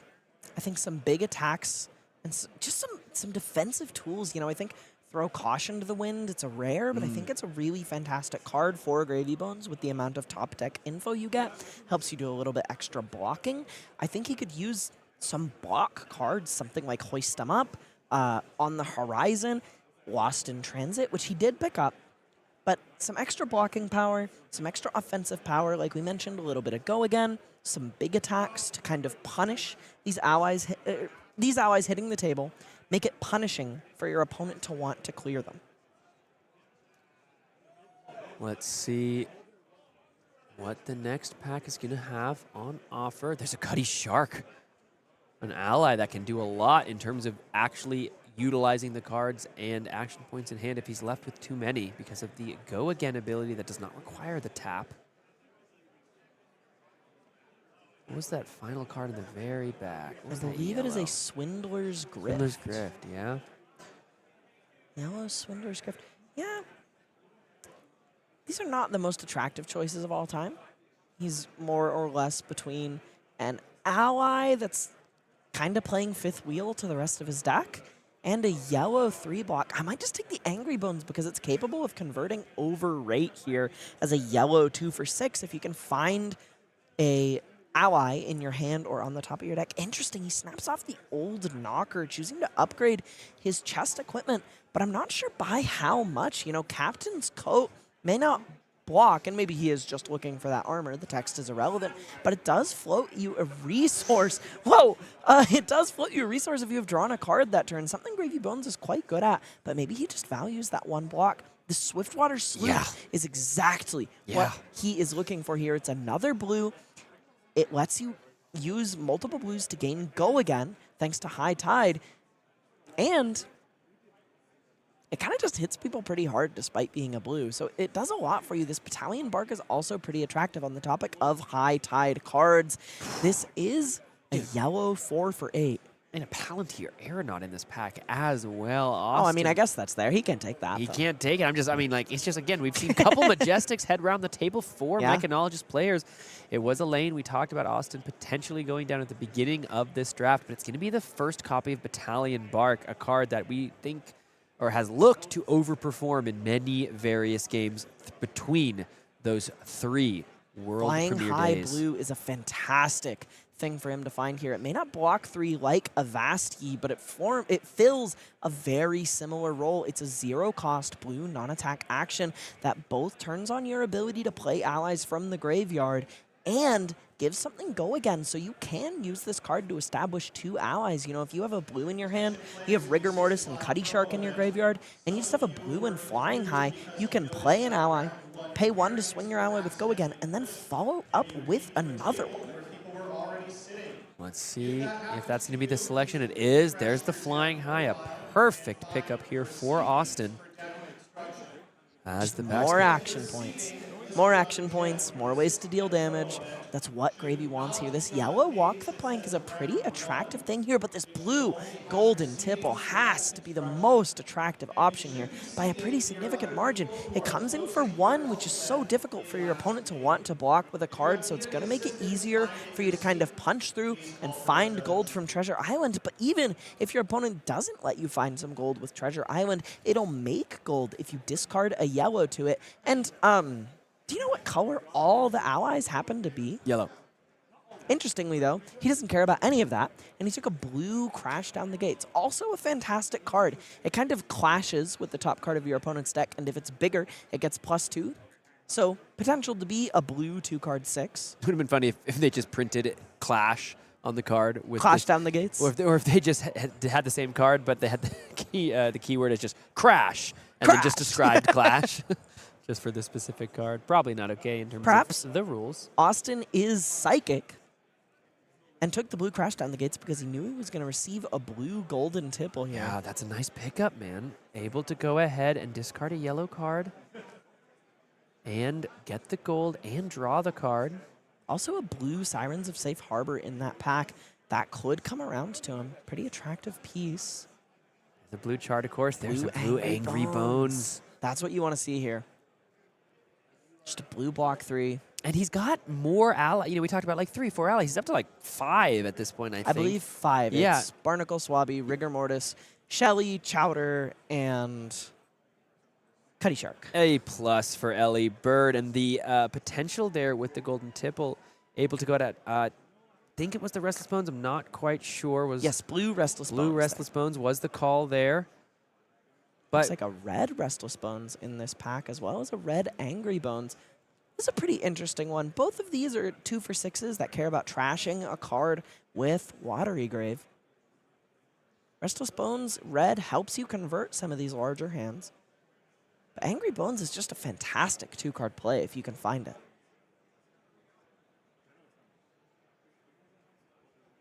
Yellow Fiddler's Green and a yellow Restless Bones in this hand. Pretty solid options here. So the deck is kind of coming together, like we talked about potentially happening.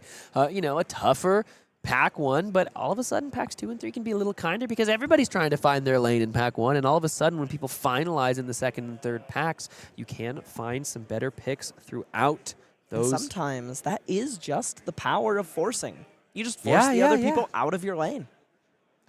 Gold Hunter Marauder is his only playable option here. I can't imagine that card really makes the deck 3 for 6. That is overpowered if your opponent has more gold than you. A washed up wave he finds on the wheel, along with a yellow Sirens of Safe Harbor, and then he finds a yellow Burly Bones as his push, his final card forced into his hands.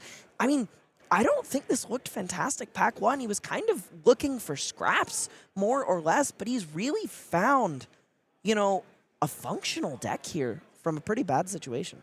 Yeah, absolutely. Looking here as Austin looks through the deck, you know, it's an interesting deck. It's not a deck that you look at and I think are like, oh man, I know exactly how it's going to win. I know exactly, you know, what the best card is. I know exactly. I mean, but he does have a fair amount of synergy. He has a fair amount of cards I think you're happy to have in your Gravy Bones deck. And we know, if there's one thing for sure, he is an excellent pilot of the Gravy Bones hero. Can utilize the card pool well, can utilize the hero ability well. The question is, were the cards that came around in the deck he was able to draft enough to actually push him forward and take him out of potentially going, you know, 1-2, 0-3, where you don't want to be, and end up 2-1, 3-0, where I think all players are happy to be at the draft rounds of the National Championships. Let's check out the pod here and see where all of our players landed as those cards whirled around the table. And we're going to see as we look across the...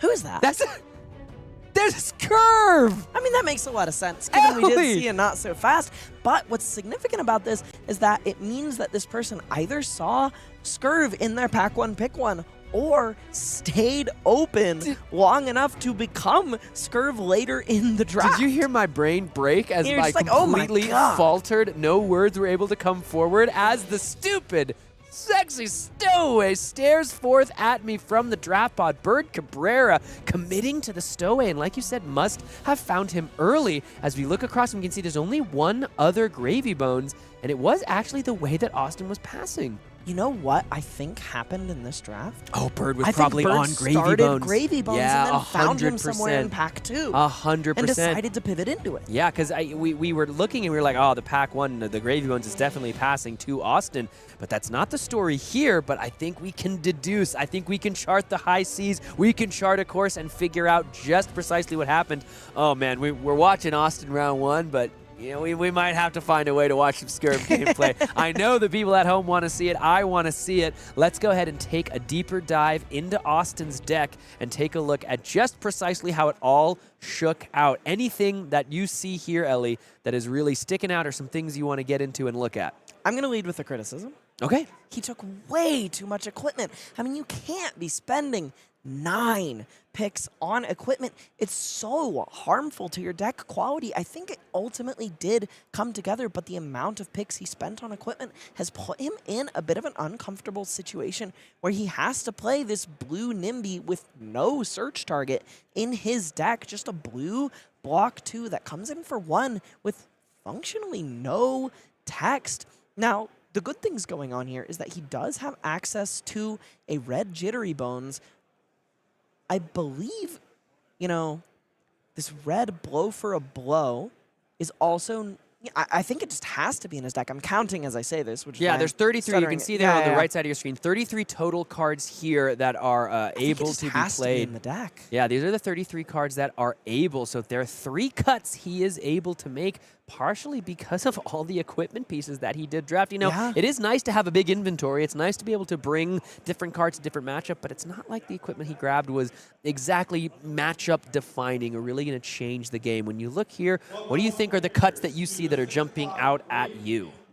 I'm not excited to play Gold Hunter Marauder. It's a 2-block. I think you have a lot better options in your card pool for large attacks, especially at yellow, like that yellow Battalion Bark, and ones that block 3. That's just not a card I'm excited to put in this deck. Gold Hunter Longboat may share a similar fate.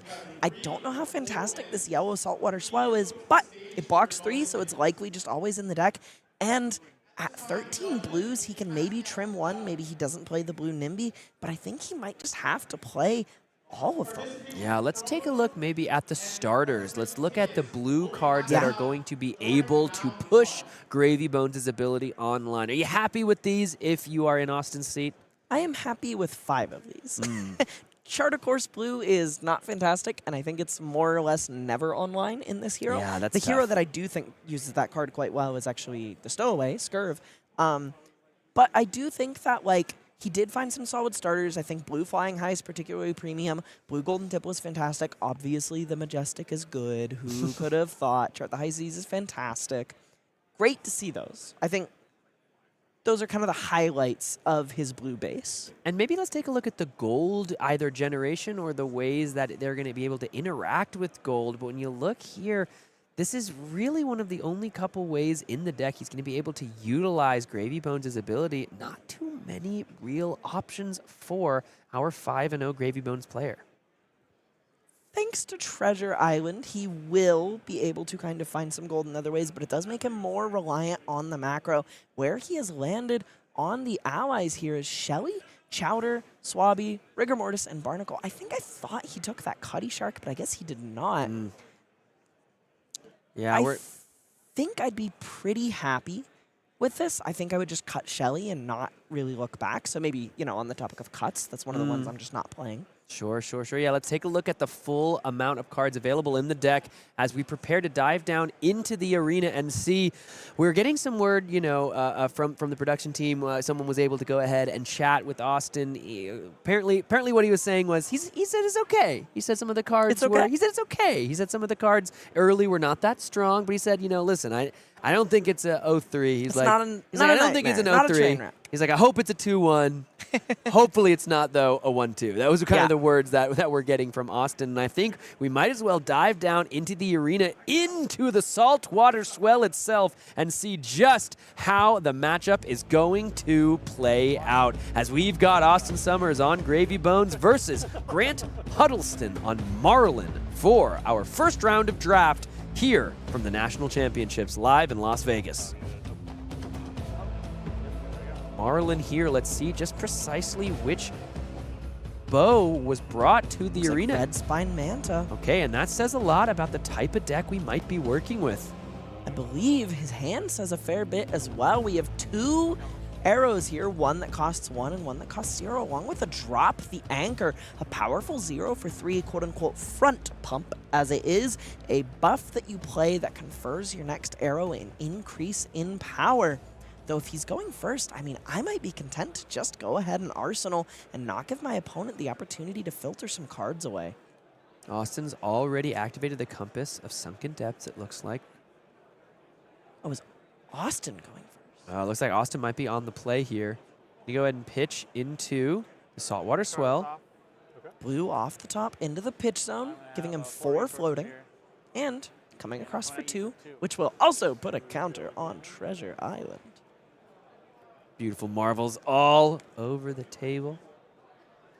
As we see our heroes getting ready for this first round of draft. That's going to buy a block from the Rally the Coast Guard. Follow-up here is going to be that Walk the Plank. Making the best of a slightly awkward opening hand here. Also getting this blue Walk the Plank out of his deck pretty early is hard to complain about.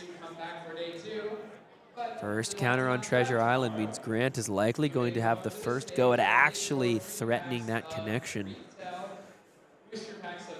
Austin here preparing to arsenal his first card. In this matchup, are you think you're happy going first or second? You would have loved to see an ally if he's going first. I think generally speaking in this limited format, it's great to go second because not only do you get to filter if your opponent attacks you, but you also get the first real shot at getting the gold stowed away on the Island of Treasure. But I think if you are forced to go first, resolving an ally is one of the best things you can possibly do. I believe Grant blocked so that he could keep that Drop the Anchor, but he's found himself in a tough spot here. He did not draw any arrows to pair with it, and he's going to have to pitch 2 yellows to send this Yellow Battalion Bark, but its base power is only 6, and High Tide isn't active. Yeah, so this is just 3 cards for 6 damage. Neither turn here looking too impressive for our drafters. Speaking of not looking quite so impressive, Austin's hand is holding 2 allies. He's going to take a look at the top of the deck. It's a yellow Restless Bones, but he doesn't have any gold with which to activate Gravy's ability and get some of these allies out of the hand. This might be where those low block value blues he was forced to take can come back to bite him, as he might already have to commit some armor if he wants to deny his opponent from getting 2 gold here. Looks like it might be a yo-ho-ho block plus something additional. I think it might be Yo-Ho-Ho, Headstone, and Crash Down the Gates, but then he's stuck with 2 allies in his hand. Not only do they not block, they only pitch for yellow, and they don't have Go Again played from the hand, so if he pitches one to play the other, that's it. It's a sitting duck, and his opponent's going to get to clear it pretty painlessly. Austin here, reaching for the Headstone, reaching for the Fish Fingers. That's a couple different pieces of block. Reaching for the pieces of Peg armor. Leg. He drafted it. He wants to use it. This is not how early you want to use this, though. And just on a 3-card 6. You can see even just a little bit of a laugh here from Grant. He's like, dude, I didn't feel too good about this play, but I'm buying 3 pieces of equipment. I'm certainly feeling better about it. I think he might either want to play this blue Crash Down the Gates or resolve that Shelly. Else he would not have used so much equipment to keep so many cards in his hand. Looks like it is going to be that Crash Down the Gates, crashing down onto the combat chain. Let's crash. Yeah, 3 cards once again. When it attacks, they're going to reveal the NIMBY. It is bigger. Yeah, so that means it's going to go ahead and come in now for 6 on its own. Once again, threatening the Treasure Island up to 3 counters. And threatening to destroy the very NIMBY that Grant just revealed. And It's just a lot of gold if he connects. Oh, yeah. And both of those allies, however, go to the bottom.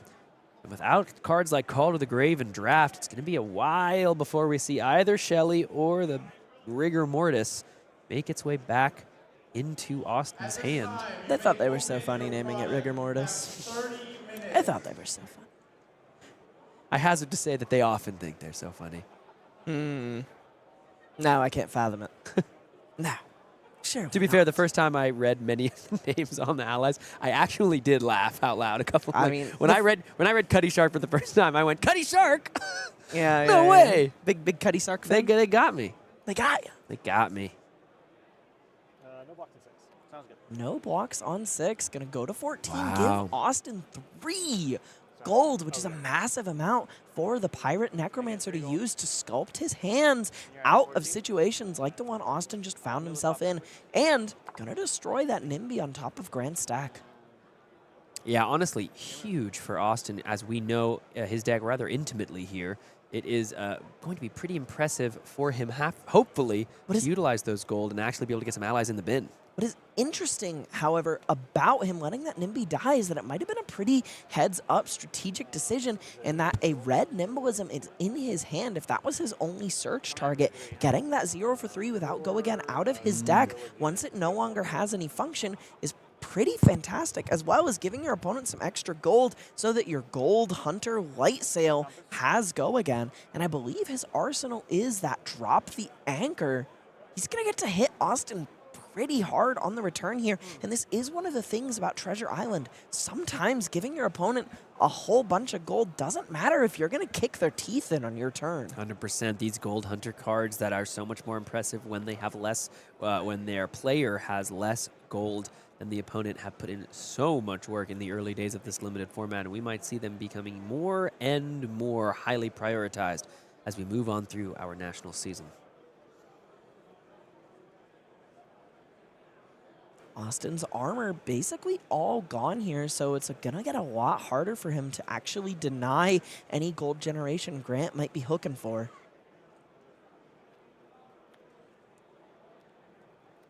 For go again with this Gold Hunter Light Sail. He's gonna buy a block from the Restless Bones. Looks like we might find his old knocker on the combat chain. Be a weird place to find it.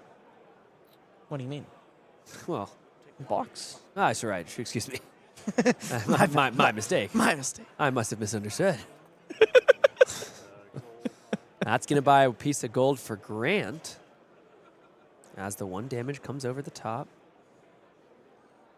Treasure Island triggers. Let's close the chain. Okay.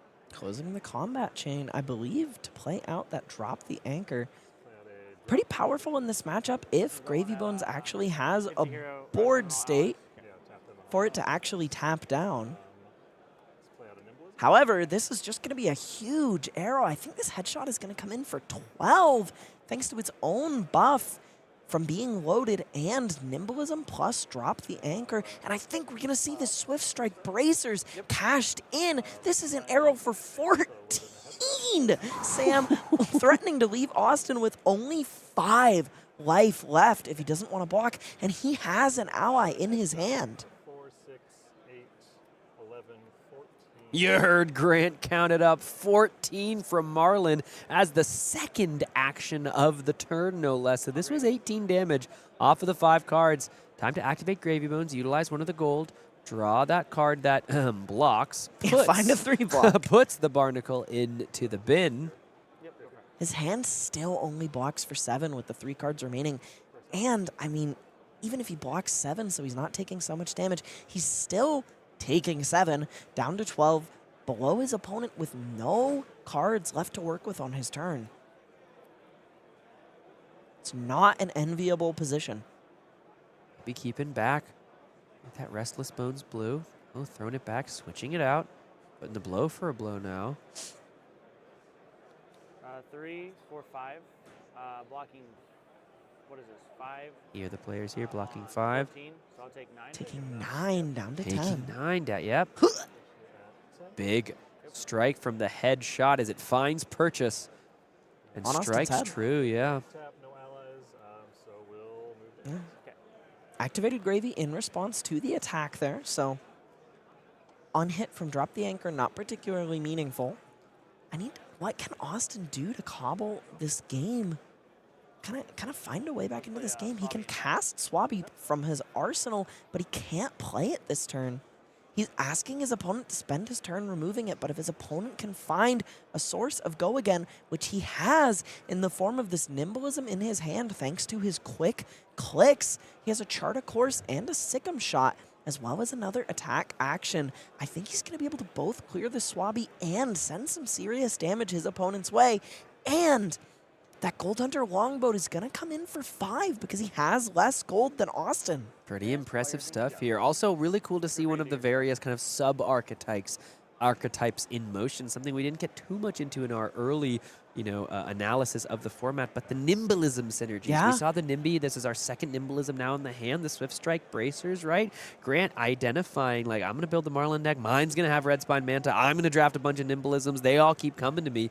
Seems to be working out well for him so far. Will he be able to clear this Swabby is the question. Sikkim Shot means most likely yes. Pretty good. Pretty good way to clear that Swabby. He is going to have to pitch a card on this turn. Let's fire Sikkim at Swabby. Yep. Sikkim Shot here at Swabby. Gonna go ahead. Put the big lumbering chunker. Oh, that's so interesting. He's activating Marlynn here to make a Goldfin Harpoon. What is he going to use that for? Does he have the way to draw? It's going to be a Chart, of course. Okay. We will put a counter on there. Putting a counter on Treasure Island and attacking with Gold Hunter Longboat. Longboat at Gravy. Should be coming in for 8 because I control less gold.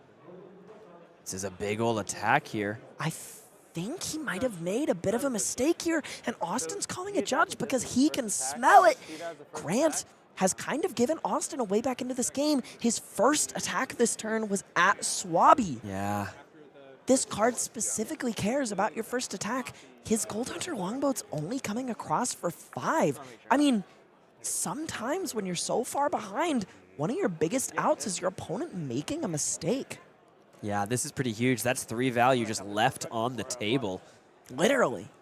Looking at the top with Gravy Bones is, I think, Chowder on top. He has that Chart the High Seas in his hand. This is the best possible pivot for him, I think. He's holding a Golden Tipple, which, fantastic arsenal. He's holding a Chart the High Seas. He's going to get to slam that on his turn. He gets to block this out. He gets to put Chowder in play, most likely, thanks to that Chart the High Seas. This is, fantastic for Austin. A block 6 is going to cover this up. Austin here maybe having a little bit of life after he took that big old lick for 9. I'll play Chart. Reveal top 2. Both yellows. Okay. Go to 4 gold. Chart finding 2 yellows on the top, putting them both in the bin, which will generate 2 gold. Even when you quote-unquote whiff on Chart the High Seas, if you're finding more yellows, it's pretty hard to complain about it. I think that blue Golden Tipple is going to find its way into his pitch zone so that he can play out one of these allies. Chowder hitting the table. Who to play? Oh, it looks like he's going to... Fishing for somebody. Fishing for somebody, One of these says guys. Marlynn, as Austin's going to go ahead and try to make the best use of this turn as he can. Madman. Surely I draw gas. Surely I draw gas, he says. I think I do that. Let's What's the see worst that could happen? what the call is here from Austin. He's going to crack a gold here. Gold, see what's off the top of the deck. Saw it really quickly. What is it? It's going to be another... It's just a yellow. So he's not really getting anywhere in terms of resources. And I think he found another yellow. And he said, okay, I'm done gambling. Wasn't able to find it. Puts the yellow in. I just want to make my pitch deck look big. There you go. Yeah, just trying to make his pitch deck bigger, says Austin. Exactly. We're going to see which of the allies does he want to deploy. It's a pretty interesting question. Chowder is a little bit more of an immediate threat. I think if you're running low on life and tempo, Chowder's a fantastic one to deploy because if your opponent doesn't answer it immediately, it kind of offers you a way back into games from bad situations by gaining life. with its instant activated ability. But Barnacle also just hits your opponent for 4, which may just be what you want in this situation. Yeah, he's bringing out the Barnacle, and he's bringing forth the attack for 4. Grant's got to think about this. Austin tries to equalize the life totals. Threatening life total parity while putting an ally on the board is pretty fantastic. He's kind of putting his opponent in a situation where he needs some amount of go again, and he does have it with that Ravenous Rabble, but Barnacle has 3 life. If there's a blue on top of Grant's deck and that Ravenous Rabble is thrown into Barnacle, Austin could find himself getting an incredible amount of value out of just 1 ally. Grant here looking like he might be lining up a bit of a block.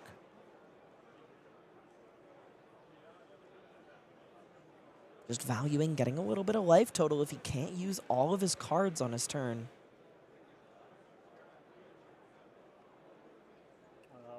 Dry Powder Shot, blocking for 3. Considerably worse than the 5 that card might be worth, so we can reasonably assume that he might not be able to clear his arsenal or use all of his cards on this turn. Yeah, we know the arsenal's the Goldfin Harpoon, so he needs to find a way to pump up that card. Otherwise, it's going to be a little bit of a tricky situation here for Grant. I think he found a Ravenous Rabble in the hand, though. Question is, will it be able to clear the Barnacle? It's risky. I hate gambling here too, Grant. Flip the top card. It's a red. It is the red, so that is just going to go ahead and clear out that ally. It was a Jack Be Quick, actually pretty powerful here. Grant has several Nimbleisms in his graveyard with which to power that card up and make it a 1-card 4 with Go Again. And even on a bad day, this card blocks for 3. All right. Looks like we're going to follow this up with a call in the fire in the hole, sorry. 0 for 3 front pump and send this Goldfin Harpoon across for 5 with a trade-in to tuck in his arsenal for the next turn. Austin may not know it here, but if he gives Grant any gold here, Grant's going to be in a fantastic spot with which to create a Goldfin Harpoon in his hand with trade-in in the arsenal and get a functional 6-card hand. Blocking 3, 4.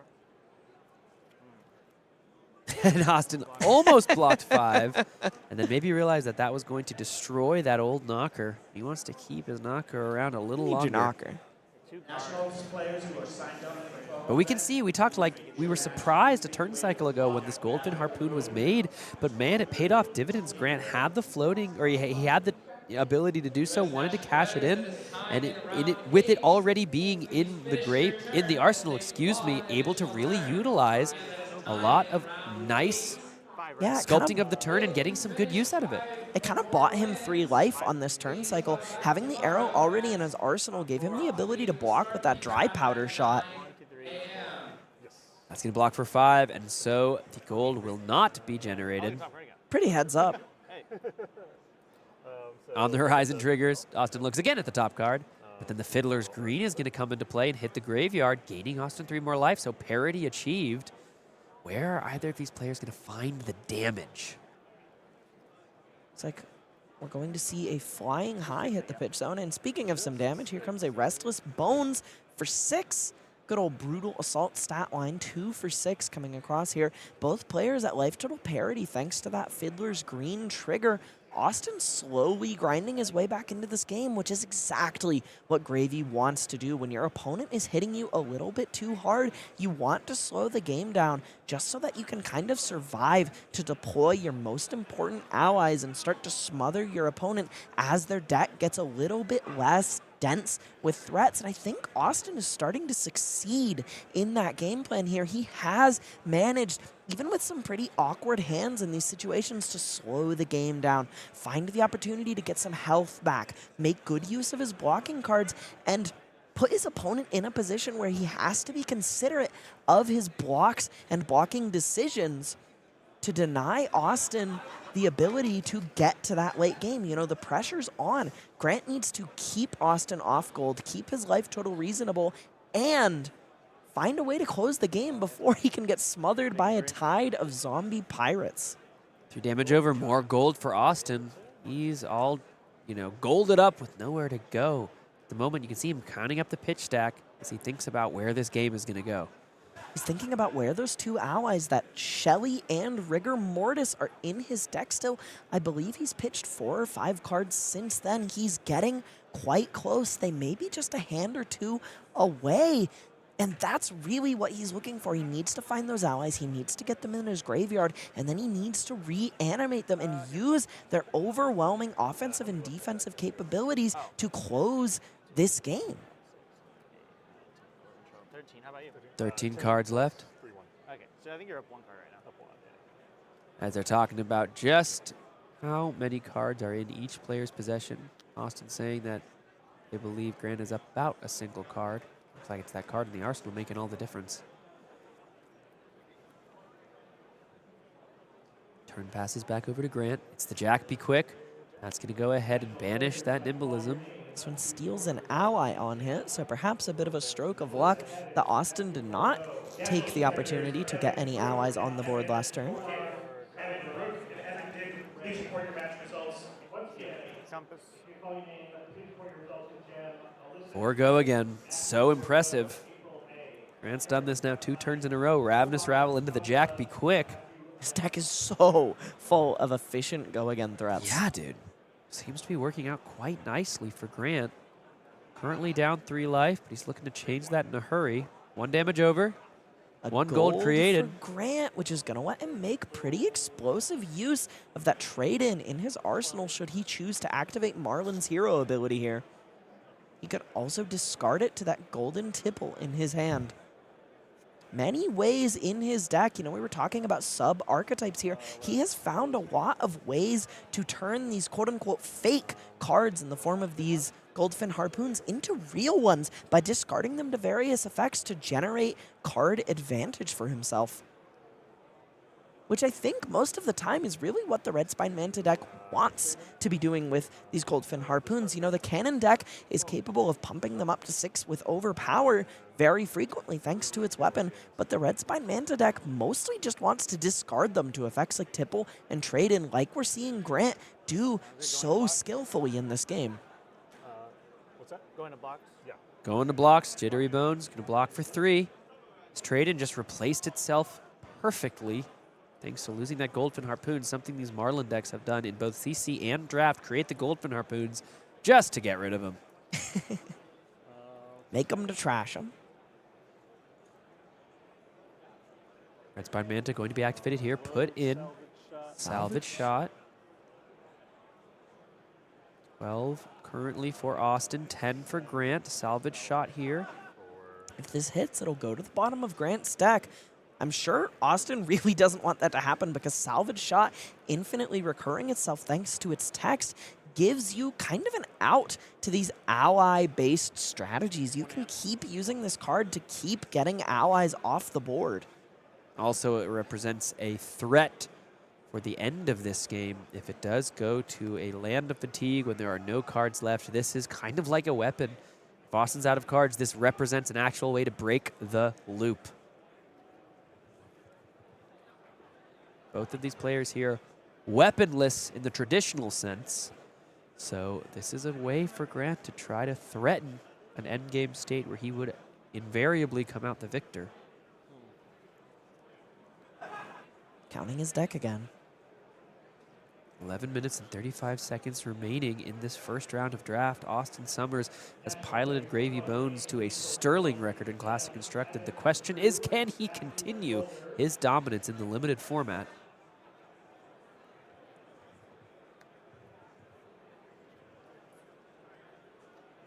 Thinking deeply about this salvage shot. I don't blame him. It represents a whole host of questions. He's just going to take 4. At one point, he put both cards in his hand down on the combat chain to attempt to block it. Instead, now the salvage shot hits, goes to the bottom, and all of a sudden, Grant has the life lead, and a card heads to Arsenal for his own purposes on a future turn. Sometimes the decision you have to make is that you're just not going to win a game of Flesh and Blood that way. For you, no mill. Jittery Bones, no activation, meaning no Watery Grave on the top of the deck or in hand. Coming at Grant for 4 here. Just a 1-card 4. Really not that incredibly impressive in this format. I think this is where his draft is kind of showing its fangs a little bit. He doesn't have any 3-for-7 attacks in his deck, and that would be a fantastic use of 2 cards in this situation. Instead, just sending across 4 and arsenaling that Mutiny on the Battalion Bark. I imagine he's thinking about where Shelly and where Rigor Mortis are. They might be coming up soon. I believe they're in his next hand. Either in his next hand or on top of his deck after this next hand. Grant here also counting his deck and thinking about what's coming back up for him, as this is a classic game heading to second cycle. We are now under 10 minutes remaining. Austin has 8 life playing into Grant's 10.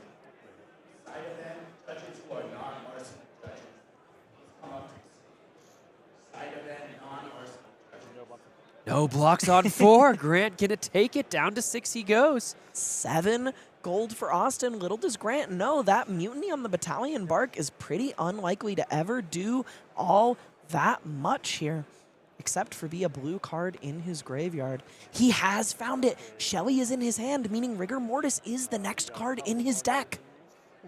Gold Hunter Light Sail coming across for 4 with Go again. And it does appear to me that Austin does have less, or excuse me, Austin has more gold. Really? Yeah, I'm blind. Has more gold than Grant.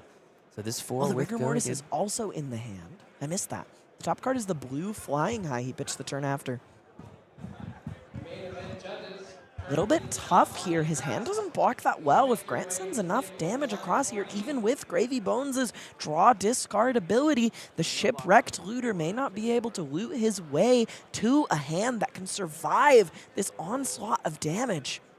4 damage taken, down to 4 goes Austin.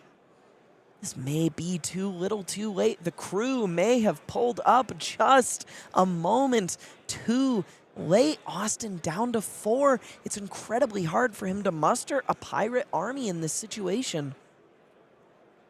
With that declaration of no blocks, just wanting to see what Grant has remaining up his sleeve. Close the chain. Patch the Hole being used to incredible effect here.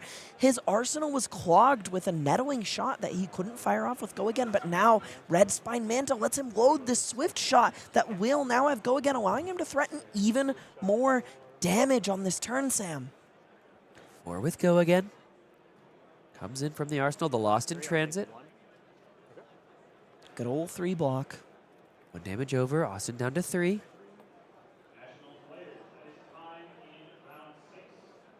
Looks like Blow for a Blow is going to be the follow-up with the 2 floating here. 4 damage. Austin doesn't even have 4 block in his hand with 2 allies stuck there.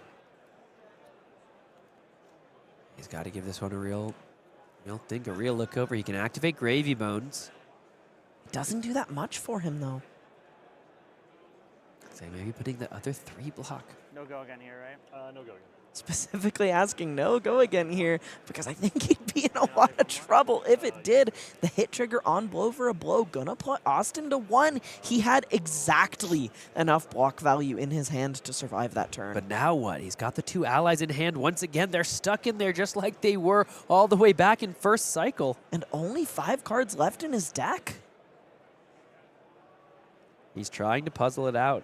He has a win condition. We saw how masterfully he piloted the deck against Jude, Cornett, and that new We're going to hero. see a gold cracked here to draw this blue Flying High. If he uses Gravy Bones' ability here, I think this is going to let him establish 2 allies on this turn. He's considering what cards are still in his deck. He's trying to remember what his stack is. Both players here looking through. In deck, 4.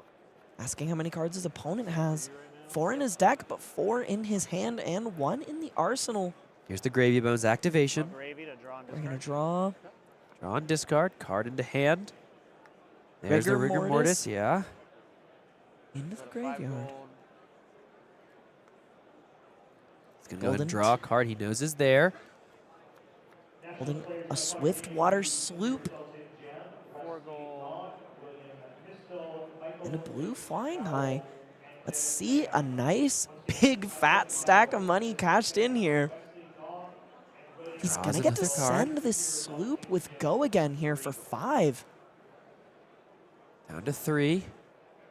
Another He card draws into the hand. every remaining card in his deck. Do I do 3 gold? 1 sec. Might not do that one. Might not do that one. Before he actually draws the card, if you're going to think he knows what card it is, he just pitched it last turn. Taking stock of the situation. 5 minutes remaining in the round.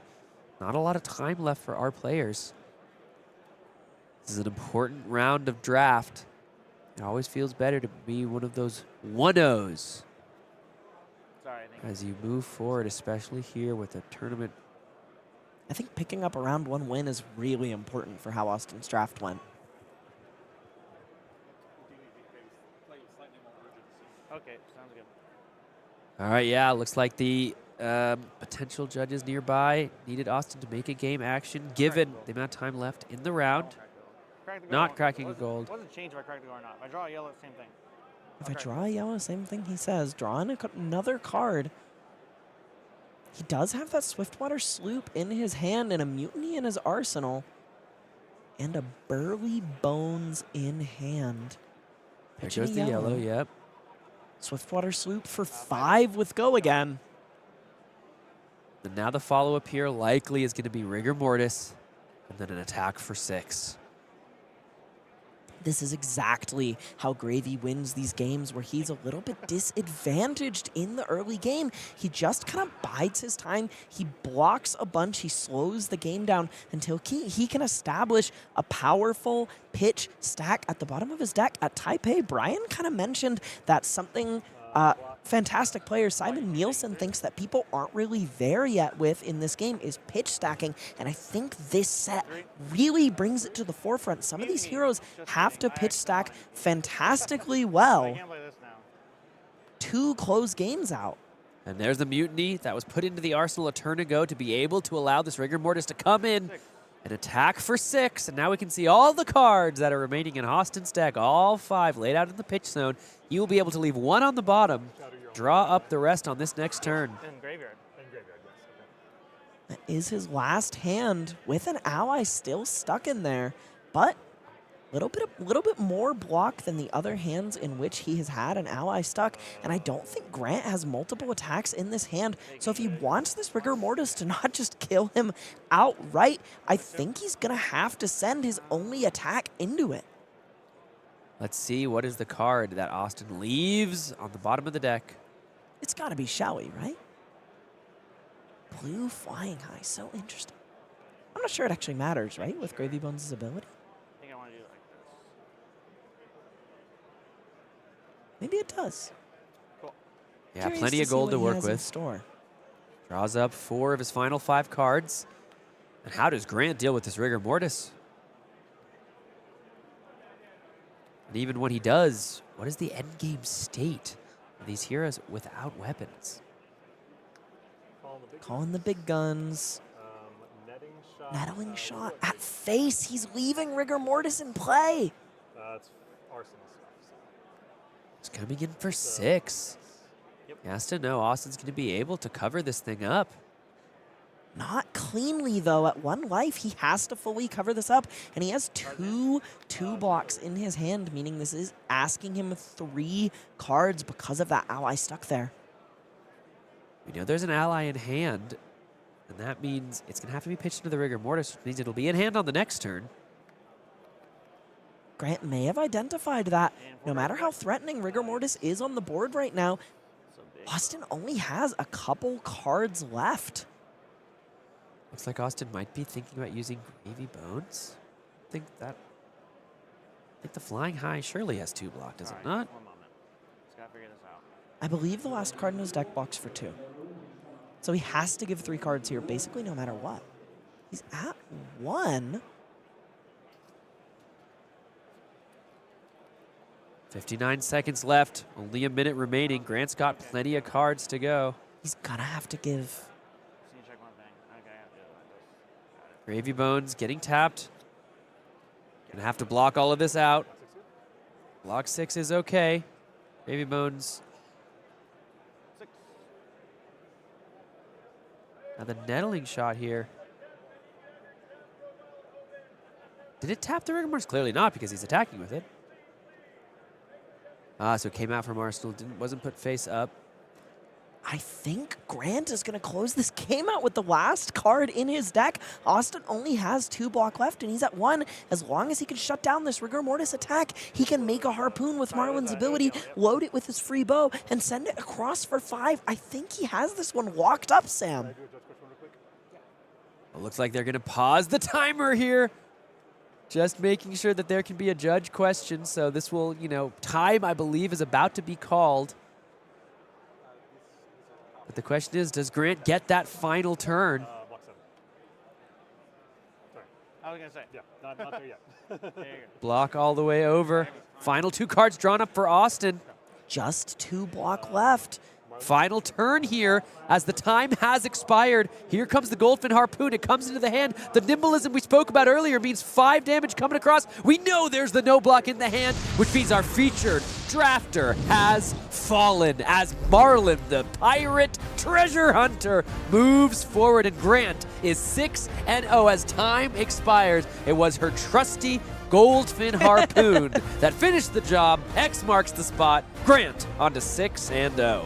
Yeah, I talked a little bit about how that Harpoon Cannon often is the deck that wants to be closing games out with Goldfin Harpoons, but clearly it's not the only one using the exact last card in his deck, that red nimbleism in conjunction with a Goldfin Harpoon, to just barely get over the hump. But Austin played that game so well. Yeah. He recognized he was in a losing position, and he found his path to victory. Even though he couldn't quite close it, he slowed the game down. He established the allies he needed, and he tried to play towards a board state win condition, taking advantage of how few cards his opponent had left. That was such a well-played game by both players. Yeah, he put himself in a position to win if the attack or the final card left in deck there from Grant was not able to actually close the thing out. He had the Rigor Mortis established. Yeah. That's the thing that breaks the lock. But it was Marlynn who was able to find that final piece, literally buzzer beater. As time expired, Grant went ahead and just barely closed that thing out. Let's see how the rest of our pod shook out as we look at the full breakdown. Heroes, records. Oh, and Scurv took it down. Bird Cabrera taking down her match on Scurv Stowaway, which means if I have my druthers, Ellie Bird, I think we might check that match out in our next feature match area. Do you want to shout out Majin Bay over there on the right side of your screen? 1-0, still kicking, showing all the work, all the fundamental practice, all the effort he has put in. It continues to pay off. I love the dude, very good friend of mine. Honestly, though, kind of inspiring to see a player who has bemoaned his lack of skills in draft continue to put up results after putting in the work. You think that's his legal name? No. First and last? Well, I think we both know. We both know his like legal name. 100% that it's not his legal name. But, we're not doxing on stream. No way. No way. He's Majin Bay from now until the end of time. So, we are going to go ahead here and get ready because we have got round 7 coming up for you in just a couple moments. And we'll see if my druthers can be had. But if my druthers can, in fact, be established, then we will be seeing Scurv in the feature match area next round. So that is a pretty exciting prospect to me. The Stowaway right after this. Soon may the weatherman come to bring us sugar and tea and rum. One day when the tonguing is done, we'll take our leave and go.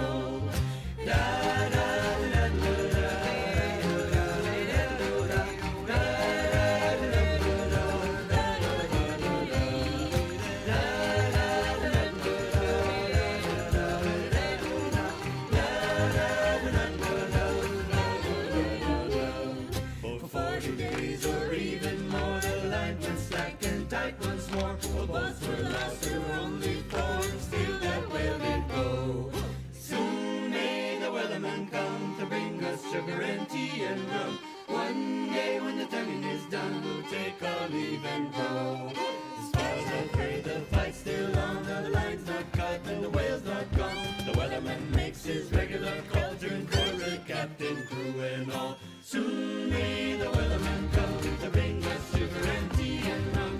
One day when the tonguing is done, we'll take our leave and go.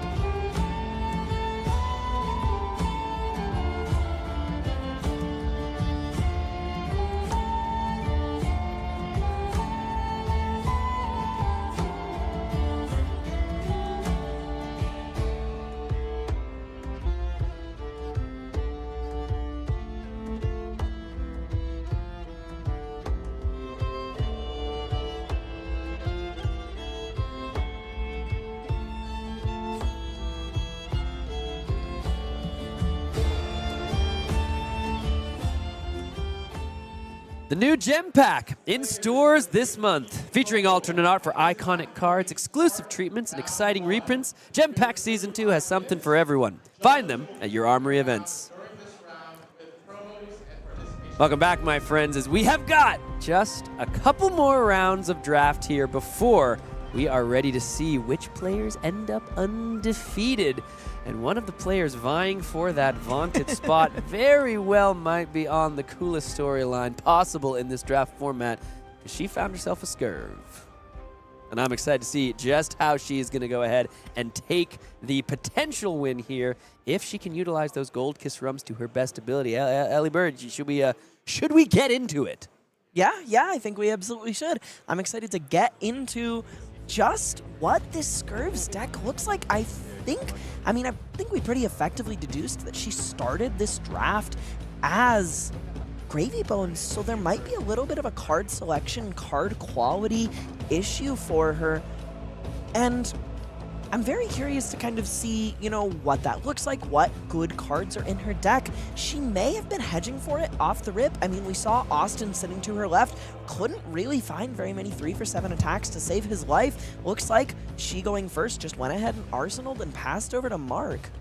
And we can see there the beautiful marvels on all sides of the screens. Even somehow, Scurv stowed away. Someone stowed away the marble Scurv and the marble Sticky Fingers for our coverage purposes. As we see the Golden Tipple come out as the first play here from Marlynn. 3, go again, discarding that yellow to go ahead and make the gold. It's particularly exciting about Scurv and Sticky Fingers over there. Sticky Fingers is in the judge packs, but Scurv is actually skirmish prizing. I believe the first time a Marvel has been offered as prizing for basically any placement-based rewards, so definitely get down to your local game store during the upcoming skirmish season if you wish to find yourself a copy of this beautiful Marvel hero, perhaps a little bit of a new Blitz superstar. Oh, you have to imagine the Gold Kiss Rum are going to do well in that format. Here comes the Swindler's Grift. Coming in for 4, just a blue copy.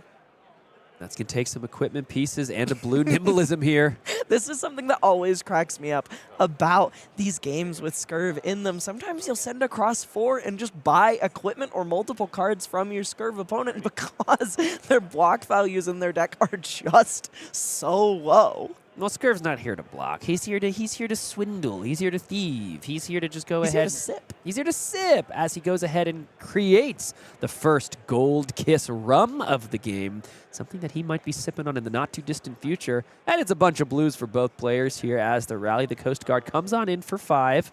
But the Gold Kiss Rum ready for the next turn. We see it on that beautiful marble. Here's as a Scurv might be getting deep into his cups in the near future. Mark's hand looking pretty solid here. Has a 4 block, 2 ways to buff up an attack, and an arrow in it. So he's going to take a couple cards out of Mark's hand.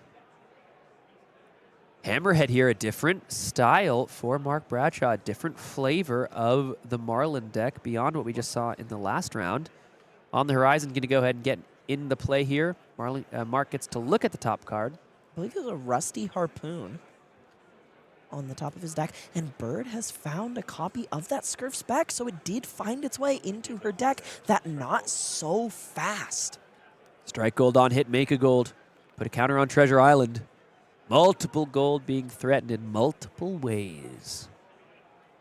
Both players so far in this game have kind of proven to be willing to kind of block and slow the game down a little bit, which, if you'd believe me, if you can suspend your disbelief, I actually think that slowing the game down a little bit here benefits Scurv more than it benefits this Cannon Marlynn deck, because once Scurv reaches a critical mass of these Gold Kiss Rum, he can start chaining together these brutal multiple attack turns where you just completely bludgeon your opponent with multiple cards with Go Again that really just shouldn't have it.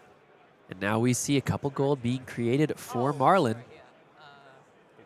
But Bird probably not too bummed to see gold on the side of her opponent, given that that specialization might make its way to the arsenal and attempt to get in the way of any cards being drawn as our scandalous, rascallion, dastardly little thief is going to take the first drink of the match, activate the Gold Kiss Rum, and get a this resource. Hero gets a resource when he activates Gold Kiss Rum. I always forget about that on his hero ability. I think it's just the first line, which is already merit enough in and of itself, but getting a resource makes this card really shine. I think this Expedition to Blackwater Strait is really the least attractive by far of the Expedition cycle, but in Scurv, it's so incredibly powerful because of exactly this game state that we find ourselves in, because you can just play it as a 1-card 5 with Go Again, given that you have taken a swig of rum on that turn. Bird following it up with a blue Sirens of Safe Harbor, little 2-card 5 here, as it's going to gain her a point of life back to 20 when it finds its way into the graveyard. And once again, threatens that Treasure Island with the breakpoint. A couple of cards have already been committed for Mark Bradshaw here. Rusty Harpoon. Do you mind if I check your graveyard? Yeah, go for it. Not the most impressive card on offense. Or on defense, for that matter. Blocks 3. That's pretty impressive in It this does? format. Yeah, Rusty Harpoon blocks 3. All right. That's you know what? The text on that card? Yeah. The text on that card is Harpoon. Yeah. No, I stand corrected, Rusty Harpoon. I take it all back. You and I can be good friends, Mr. 3-Block. Glidewell Fin, coming on in to the combat chain. Has a block for 1. This is such a powerful piece of equipment. I'll block 1. Block 1, take 3. 3 over the top means that's a fair amount of treasure for Scurv, powering up some future turns as 3 gold is created. Gain a life. Gain a life, yep. Up to 20. Not Arsenal. As we're going to go and see that Arsenal head on over for Bird. 20, playing 17. Almost. Oh, I believe he accidentally put his Glidewell Fins in the graveyard. I'll call in the Let's hope he grabs those back, as those do have Battle Worn. Scouting shot face up in my arsenal, and then I'll look at the top card of my deck. I think, is that a line on the top That card is of the a deck? line on Of top the his deck. hook, line, and sinker Pham. So good. Any responses? Not so fast, says our scurvy lass on the other side of the table, denying Mark his gold draw, but also her getting to draw another card off the top of her deck, converting this card from her arsenal basically for 2 cards, now having 5 to work with on her turn. This is backbreaking. This is this card firing on all cylinders. I think this card has a very real challenge to it in that some games you don't find yourself capable of stopping your opponent short of getting a free card, but in scenarios like this where you get to draw an extra card either to attack or block with while your opponent was trying to set something big up is why this card is so instrumental to Scurv's game plan. Yeah, so impressive here. You heard Mark. I'm going to crack a gold. Any response? Burgess with a quick Not so fast. Yep, threw it down onto the table, drew the card, and Mark had seen what the top card of the deck was as well, so knew what he was trying to draw into. Scouting shot here. He's going to go ahead and buy a 3-block, or excuse me, a 2-block in the chart, of course. Scurv doesn't have those. Yeah, No my bad. Block for 2. Not a common. Take 4. Down to 16 goes Bird. 2 gold over for Mark. Really do like the EA golds. And the I love all the stuff that comes out of the treasure pack, like just in terms of the tokens, gorgeous. I have commonly referred to myself as Rainbow Foiling Strongest Warrior. I am stoked about Rainbow Foil Marvels.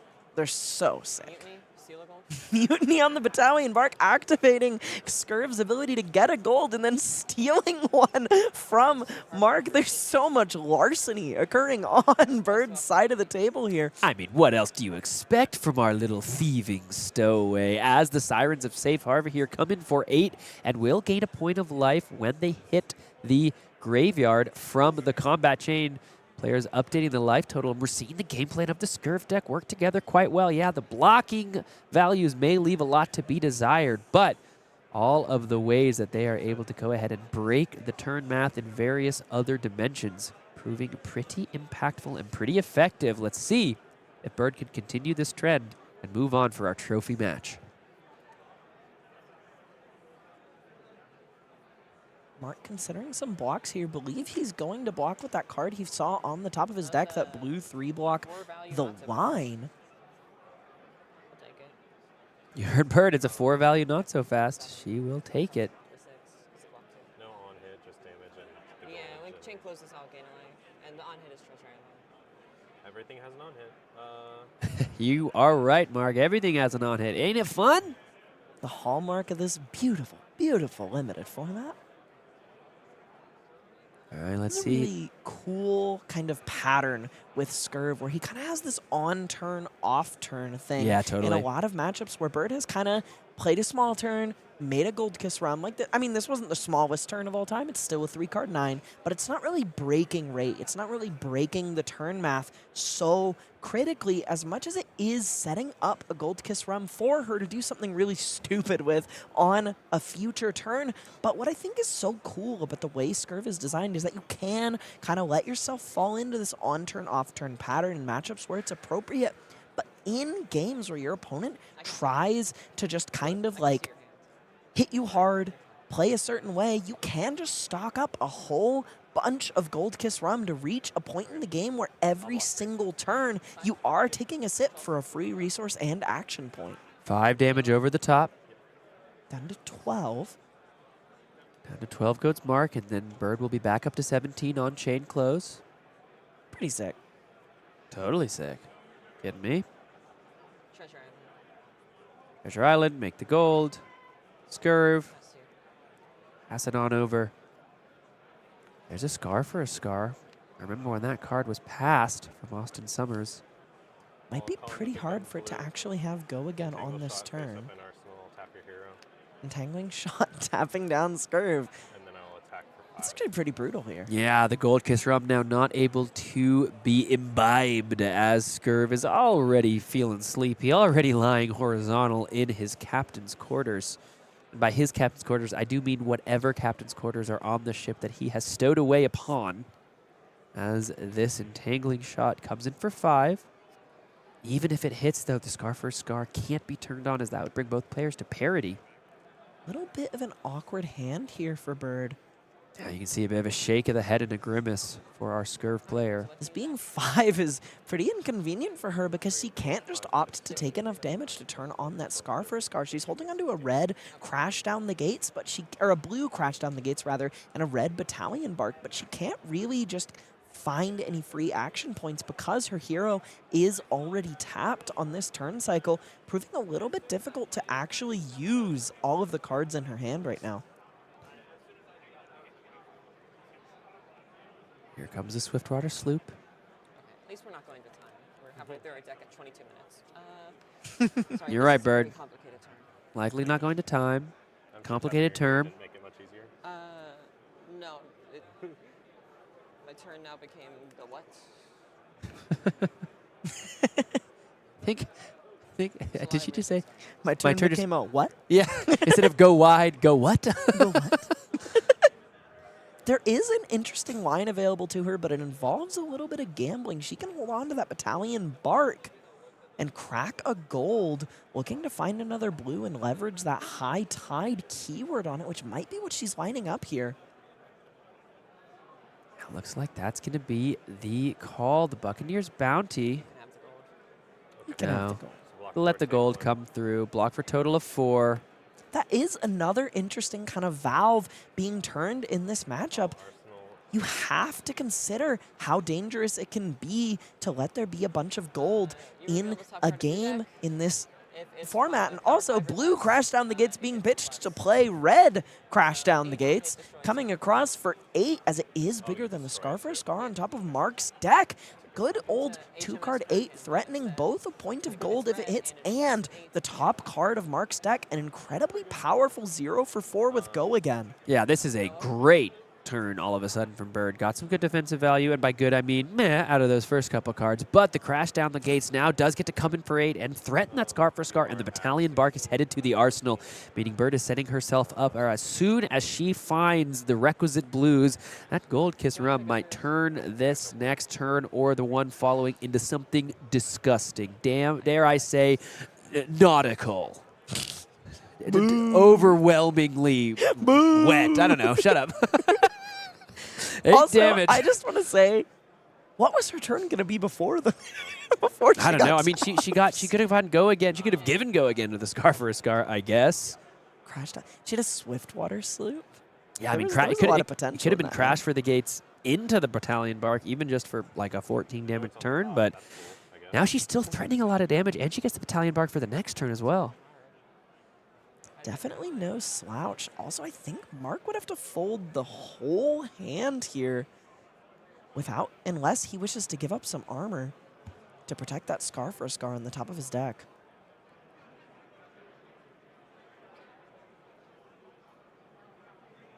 Let's see just how Mark wants to line up the blocks. Looks like it's going to be a whole bunch of equipment getting in the way. He wants that Scar for a Scar. He knows it might be part of the way he actually pushes himself forward and takes down this stowaway. Lining up 3 cards and a piece of equipment, all for the lady with the sword. 76. Two more, yeah. Oh, me 2 more. Line up the block for 6. Mark Bradshaw here on 12 life, and there's the life for a life getting in the way of the Scar for a Scar. Makes sense. I'm going to Arsenal pass. That's going to Arsenal. That means the Scurv's going to untap. Which means the Gold Kiss Rum is going to be available. Did we find the blues? Oh, I was talking about tit for tat in the draft process. Yeah. Talk about the one hero that can leverage that card better than Gravy Bones. It's Scurv. Tap your opponent's hero, untap yours. You can use 2 Gold Kiss Rum in 1 turn or make one and use one in the same turn with that card. Looks like Mark here just going to go ahead and draw the Scar for a Scar. To imagine he has the follow-up given the lengths he went through to protect it. Surely she wouldn't have a second. Yeah, he literally said as such. He went, surely you don't have another one. surely. Right? Looks like Burgess going to take this. Goes down to 12. More gold over on the side of Marlynn as these pirates are stocking up. What's the follow-up? It's going to be just the golden tipple here. Looks like it's just going to be coming in for 2. Baby golden tipple. Little baby golden tipple. That's the call from Mark. He just wants to, I guess, clear it out of the arsenal. That's a pretty interesting call here. Now, is this on attack? He's thinking about activating Marlynn before it resolves? Marlynn's hero ability is an action. But I have thought multiple times to myself, damn, I wish this was an instant. So it looks like using the final floating on the fins Glidewell there Phoenix. just to get some more value off the Goldfin Harpoon. That does make the Golden Tipple more interesting on this turn. Decided not to go ahead and just make the gold and draw the random card off the top. Wanted to get the 3 value. Bird's down to 7. She's kept all of her cards. She's got a Battalion Bark in the arsenal. What can she do with it? She has pretty quickly snapped off on that turn. No blocks. She's going to crack a gold here, I believe, to get this Gold Hunter catch in her hand live.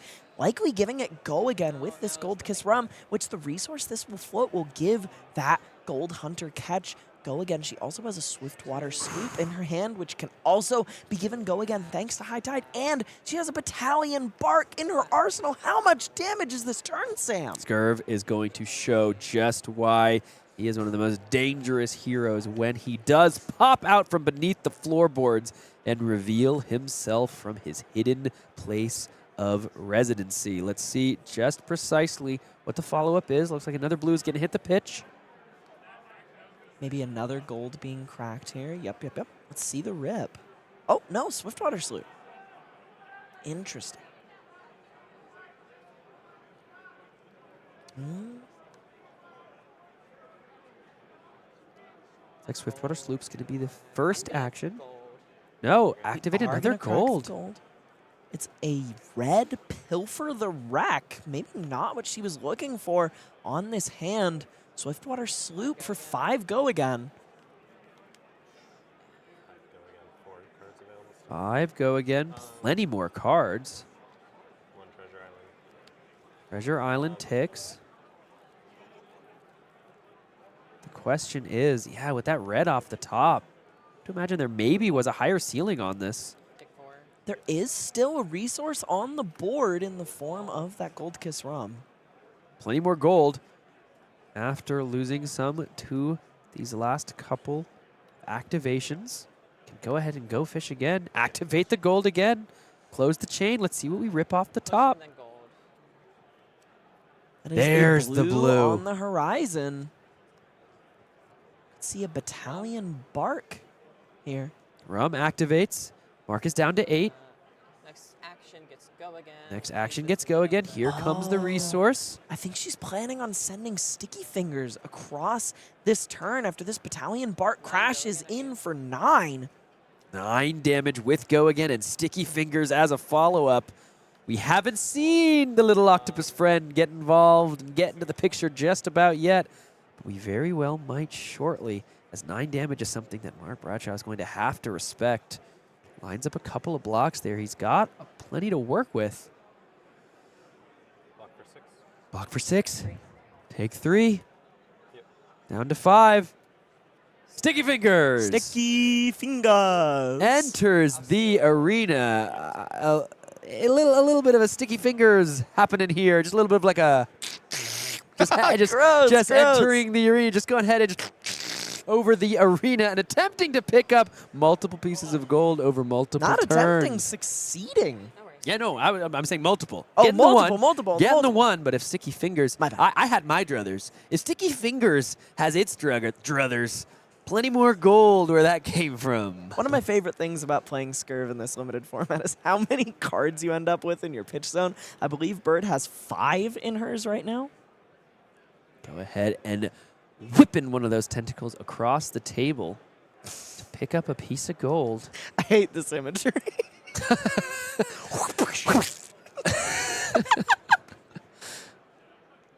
I just love his little bandana. He's very cute. Come on with the little bandana. My favorite thing about this card is that it has the perched keyword. The only other card with perched is Polycranka, so Yeah. we can assume that both of these guys hang out on their owner's shoulder. Oh, 1,000%. This 1,000%. dude's just like wrapped around him all the time. Dude, of course Sticky Fingers rides upon the shoulder and loves every minute of it. He's like, oh, hell yes. And I bet you Scurv, when he sends Sticky Fingers out, he goes, Sticky Fingers, away! As he jumps off and across the table, across the arena, as it were. All right, turn passes over as Bird is going to go Serious ahead and business. Arsenal up. I believe that tit for tat, unless that was committed to the pitch No, earlier. I believe it's Pill for the Wreck or Expedition. Ah, yes. It's Expedition Yeah, the Horizon's Expedition. Mantle in the Arsenal. Load dry powder shot. Tap A Marlynn. Marlin activation here. Make a gold fin harpoon. Likely Goldfin just going to harpoon. put this harpoon in his arsenal since he doesn't have go again right now. 5 across at Bird. She does have to block this, even though it isn't lethal yet. If she goes too low, Mark will be able to close the game out with overpowered from this Hammerhead Harpoon Cannon. And I think there's actually a pretty interesting read going on here. He's kind of sussed out that Bird doesn't have a way to give something go again into attacking with her trusty octopus companion on this turn. Yeah, definitely bottom. Blocking 5, sorry. Blocking 5 total. Yeah. I was thinking it was opt. Am I able to put it back on top?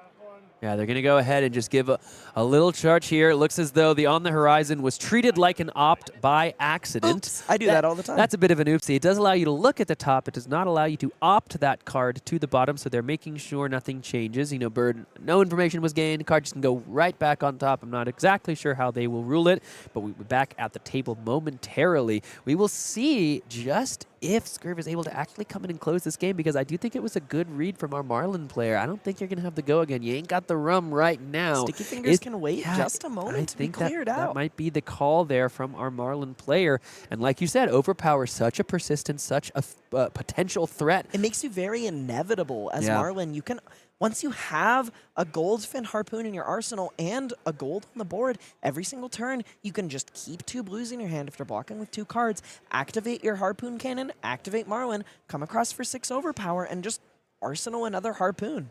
Yeah, let's go ahead and jump back down to the arena. Looks like the card was just placed right back upon the top of the deck. Easy fix. Easy fix. Every time I play Gravy Bones, I activate the compass, I look at the top card, and I go, yeah, that can stay there. My friend goes, what do you mean? Of course it can. It is staying there. Yes, it will. Activate. Money Marcus or Rum. your life is the question here. On hit die. Got it. On hit die. On hit 4? Yeah, on-hit die for so many reasons, because not only is it going to deal 2 damage and then deal 2 more damage again, but it also is just 5 damage. And Mark is at 5, so it's on-hit die in just so many ways, but it also means you can't just commit a 3 block here. And the reason it will on hit deal 2 damage twice is because this is one of those cards in a bit of a sub-archetype of Scurv cards that care about you being a thief. There are some similar cards like Thieving Varmints, Lost in Transit, that do extra things. They get a little bit of extra juice out of your hero being exactly Scurv in this limited format because he has that thief type line. Pretty brutal here, as Mark literally cannot afford to let even a single point of damage across, perhaps buying more blocks than he would like to give on this turn cycle. See just how Mark wants to line this up. No go again, just the Gold Kiss Rum created. That means another potential big turn coming up. We talk about on-turn, off-turn in this limited format. With Scurv on the board. Untapping. Hammerhead. 6 overpower. This is the loop I was talking about. You know, unfortunately, Mark doesn't have any gold to get another Harpoon in the arsenal here, so this loop's going to get broken up a little bit. If there is enough block for Bird, we've talked about how bad the block value can be. Taking up Treasure Island, there's a way to get more gold. That's something Bird has to be thinking about. Most likely blocking, just thinking about with No block cards in Bird's hand. I believe the maximum she's going to be able to cover on this attack is 3. Bird counting up the deck. Trying to remember what's where. You can hear her go blue, red, blue, red. This is what I'm talking about, man. This set is going to make people into pitch stacking machines. Yeah, all those cards in the pitch a turn or 2 ago with the multiple gold activation. That creates a stack that you got to work through eventually. Interesting. Lining up the trade-in for a block.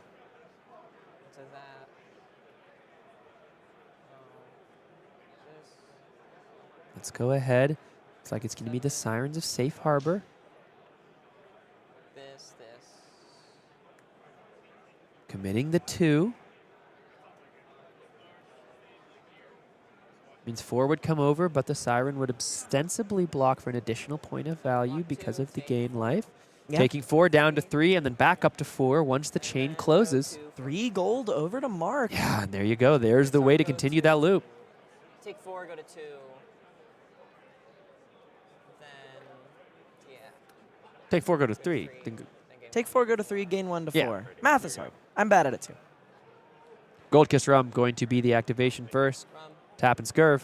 Not clearing that Sticky Fingers might come back to bite Mark on this turn, as this Expedition to Horizon's Mantle is a pretty crushing blow. 2 damage past lethal already. Bird has really put herself in a position to close this game out in brutal fashion with another blue in her hand, a Swiftwater Sloop, as well as Sticky Fingers on board. Not only are we already looking at another 4 into 2, but she will have the spare resources thanks to Scurv's hero ability to crack a gold and do a little bit of digging either for an arsenal or for more explosive offensive power. Mark is in a tough spot here. That Harpoon loop is inevitable and will close the game out if you let it drag on. But Bird has kind of shown that she's not interested in letting the game get to that state. She's going to push to close on this turn. Mark here, yeah, you can see a little bit of frustration or consternation on the face as he really lines wanted up to some keep blocks. this hand.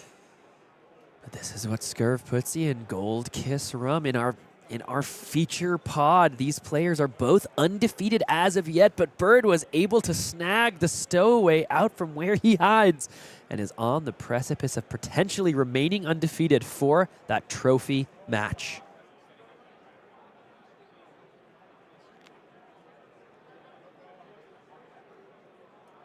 Let's see just what the block is going to be for Mark. Looks like he's lining up 2. 7 minutes remaining. 4 life for Bird, 5 for Mark. We thought this would be a short one. Yeah, no. Both of these draft games coming down to the absolute wire. You can see top left of your screen, Scurv going ahead and giving us the business with those eyes as the rum just goes back and forth. And that has been the story of this game. Make a rum, drink a rum. Make a rum, drink a rum. Take one down, pass it around. 99 bottles of rum on the wall. Something like that. As we see a couple cards being committed to the block. Block 5, take 2. 2 more gold for our thief. He is reveling in it. Nothing left on Treasure Island. Gold's going to be cracked. Let's see the rip. Gold. Crash down Again, the gates. I think off she the was saying, top. yeah, she was There's saying. that red pill for the wreck. And now the Swiftwater Sloop. She was counting it out Yeah, loud. she said blue, red. That gold is now getting to be cracked. Another gold, perhaps. Maybe reaching a part where she's a little bit less sure about what remains in the stack here. Another gold. That's a blue, Tit for tat. which now lets her. She can make another She's gold saying- kiss run. She's saying yellow. She can hear her literally counting out the stack, looking for the final points of damage. She's only got the 1 gold left. There we go. Yeah, I have. Think she can have it from here with the Buccaneers bounty. If the next card in her deck is yellow, she can send Swiftwater Sloop across for 4 with go again. Pitch a yellow, activate Buccaneers bounty. Oh wait, this already just gets there. Yellow is the exact same as. Yeah, because of the Buccaneers bounty, Math. that was the end of the equation. Here comes the go again here, and then the Buccaneers bounty into the 7, and that's going to get the fist bump as Scurv Stowaway moves on to 7 and 0. You said this limited set might make pitch stackers of us all, but if Bird Cabrera is what I imagine her the type of player that I think she is, she even pitch stacking for some time, as that was a pretty masterful display. As she moves on to 7 and 0 with the Stowaway, something that I am just so stoked to see pop up in our feature match area. I'm so excited to see Scurv doing so well, and I'm so stoked to see Bird doing so well. She's from my home state, Texas. Oh, let's Friend go. of mine, really excited to see her doing quite well, and what a great game played by both players. I think the Mark was really showing, how to pilot Marlynn. I think he had a little bit of bad beats with that not so fast, blowing him out as he was trying to set up that arsenal with the line off the top, but it would have let him kind of chain together something a little bit more compelling, finding an arrow off the top with go again. Yeah, 100%. Let's take a look at the pod with some updated records and see just who is in contention for the trophy. And it is Majin Bay on the right side of your You're so screen. stoked. I'm so stoked. I love Majin, one of my best friends in this game, man. We can pit our friends together, make our action figures fight. Let's do it, as we are going to be featuring Majin Bay and Bird in our very next round. Taking a look around the table, we can see it looks as though Austin did go ahead and take the win. So playing for that 2-1, which is what he kind of described to our production team. Like, I think this is a 2-1 deck, and we will see if that is the fate in store for him. A couple of different O2s there. Our Vynnset player not able to find good fortune on that Puffin deck. Yeah, something I was going to mention about these two Puffins is they both went 0-2. I was kind of talking about this in this early and evolving limited format. I found Puffin to be really, really punishing to draft. She's hard to get the right deck to come together, but there is another draft tomorrow, and since all these players were undefeated, no matter their record at the end of this draft, even if they 0-3, they will get another bite at the apple tomorrow, and we're going to get to see, how the second draft plays out, how people take the lessons they've taken today from these bad beats on Puffin to try and see what they can cobble together tomorrow morning. $50,000 on the line here at the National Championships, live from Las Vegas at World Tour Vegas. And we have got a couple players playing for an undefeated record at the end of all things here from day one. Will it be Scurv, the Stowaway, or will it be Majin Bay of World Tour Weekly fame and a couple other things? We'll find out in just a second. Ponkage and Brian will bring you home. Don't go anywhere.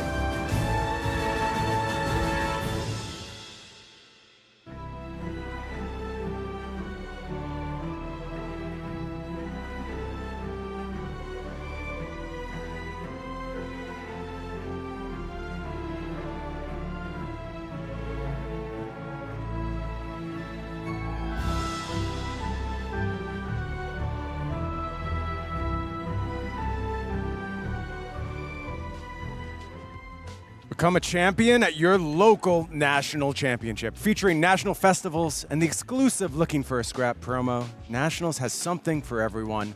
Make sure to stay tuned to the Pham TCG YouTube channel for coverage of Canadian Nationals and UK Nationals coming to you later this month.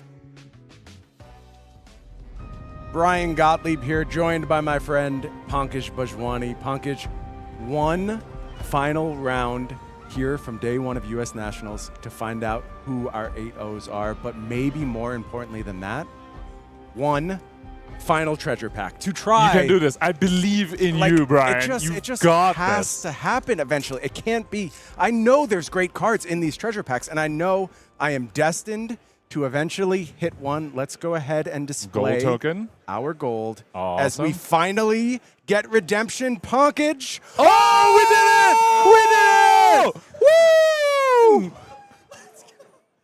Conqueror of the high seas. Finally, they are real. There are actually good cards in the treasure pack. I heard about them. I knew they were there. It had to happen for me eventually. Maybe it can happen to you too. Go open those treasure packs. Make sure you're tearing them apart. Play through the frustration. It's going to be terrible for a while, folks. I went through it. Every expedition, every divvy up, they're in my collection right now. But finally, we found a hit in Conqueror of the High Seas. You've opened the bad ones so that other people can open the good ones, obviously. Conqueror of the High now- Seas. You now have me. finally, Now I can open you have conquered the treasure packs. Yeah, it feels great. I knew eventually if I stuck with it and just set my money on fire, I would, in fact, conquer the treasure packs. So it feels so good to be here. And now, having achieved this goal, it's meaningless to me. So I'm going to give it away tomorrow. Come back tomorrow. We'll do a giveaway for this Conqueror of the High Seas. Make sure to put it in your pocket. We'll tell you more about that when we kick things off, about 10:30 local time tomorrow for day 2. But we got to wrap up day 1 first. And our players are ready down in the feature match area. And what a banger we have for you. It is none other than Mr. Majin Bey sitting at 7-0, trying to finally shake off that limited curse. Has to get through stupid, sexy Scurv, though, in the hands of Bird Cabrera. Both of these players trying to punch their ticket to an undefeated day 1 here at U.S. Nationals. Majin Bey, of course, our World Tour weekly host, all out on the Pham TCG official YouTube channel, starting the game off with an HMS Marlynn. Yeah. Of course, Marlynn's signature ship. Actually, not really. That doesn't make any sense. I will complain about that right now. But it is the HMS Marlynn being given overpower on turn 0. That's got to feel really good, Pankaj, if you're in Majin's seat. Definitely getting the gold train rolling over here with a little bit of evasion as well as a breakpoint. Looks like Bird lining up some equipment blocks here. And What has a rallied the win. Coast Guard. What a win here for Majin on this first turn. I believe she discarded the not so fast, though. absolutely So did. now that's something Majin probably doesn't need to worry about for the rest of the game, unless there's a second copy somewhere in Bird's deck. which I don't We think there did is. see that at the world premiere, so it's near impossible, but not totally impossible. A nice follow-up here from Bird, coming in with that 8 from Crash Down the Gates. How impressive this card been in the limited format. It's really nice, sort of fair Flesh and Blood going on right now. You know, there was a 3-card 7, now a 2-card 8. Seems like very Welcome to Wraith-esque, but this format has so much more explosiveness behind it, and we might definitely see it. Now, this block from Majin Bey really respecting the gold generation, especially when you're against Scurv. Yeah. Decks like Scurv and decks like Puffin, denying them the first gold can cripple them quite a bit, and you can find I a would say spot about later Marlynn on. too, honestly, Pankaj. I think you can really play this gold denial with everyone, but you got to pick and choose your spots. You have to choose carefully. I think against Scurv, you are prioritized to try and do that. Majin just going to go ahead and play the simple Arsenal play here with that shot, taking on the beautiful Scurv Marvel and Sticky Fingers Marvel down there in our feature match area. Sticky Fingers, of course, currently perched, so not a legal target. Scouting shot coming in for 4. Majin got to take a peek at the top card of the deck. Now, does Bird want to continue the deny Treasure Island train by giving up the equipment as well? Or giving up 2 cards, potentially? Gave up so much that first go-around with the HMS Marlynn. Not much equipment left. Does have the light fingers. That's another one of those activated by Thief equipments. Bird puts out a 2-card block here. Another on the horizon being blocked with back-to-back from both our players. Very innocuous looking card. Doesn't give you any opt or anything, but still very, very strong in this format with the amount of random draws you do off of gold.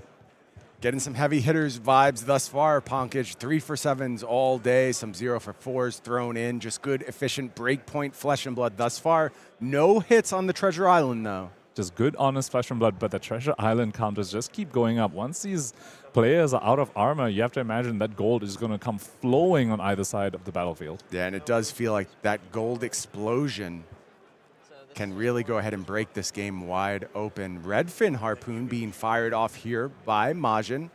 So disciplined from both our players right now. They're both saying, yep, we're just going to play this sort of gold dance where neither of you get gold for a little bit, but once the breakpoints are no longer blockable with armor, but we might see a shift. There's a big pickup here from Bird. It's a divvy up in Bird's hand, I believe, and that card gets supercharged on the back of Scurv. Especially with that many cards on, that many counters on Treasure Island as well. Divvy up one of those cards that can potentially punish both players for just racking up counters on Treasure Island.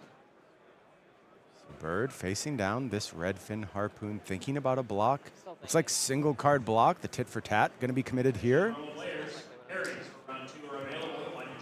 Divvy up, of course, can just be pitched with as well. If you're going to allow Majin to get gold off of the Treasure Island with this block. It's like 2 gold going the way of Majin Bay First Blood on his side. Can I read divvy up? I steal all the gold on Treasure Island. Well, don't do that. Yeah, Majin, not a fan, but I think a misstep here. Oh, that is bad. Oh, maybe not. Hold on. I thought that was Bird's turn. Majin just taking a look, revealing the divvy up. Go ahead. Oh, true. Yeah, revealing divvy up to Redfin Harpoon, but no, but it is. It is being deployed here, Pankaj. There is no go again on this card. No, and Bird has a hand that could have been used to defend a lot more. Yeah, I think she missed it, and we'll see if our players catch this. The Gold Kiss Rum is not ready to give go again here. Oh, yeah, that's one. Sorry. That's my fault. One sometimes awkward thing about Scurv, though, Brian, is that the turn you activate Scurv, you can't actually activate the Rum because they both require you to tap your hero. So you can't really play this down, so you make the Rum on this turn, but then on a following turn, you actually make use of the Rum. And I think right now our players are figuring out that the V-Up didn't have go again, and so we're going to have to see how they resolve that. Yeah, you know, there is kind of like varying effects as far as the interactions with stealing gold with Treasure Island. Some do have go again, and I think Bird maybe just got a little bit ahead of herself here and stepped too far too fast. I think the actual outcome is that just more cards are defended with on that last cycle, and you probably do still fire off the divvy up. But now you've let Majin pick up some gold. And look, the stakes are high when you're playing for 8-0 at US Nationals. And it's been a long day. I think a bit of a misstep there. Sounds like we're ready to go back to our players. Let's see how the situation is going to be revolved. And playing on stream as well, no less, is just a little bit more stressful as well. Looks like the divvy up was resolved, but no go again. So that was the end of Bird's turn. Yeah, unfortunate there for Bird. It can be easy to sort of confuse that for some of the mutinies, which do have go again. It does read very, very similar in Tracks of Treasure Island. You just get gold off of it. Okay, mutinies don't, but it has a similar feel to it. So you can definitely understand where it was coming from. A huge break for Majin there. Full tempo on his side, a full grip to go ahead and charge up potentially that Hammerhead for the first Hammerhead activation. And you see Bird feeling the impact of that mistake. Look, Pankaj, you try and win a tournament like this, somewhere along the way there's going to be a misstep. The way you become a champion is by bouncing back, by putting it behind you, refocusing. That's what Bird has to do right now. And a player like her definitely can do it. On Majin's side, the gold activated.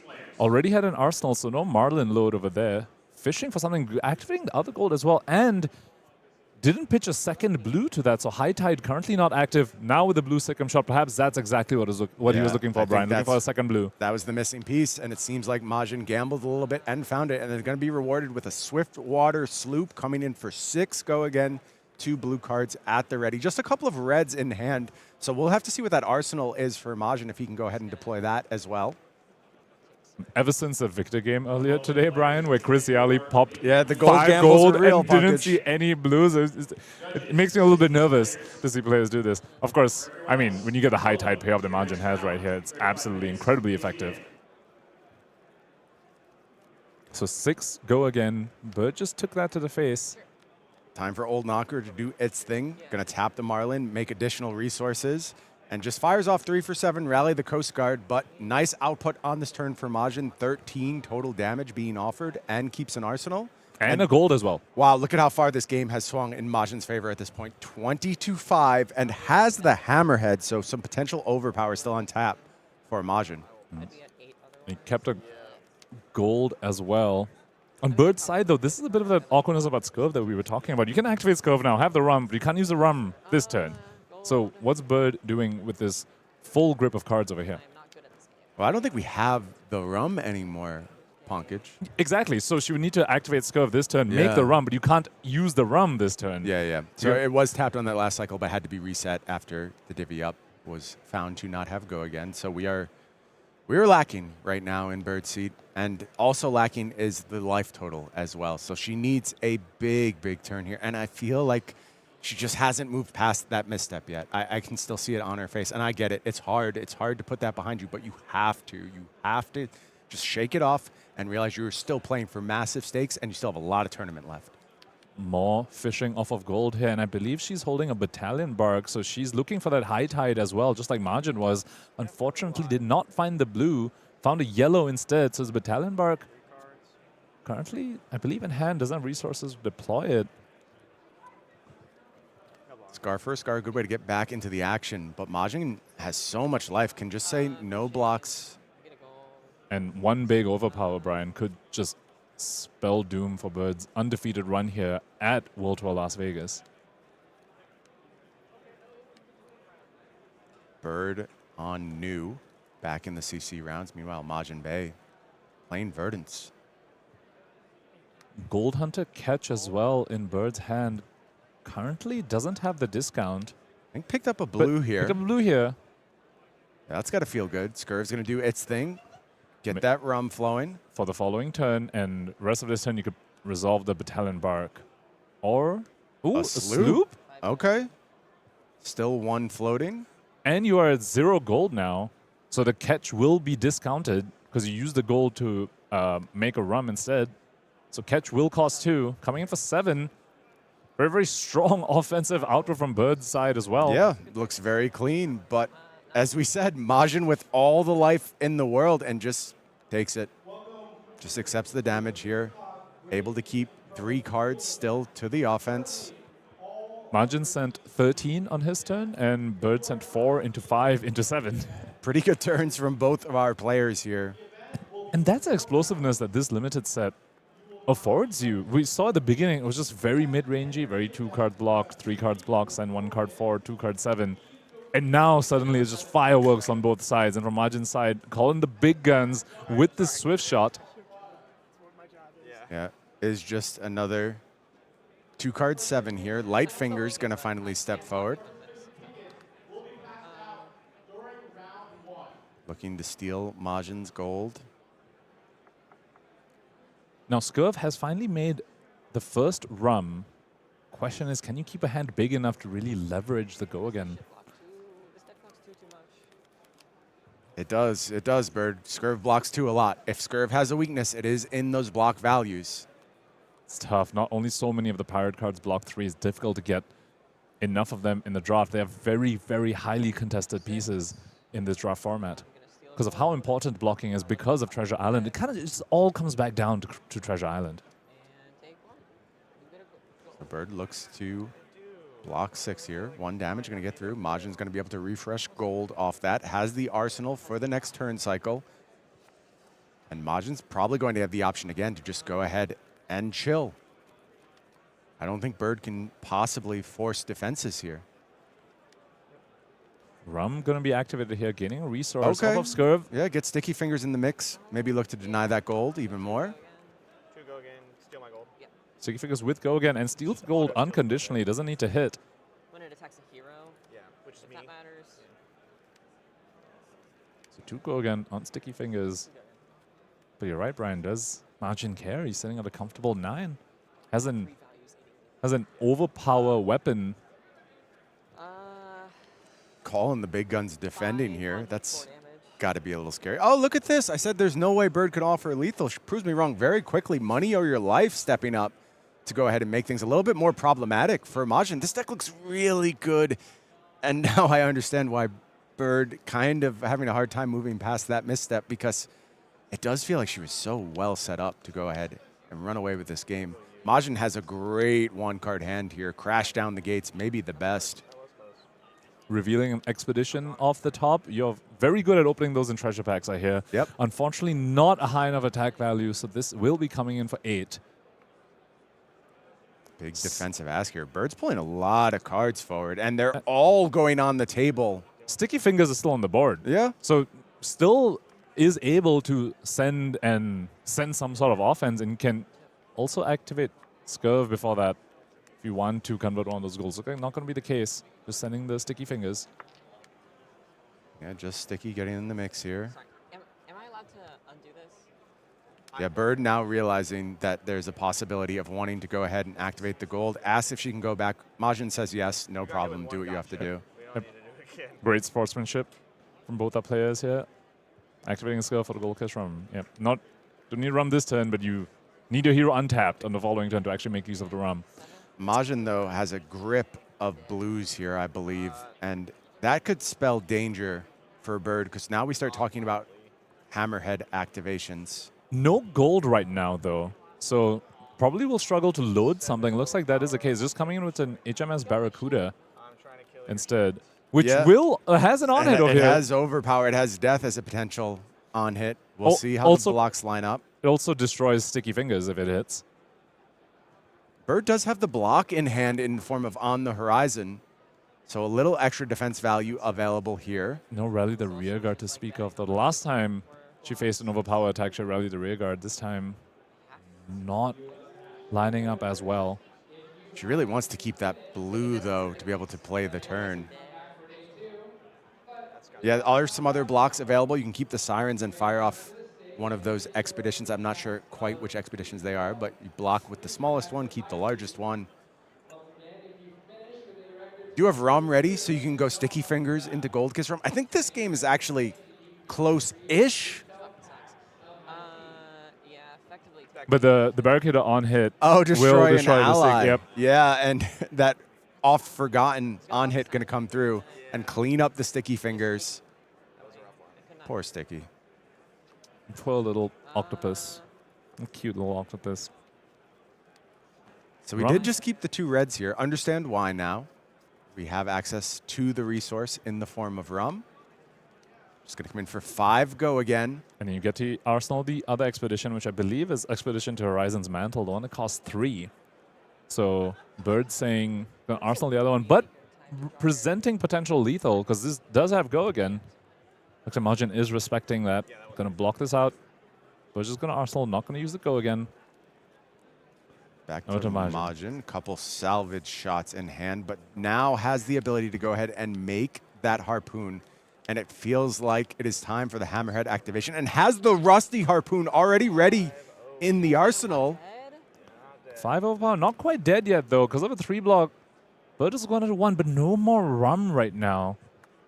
Does have a 3 for 7 in Arsenal. Question is, can she convert the rest of the hand? Yeah, Bird has a real problem because you know what that arsenal is. And short of Majin just completely bricking on this draw, and I'm not entirely sure there is a way to brick. She's really got to find a block this next go-around.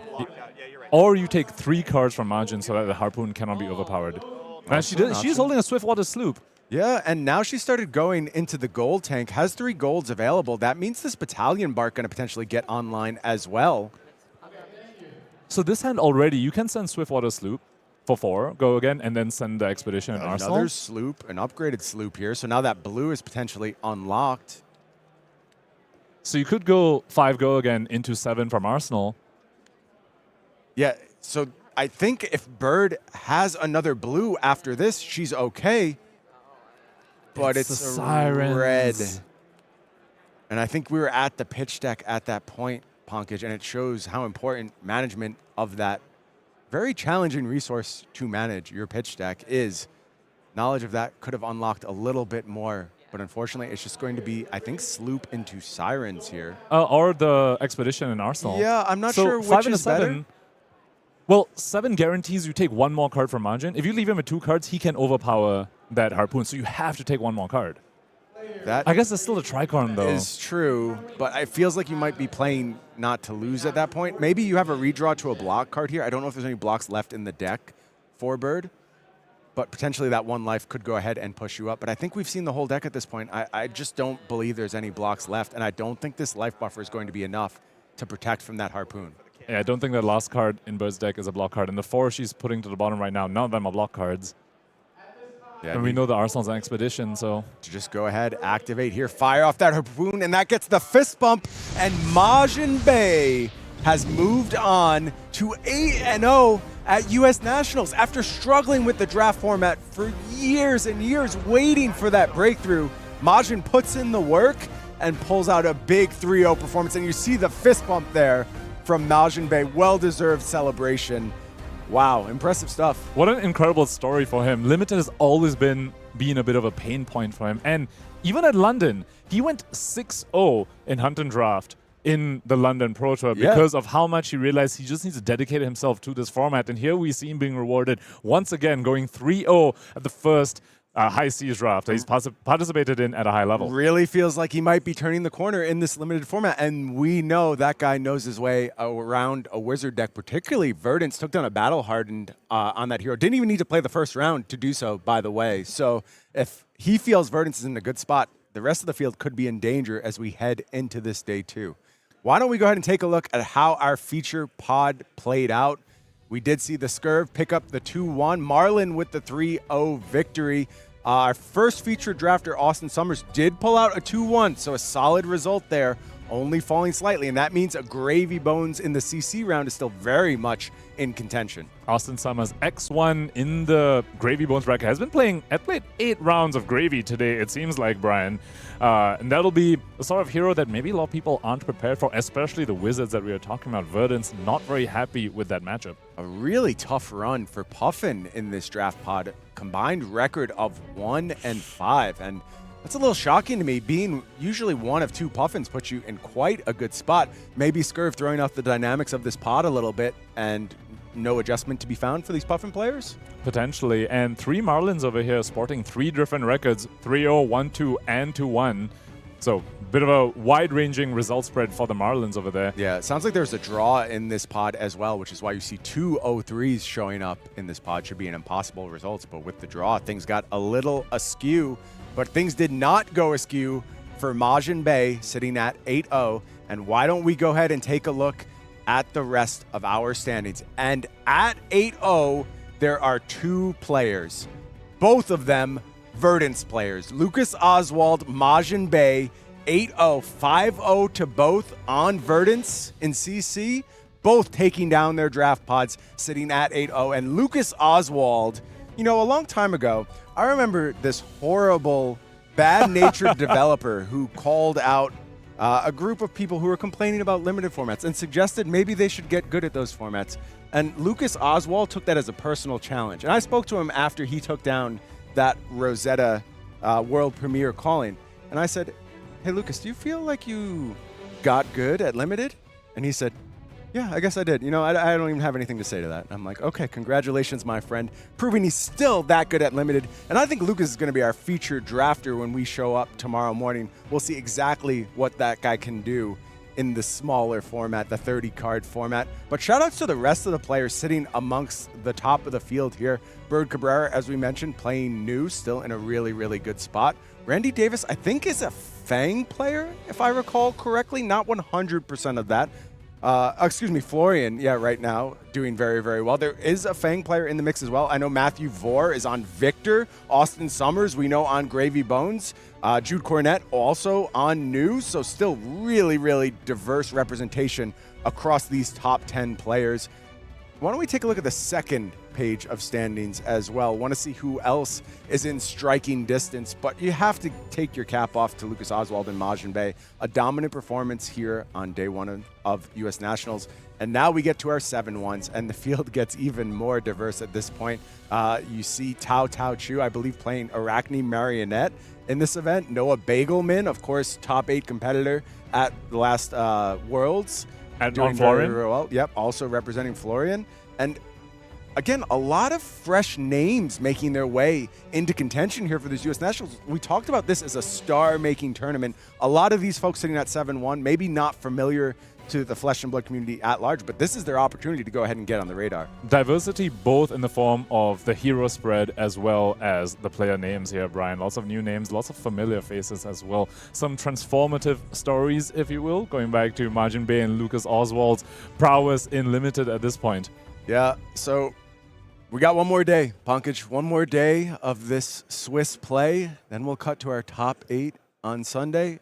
How did day 1 shake out, in your opinion? What surprised you? What do you think are the big stories as we head into day 2 and more limited in CC play? I think the biggest story was the lower amount of Florin than people were expecting.